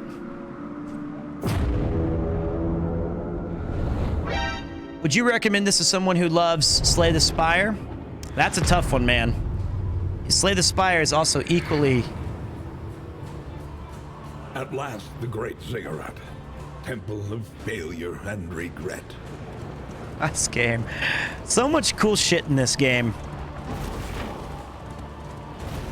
Well, it's mainly just the narrator I love so much, and the art and the characters. And the... also, you guys know I love a good turn-based RPG.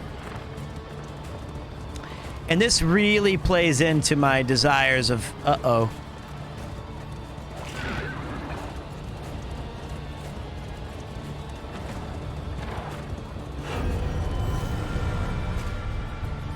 Oblivion's ingress.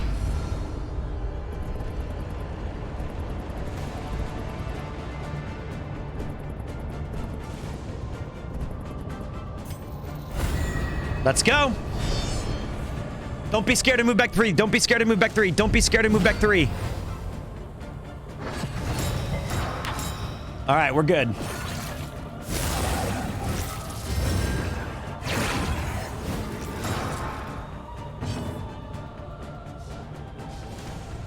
Okay, let's see what we got.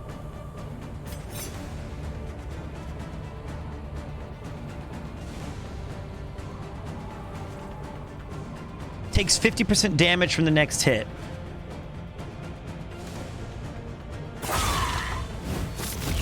Let's take this thing out as soon as possible then. Get him into the back. He dodged it. That's all right.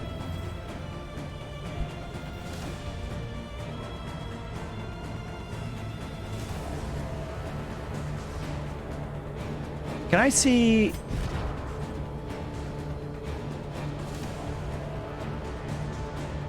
I got a little plan. You guys ready? Watch this.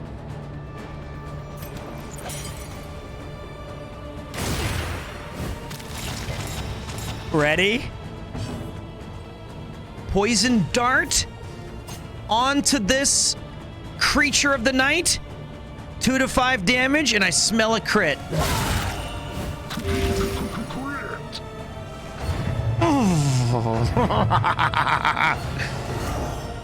Trampled, trapped, held captive by fear. Incremental, but deadly all the same. So she's got the... He's dead. He's dead unless he heals him.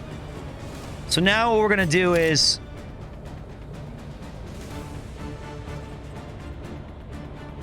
We're going to try to stun this. Now, I have a 50% chance to miss. But if we hit, we stun him down. Got him!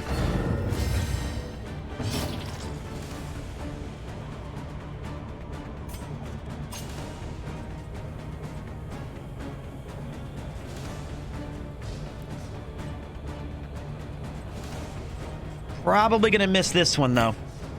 A slow dissection. An unavoidable end. The mind's grasp grows tenuous.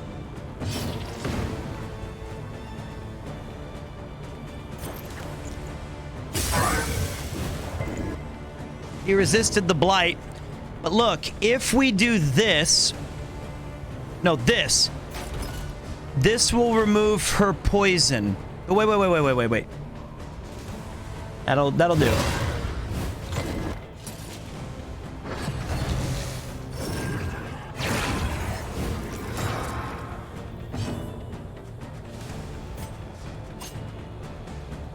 Don't miss.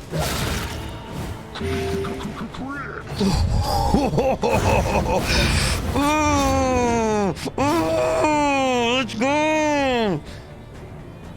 Now we are in trouble here, though.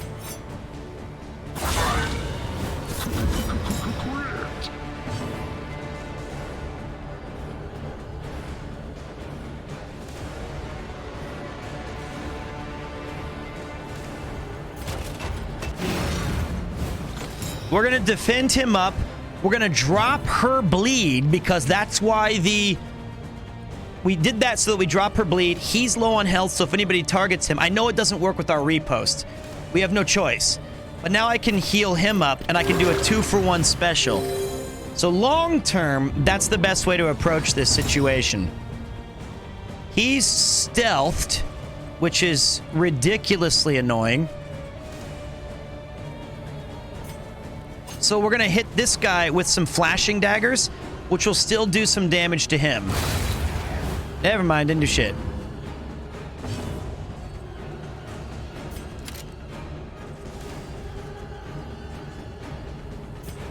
But we can track shot him, which removes his stealth and adds a combo.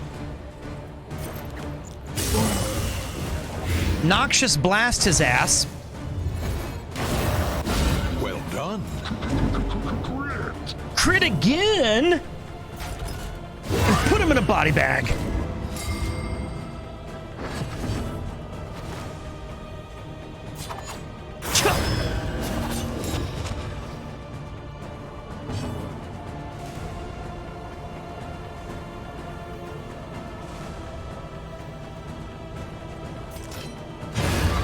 Let's kill it. Well done for us.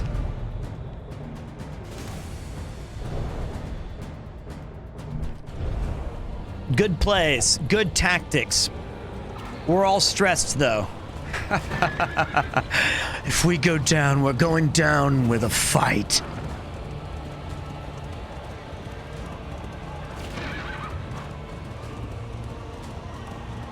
Behold, the source of the stain. Gateway to incomprehensible emptiness.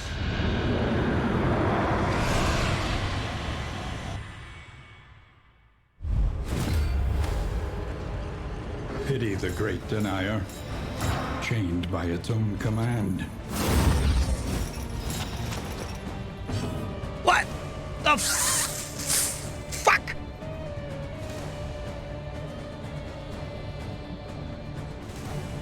Okay, let's take inventory here. This is bad.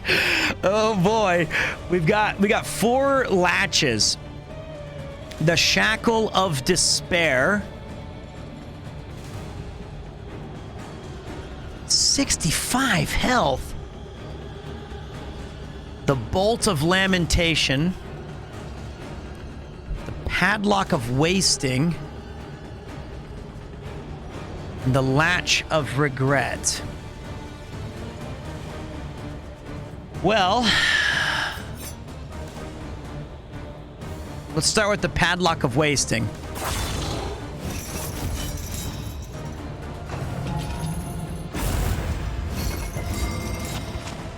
Wait, let's not start with that. Wait. It's all happening too fast. Wait a minute.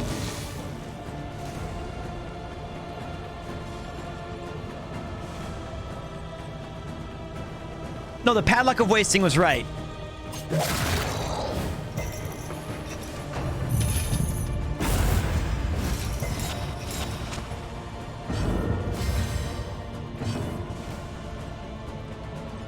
Okay.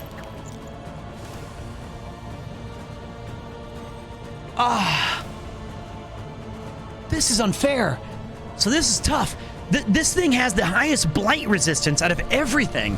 So it's going to be the hardest one to take down, but this one has the lowest blight resistance.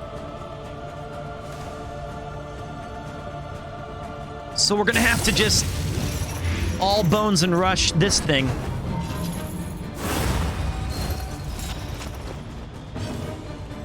Oh, it switches each time. Thank you. Already 6 months.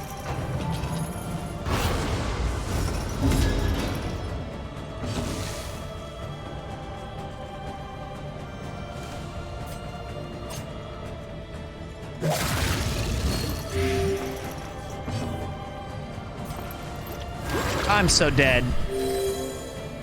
Thank you, Secret Challenge. That's a fast 6 months, man. Oh, boy. We're taking on way too much damage here. She's dead. Death's door. She has 1 HP.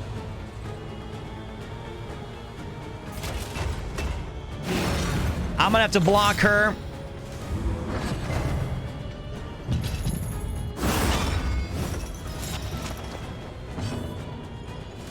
Cannot use melee skills.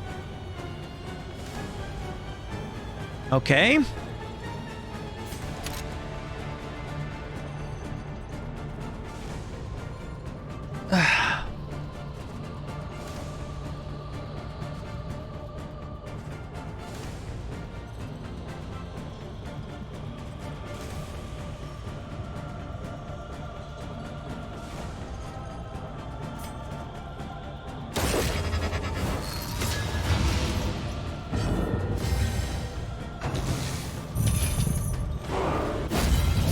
That was big. That was big. That was huge.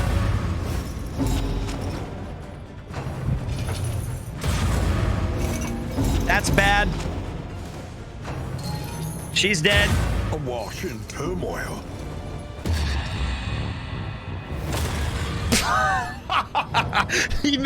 Don't melt down! What are you doing? You idiot! What are you? Why did you melt down? Oh boy.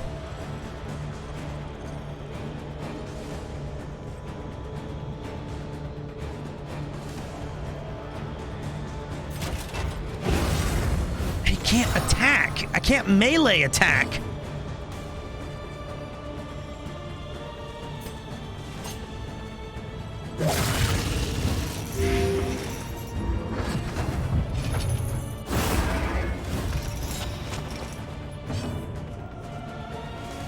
Why can't she have a turn?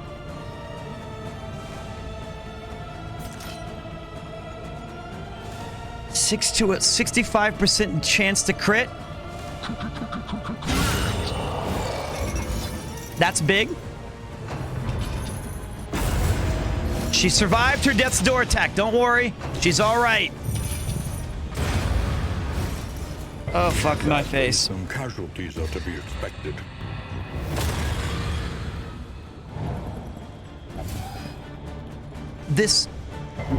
She's dead.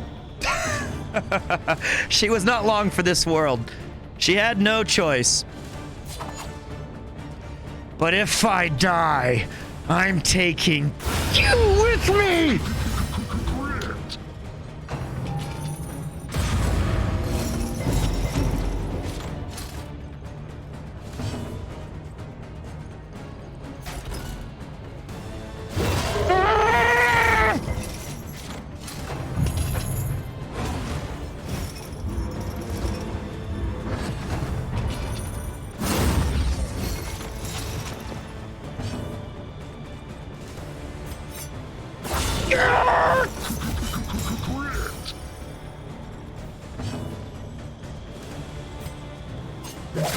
Heal him! Why? It didn't heal him! It... What? An unforeseen complication.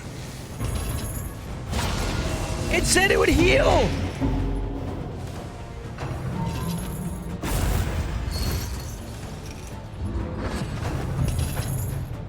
Why did it lie?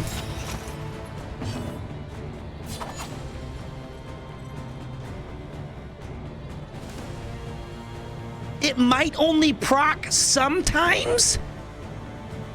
The game might have been able to tell me that.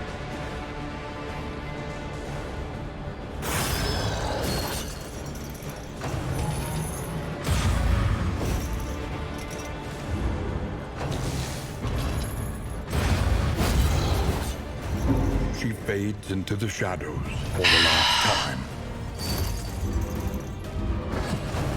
I'm just glad that Dismas survived the longest. He's the true GOAT. Shame on this game, though, for being not very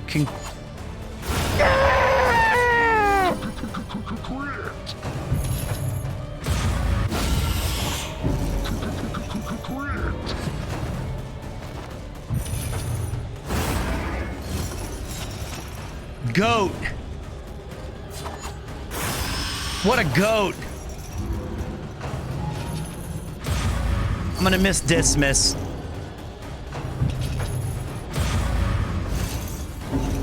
He's not done yet. Fight through the fatigue.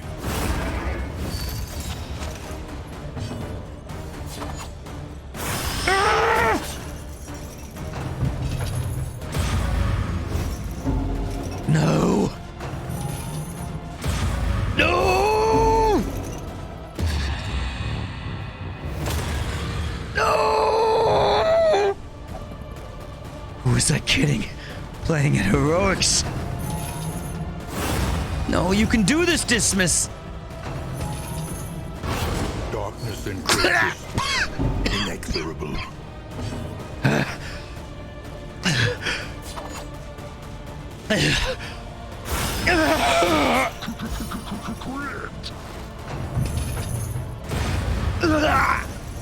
Sacrifice bestows an uncertain absolution. What a legend. Went down critting. Knowledge and experience. Twin yardsticks of progress.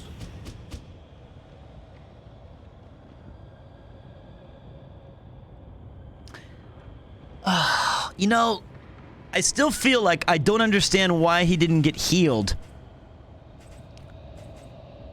You know, that was sad. It should have told me. What a run.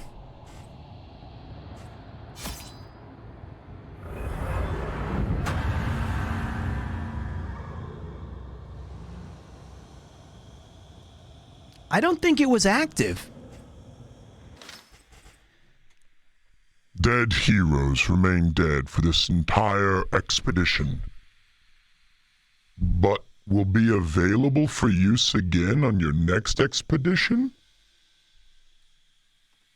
What?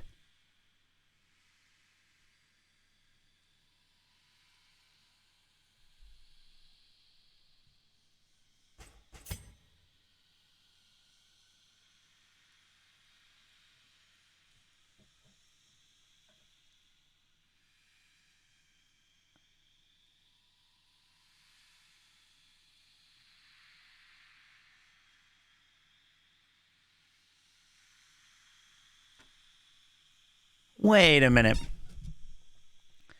Does that mean that my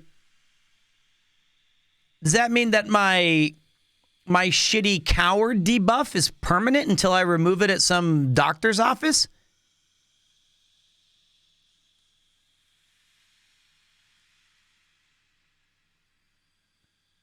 No. And am I still amorous with my party members?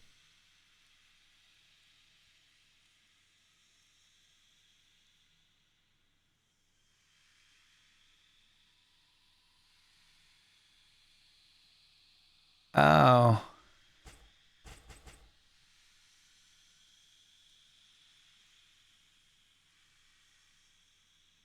I haven't said it once. When a hero perishes, you have the option to carry their remains to the next inn. This honors their sacrifice.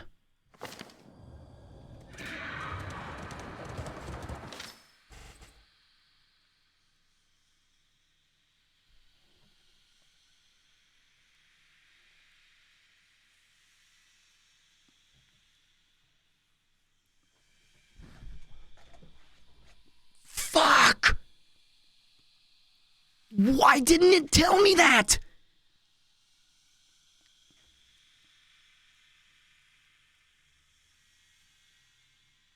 So all that time that I was sitting there just doing nothing? It could have just told me, here's a strategy?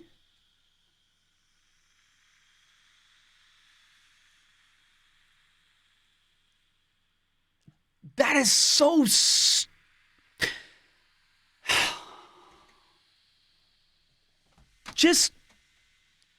Just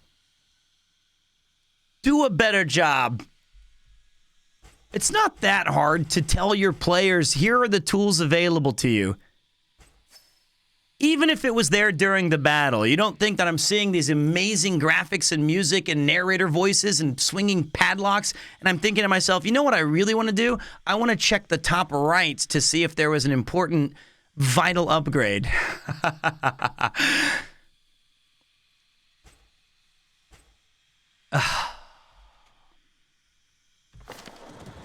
The greatest horror, it would seem, is nothing at all.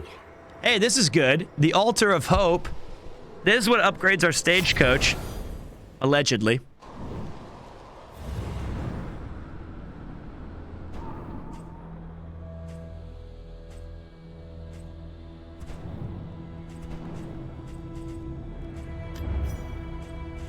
So what's this stuff? The Recollection. Are these just the items that I unlocked in the previous run? That they're now, I can't use them or take them.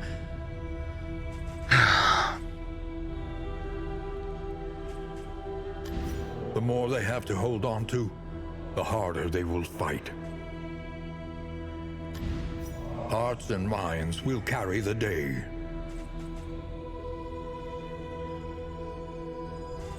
The leper's like my favorite guy.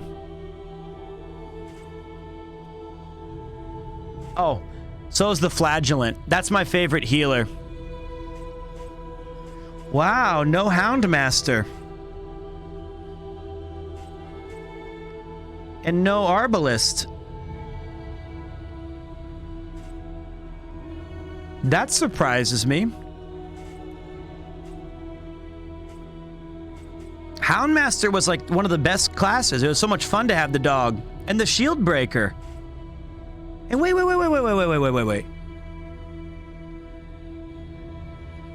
What about a holy sword arm, anchored by holy purpose?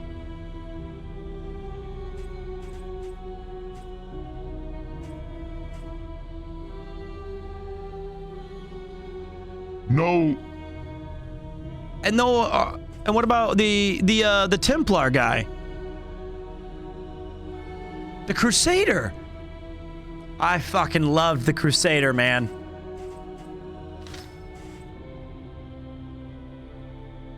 Oh, brutal sanction. The Abomination was awesome too. Why did they keep the fucking Grave Robber? What is the Grave Robber doing in there? Reynold made it all the way to my end, and my actually Dismas and Reynold both survived. Here you can unlock and improve heroes. Here you can unlock the ability to imbue heroes with memories. Each memory will remain with that hero as long as they are successful in their expedition. Then, the hero can be used again in the next expedition. And they keep their quirks. So that would be the way to keep it. Furthermore, every time a hero is victorious in a new, unique confession, they have another memory invested in them, up to a maximum of 5 memories. So you might get you might get attached to a very strong Barristan, and then to lose him would suck.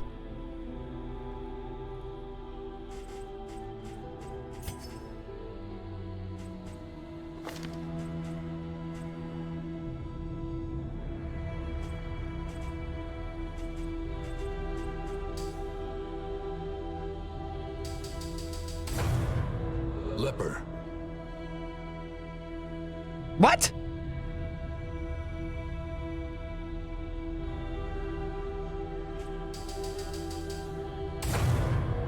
Flagellant.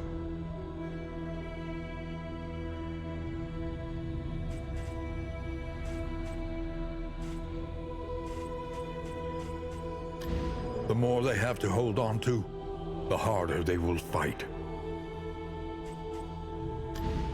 Look to those who have known fear and failure in ample portion. Oh, so, okay. Study the winding roads and routes of our kingdom. Find any advantage.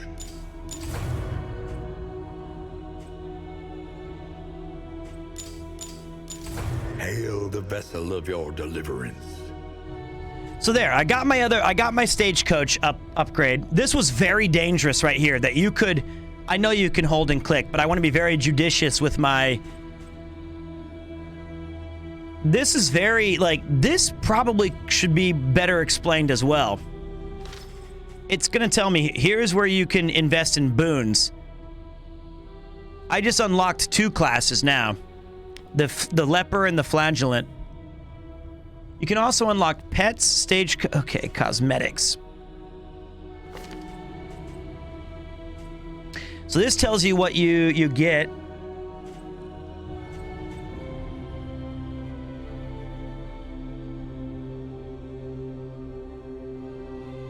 Why would you want to get more infernal flames?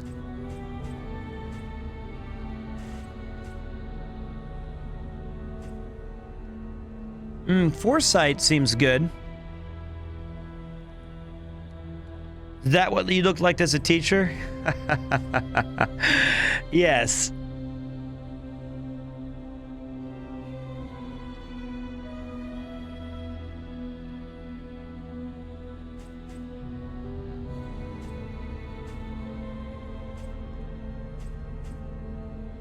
No cat?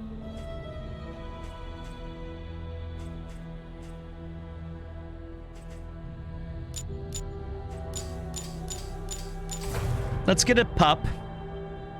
Wolves are cool.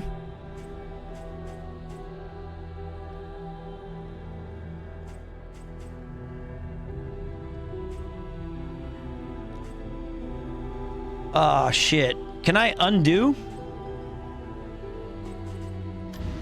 Memory is the hearth that warms the mind. Hey, what's up, Spice Bag? It's very interesting. I think our next run's gonna be even worse. Like, I'm gonna be just really bad next run. The Leper, I don't know what any of their abilities are, but you get, I like this character a lot. Front rank, high damage, self-sufficient, durable. And then this guy, the Flagellant, front front rank Blight. Blight?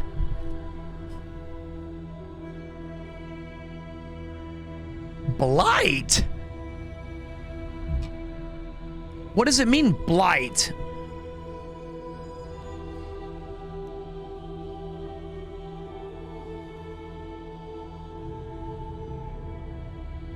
He's undead?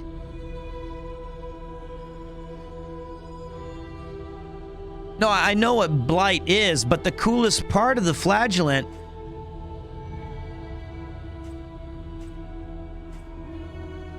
was he was a melee healer with bleed.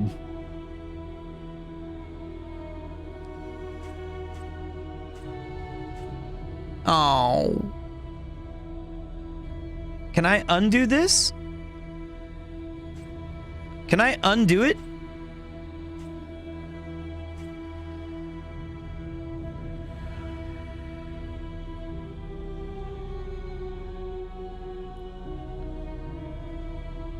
Oh boy.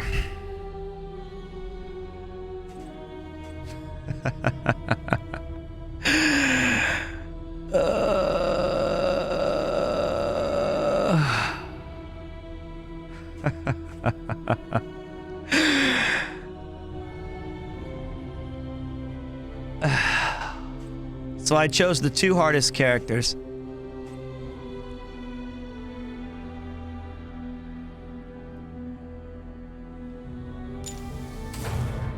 Occultist. What an idiot. Study the winding roads and routes of our kingdom. Find any advantage.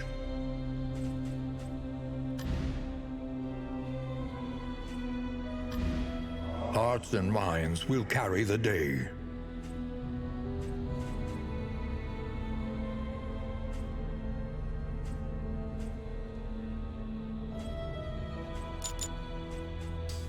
The true splendor of a world. My favorite character. Those who live within it.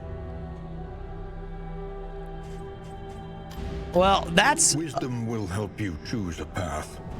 Resourcefulness will ensure you survive it. Really, really surprised at some of those changes, to be honest. If there was another earthquake, I missed it. Memory and you know, like, is the heart. You know what? The leper's the best. The leper's by far my favorite. Although, I gotta give major props to the highwayman for slashing his way through like 17 crits. How have you and Yuki settled into the new place yet, Pete? Are you enjoying the area?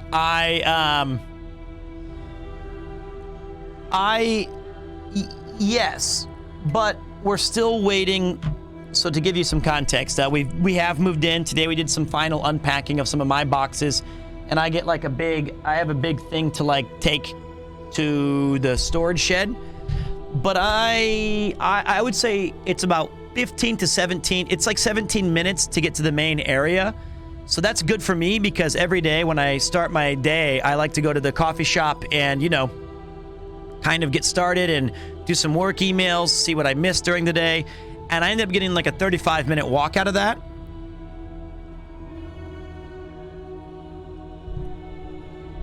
And I don't think there's as much food and drink options around here, but it has a lot of like nice life stuff.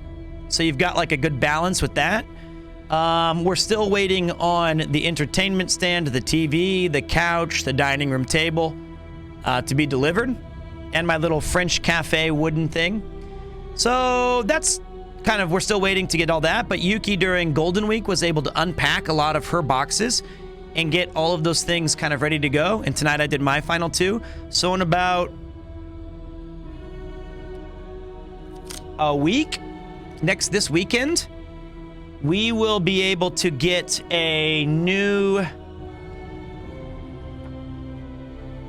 we'll be able to have access to a trunk room storage area. And once that's available, we can put all the stuff we're not using for like until the winter or something like that. That'll be nice, but still taking a while. Can you move your own stuff in Japan, or is hiring people a must? If you want to hear my thoughts about moving, my friend, I highly recommend you watch somewhere around the first 45 minutes. And I go into a moving rant where I helped my friend yesterday, move. And let me just tell you, hire a moving company. What's up, Tazo? How you doing, boss? You feeling good? You can get movers at any time. Or just don't move on Golden Week. Dot moved. Oh, yeah. And it was... Sanctuary. Horrible. As fleeting as a dying star. Wait, where's my...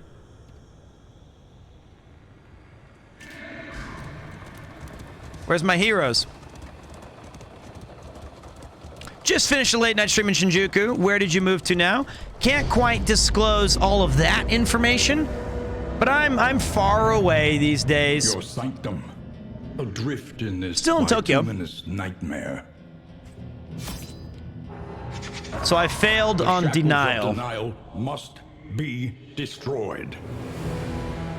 So that's what it says. We failed our first quest. So had we won, we would have been unlocked chapter 2. Interminable faculty socials became something of a delight, knowing we'd abscond to a quiet table and lose ourselves in riveting discussion and passionate debate. The crossroads, where lost souls hope to find their way.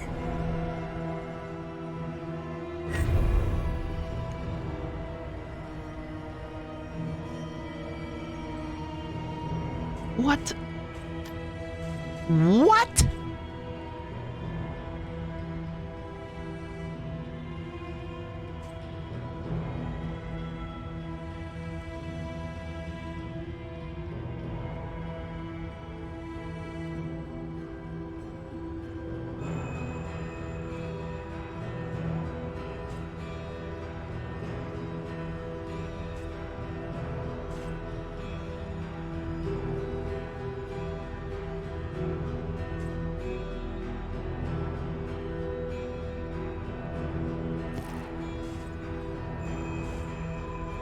Goat. Goat.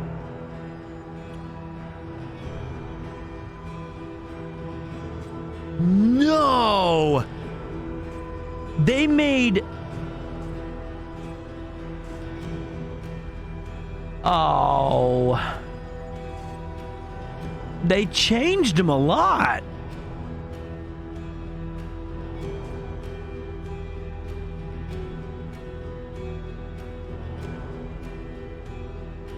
Oh, man, that's brutal. He blinds himself.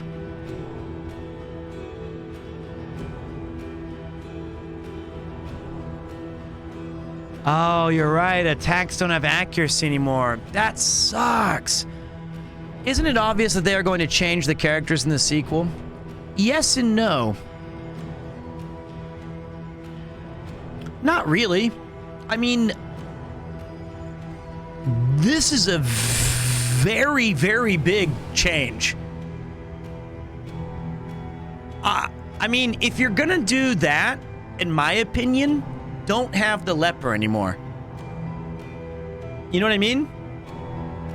Just make new characters.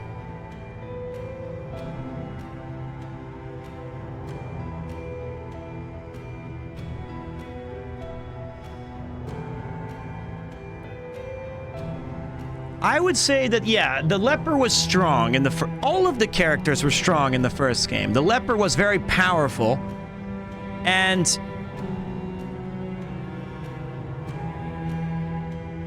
obviously the game was massively flawed before. This new direction the game is going is the true vision of the devs.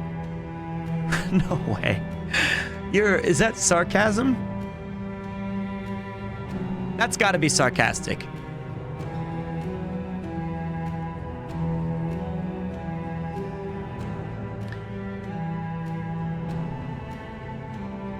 That's sarcasm. Okay, so Here's what I mean. Like, yeah, it's cool, man. But like, so the original game, the big trade-off of the leper was he was resilient and he was hardy. He was completely useless outside of the first 2 rows, which looks like they kept here. They still made him pretty hardy, and they still made him, but they gave him like a, okay. I thought that was. I just want to make sure because, okay, I figured it out now. It looks like this one, they want you to be less efficient and smart with your combat abilities. And they're kind of, at least initially, it looks like they're forcing you to kind of build around more of the resistances and buffs and things like that. I mean, like, look at this. We have Chop, which used to hit the first 2 enemies in the front row. And its downside was that it was pretty inaccurate. Now you choose between the first 2 enemies, or that might have been Chop or Hugh. Hugh might be the one that attacks both. And it's pretty strong, 6 to 12 damage. But it blinds you 75% of the time. That's his only attack. Except for Purge, which is not really an attack. Okay, so Hugh is one of these. Oh, it's there. So there's Hugh. So now, Purge is cool because it clears all of the enemies out of the way. Yeah, this game's just going to be a true roguelike experience for sure. No, I know that you get new abilities. All of these locked ones right here. I do know that. Withstand gives you block, which I guess is the new armor thing. And it also gives me taunt, which is great. So it extends your block for a few turns. And it gives you resistance to like almost every major debuff, including one that's not here.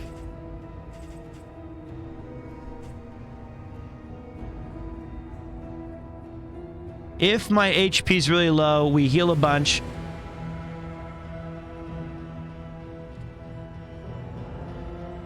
Okay, so basically it looks like the little combo to start out with, you open up with Chop, then you have to reflect. And then the next time you chop again, if it's on the same target, you don't give yourself a debuff.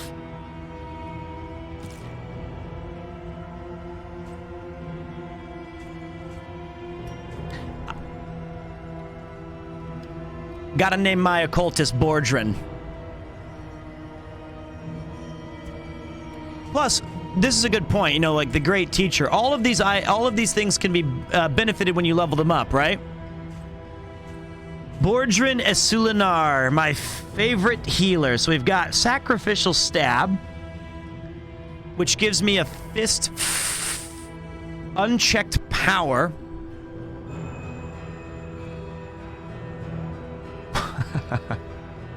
Oh, okay. I can check what it does when you level it up. So there you go. Abyssal Artillery. I loved this ability in the last game, and it has a chance to combo them.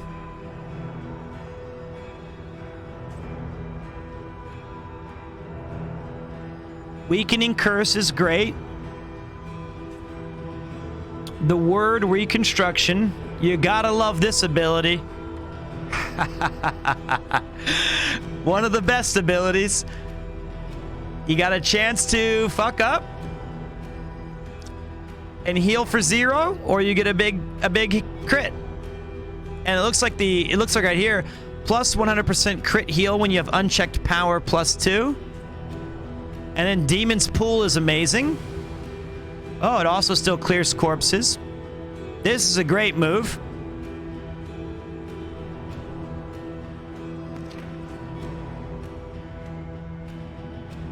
No, it does not eliminate it completely. It gets it down to 60%. What the fuck is this? Why did I unlock these guys?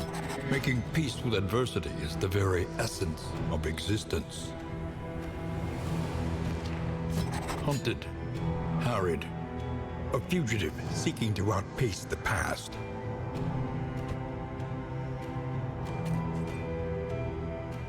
See, if I'd only gotten point blank shot last time, that would have been so. That move is so fucking good.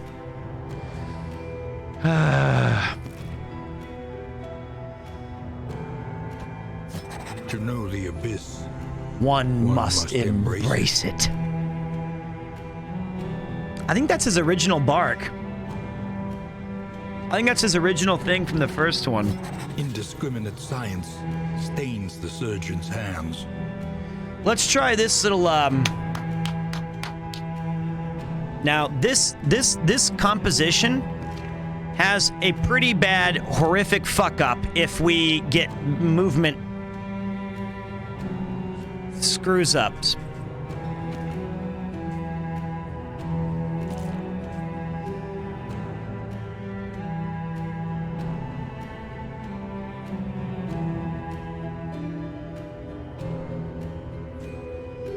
This is hard, man.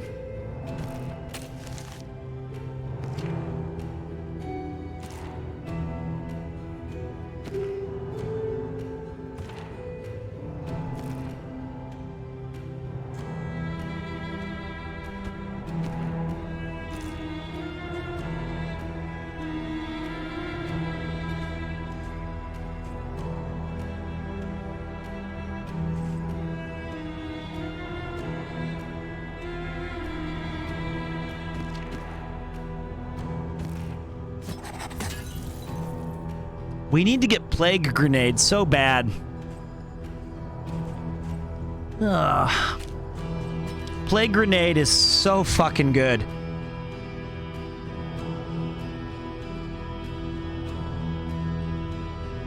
Let's focus on that this run. And Hugh. A bounty hunter is in the original. The only new character is the runaway, I think.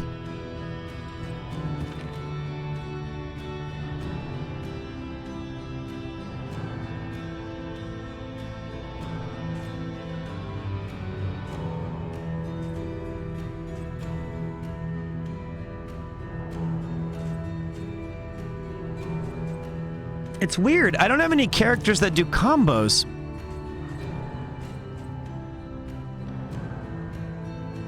You know? Only he's my guy with,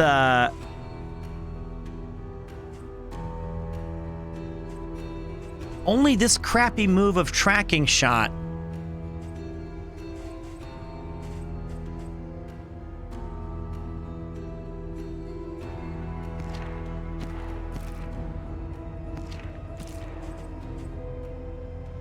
Can he combo?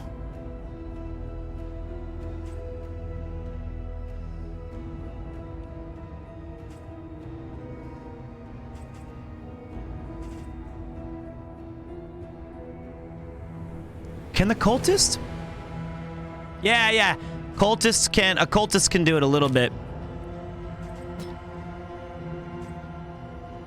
Yes, he can. Okay. All right, we're gonna take you out. Let's get zealotry, an undying blight upon the soul. Let's get weird. 3 new characters and a plague doctor. Let's get weird.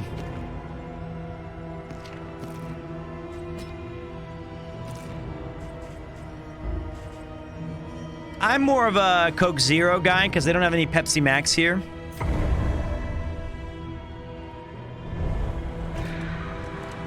This should be interesting. I should go to bed. It's the weirdo team. This was a beautiful place once. There's 1 new character. What a pity. This is a bad team. This is... I mean, it doesn't matter. Because we don't... feel it. A change in the air.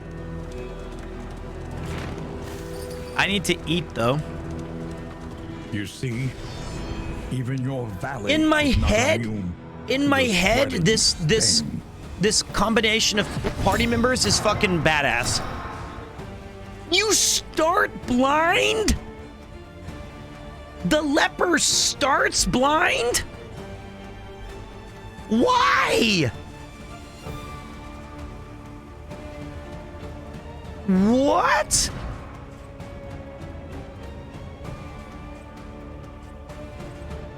Who the fuck are these clowns? He's a blundering fool minus... The leper's the slowest character in the game. His speed is zero. -2 speed? Does he even get to play?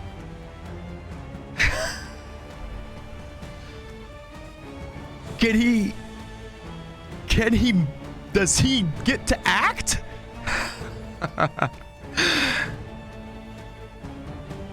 There's no upside to negative quirks.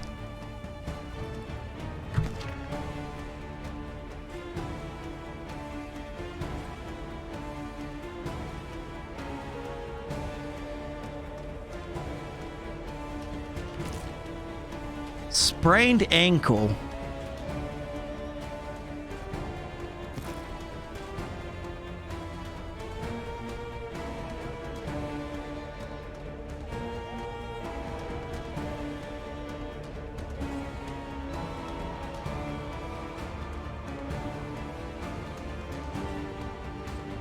We got some real winners here.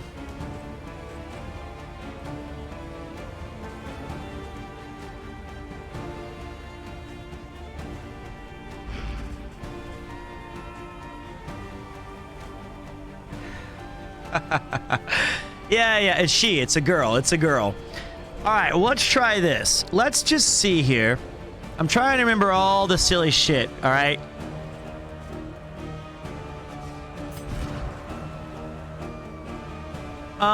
So... She also is pretty good, too.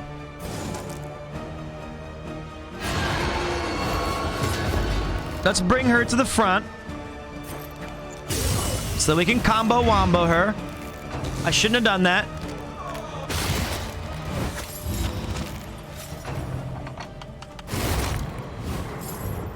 All right.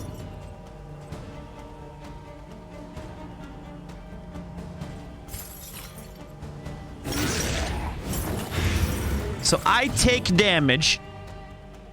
Oh, I see. I'm supposed to start every fight with reflection.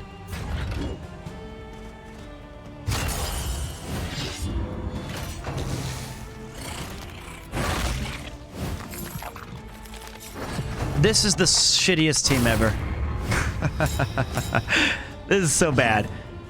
This is bad because we're not going to be able to kill anything fast enough. Dwindles.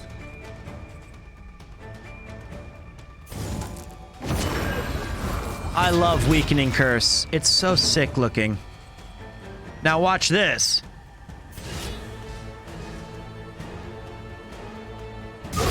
Oh. Looks cool though.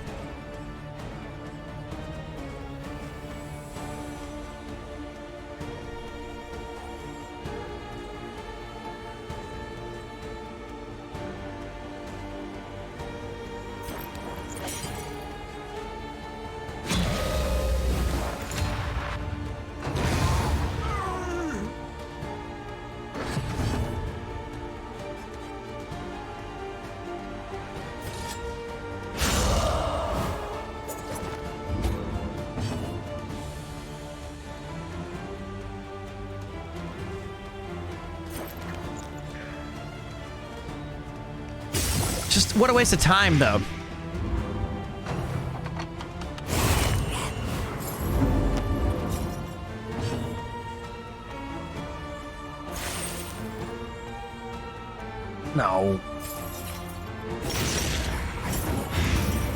he does good damage. That's the guy that we're looking at. And so, like, all we can do with this dude is something like, just don't miss. Okay. This is going to be tough, but I think we got it. I think we got it. Now, the good news is this. The speed debuff to the leper may help. This work is noble. The speed debuff to the... It sucks that really bad that he starts with blind. Because if he didn't start with blind, at least we could set up him being a combo with another character. Like, we could weakening curse the front line and then smack the guy with the opening. I don't know why he starts with that. That's so bizarre. Maybe there's a unique item later, like they have legendary items for each character. Rest now for a time.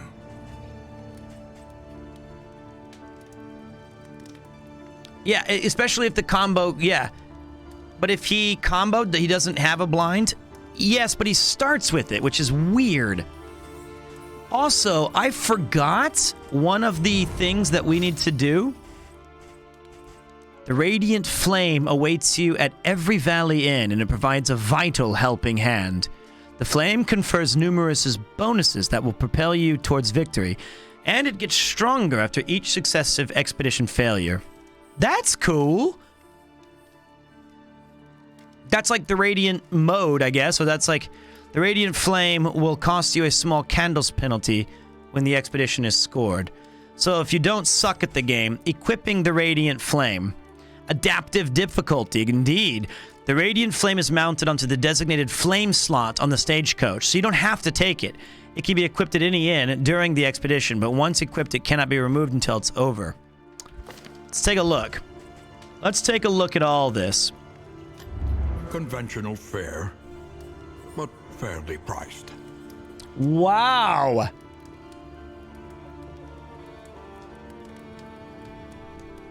Look at that. You get more HP, more stress reduction, more resistance to things, and your flame goes down slower. And it's free.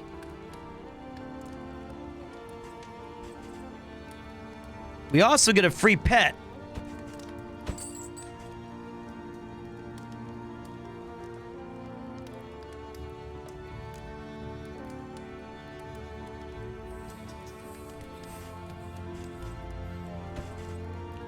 I want to try it out. The means of mastery. And you always start with 5 on this thing. So we can try to...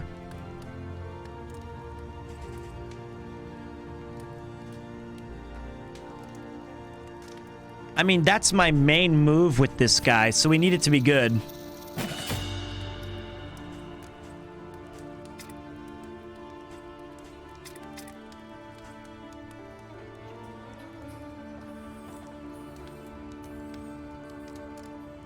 I'm going for distance, I'm going for speed.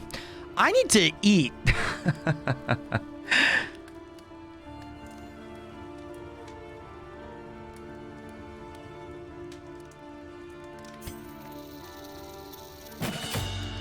We're gonna need the gift of Lash.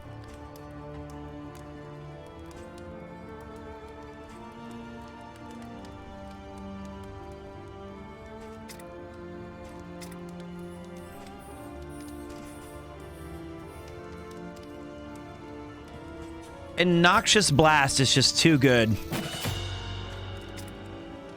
Now this will be interesting. We get a pull 3 combo. I think Weakening Curse is just... I think people underestimate Weakening Curse. It's so good. It can be used in any position. It makes them do less damage. And now it provides this legendary combo thing.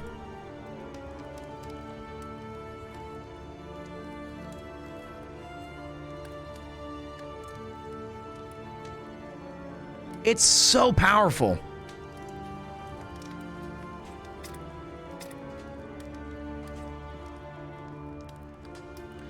Oh, look. Purge can add a combo if you upgrade Purge. So you do a little bit of damage to the front line and you combo. You got to be careful with it though, because you have to you have to make sure the guy in the front is weak.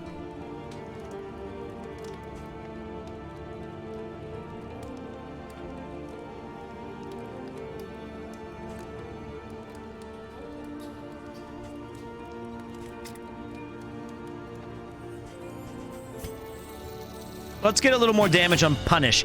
I think these two things are going to be really nice because that's like our main combo. Each improvement, a new variable in the equation of your fate.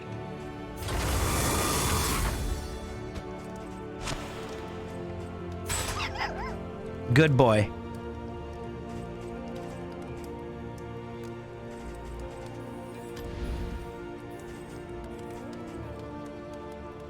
What's this? 20% traveling heal. It's interesting.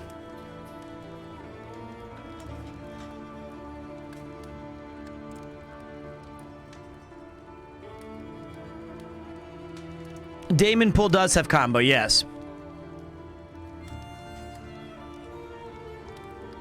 We're gonna save our stuff for some Stagecoach. Oh, that's nice.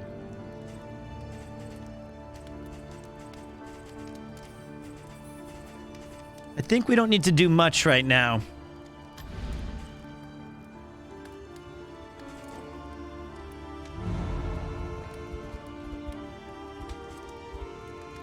Is he dead? This art in this game is so incredible. All right, let's see how we do, shall we? The provinces and cantrevs of our land, crumbling and undone. He looks like he's completely dead. So we get a Stagecoach item, which is a medical gear. Before each location, chance to produce poultice items. Avoid the watchtower. That's the goal. The goal for this one is fight 6 or less road battles. Our great cities burn. All that Booty. beauty and knowledge, ash on the wind. Now wait, there was one thing I wanted to check. Last time, you have to get the gold to get the reward. Yeah, I know. How did we... Thank you, though, for telling me. I learned that the last time because I screwed up. Now, there was one cool thing that I saw, that there was like a kind of bonus to like your run. Like you had to... I don't know what button that was, though. Behold, the great cities of man, ruined and aflame.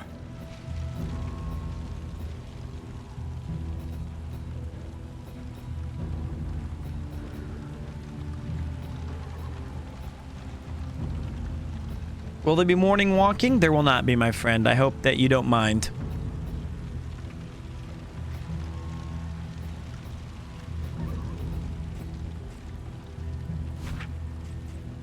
This one. So visit the hoarder. Visit assistance and... So you try to get these things done. Heroes goals. There will be no more morning walk streams, simply because the nature of it is I can't dox where I live, right? The loathing. Oh, God. But, you know, we do have the IRL questing now. Man, this Stagecoach really does not control well. Really don't think this is a very great... An inkling of potency still lingers in some of these well-worn relics. Ooh, chance to produce flapjacks.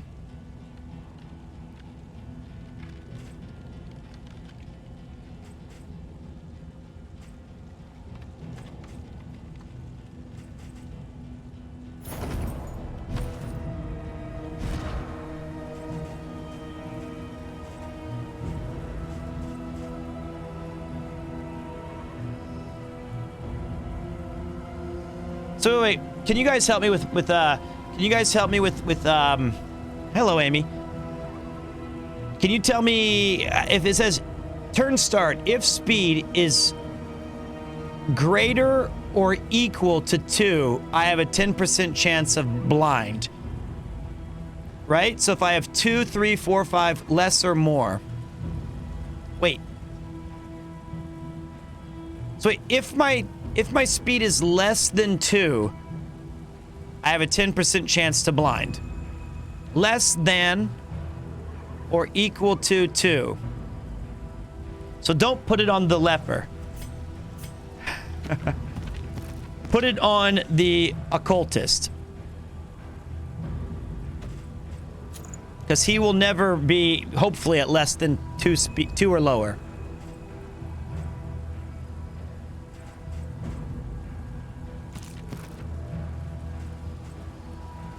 Yeah, I know he can't be double blind, but... Oh, wait. I thought that was... Oh, you're right. I misunderstood that. I thought that was, taking the damage.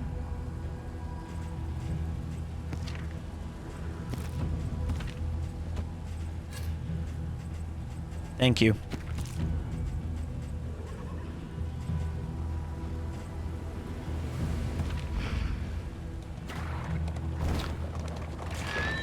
But I will say... Well, let me say this, Yuki. I know that you might like the IRL walks, but I hope that you also enjoy the great amount of fun and content and joking that we get up to here. And, you know, I think that the Peak Quest stuff will be a really valuable... In crisis, no gain is insignificant. You know, such a great time.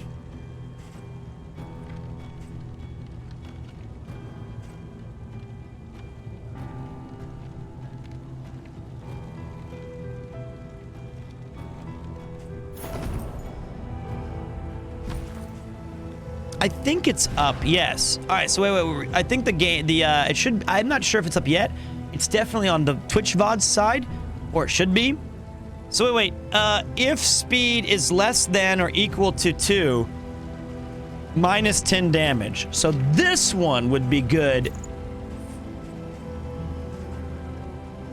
Because if we somehow get a dodge, we get a super dodge.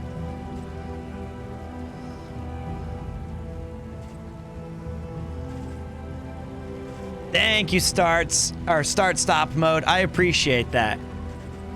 I know that they probably didn't mean anything that was like negative or stuff, but I just wish that, I hope that you guys understand that, An elementary problem, is it not? That it's an elementary problem, is it not? Wait. I forgot the goals. It was, what was it? Avoid the watchtower. Okay, so that, we're going to the cache.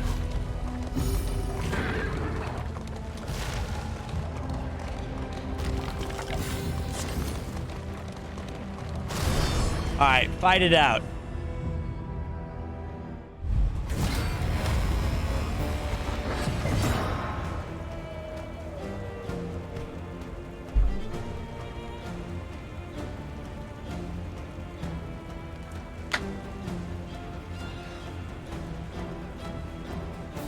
The first thing I said, as long as we don't get our movement fucked up, we'll be fine. We got ambushed by the enemy.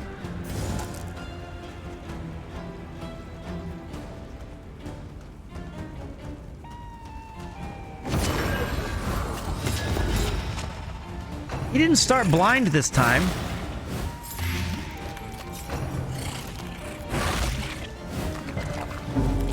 That's such a bad start.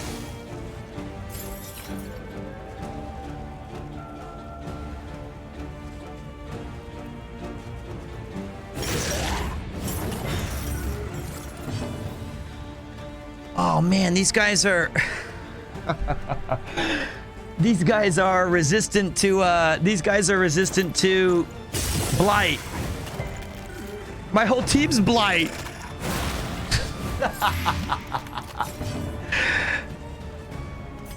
And look, of course, you know, fucking loser Dismiss can jump 3 squares, but this guy can move 1.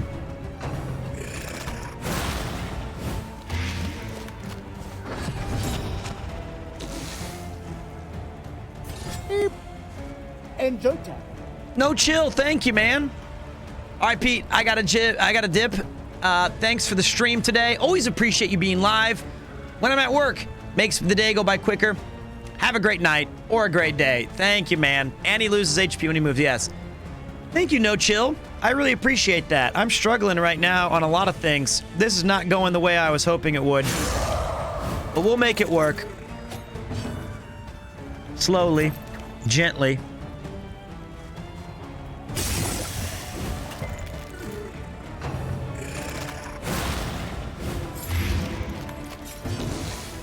Yes. Suck this. There we go. We got a blight in there. How you doing, Watanabe? Well, I'm doing good, man. I'm trying out this new game, and this has been the worst start you could possibly imagine. Both of my characters are blighted, including my undead man.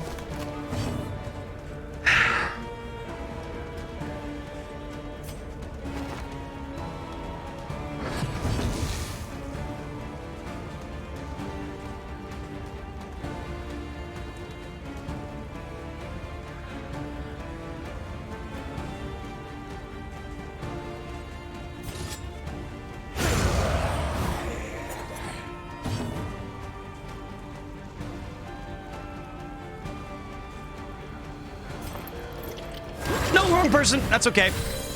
That's all right. Relief from caustic agony.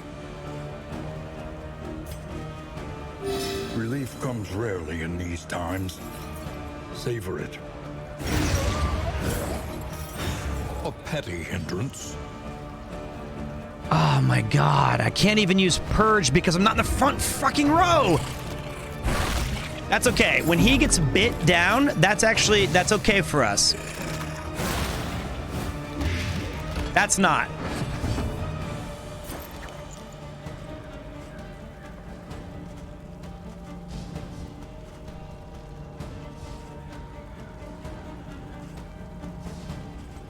Emboldening vapors. Let's see if this works. Watch this. If we do Lash's gift... Oh, it doesn't even do damage. I thought in the old game, his healing thing... Wait, what the fuck does this do?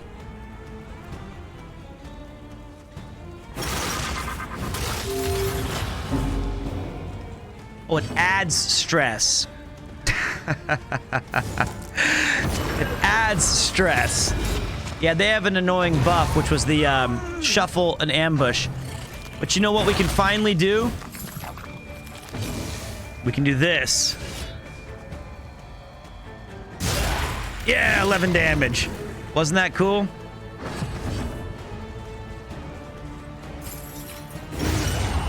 There you go. A lesson taught is a lesson learned. That was a really, really, really bad start, but we overcame it pretty well. Wealth is worthless without purpose. It's always good when you start about as bad as you can, but you can kind of recover for it. And the Flagellant and the Leper, I think, make really great combos because the Leper has an ability that allows him to lower his own stress. Perhaps I left this for you. Perhaps you left it for yourself. Perhaps it is not here at all.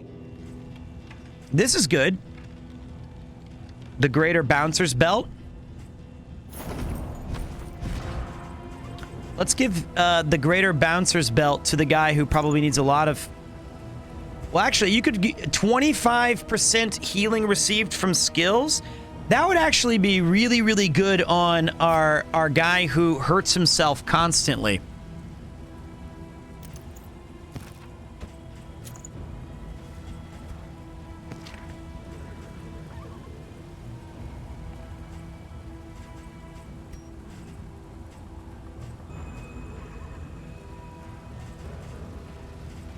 I'm having fun with this game.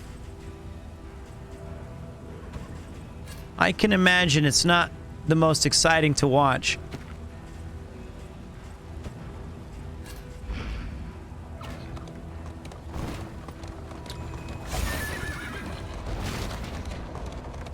But it's an interesting title.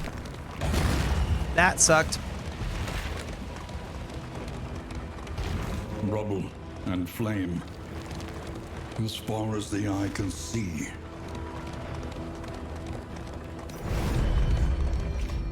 The Hoarder. Hi, seeing this for the first time actually being played, so much new things. I'm still playing the first game, and it seems confusing for me. I totally get that. That first game can be really tricky. Oh, it's the salesman.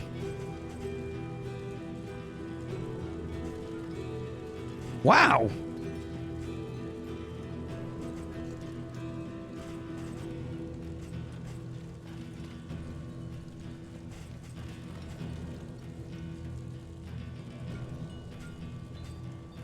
Smoke bomb is cool.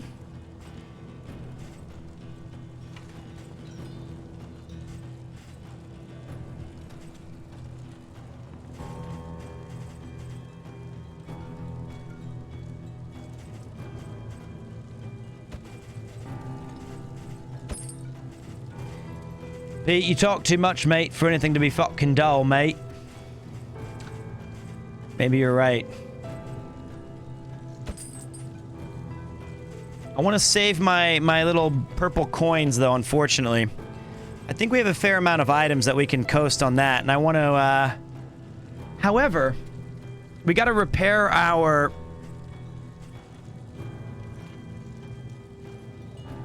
stagecoach.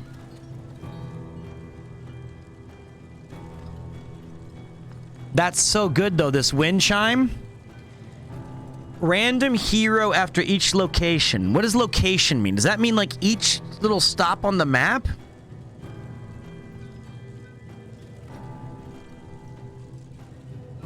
Like, each little thing like this? Or does it mean, like, each time you reach the end? I want to go for that. I want to try this wind chime out. So I think I'm gonna get stressed out. Thank you, Hoarder. Oh, shit. A lair, a boss fight rewards a trophy?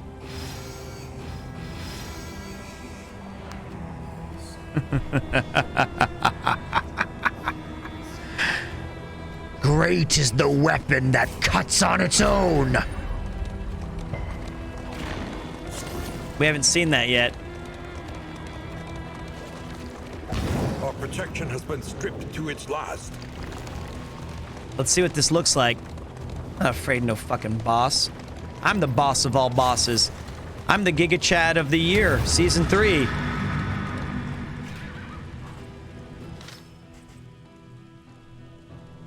Lairs are where the region bosses dwell. To reach the boss, you must first win your way through 2 sentry battles. You may retreat from the lair after each battle, but the further you delve, the more loot you'll receive. Bosses have rare treasures, and they are our only source of trophies. Trophies act as a key to the mountain.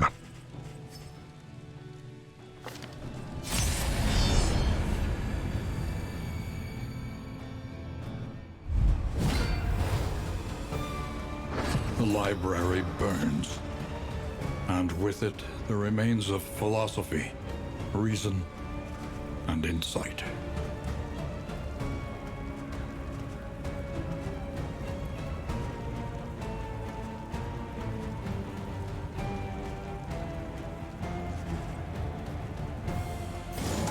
Never trust the shaman.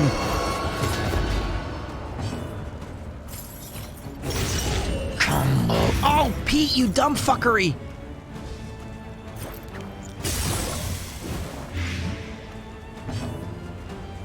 Okay, he's dead.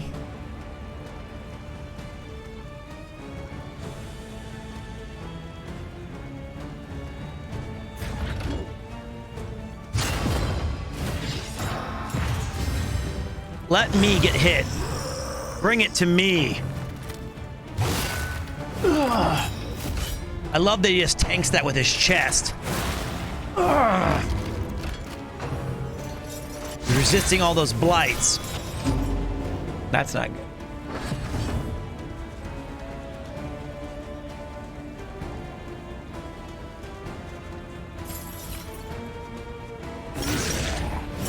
You know what I really like?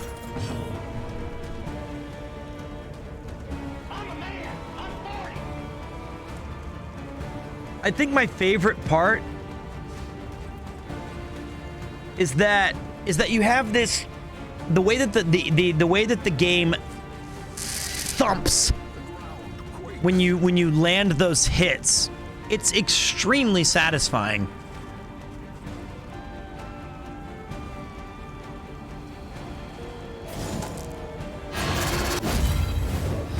Didn't see that riposte.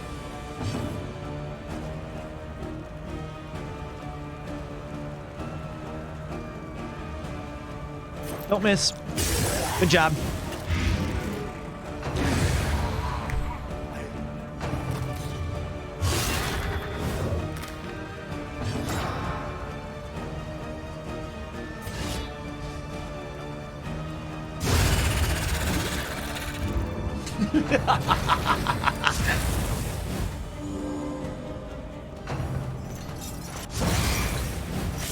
Agony by accumulation.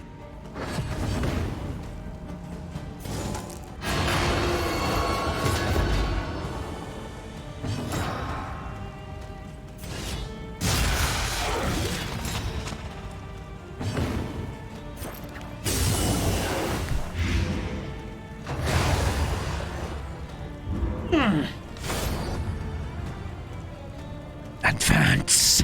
Show them no quarter.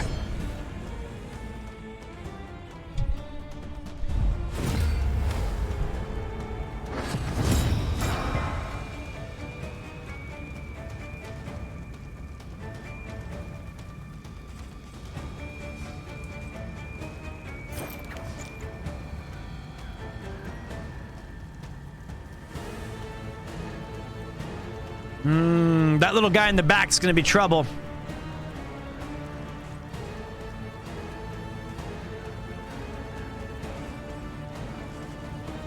Big trouble.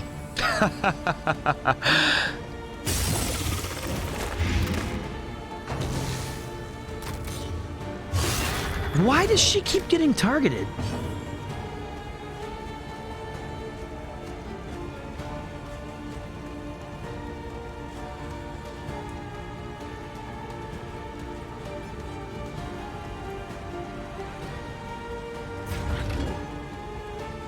And why does he keep starting with blind?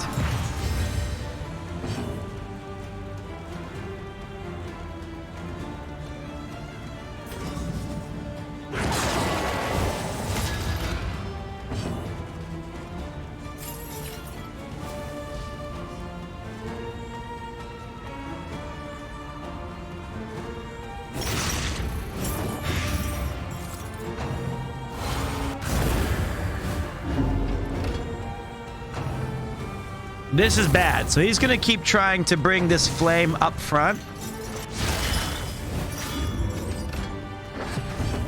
So the goal with this is going to be... Wait a minute.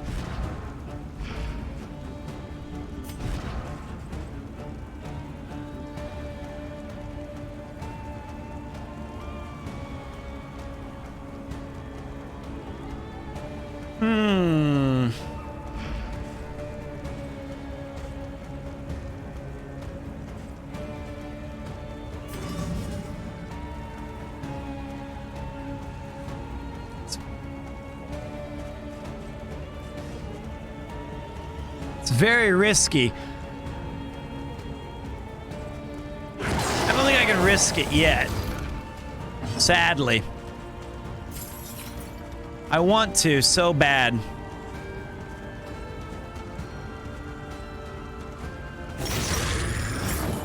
But Malaise, measured and steady.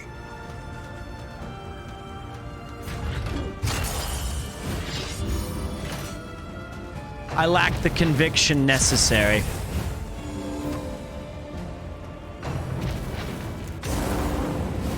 That's bad. Never mind, he's an idiot.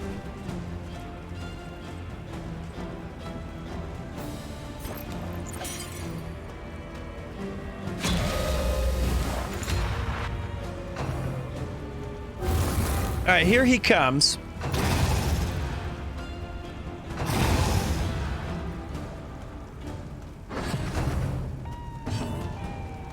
Now, I've set this up carefully.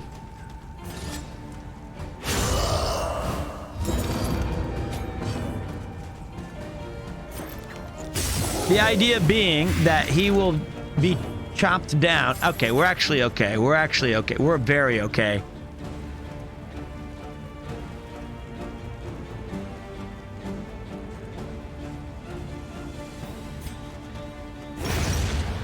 I overthought A it. simple variable, easily resolved.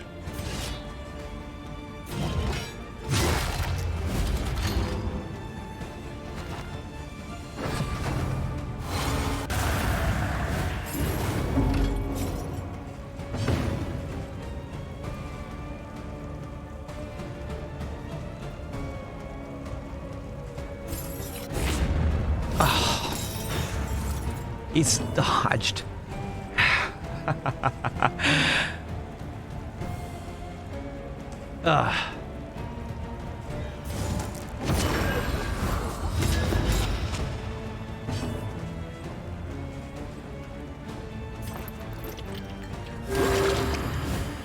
Extinguished at last.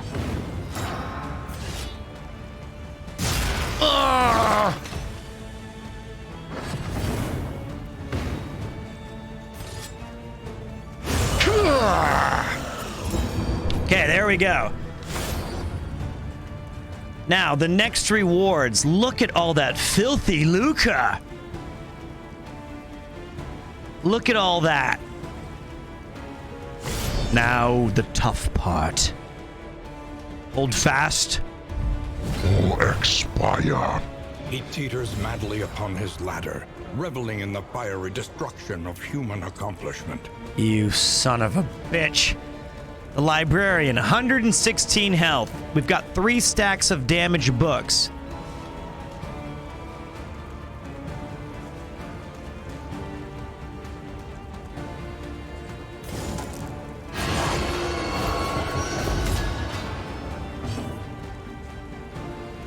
That didn't work.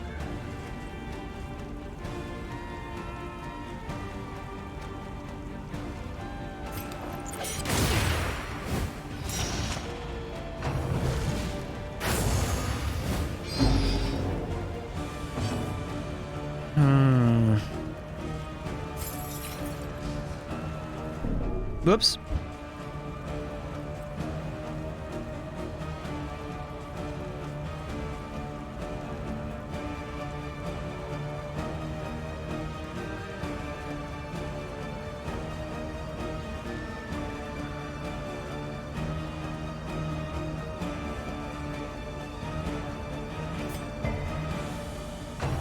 I passed a turn and I missed the recovery? What?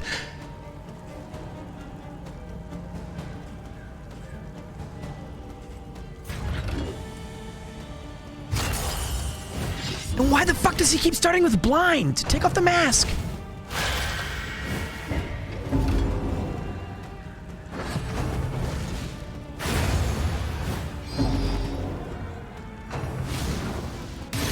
Hold fast, for who knows what lurks in the beyond. This is a really... Oh my god! This is fucking stupid!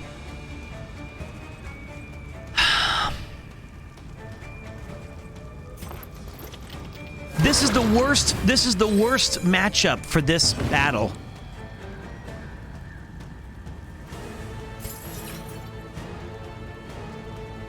Literally the worst boss for this party. I'm gonna have to kill the books myself.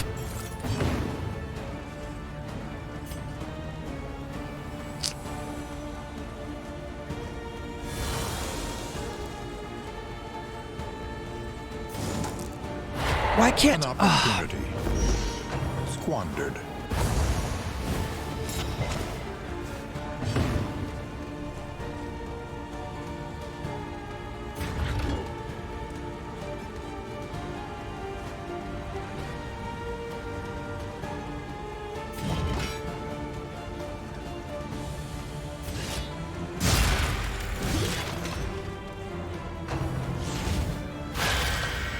I guess.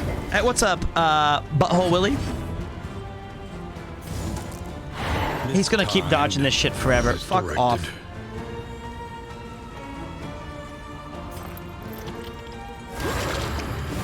I still think we can do this. At last.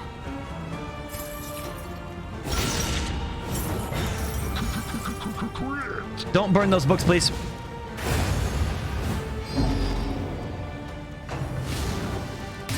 That was very unlucky. That was very unlucky. For him! The tide turns. Good, I'm blinded. Like, I've never had that problem before.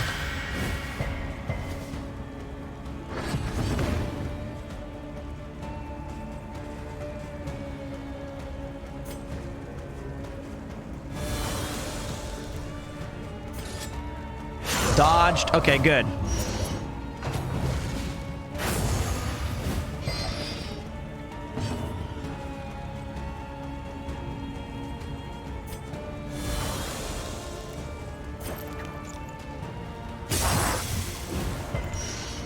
He resisted my... Fuck. The fuck?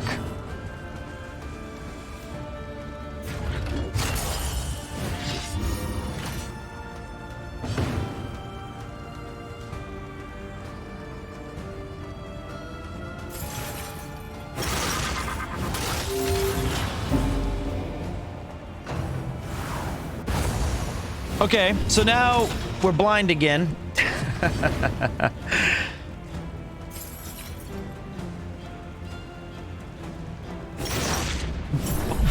Okay, we blinded him. That shouldn't kill it. Don't miss.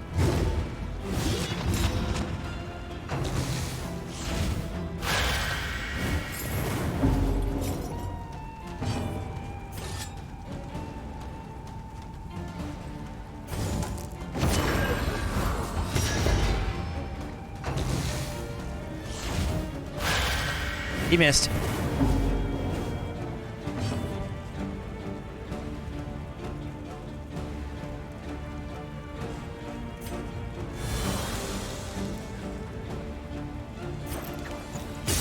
We gotta get this fucking book down.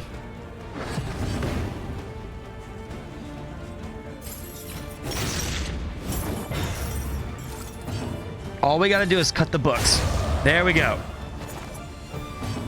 Don't let him...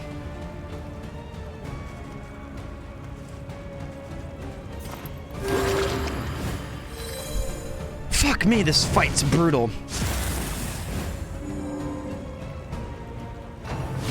This could be bad.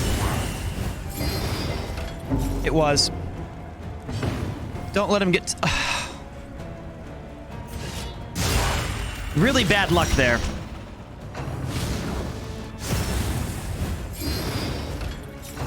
Oh, man. This was the absolute worst boss for us. Given their last.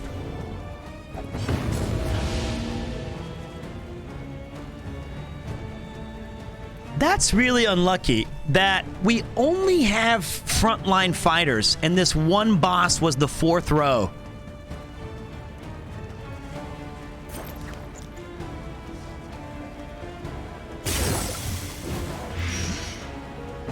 The sum total of violent equation, unfavorably rounded down.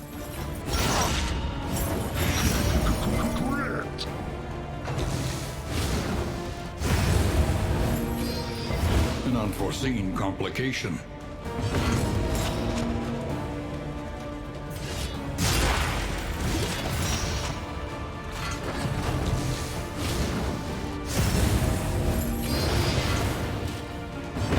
Another wound. Another loss.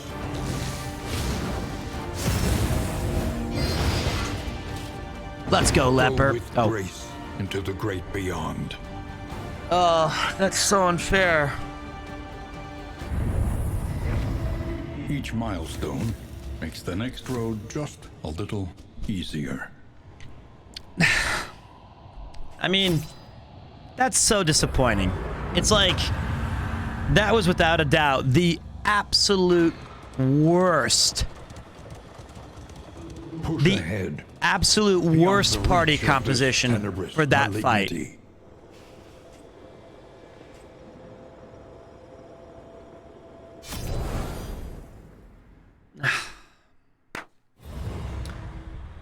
That's stupid. Wisdom will help you choose a path. Resourcefulness will ensure you survive it.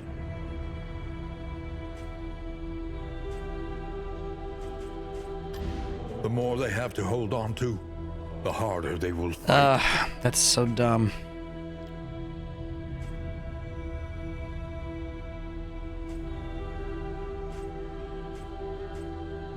What the fuck is this guy blind for?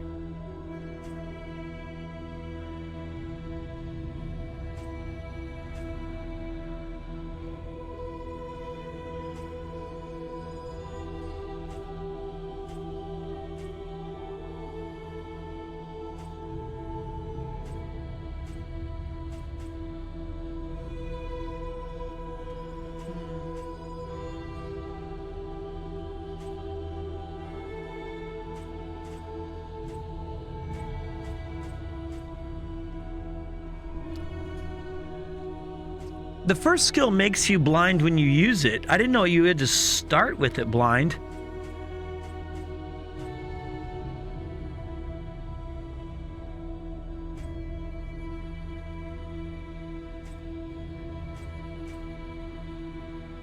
Oh, that's cool. He can sometimes be hired at the inn.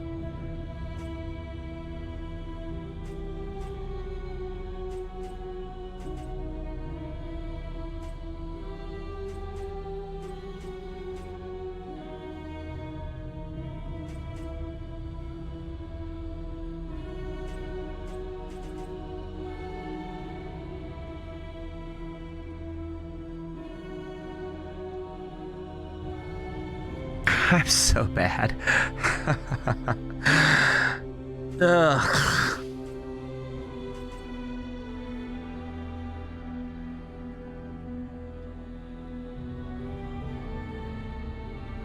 Now look at this. That's useful. Look at that. You have gain when hit if speed is less than or equal to 2, remove blind. We need to get that trinket. That way when he's sitting there sucking, he'll get hit and we'll just lose our blindness. That's what we're looking for.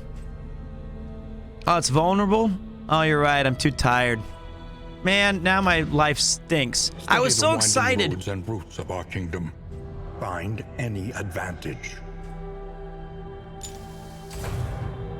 Ah, disappointed. I'm blind. That's what it sounds like. To recall a thing is to make it real once more.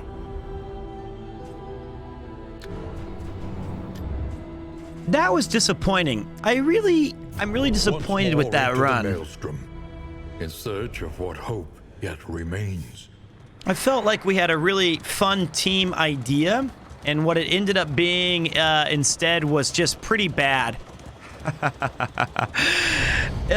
We tried to fight the boss, and the boss said, "The house on the borderlands. No. Half swallowed by the stain." I kind of missed the mansion too. Maybe I'm just, that trinket just unlocked is great, I think. Removed a negative token, which is blind. Well, that's good. Between the mythos of ancient cultures was not a new area of study for either of us.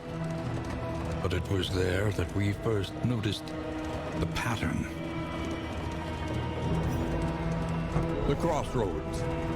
Who will step forward into the light? All right, look. Making peace with adversity is the very essence of existence.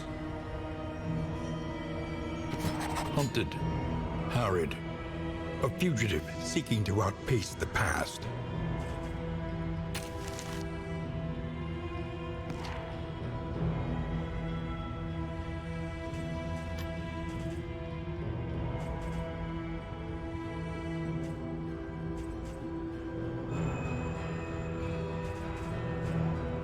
avarice slips I liked- unseen into the catacombs of the mind.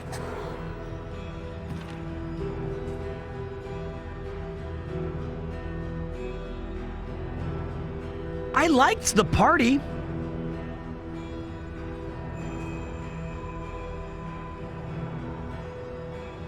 I really did.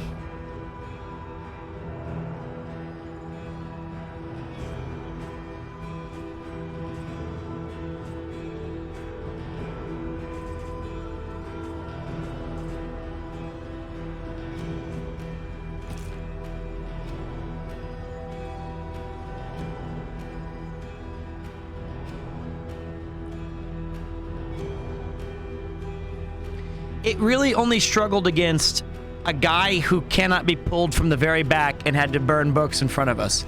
That was really it. Because everything else, the occultists could have pulled stuff forward.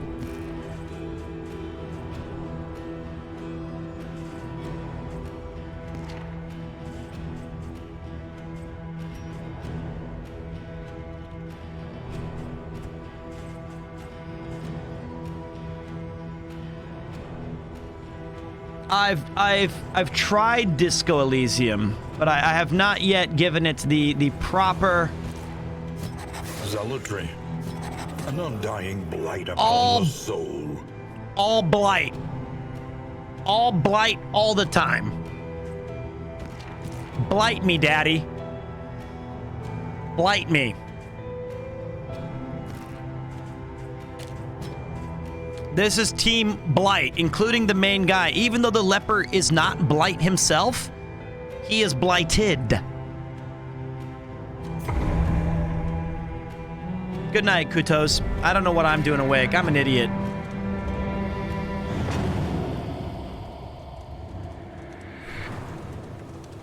When you are ready, this rutted roadway will finally take you home.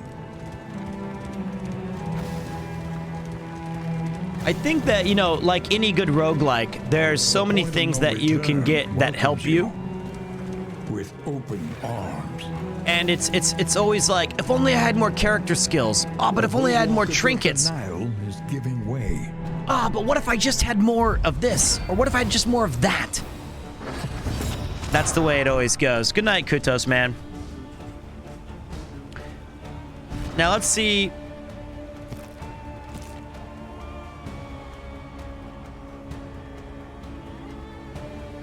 There's no fucking way he's a coward. How is that? How is that possible? That's insane.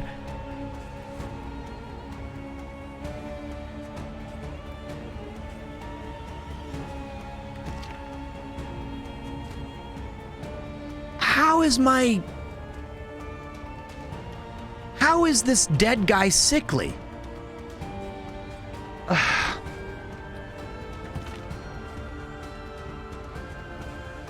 That makes sense.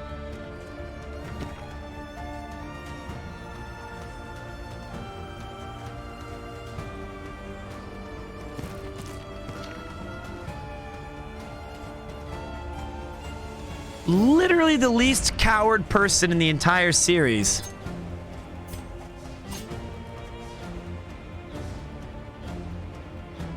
He really fucking starts blind? He starts blind?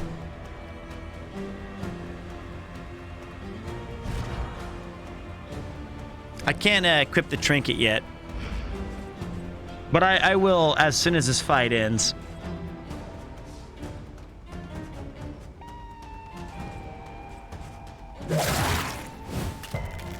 And of course we're fighting the undead.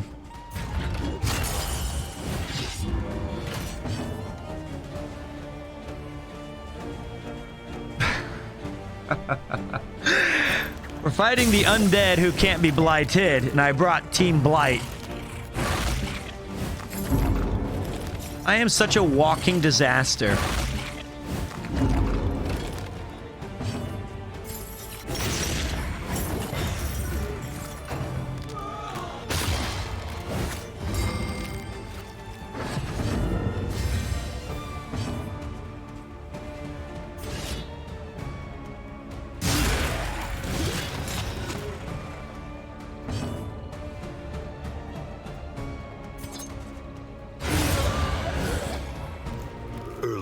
results are encouraging.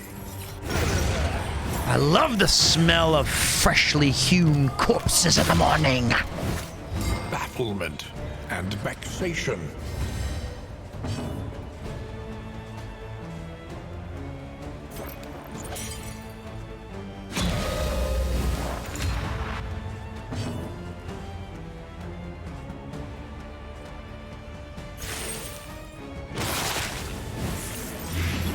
Oh, I thought I'd get rid of all of them. Don't miss.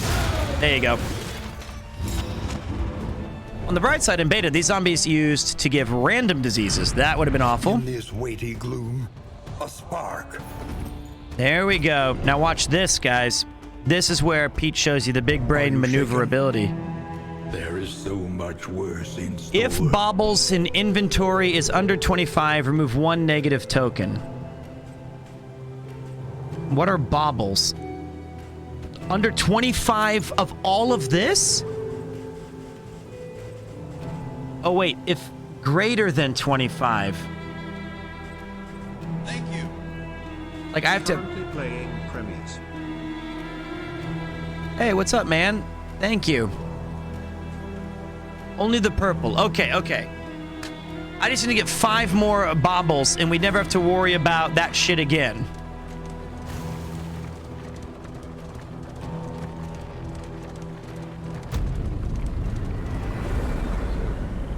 No spending. What's up, the Suffolk vegan? Why am I doing this? Why am I still awake? The fire is lit. The table is set. The inn awaits its favorite guests.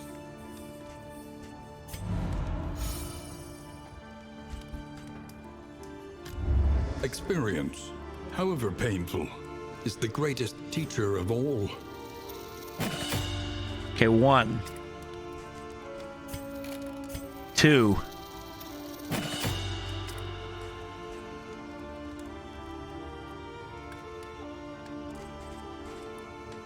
3.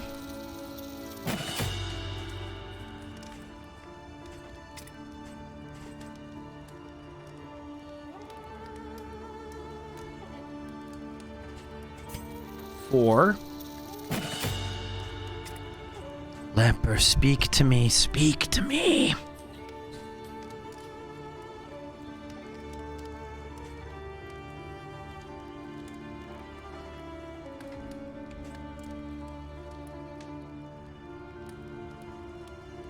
What is this item at the end? The down triple triangles. It says something something res 3 turns.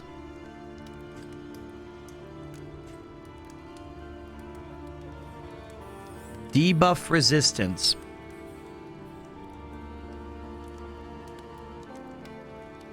Would that be like more blind later?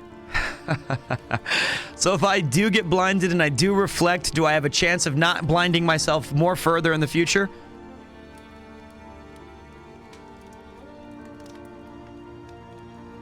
Can I reflect on how to make this character double blinded? Just stop being bad. You're my favorite. Thank you, guys. Spend what you can, or wealth no longer has meaning. If indeed it ever did. Oh, interesting. This changed.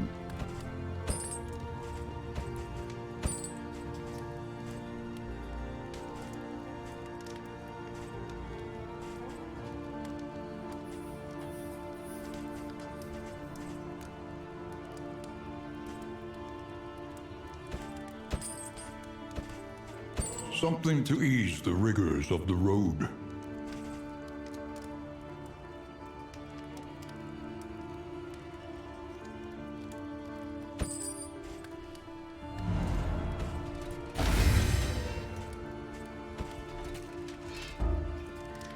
I think the leper and this dead thing want to be good friends. Pete, you are a legend. The endurance of a true gamer. Conrad out. Good night, Conrad. I think I'm just an idiot. Whoops, wrong button. That's okay. That's okay.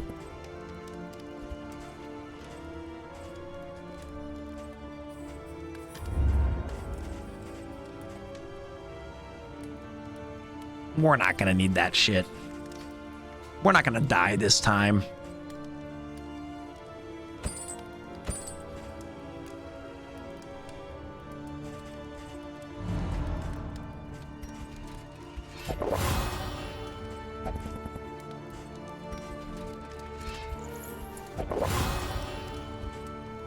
All right. Your coach must be maintained if it is to carry you where you must go.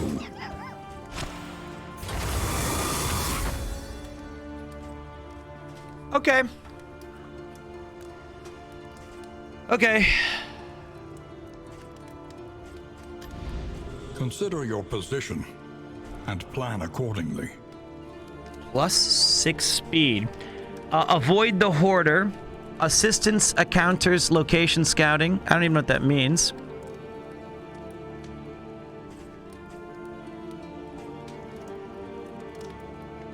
Oh, you get 3 candles.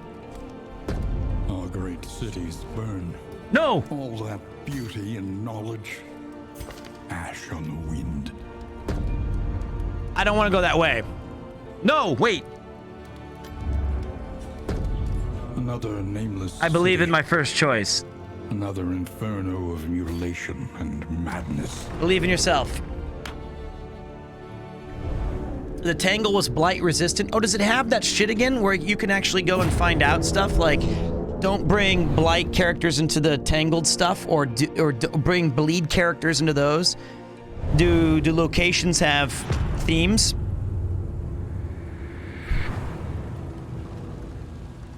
Behold, the great cities of man, ruined and aflame.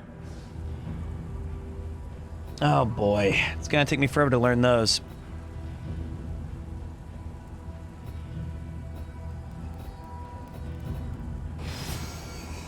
Safe passage along this stretch. A welcome reprieve.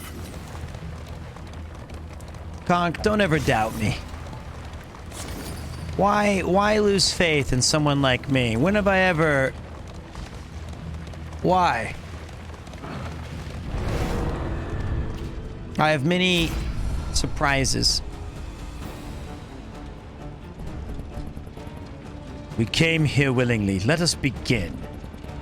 My path to deliverance lies through them!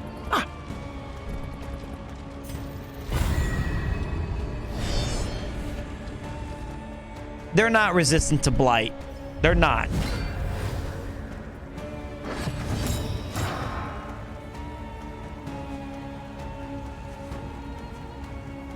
Burn.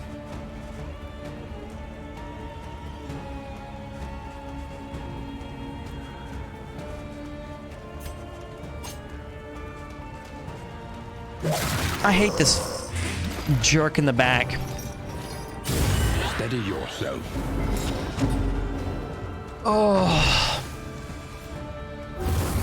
Very bad crit. Ugh.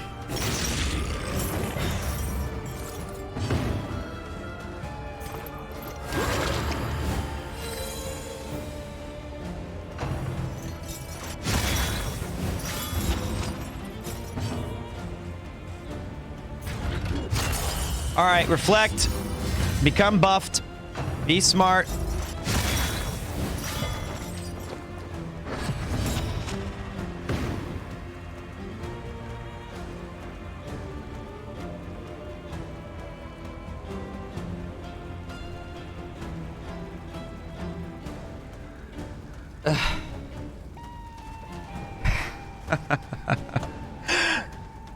Can we just play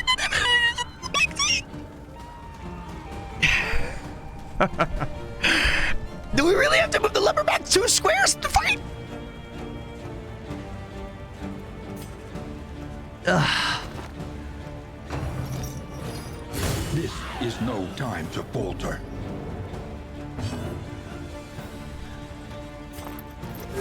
What the Extinguished at last. It's the first fight!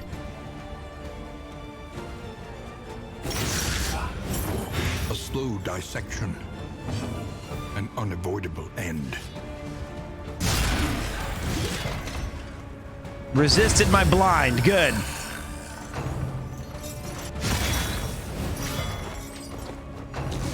So fucking dumb. This is so fucking stupid.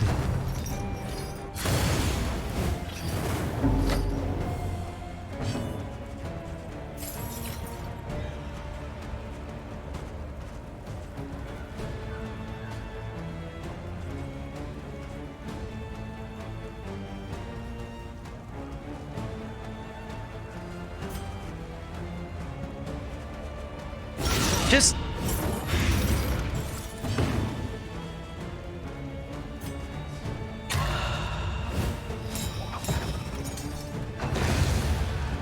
Did I misread that? Hold fast, for who knows what lurks in the beyond.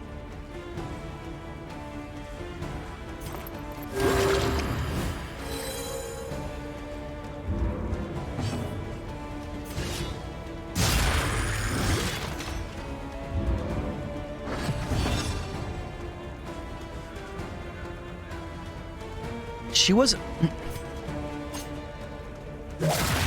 Alright, hold on a minute. I think I got an idea here. I think I got an idea. Dwindles.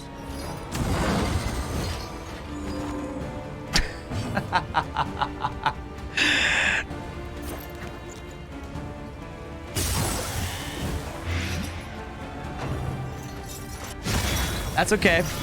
Let me cook. A brilliant conclusion.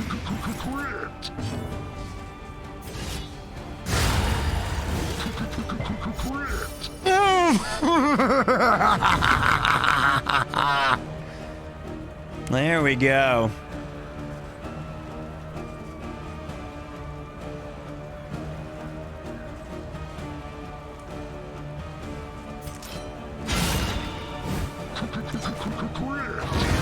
You know what? That was not fair. I thought if I crit, I might lower my stress. Flame, and it didn't matter. Brightly for all the world to see.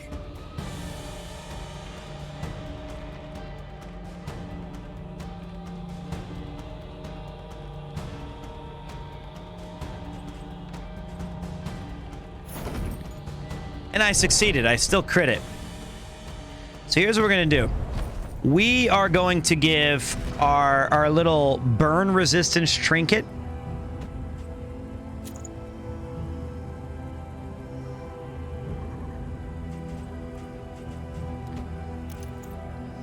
to you.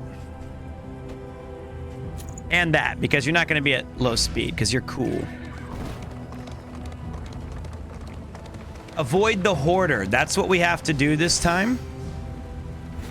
So if we go to the right, we have the hoarder. That's bad. We also have an unknown route. Interesting. I believe in a thing called love. There's danger on this path.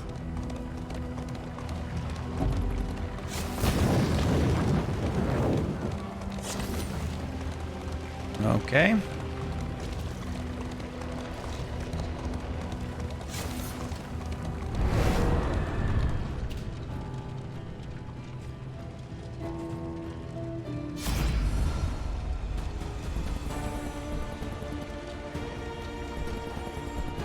So wait, this one gives me +1 blind. Okay, so we're gonna follow your lead, boss. I gotta say, Pete, as much as I like this new emote, from far away, it looks like you're just wearing a wig. Shame that. Perhaps you'd feel better if I smacked that man in the face.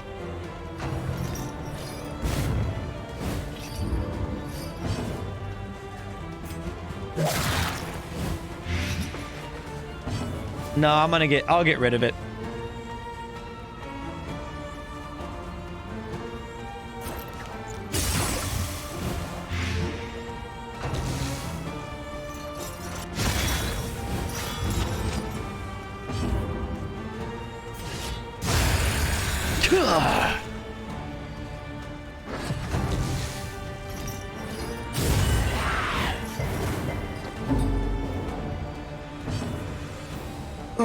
my god, I just fucking gave her fire resistance.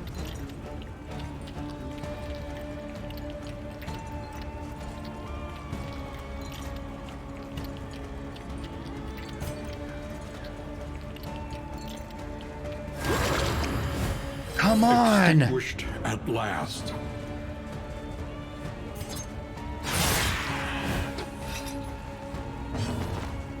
What the fuck did he move back for?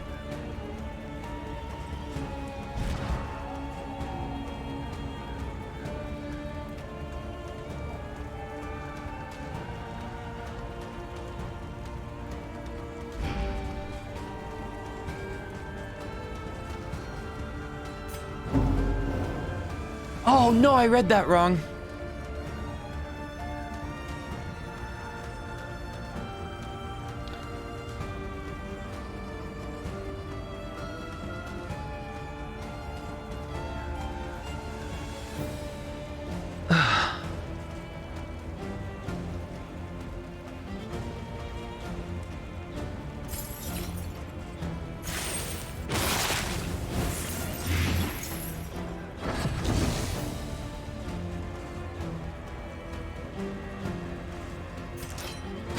Well done.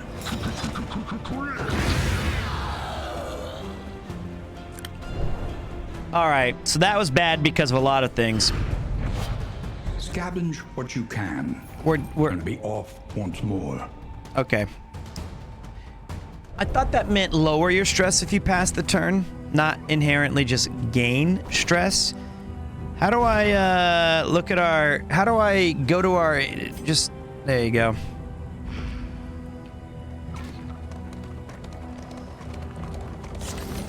It's like... I love I trust you have calculated games your with a lot of odds variance. carefully. This will not be easy. This one does feel to me like...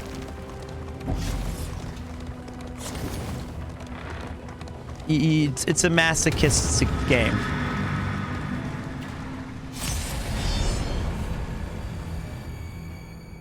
What's the Great Library? The library burns. What? This is the lair? We chose the fucking lair again? It was random! It was random! There was like no way, there was no way to know. Is it always the same boss? Do we have to run this time? Or does it give you a chance to get a different boss?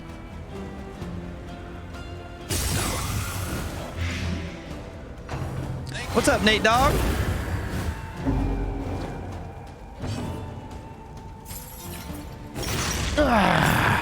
Back to the pit. Oh, okay, so it's gonna be the same boss. Good to know. Thank you. Thanks for letting me know.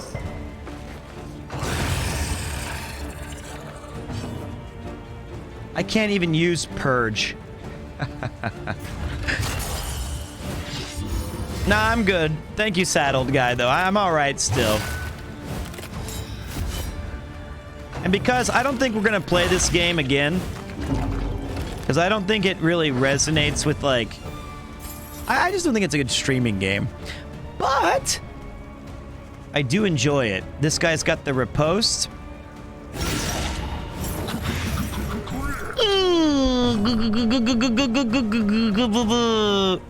I think it's a fun game. I think it's fun to comment on like what my strategies are and stuff. Pete's pulling an all-nighter again. Yeah, he's just that dumbass.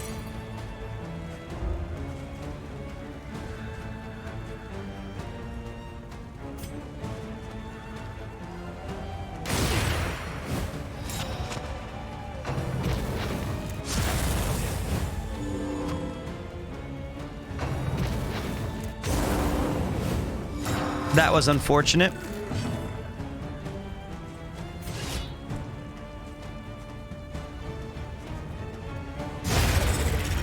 Just chop it down.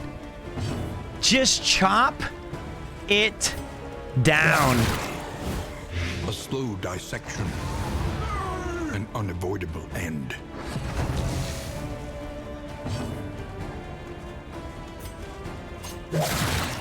That was pretty nasty. That's why the leper is so goddamn cool. God, I love him.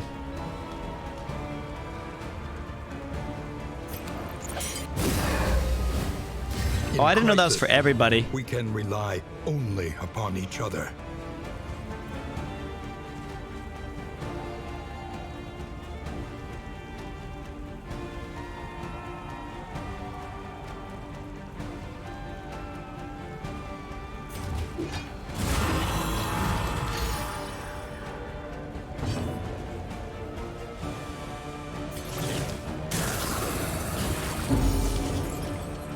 I think we're all right with that. A deliberate and methodical So, yeah. appliance of harm. Yeah, that's a good Now look, we have the thing now, so we should never be blind again.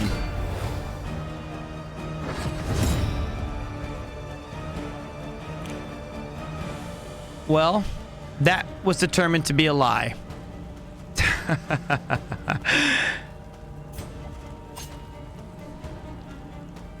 We thought that was going to be the case.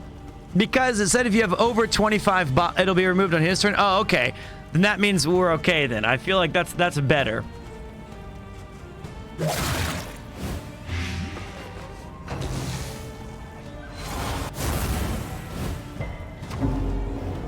Don't be stressed.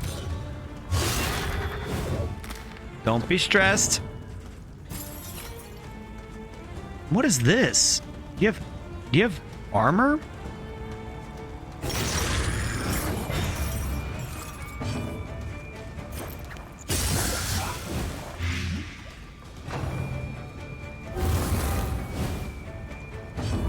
Yep. Now we're badasses.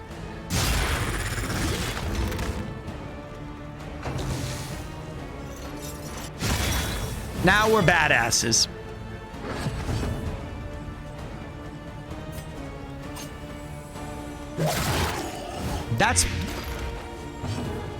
That's pretty damn cool.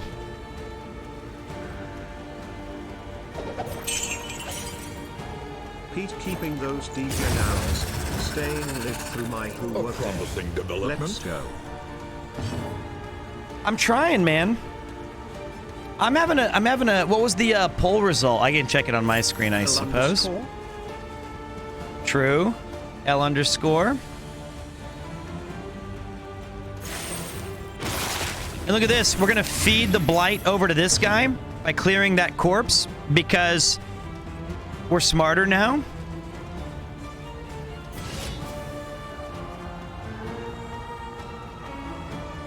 A very welcome 38% of the votes.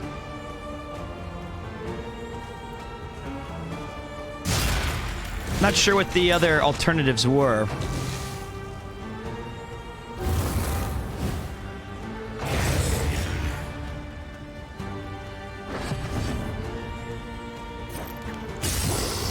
There we go. That'll do it. There we go. Oh, I'm still streaming, baby. Unfortunately, we got to escape because I just don't think we have the manpower. Cowardice, a crude term for the science of self-preservation. I don't think we'll be able to take him down without having some more ranged power in our squad. Although, I don't know. I kind of feel like it's possible. What's a caged creature?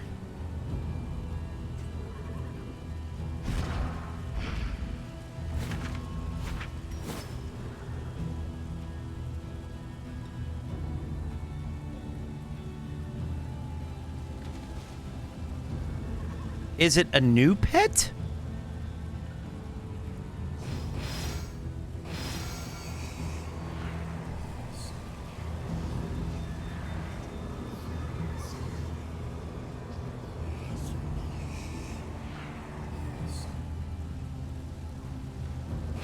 Well, we gotta do this for our thing anyway. I would say sure. You'd say like 1,200 people means it's doing well. I'm desperate. They need your help. We have lost about 1,000 people though. maybe this game's, you know, it's interesting, but maybe perhaps my way of presenting it is a bit harder. Let's see what the Desperate Few have to say. For this, we get combat items and more flame. This one, we lose some relics, but we gain flame and get some food. And we get some inn items. Food sounds kind of fun, though. And does relics, can that also mean are vastly... we're okay. It's actual money.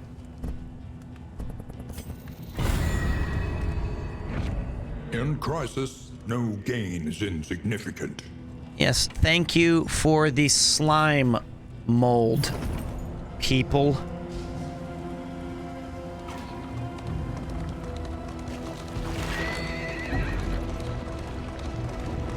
If you hope to heal, you have chosen wisely.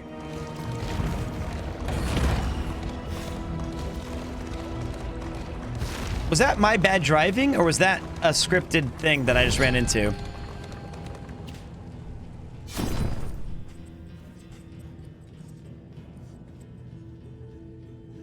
No, I don't care about numbers at all. You know that.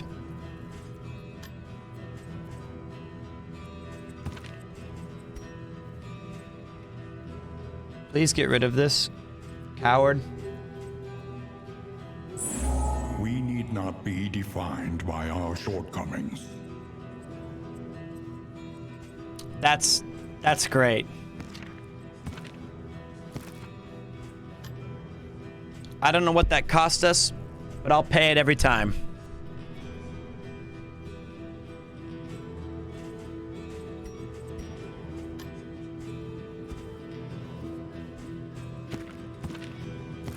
Do I keep getting healed because of,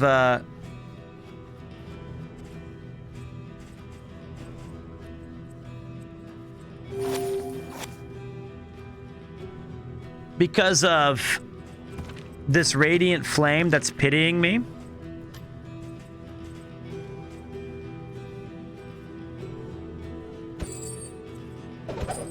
Tonics, tinctures, I leave and for the remedies. afternoon and come back The to find you're science of still hope. online. Truly the stream of values. That's right, man. This is the stream of values. Ain't no better way than that. You're welcome. I live to serve.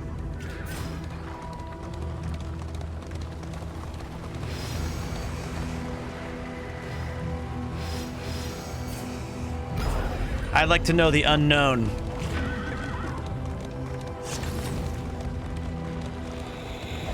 The loathing festers. Maybe I shouldn't be so curious.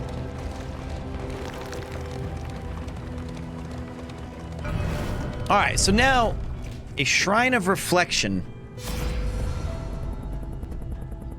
A lion in the blood-soaked grass, circled by hyenas who move as a pack. Which one do you guys think? I would like to get Plague Bomb very badly. But I'm also cool with just using my leper. I didn't know you actually got heals as you drove. That's really awesome. The Flagellant, eh? Sure. I like him a lot too. But Plague Bomb is the one little piece of the arsenal that I'm missing. Well, why not?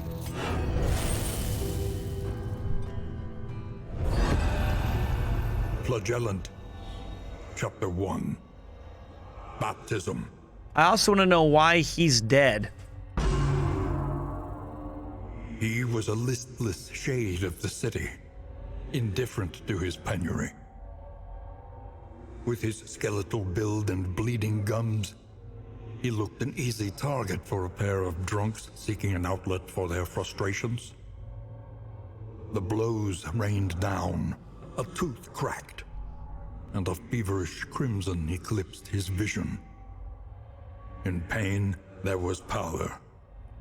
He rose above his panting assailants and, reveling in the marks of their sin, forgave them their trespasses. That's so sick. What's up, Donkey Dean? This reminds me of the, that's the original, okay. So this is retelling the original story. So you get acid rain.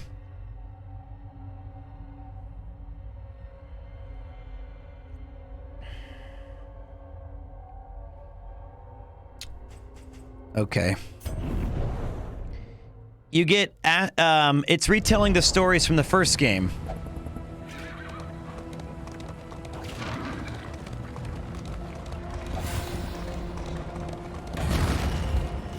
Mind your wheels.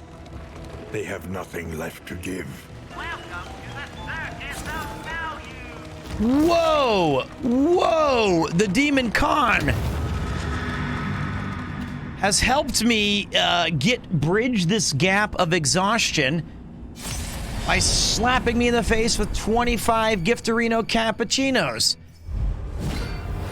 And it's actually Ka. I just noticed for like the millionth time that every time I've said it was because the H looks like an N on my small screen now. It's okay. Well, I apologize about that. I would like you to have your name read correctly. But thank you so much. A crit.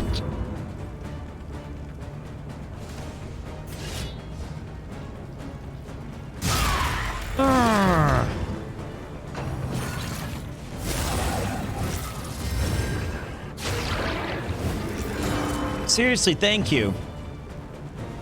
Your reward will be that death!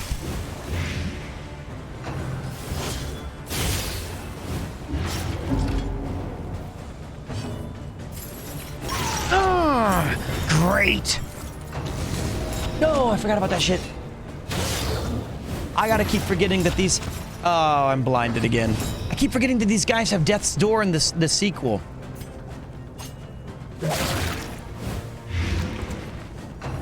The goat is still live as a Trash Taste Ultimate Giga Chad Season 3. I must.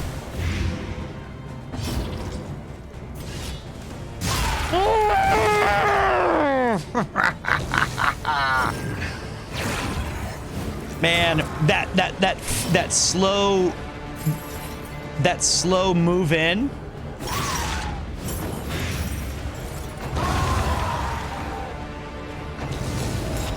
And then the power when you slam down your weapon, it's just so satisfying. What the fuck is that? Ah, it's a curse, it's a sanity debuff. Yep.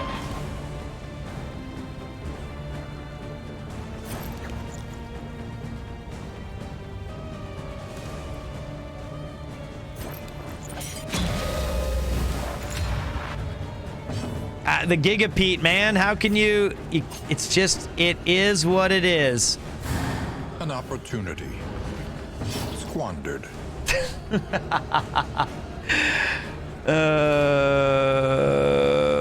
It's annoying.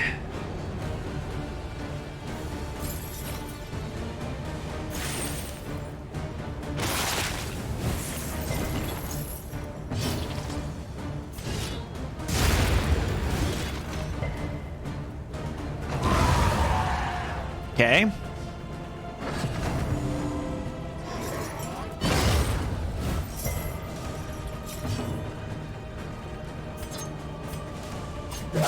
There you go. Hit that flying bastard.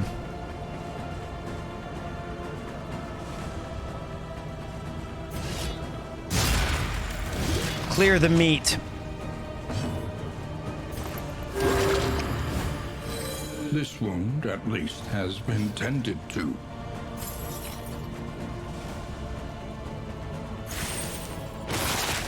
Pass the poison on to this little flying bat.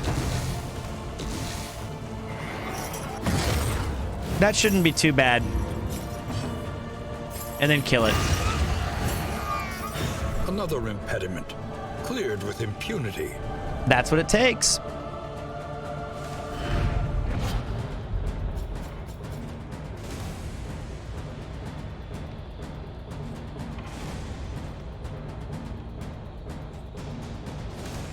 Okay, so let me understand this. If I have Dark Impulse equipped,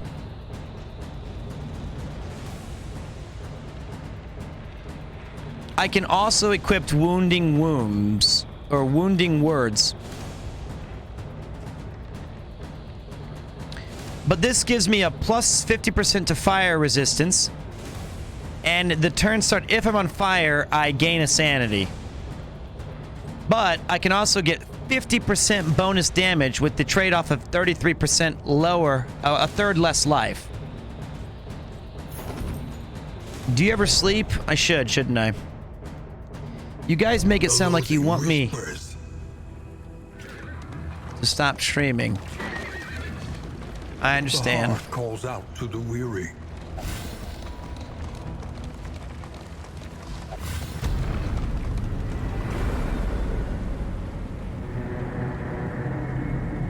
Thank you. No keep streaming, we love it. I'll tell you what. You guys are very kind. Lower your guard. Soften your gaze. Amateur Armorsmith, nice. Victor likes the dead stuff. And then Cadaver Slayer. We'll take it.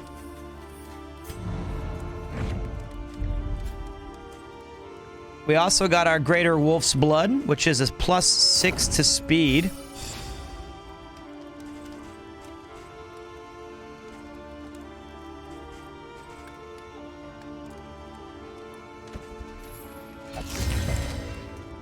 There we go.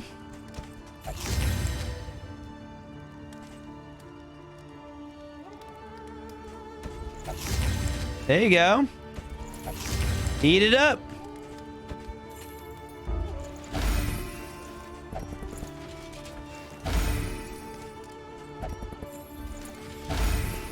See?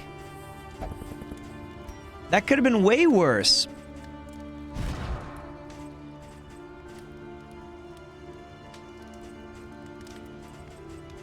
I gotta be honest.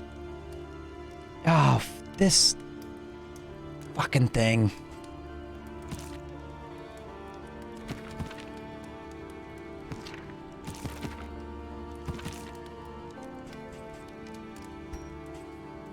Let me see here. Just 32 health. 22. 22 health. But she does 50% more damage. Oof.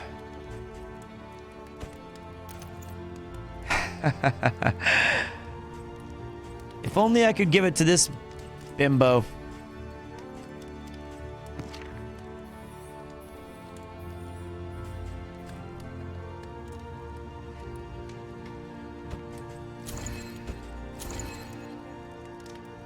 That's intriguing.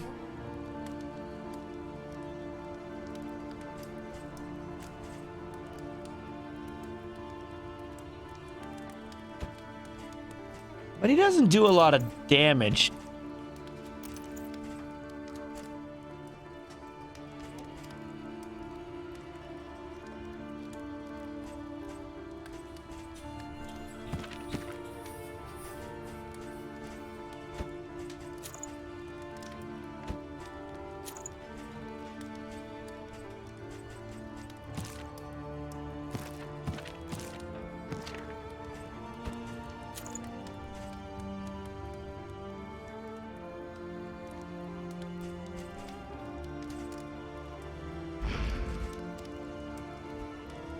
Okay. Let me go to the provisioner. I do need some things to... Relics remind us of a time before the end. So, nay. But I would like to buy... Well, let me see the Wainwright. Each improvement, a new variable in the equation of your fate. How much... We have 36. We're not getting a lot of good items this run. Let's see. Nothing to heal, which is kind of annoying. We got combat items for it, but we didn't get like a healing item, which is bizarre.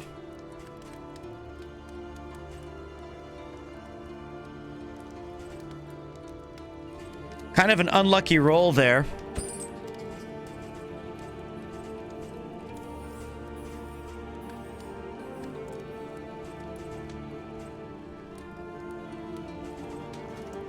So weird. Bad luck.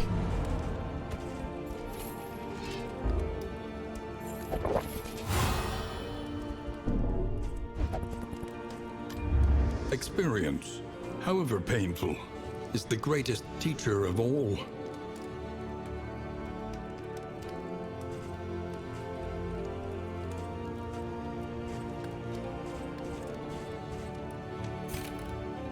I think we might... Okay, so like of these things, I don't use this very much, which is like the Lash's gift. Requires self HP. No, that's good. Endure, I don't think... I think we're doing pretty good on that. So we might as well grab... Wait, does this mean that when it says self 10% damage, does that mean I'm taking 10% damage? Or do I get a buff that's 10% damage?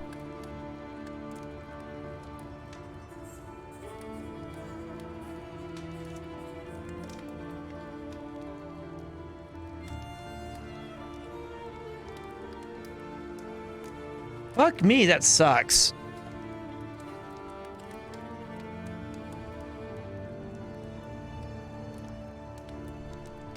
It's too bad.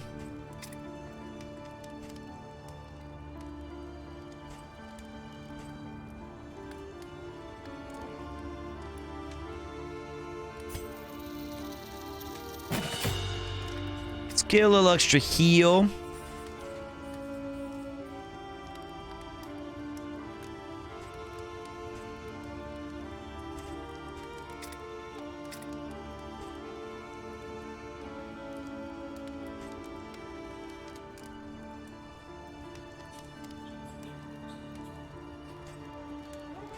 Unless you want to keep using Lash's gift and stuff.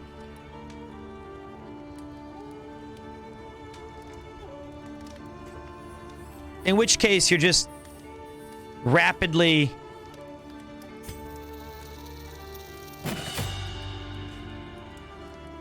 Kind of like that idea, but it's only 6. Let's try it out. Let's try it out. Yeah, it's only 2-round cooldown, but we're smart players. We're not your normal dum-dums. Learn a little and begin again. Oh.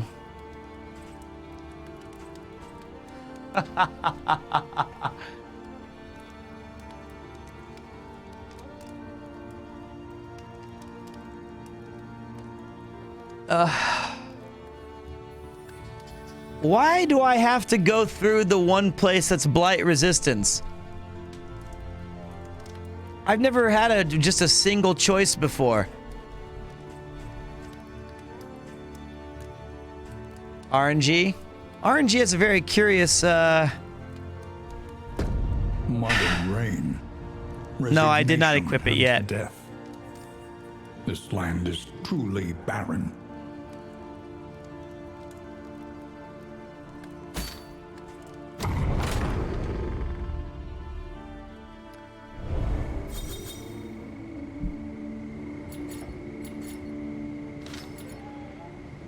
I know the field hospital.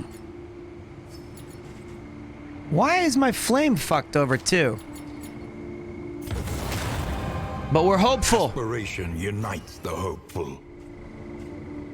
Every time we punish, Victor loses some stress. And every time I use reflection, Damien loses some stress, which is great. Well, sometimes I should say. Because we found that out last time that it's not guaranteed. What? Narrowed eyes, muttered threats.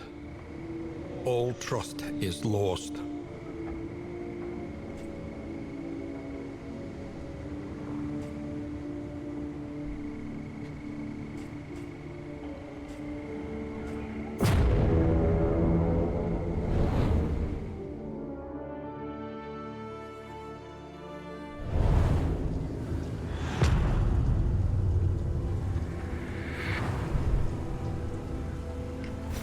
War rewards only resignation. Speaking of resignation.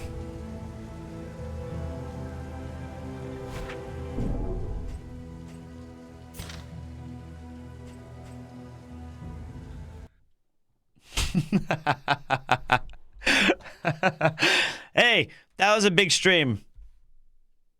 That was just too much bad luck today. I don't know if I'm going to play this tomorrow. I don't know if I'm going to play Final Fantasy VI Pixel Remaster. I don't know if I'm going to play a lot of stuff. But I will say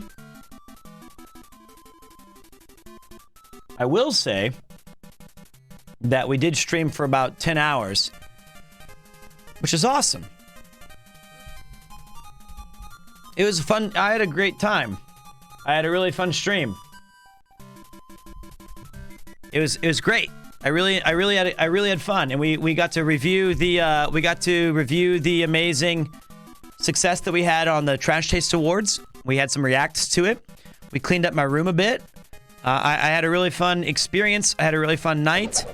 You guys are a really good bunch of guests. Keeping us company all day. Hey, no problem. Sleepy. I'm gonna have a quick dinner that I bought earlier today, and then I'm gonna, who knows? So great to have your company at work, Pete. It's my pleasure. You know, one of the things I'm thinking about doing, though, is eventually, not today, enjoy time. Thank you very much, Demon Cobb. I appreciate that. I got your name right this time. I think 5 gift subs. That's a 30 total from you today. Thank you. That's a 25 plus 5. 1 plus 1 plus 2 plus 1. That's 1 plus 2 plus 2 plus 1. One of the things I might be switching to in a little bit is starting around 11 or 12 if I can start getting up at like 9, which would have been smart. Hey, first stream, I was here the whole time. Not at all bad being on sick leave. You know what, Light of Jericho? I remember you at the very fucking beginning. You're right. You went the distance with me. You may have taken less breaks than I did. Great time, though. Great time. Lots of laughs today. Lots of joking. I'm gonna go eat my dinner, and then I'll be on tomorrow. I don't know when, but given the nature of this starting time,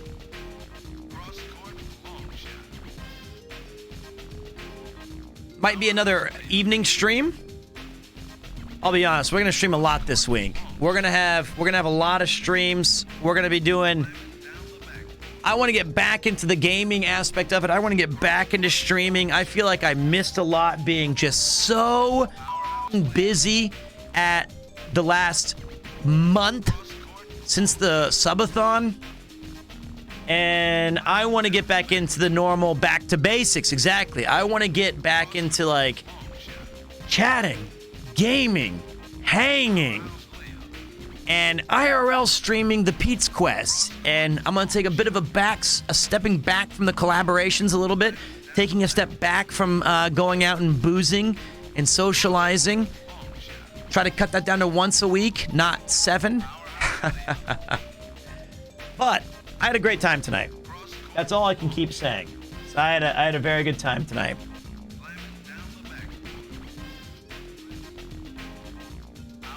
So, I haven't had a chance to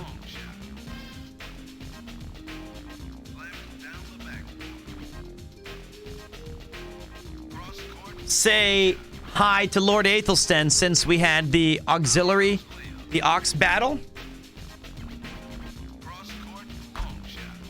Let's go say hi to my lord.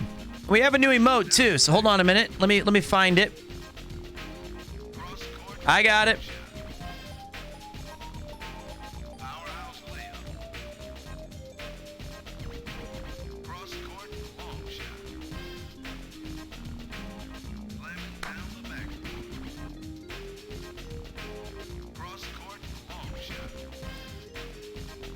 You guys are the best. Thank you to everybody. Surprise, I stumbled across a secret sexy club. Thank you very much, Tensai Gaijin. God damn. God damn. I'm running out of time. Fuck it, go to this one. Hey, thank you.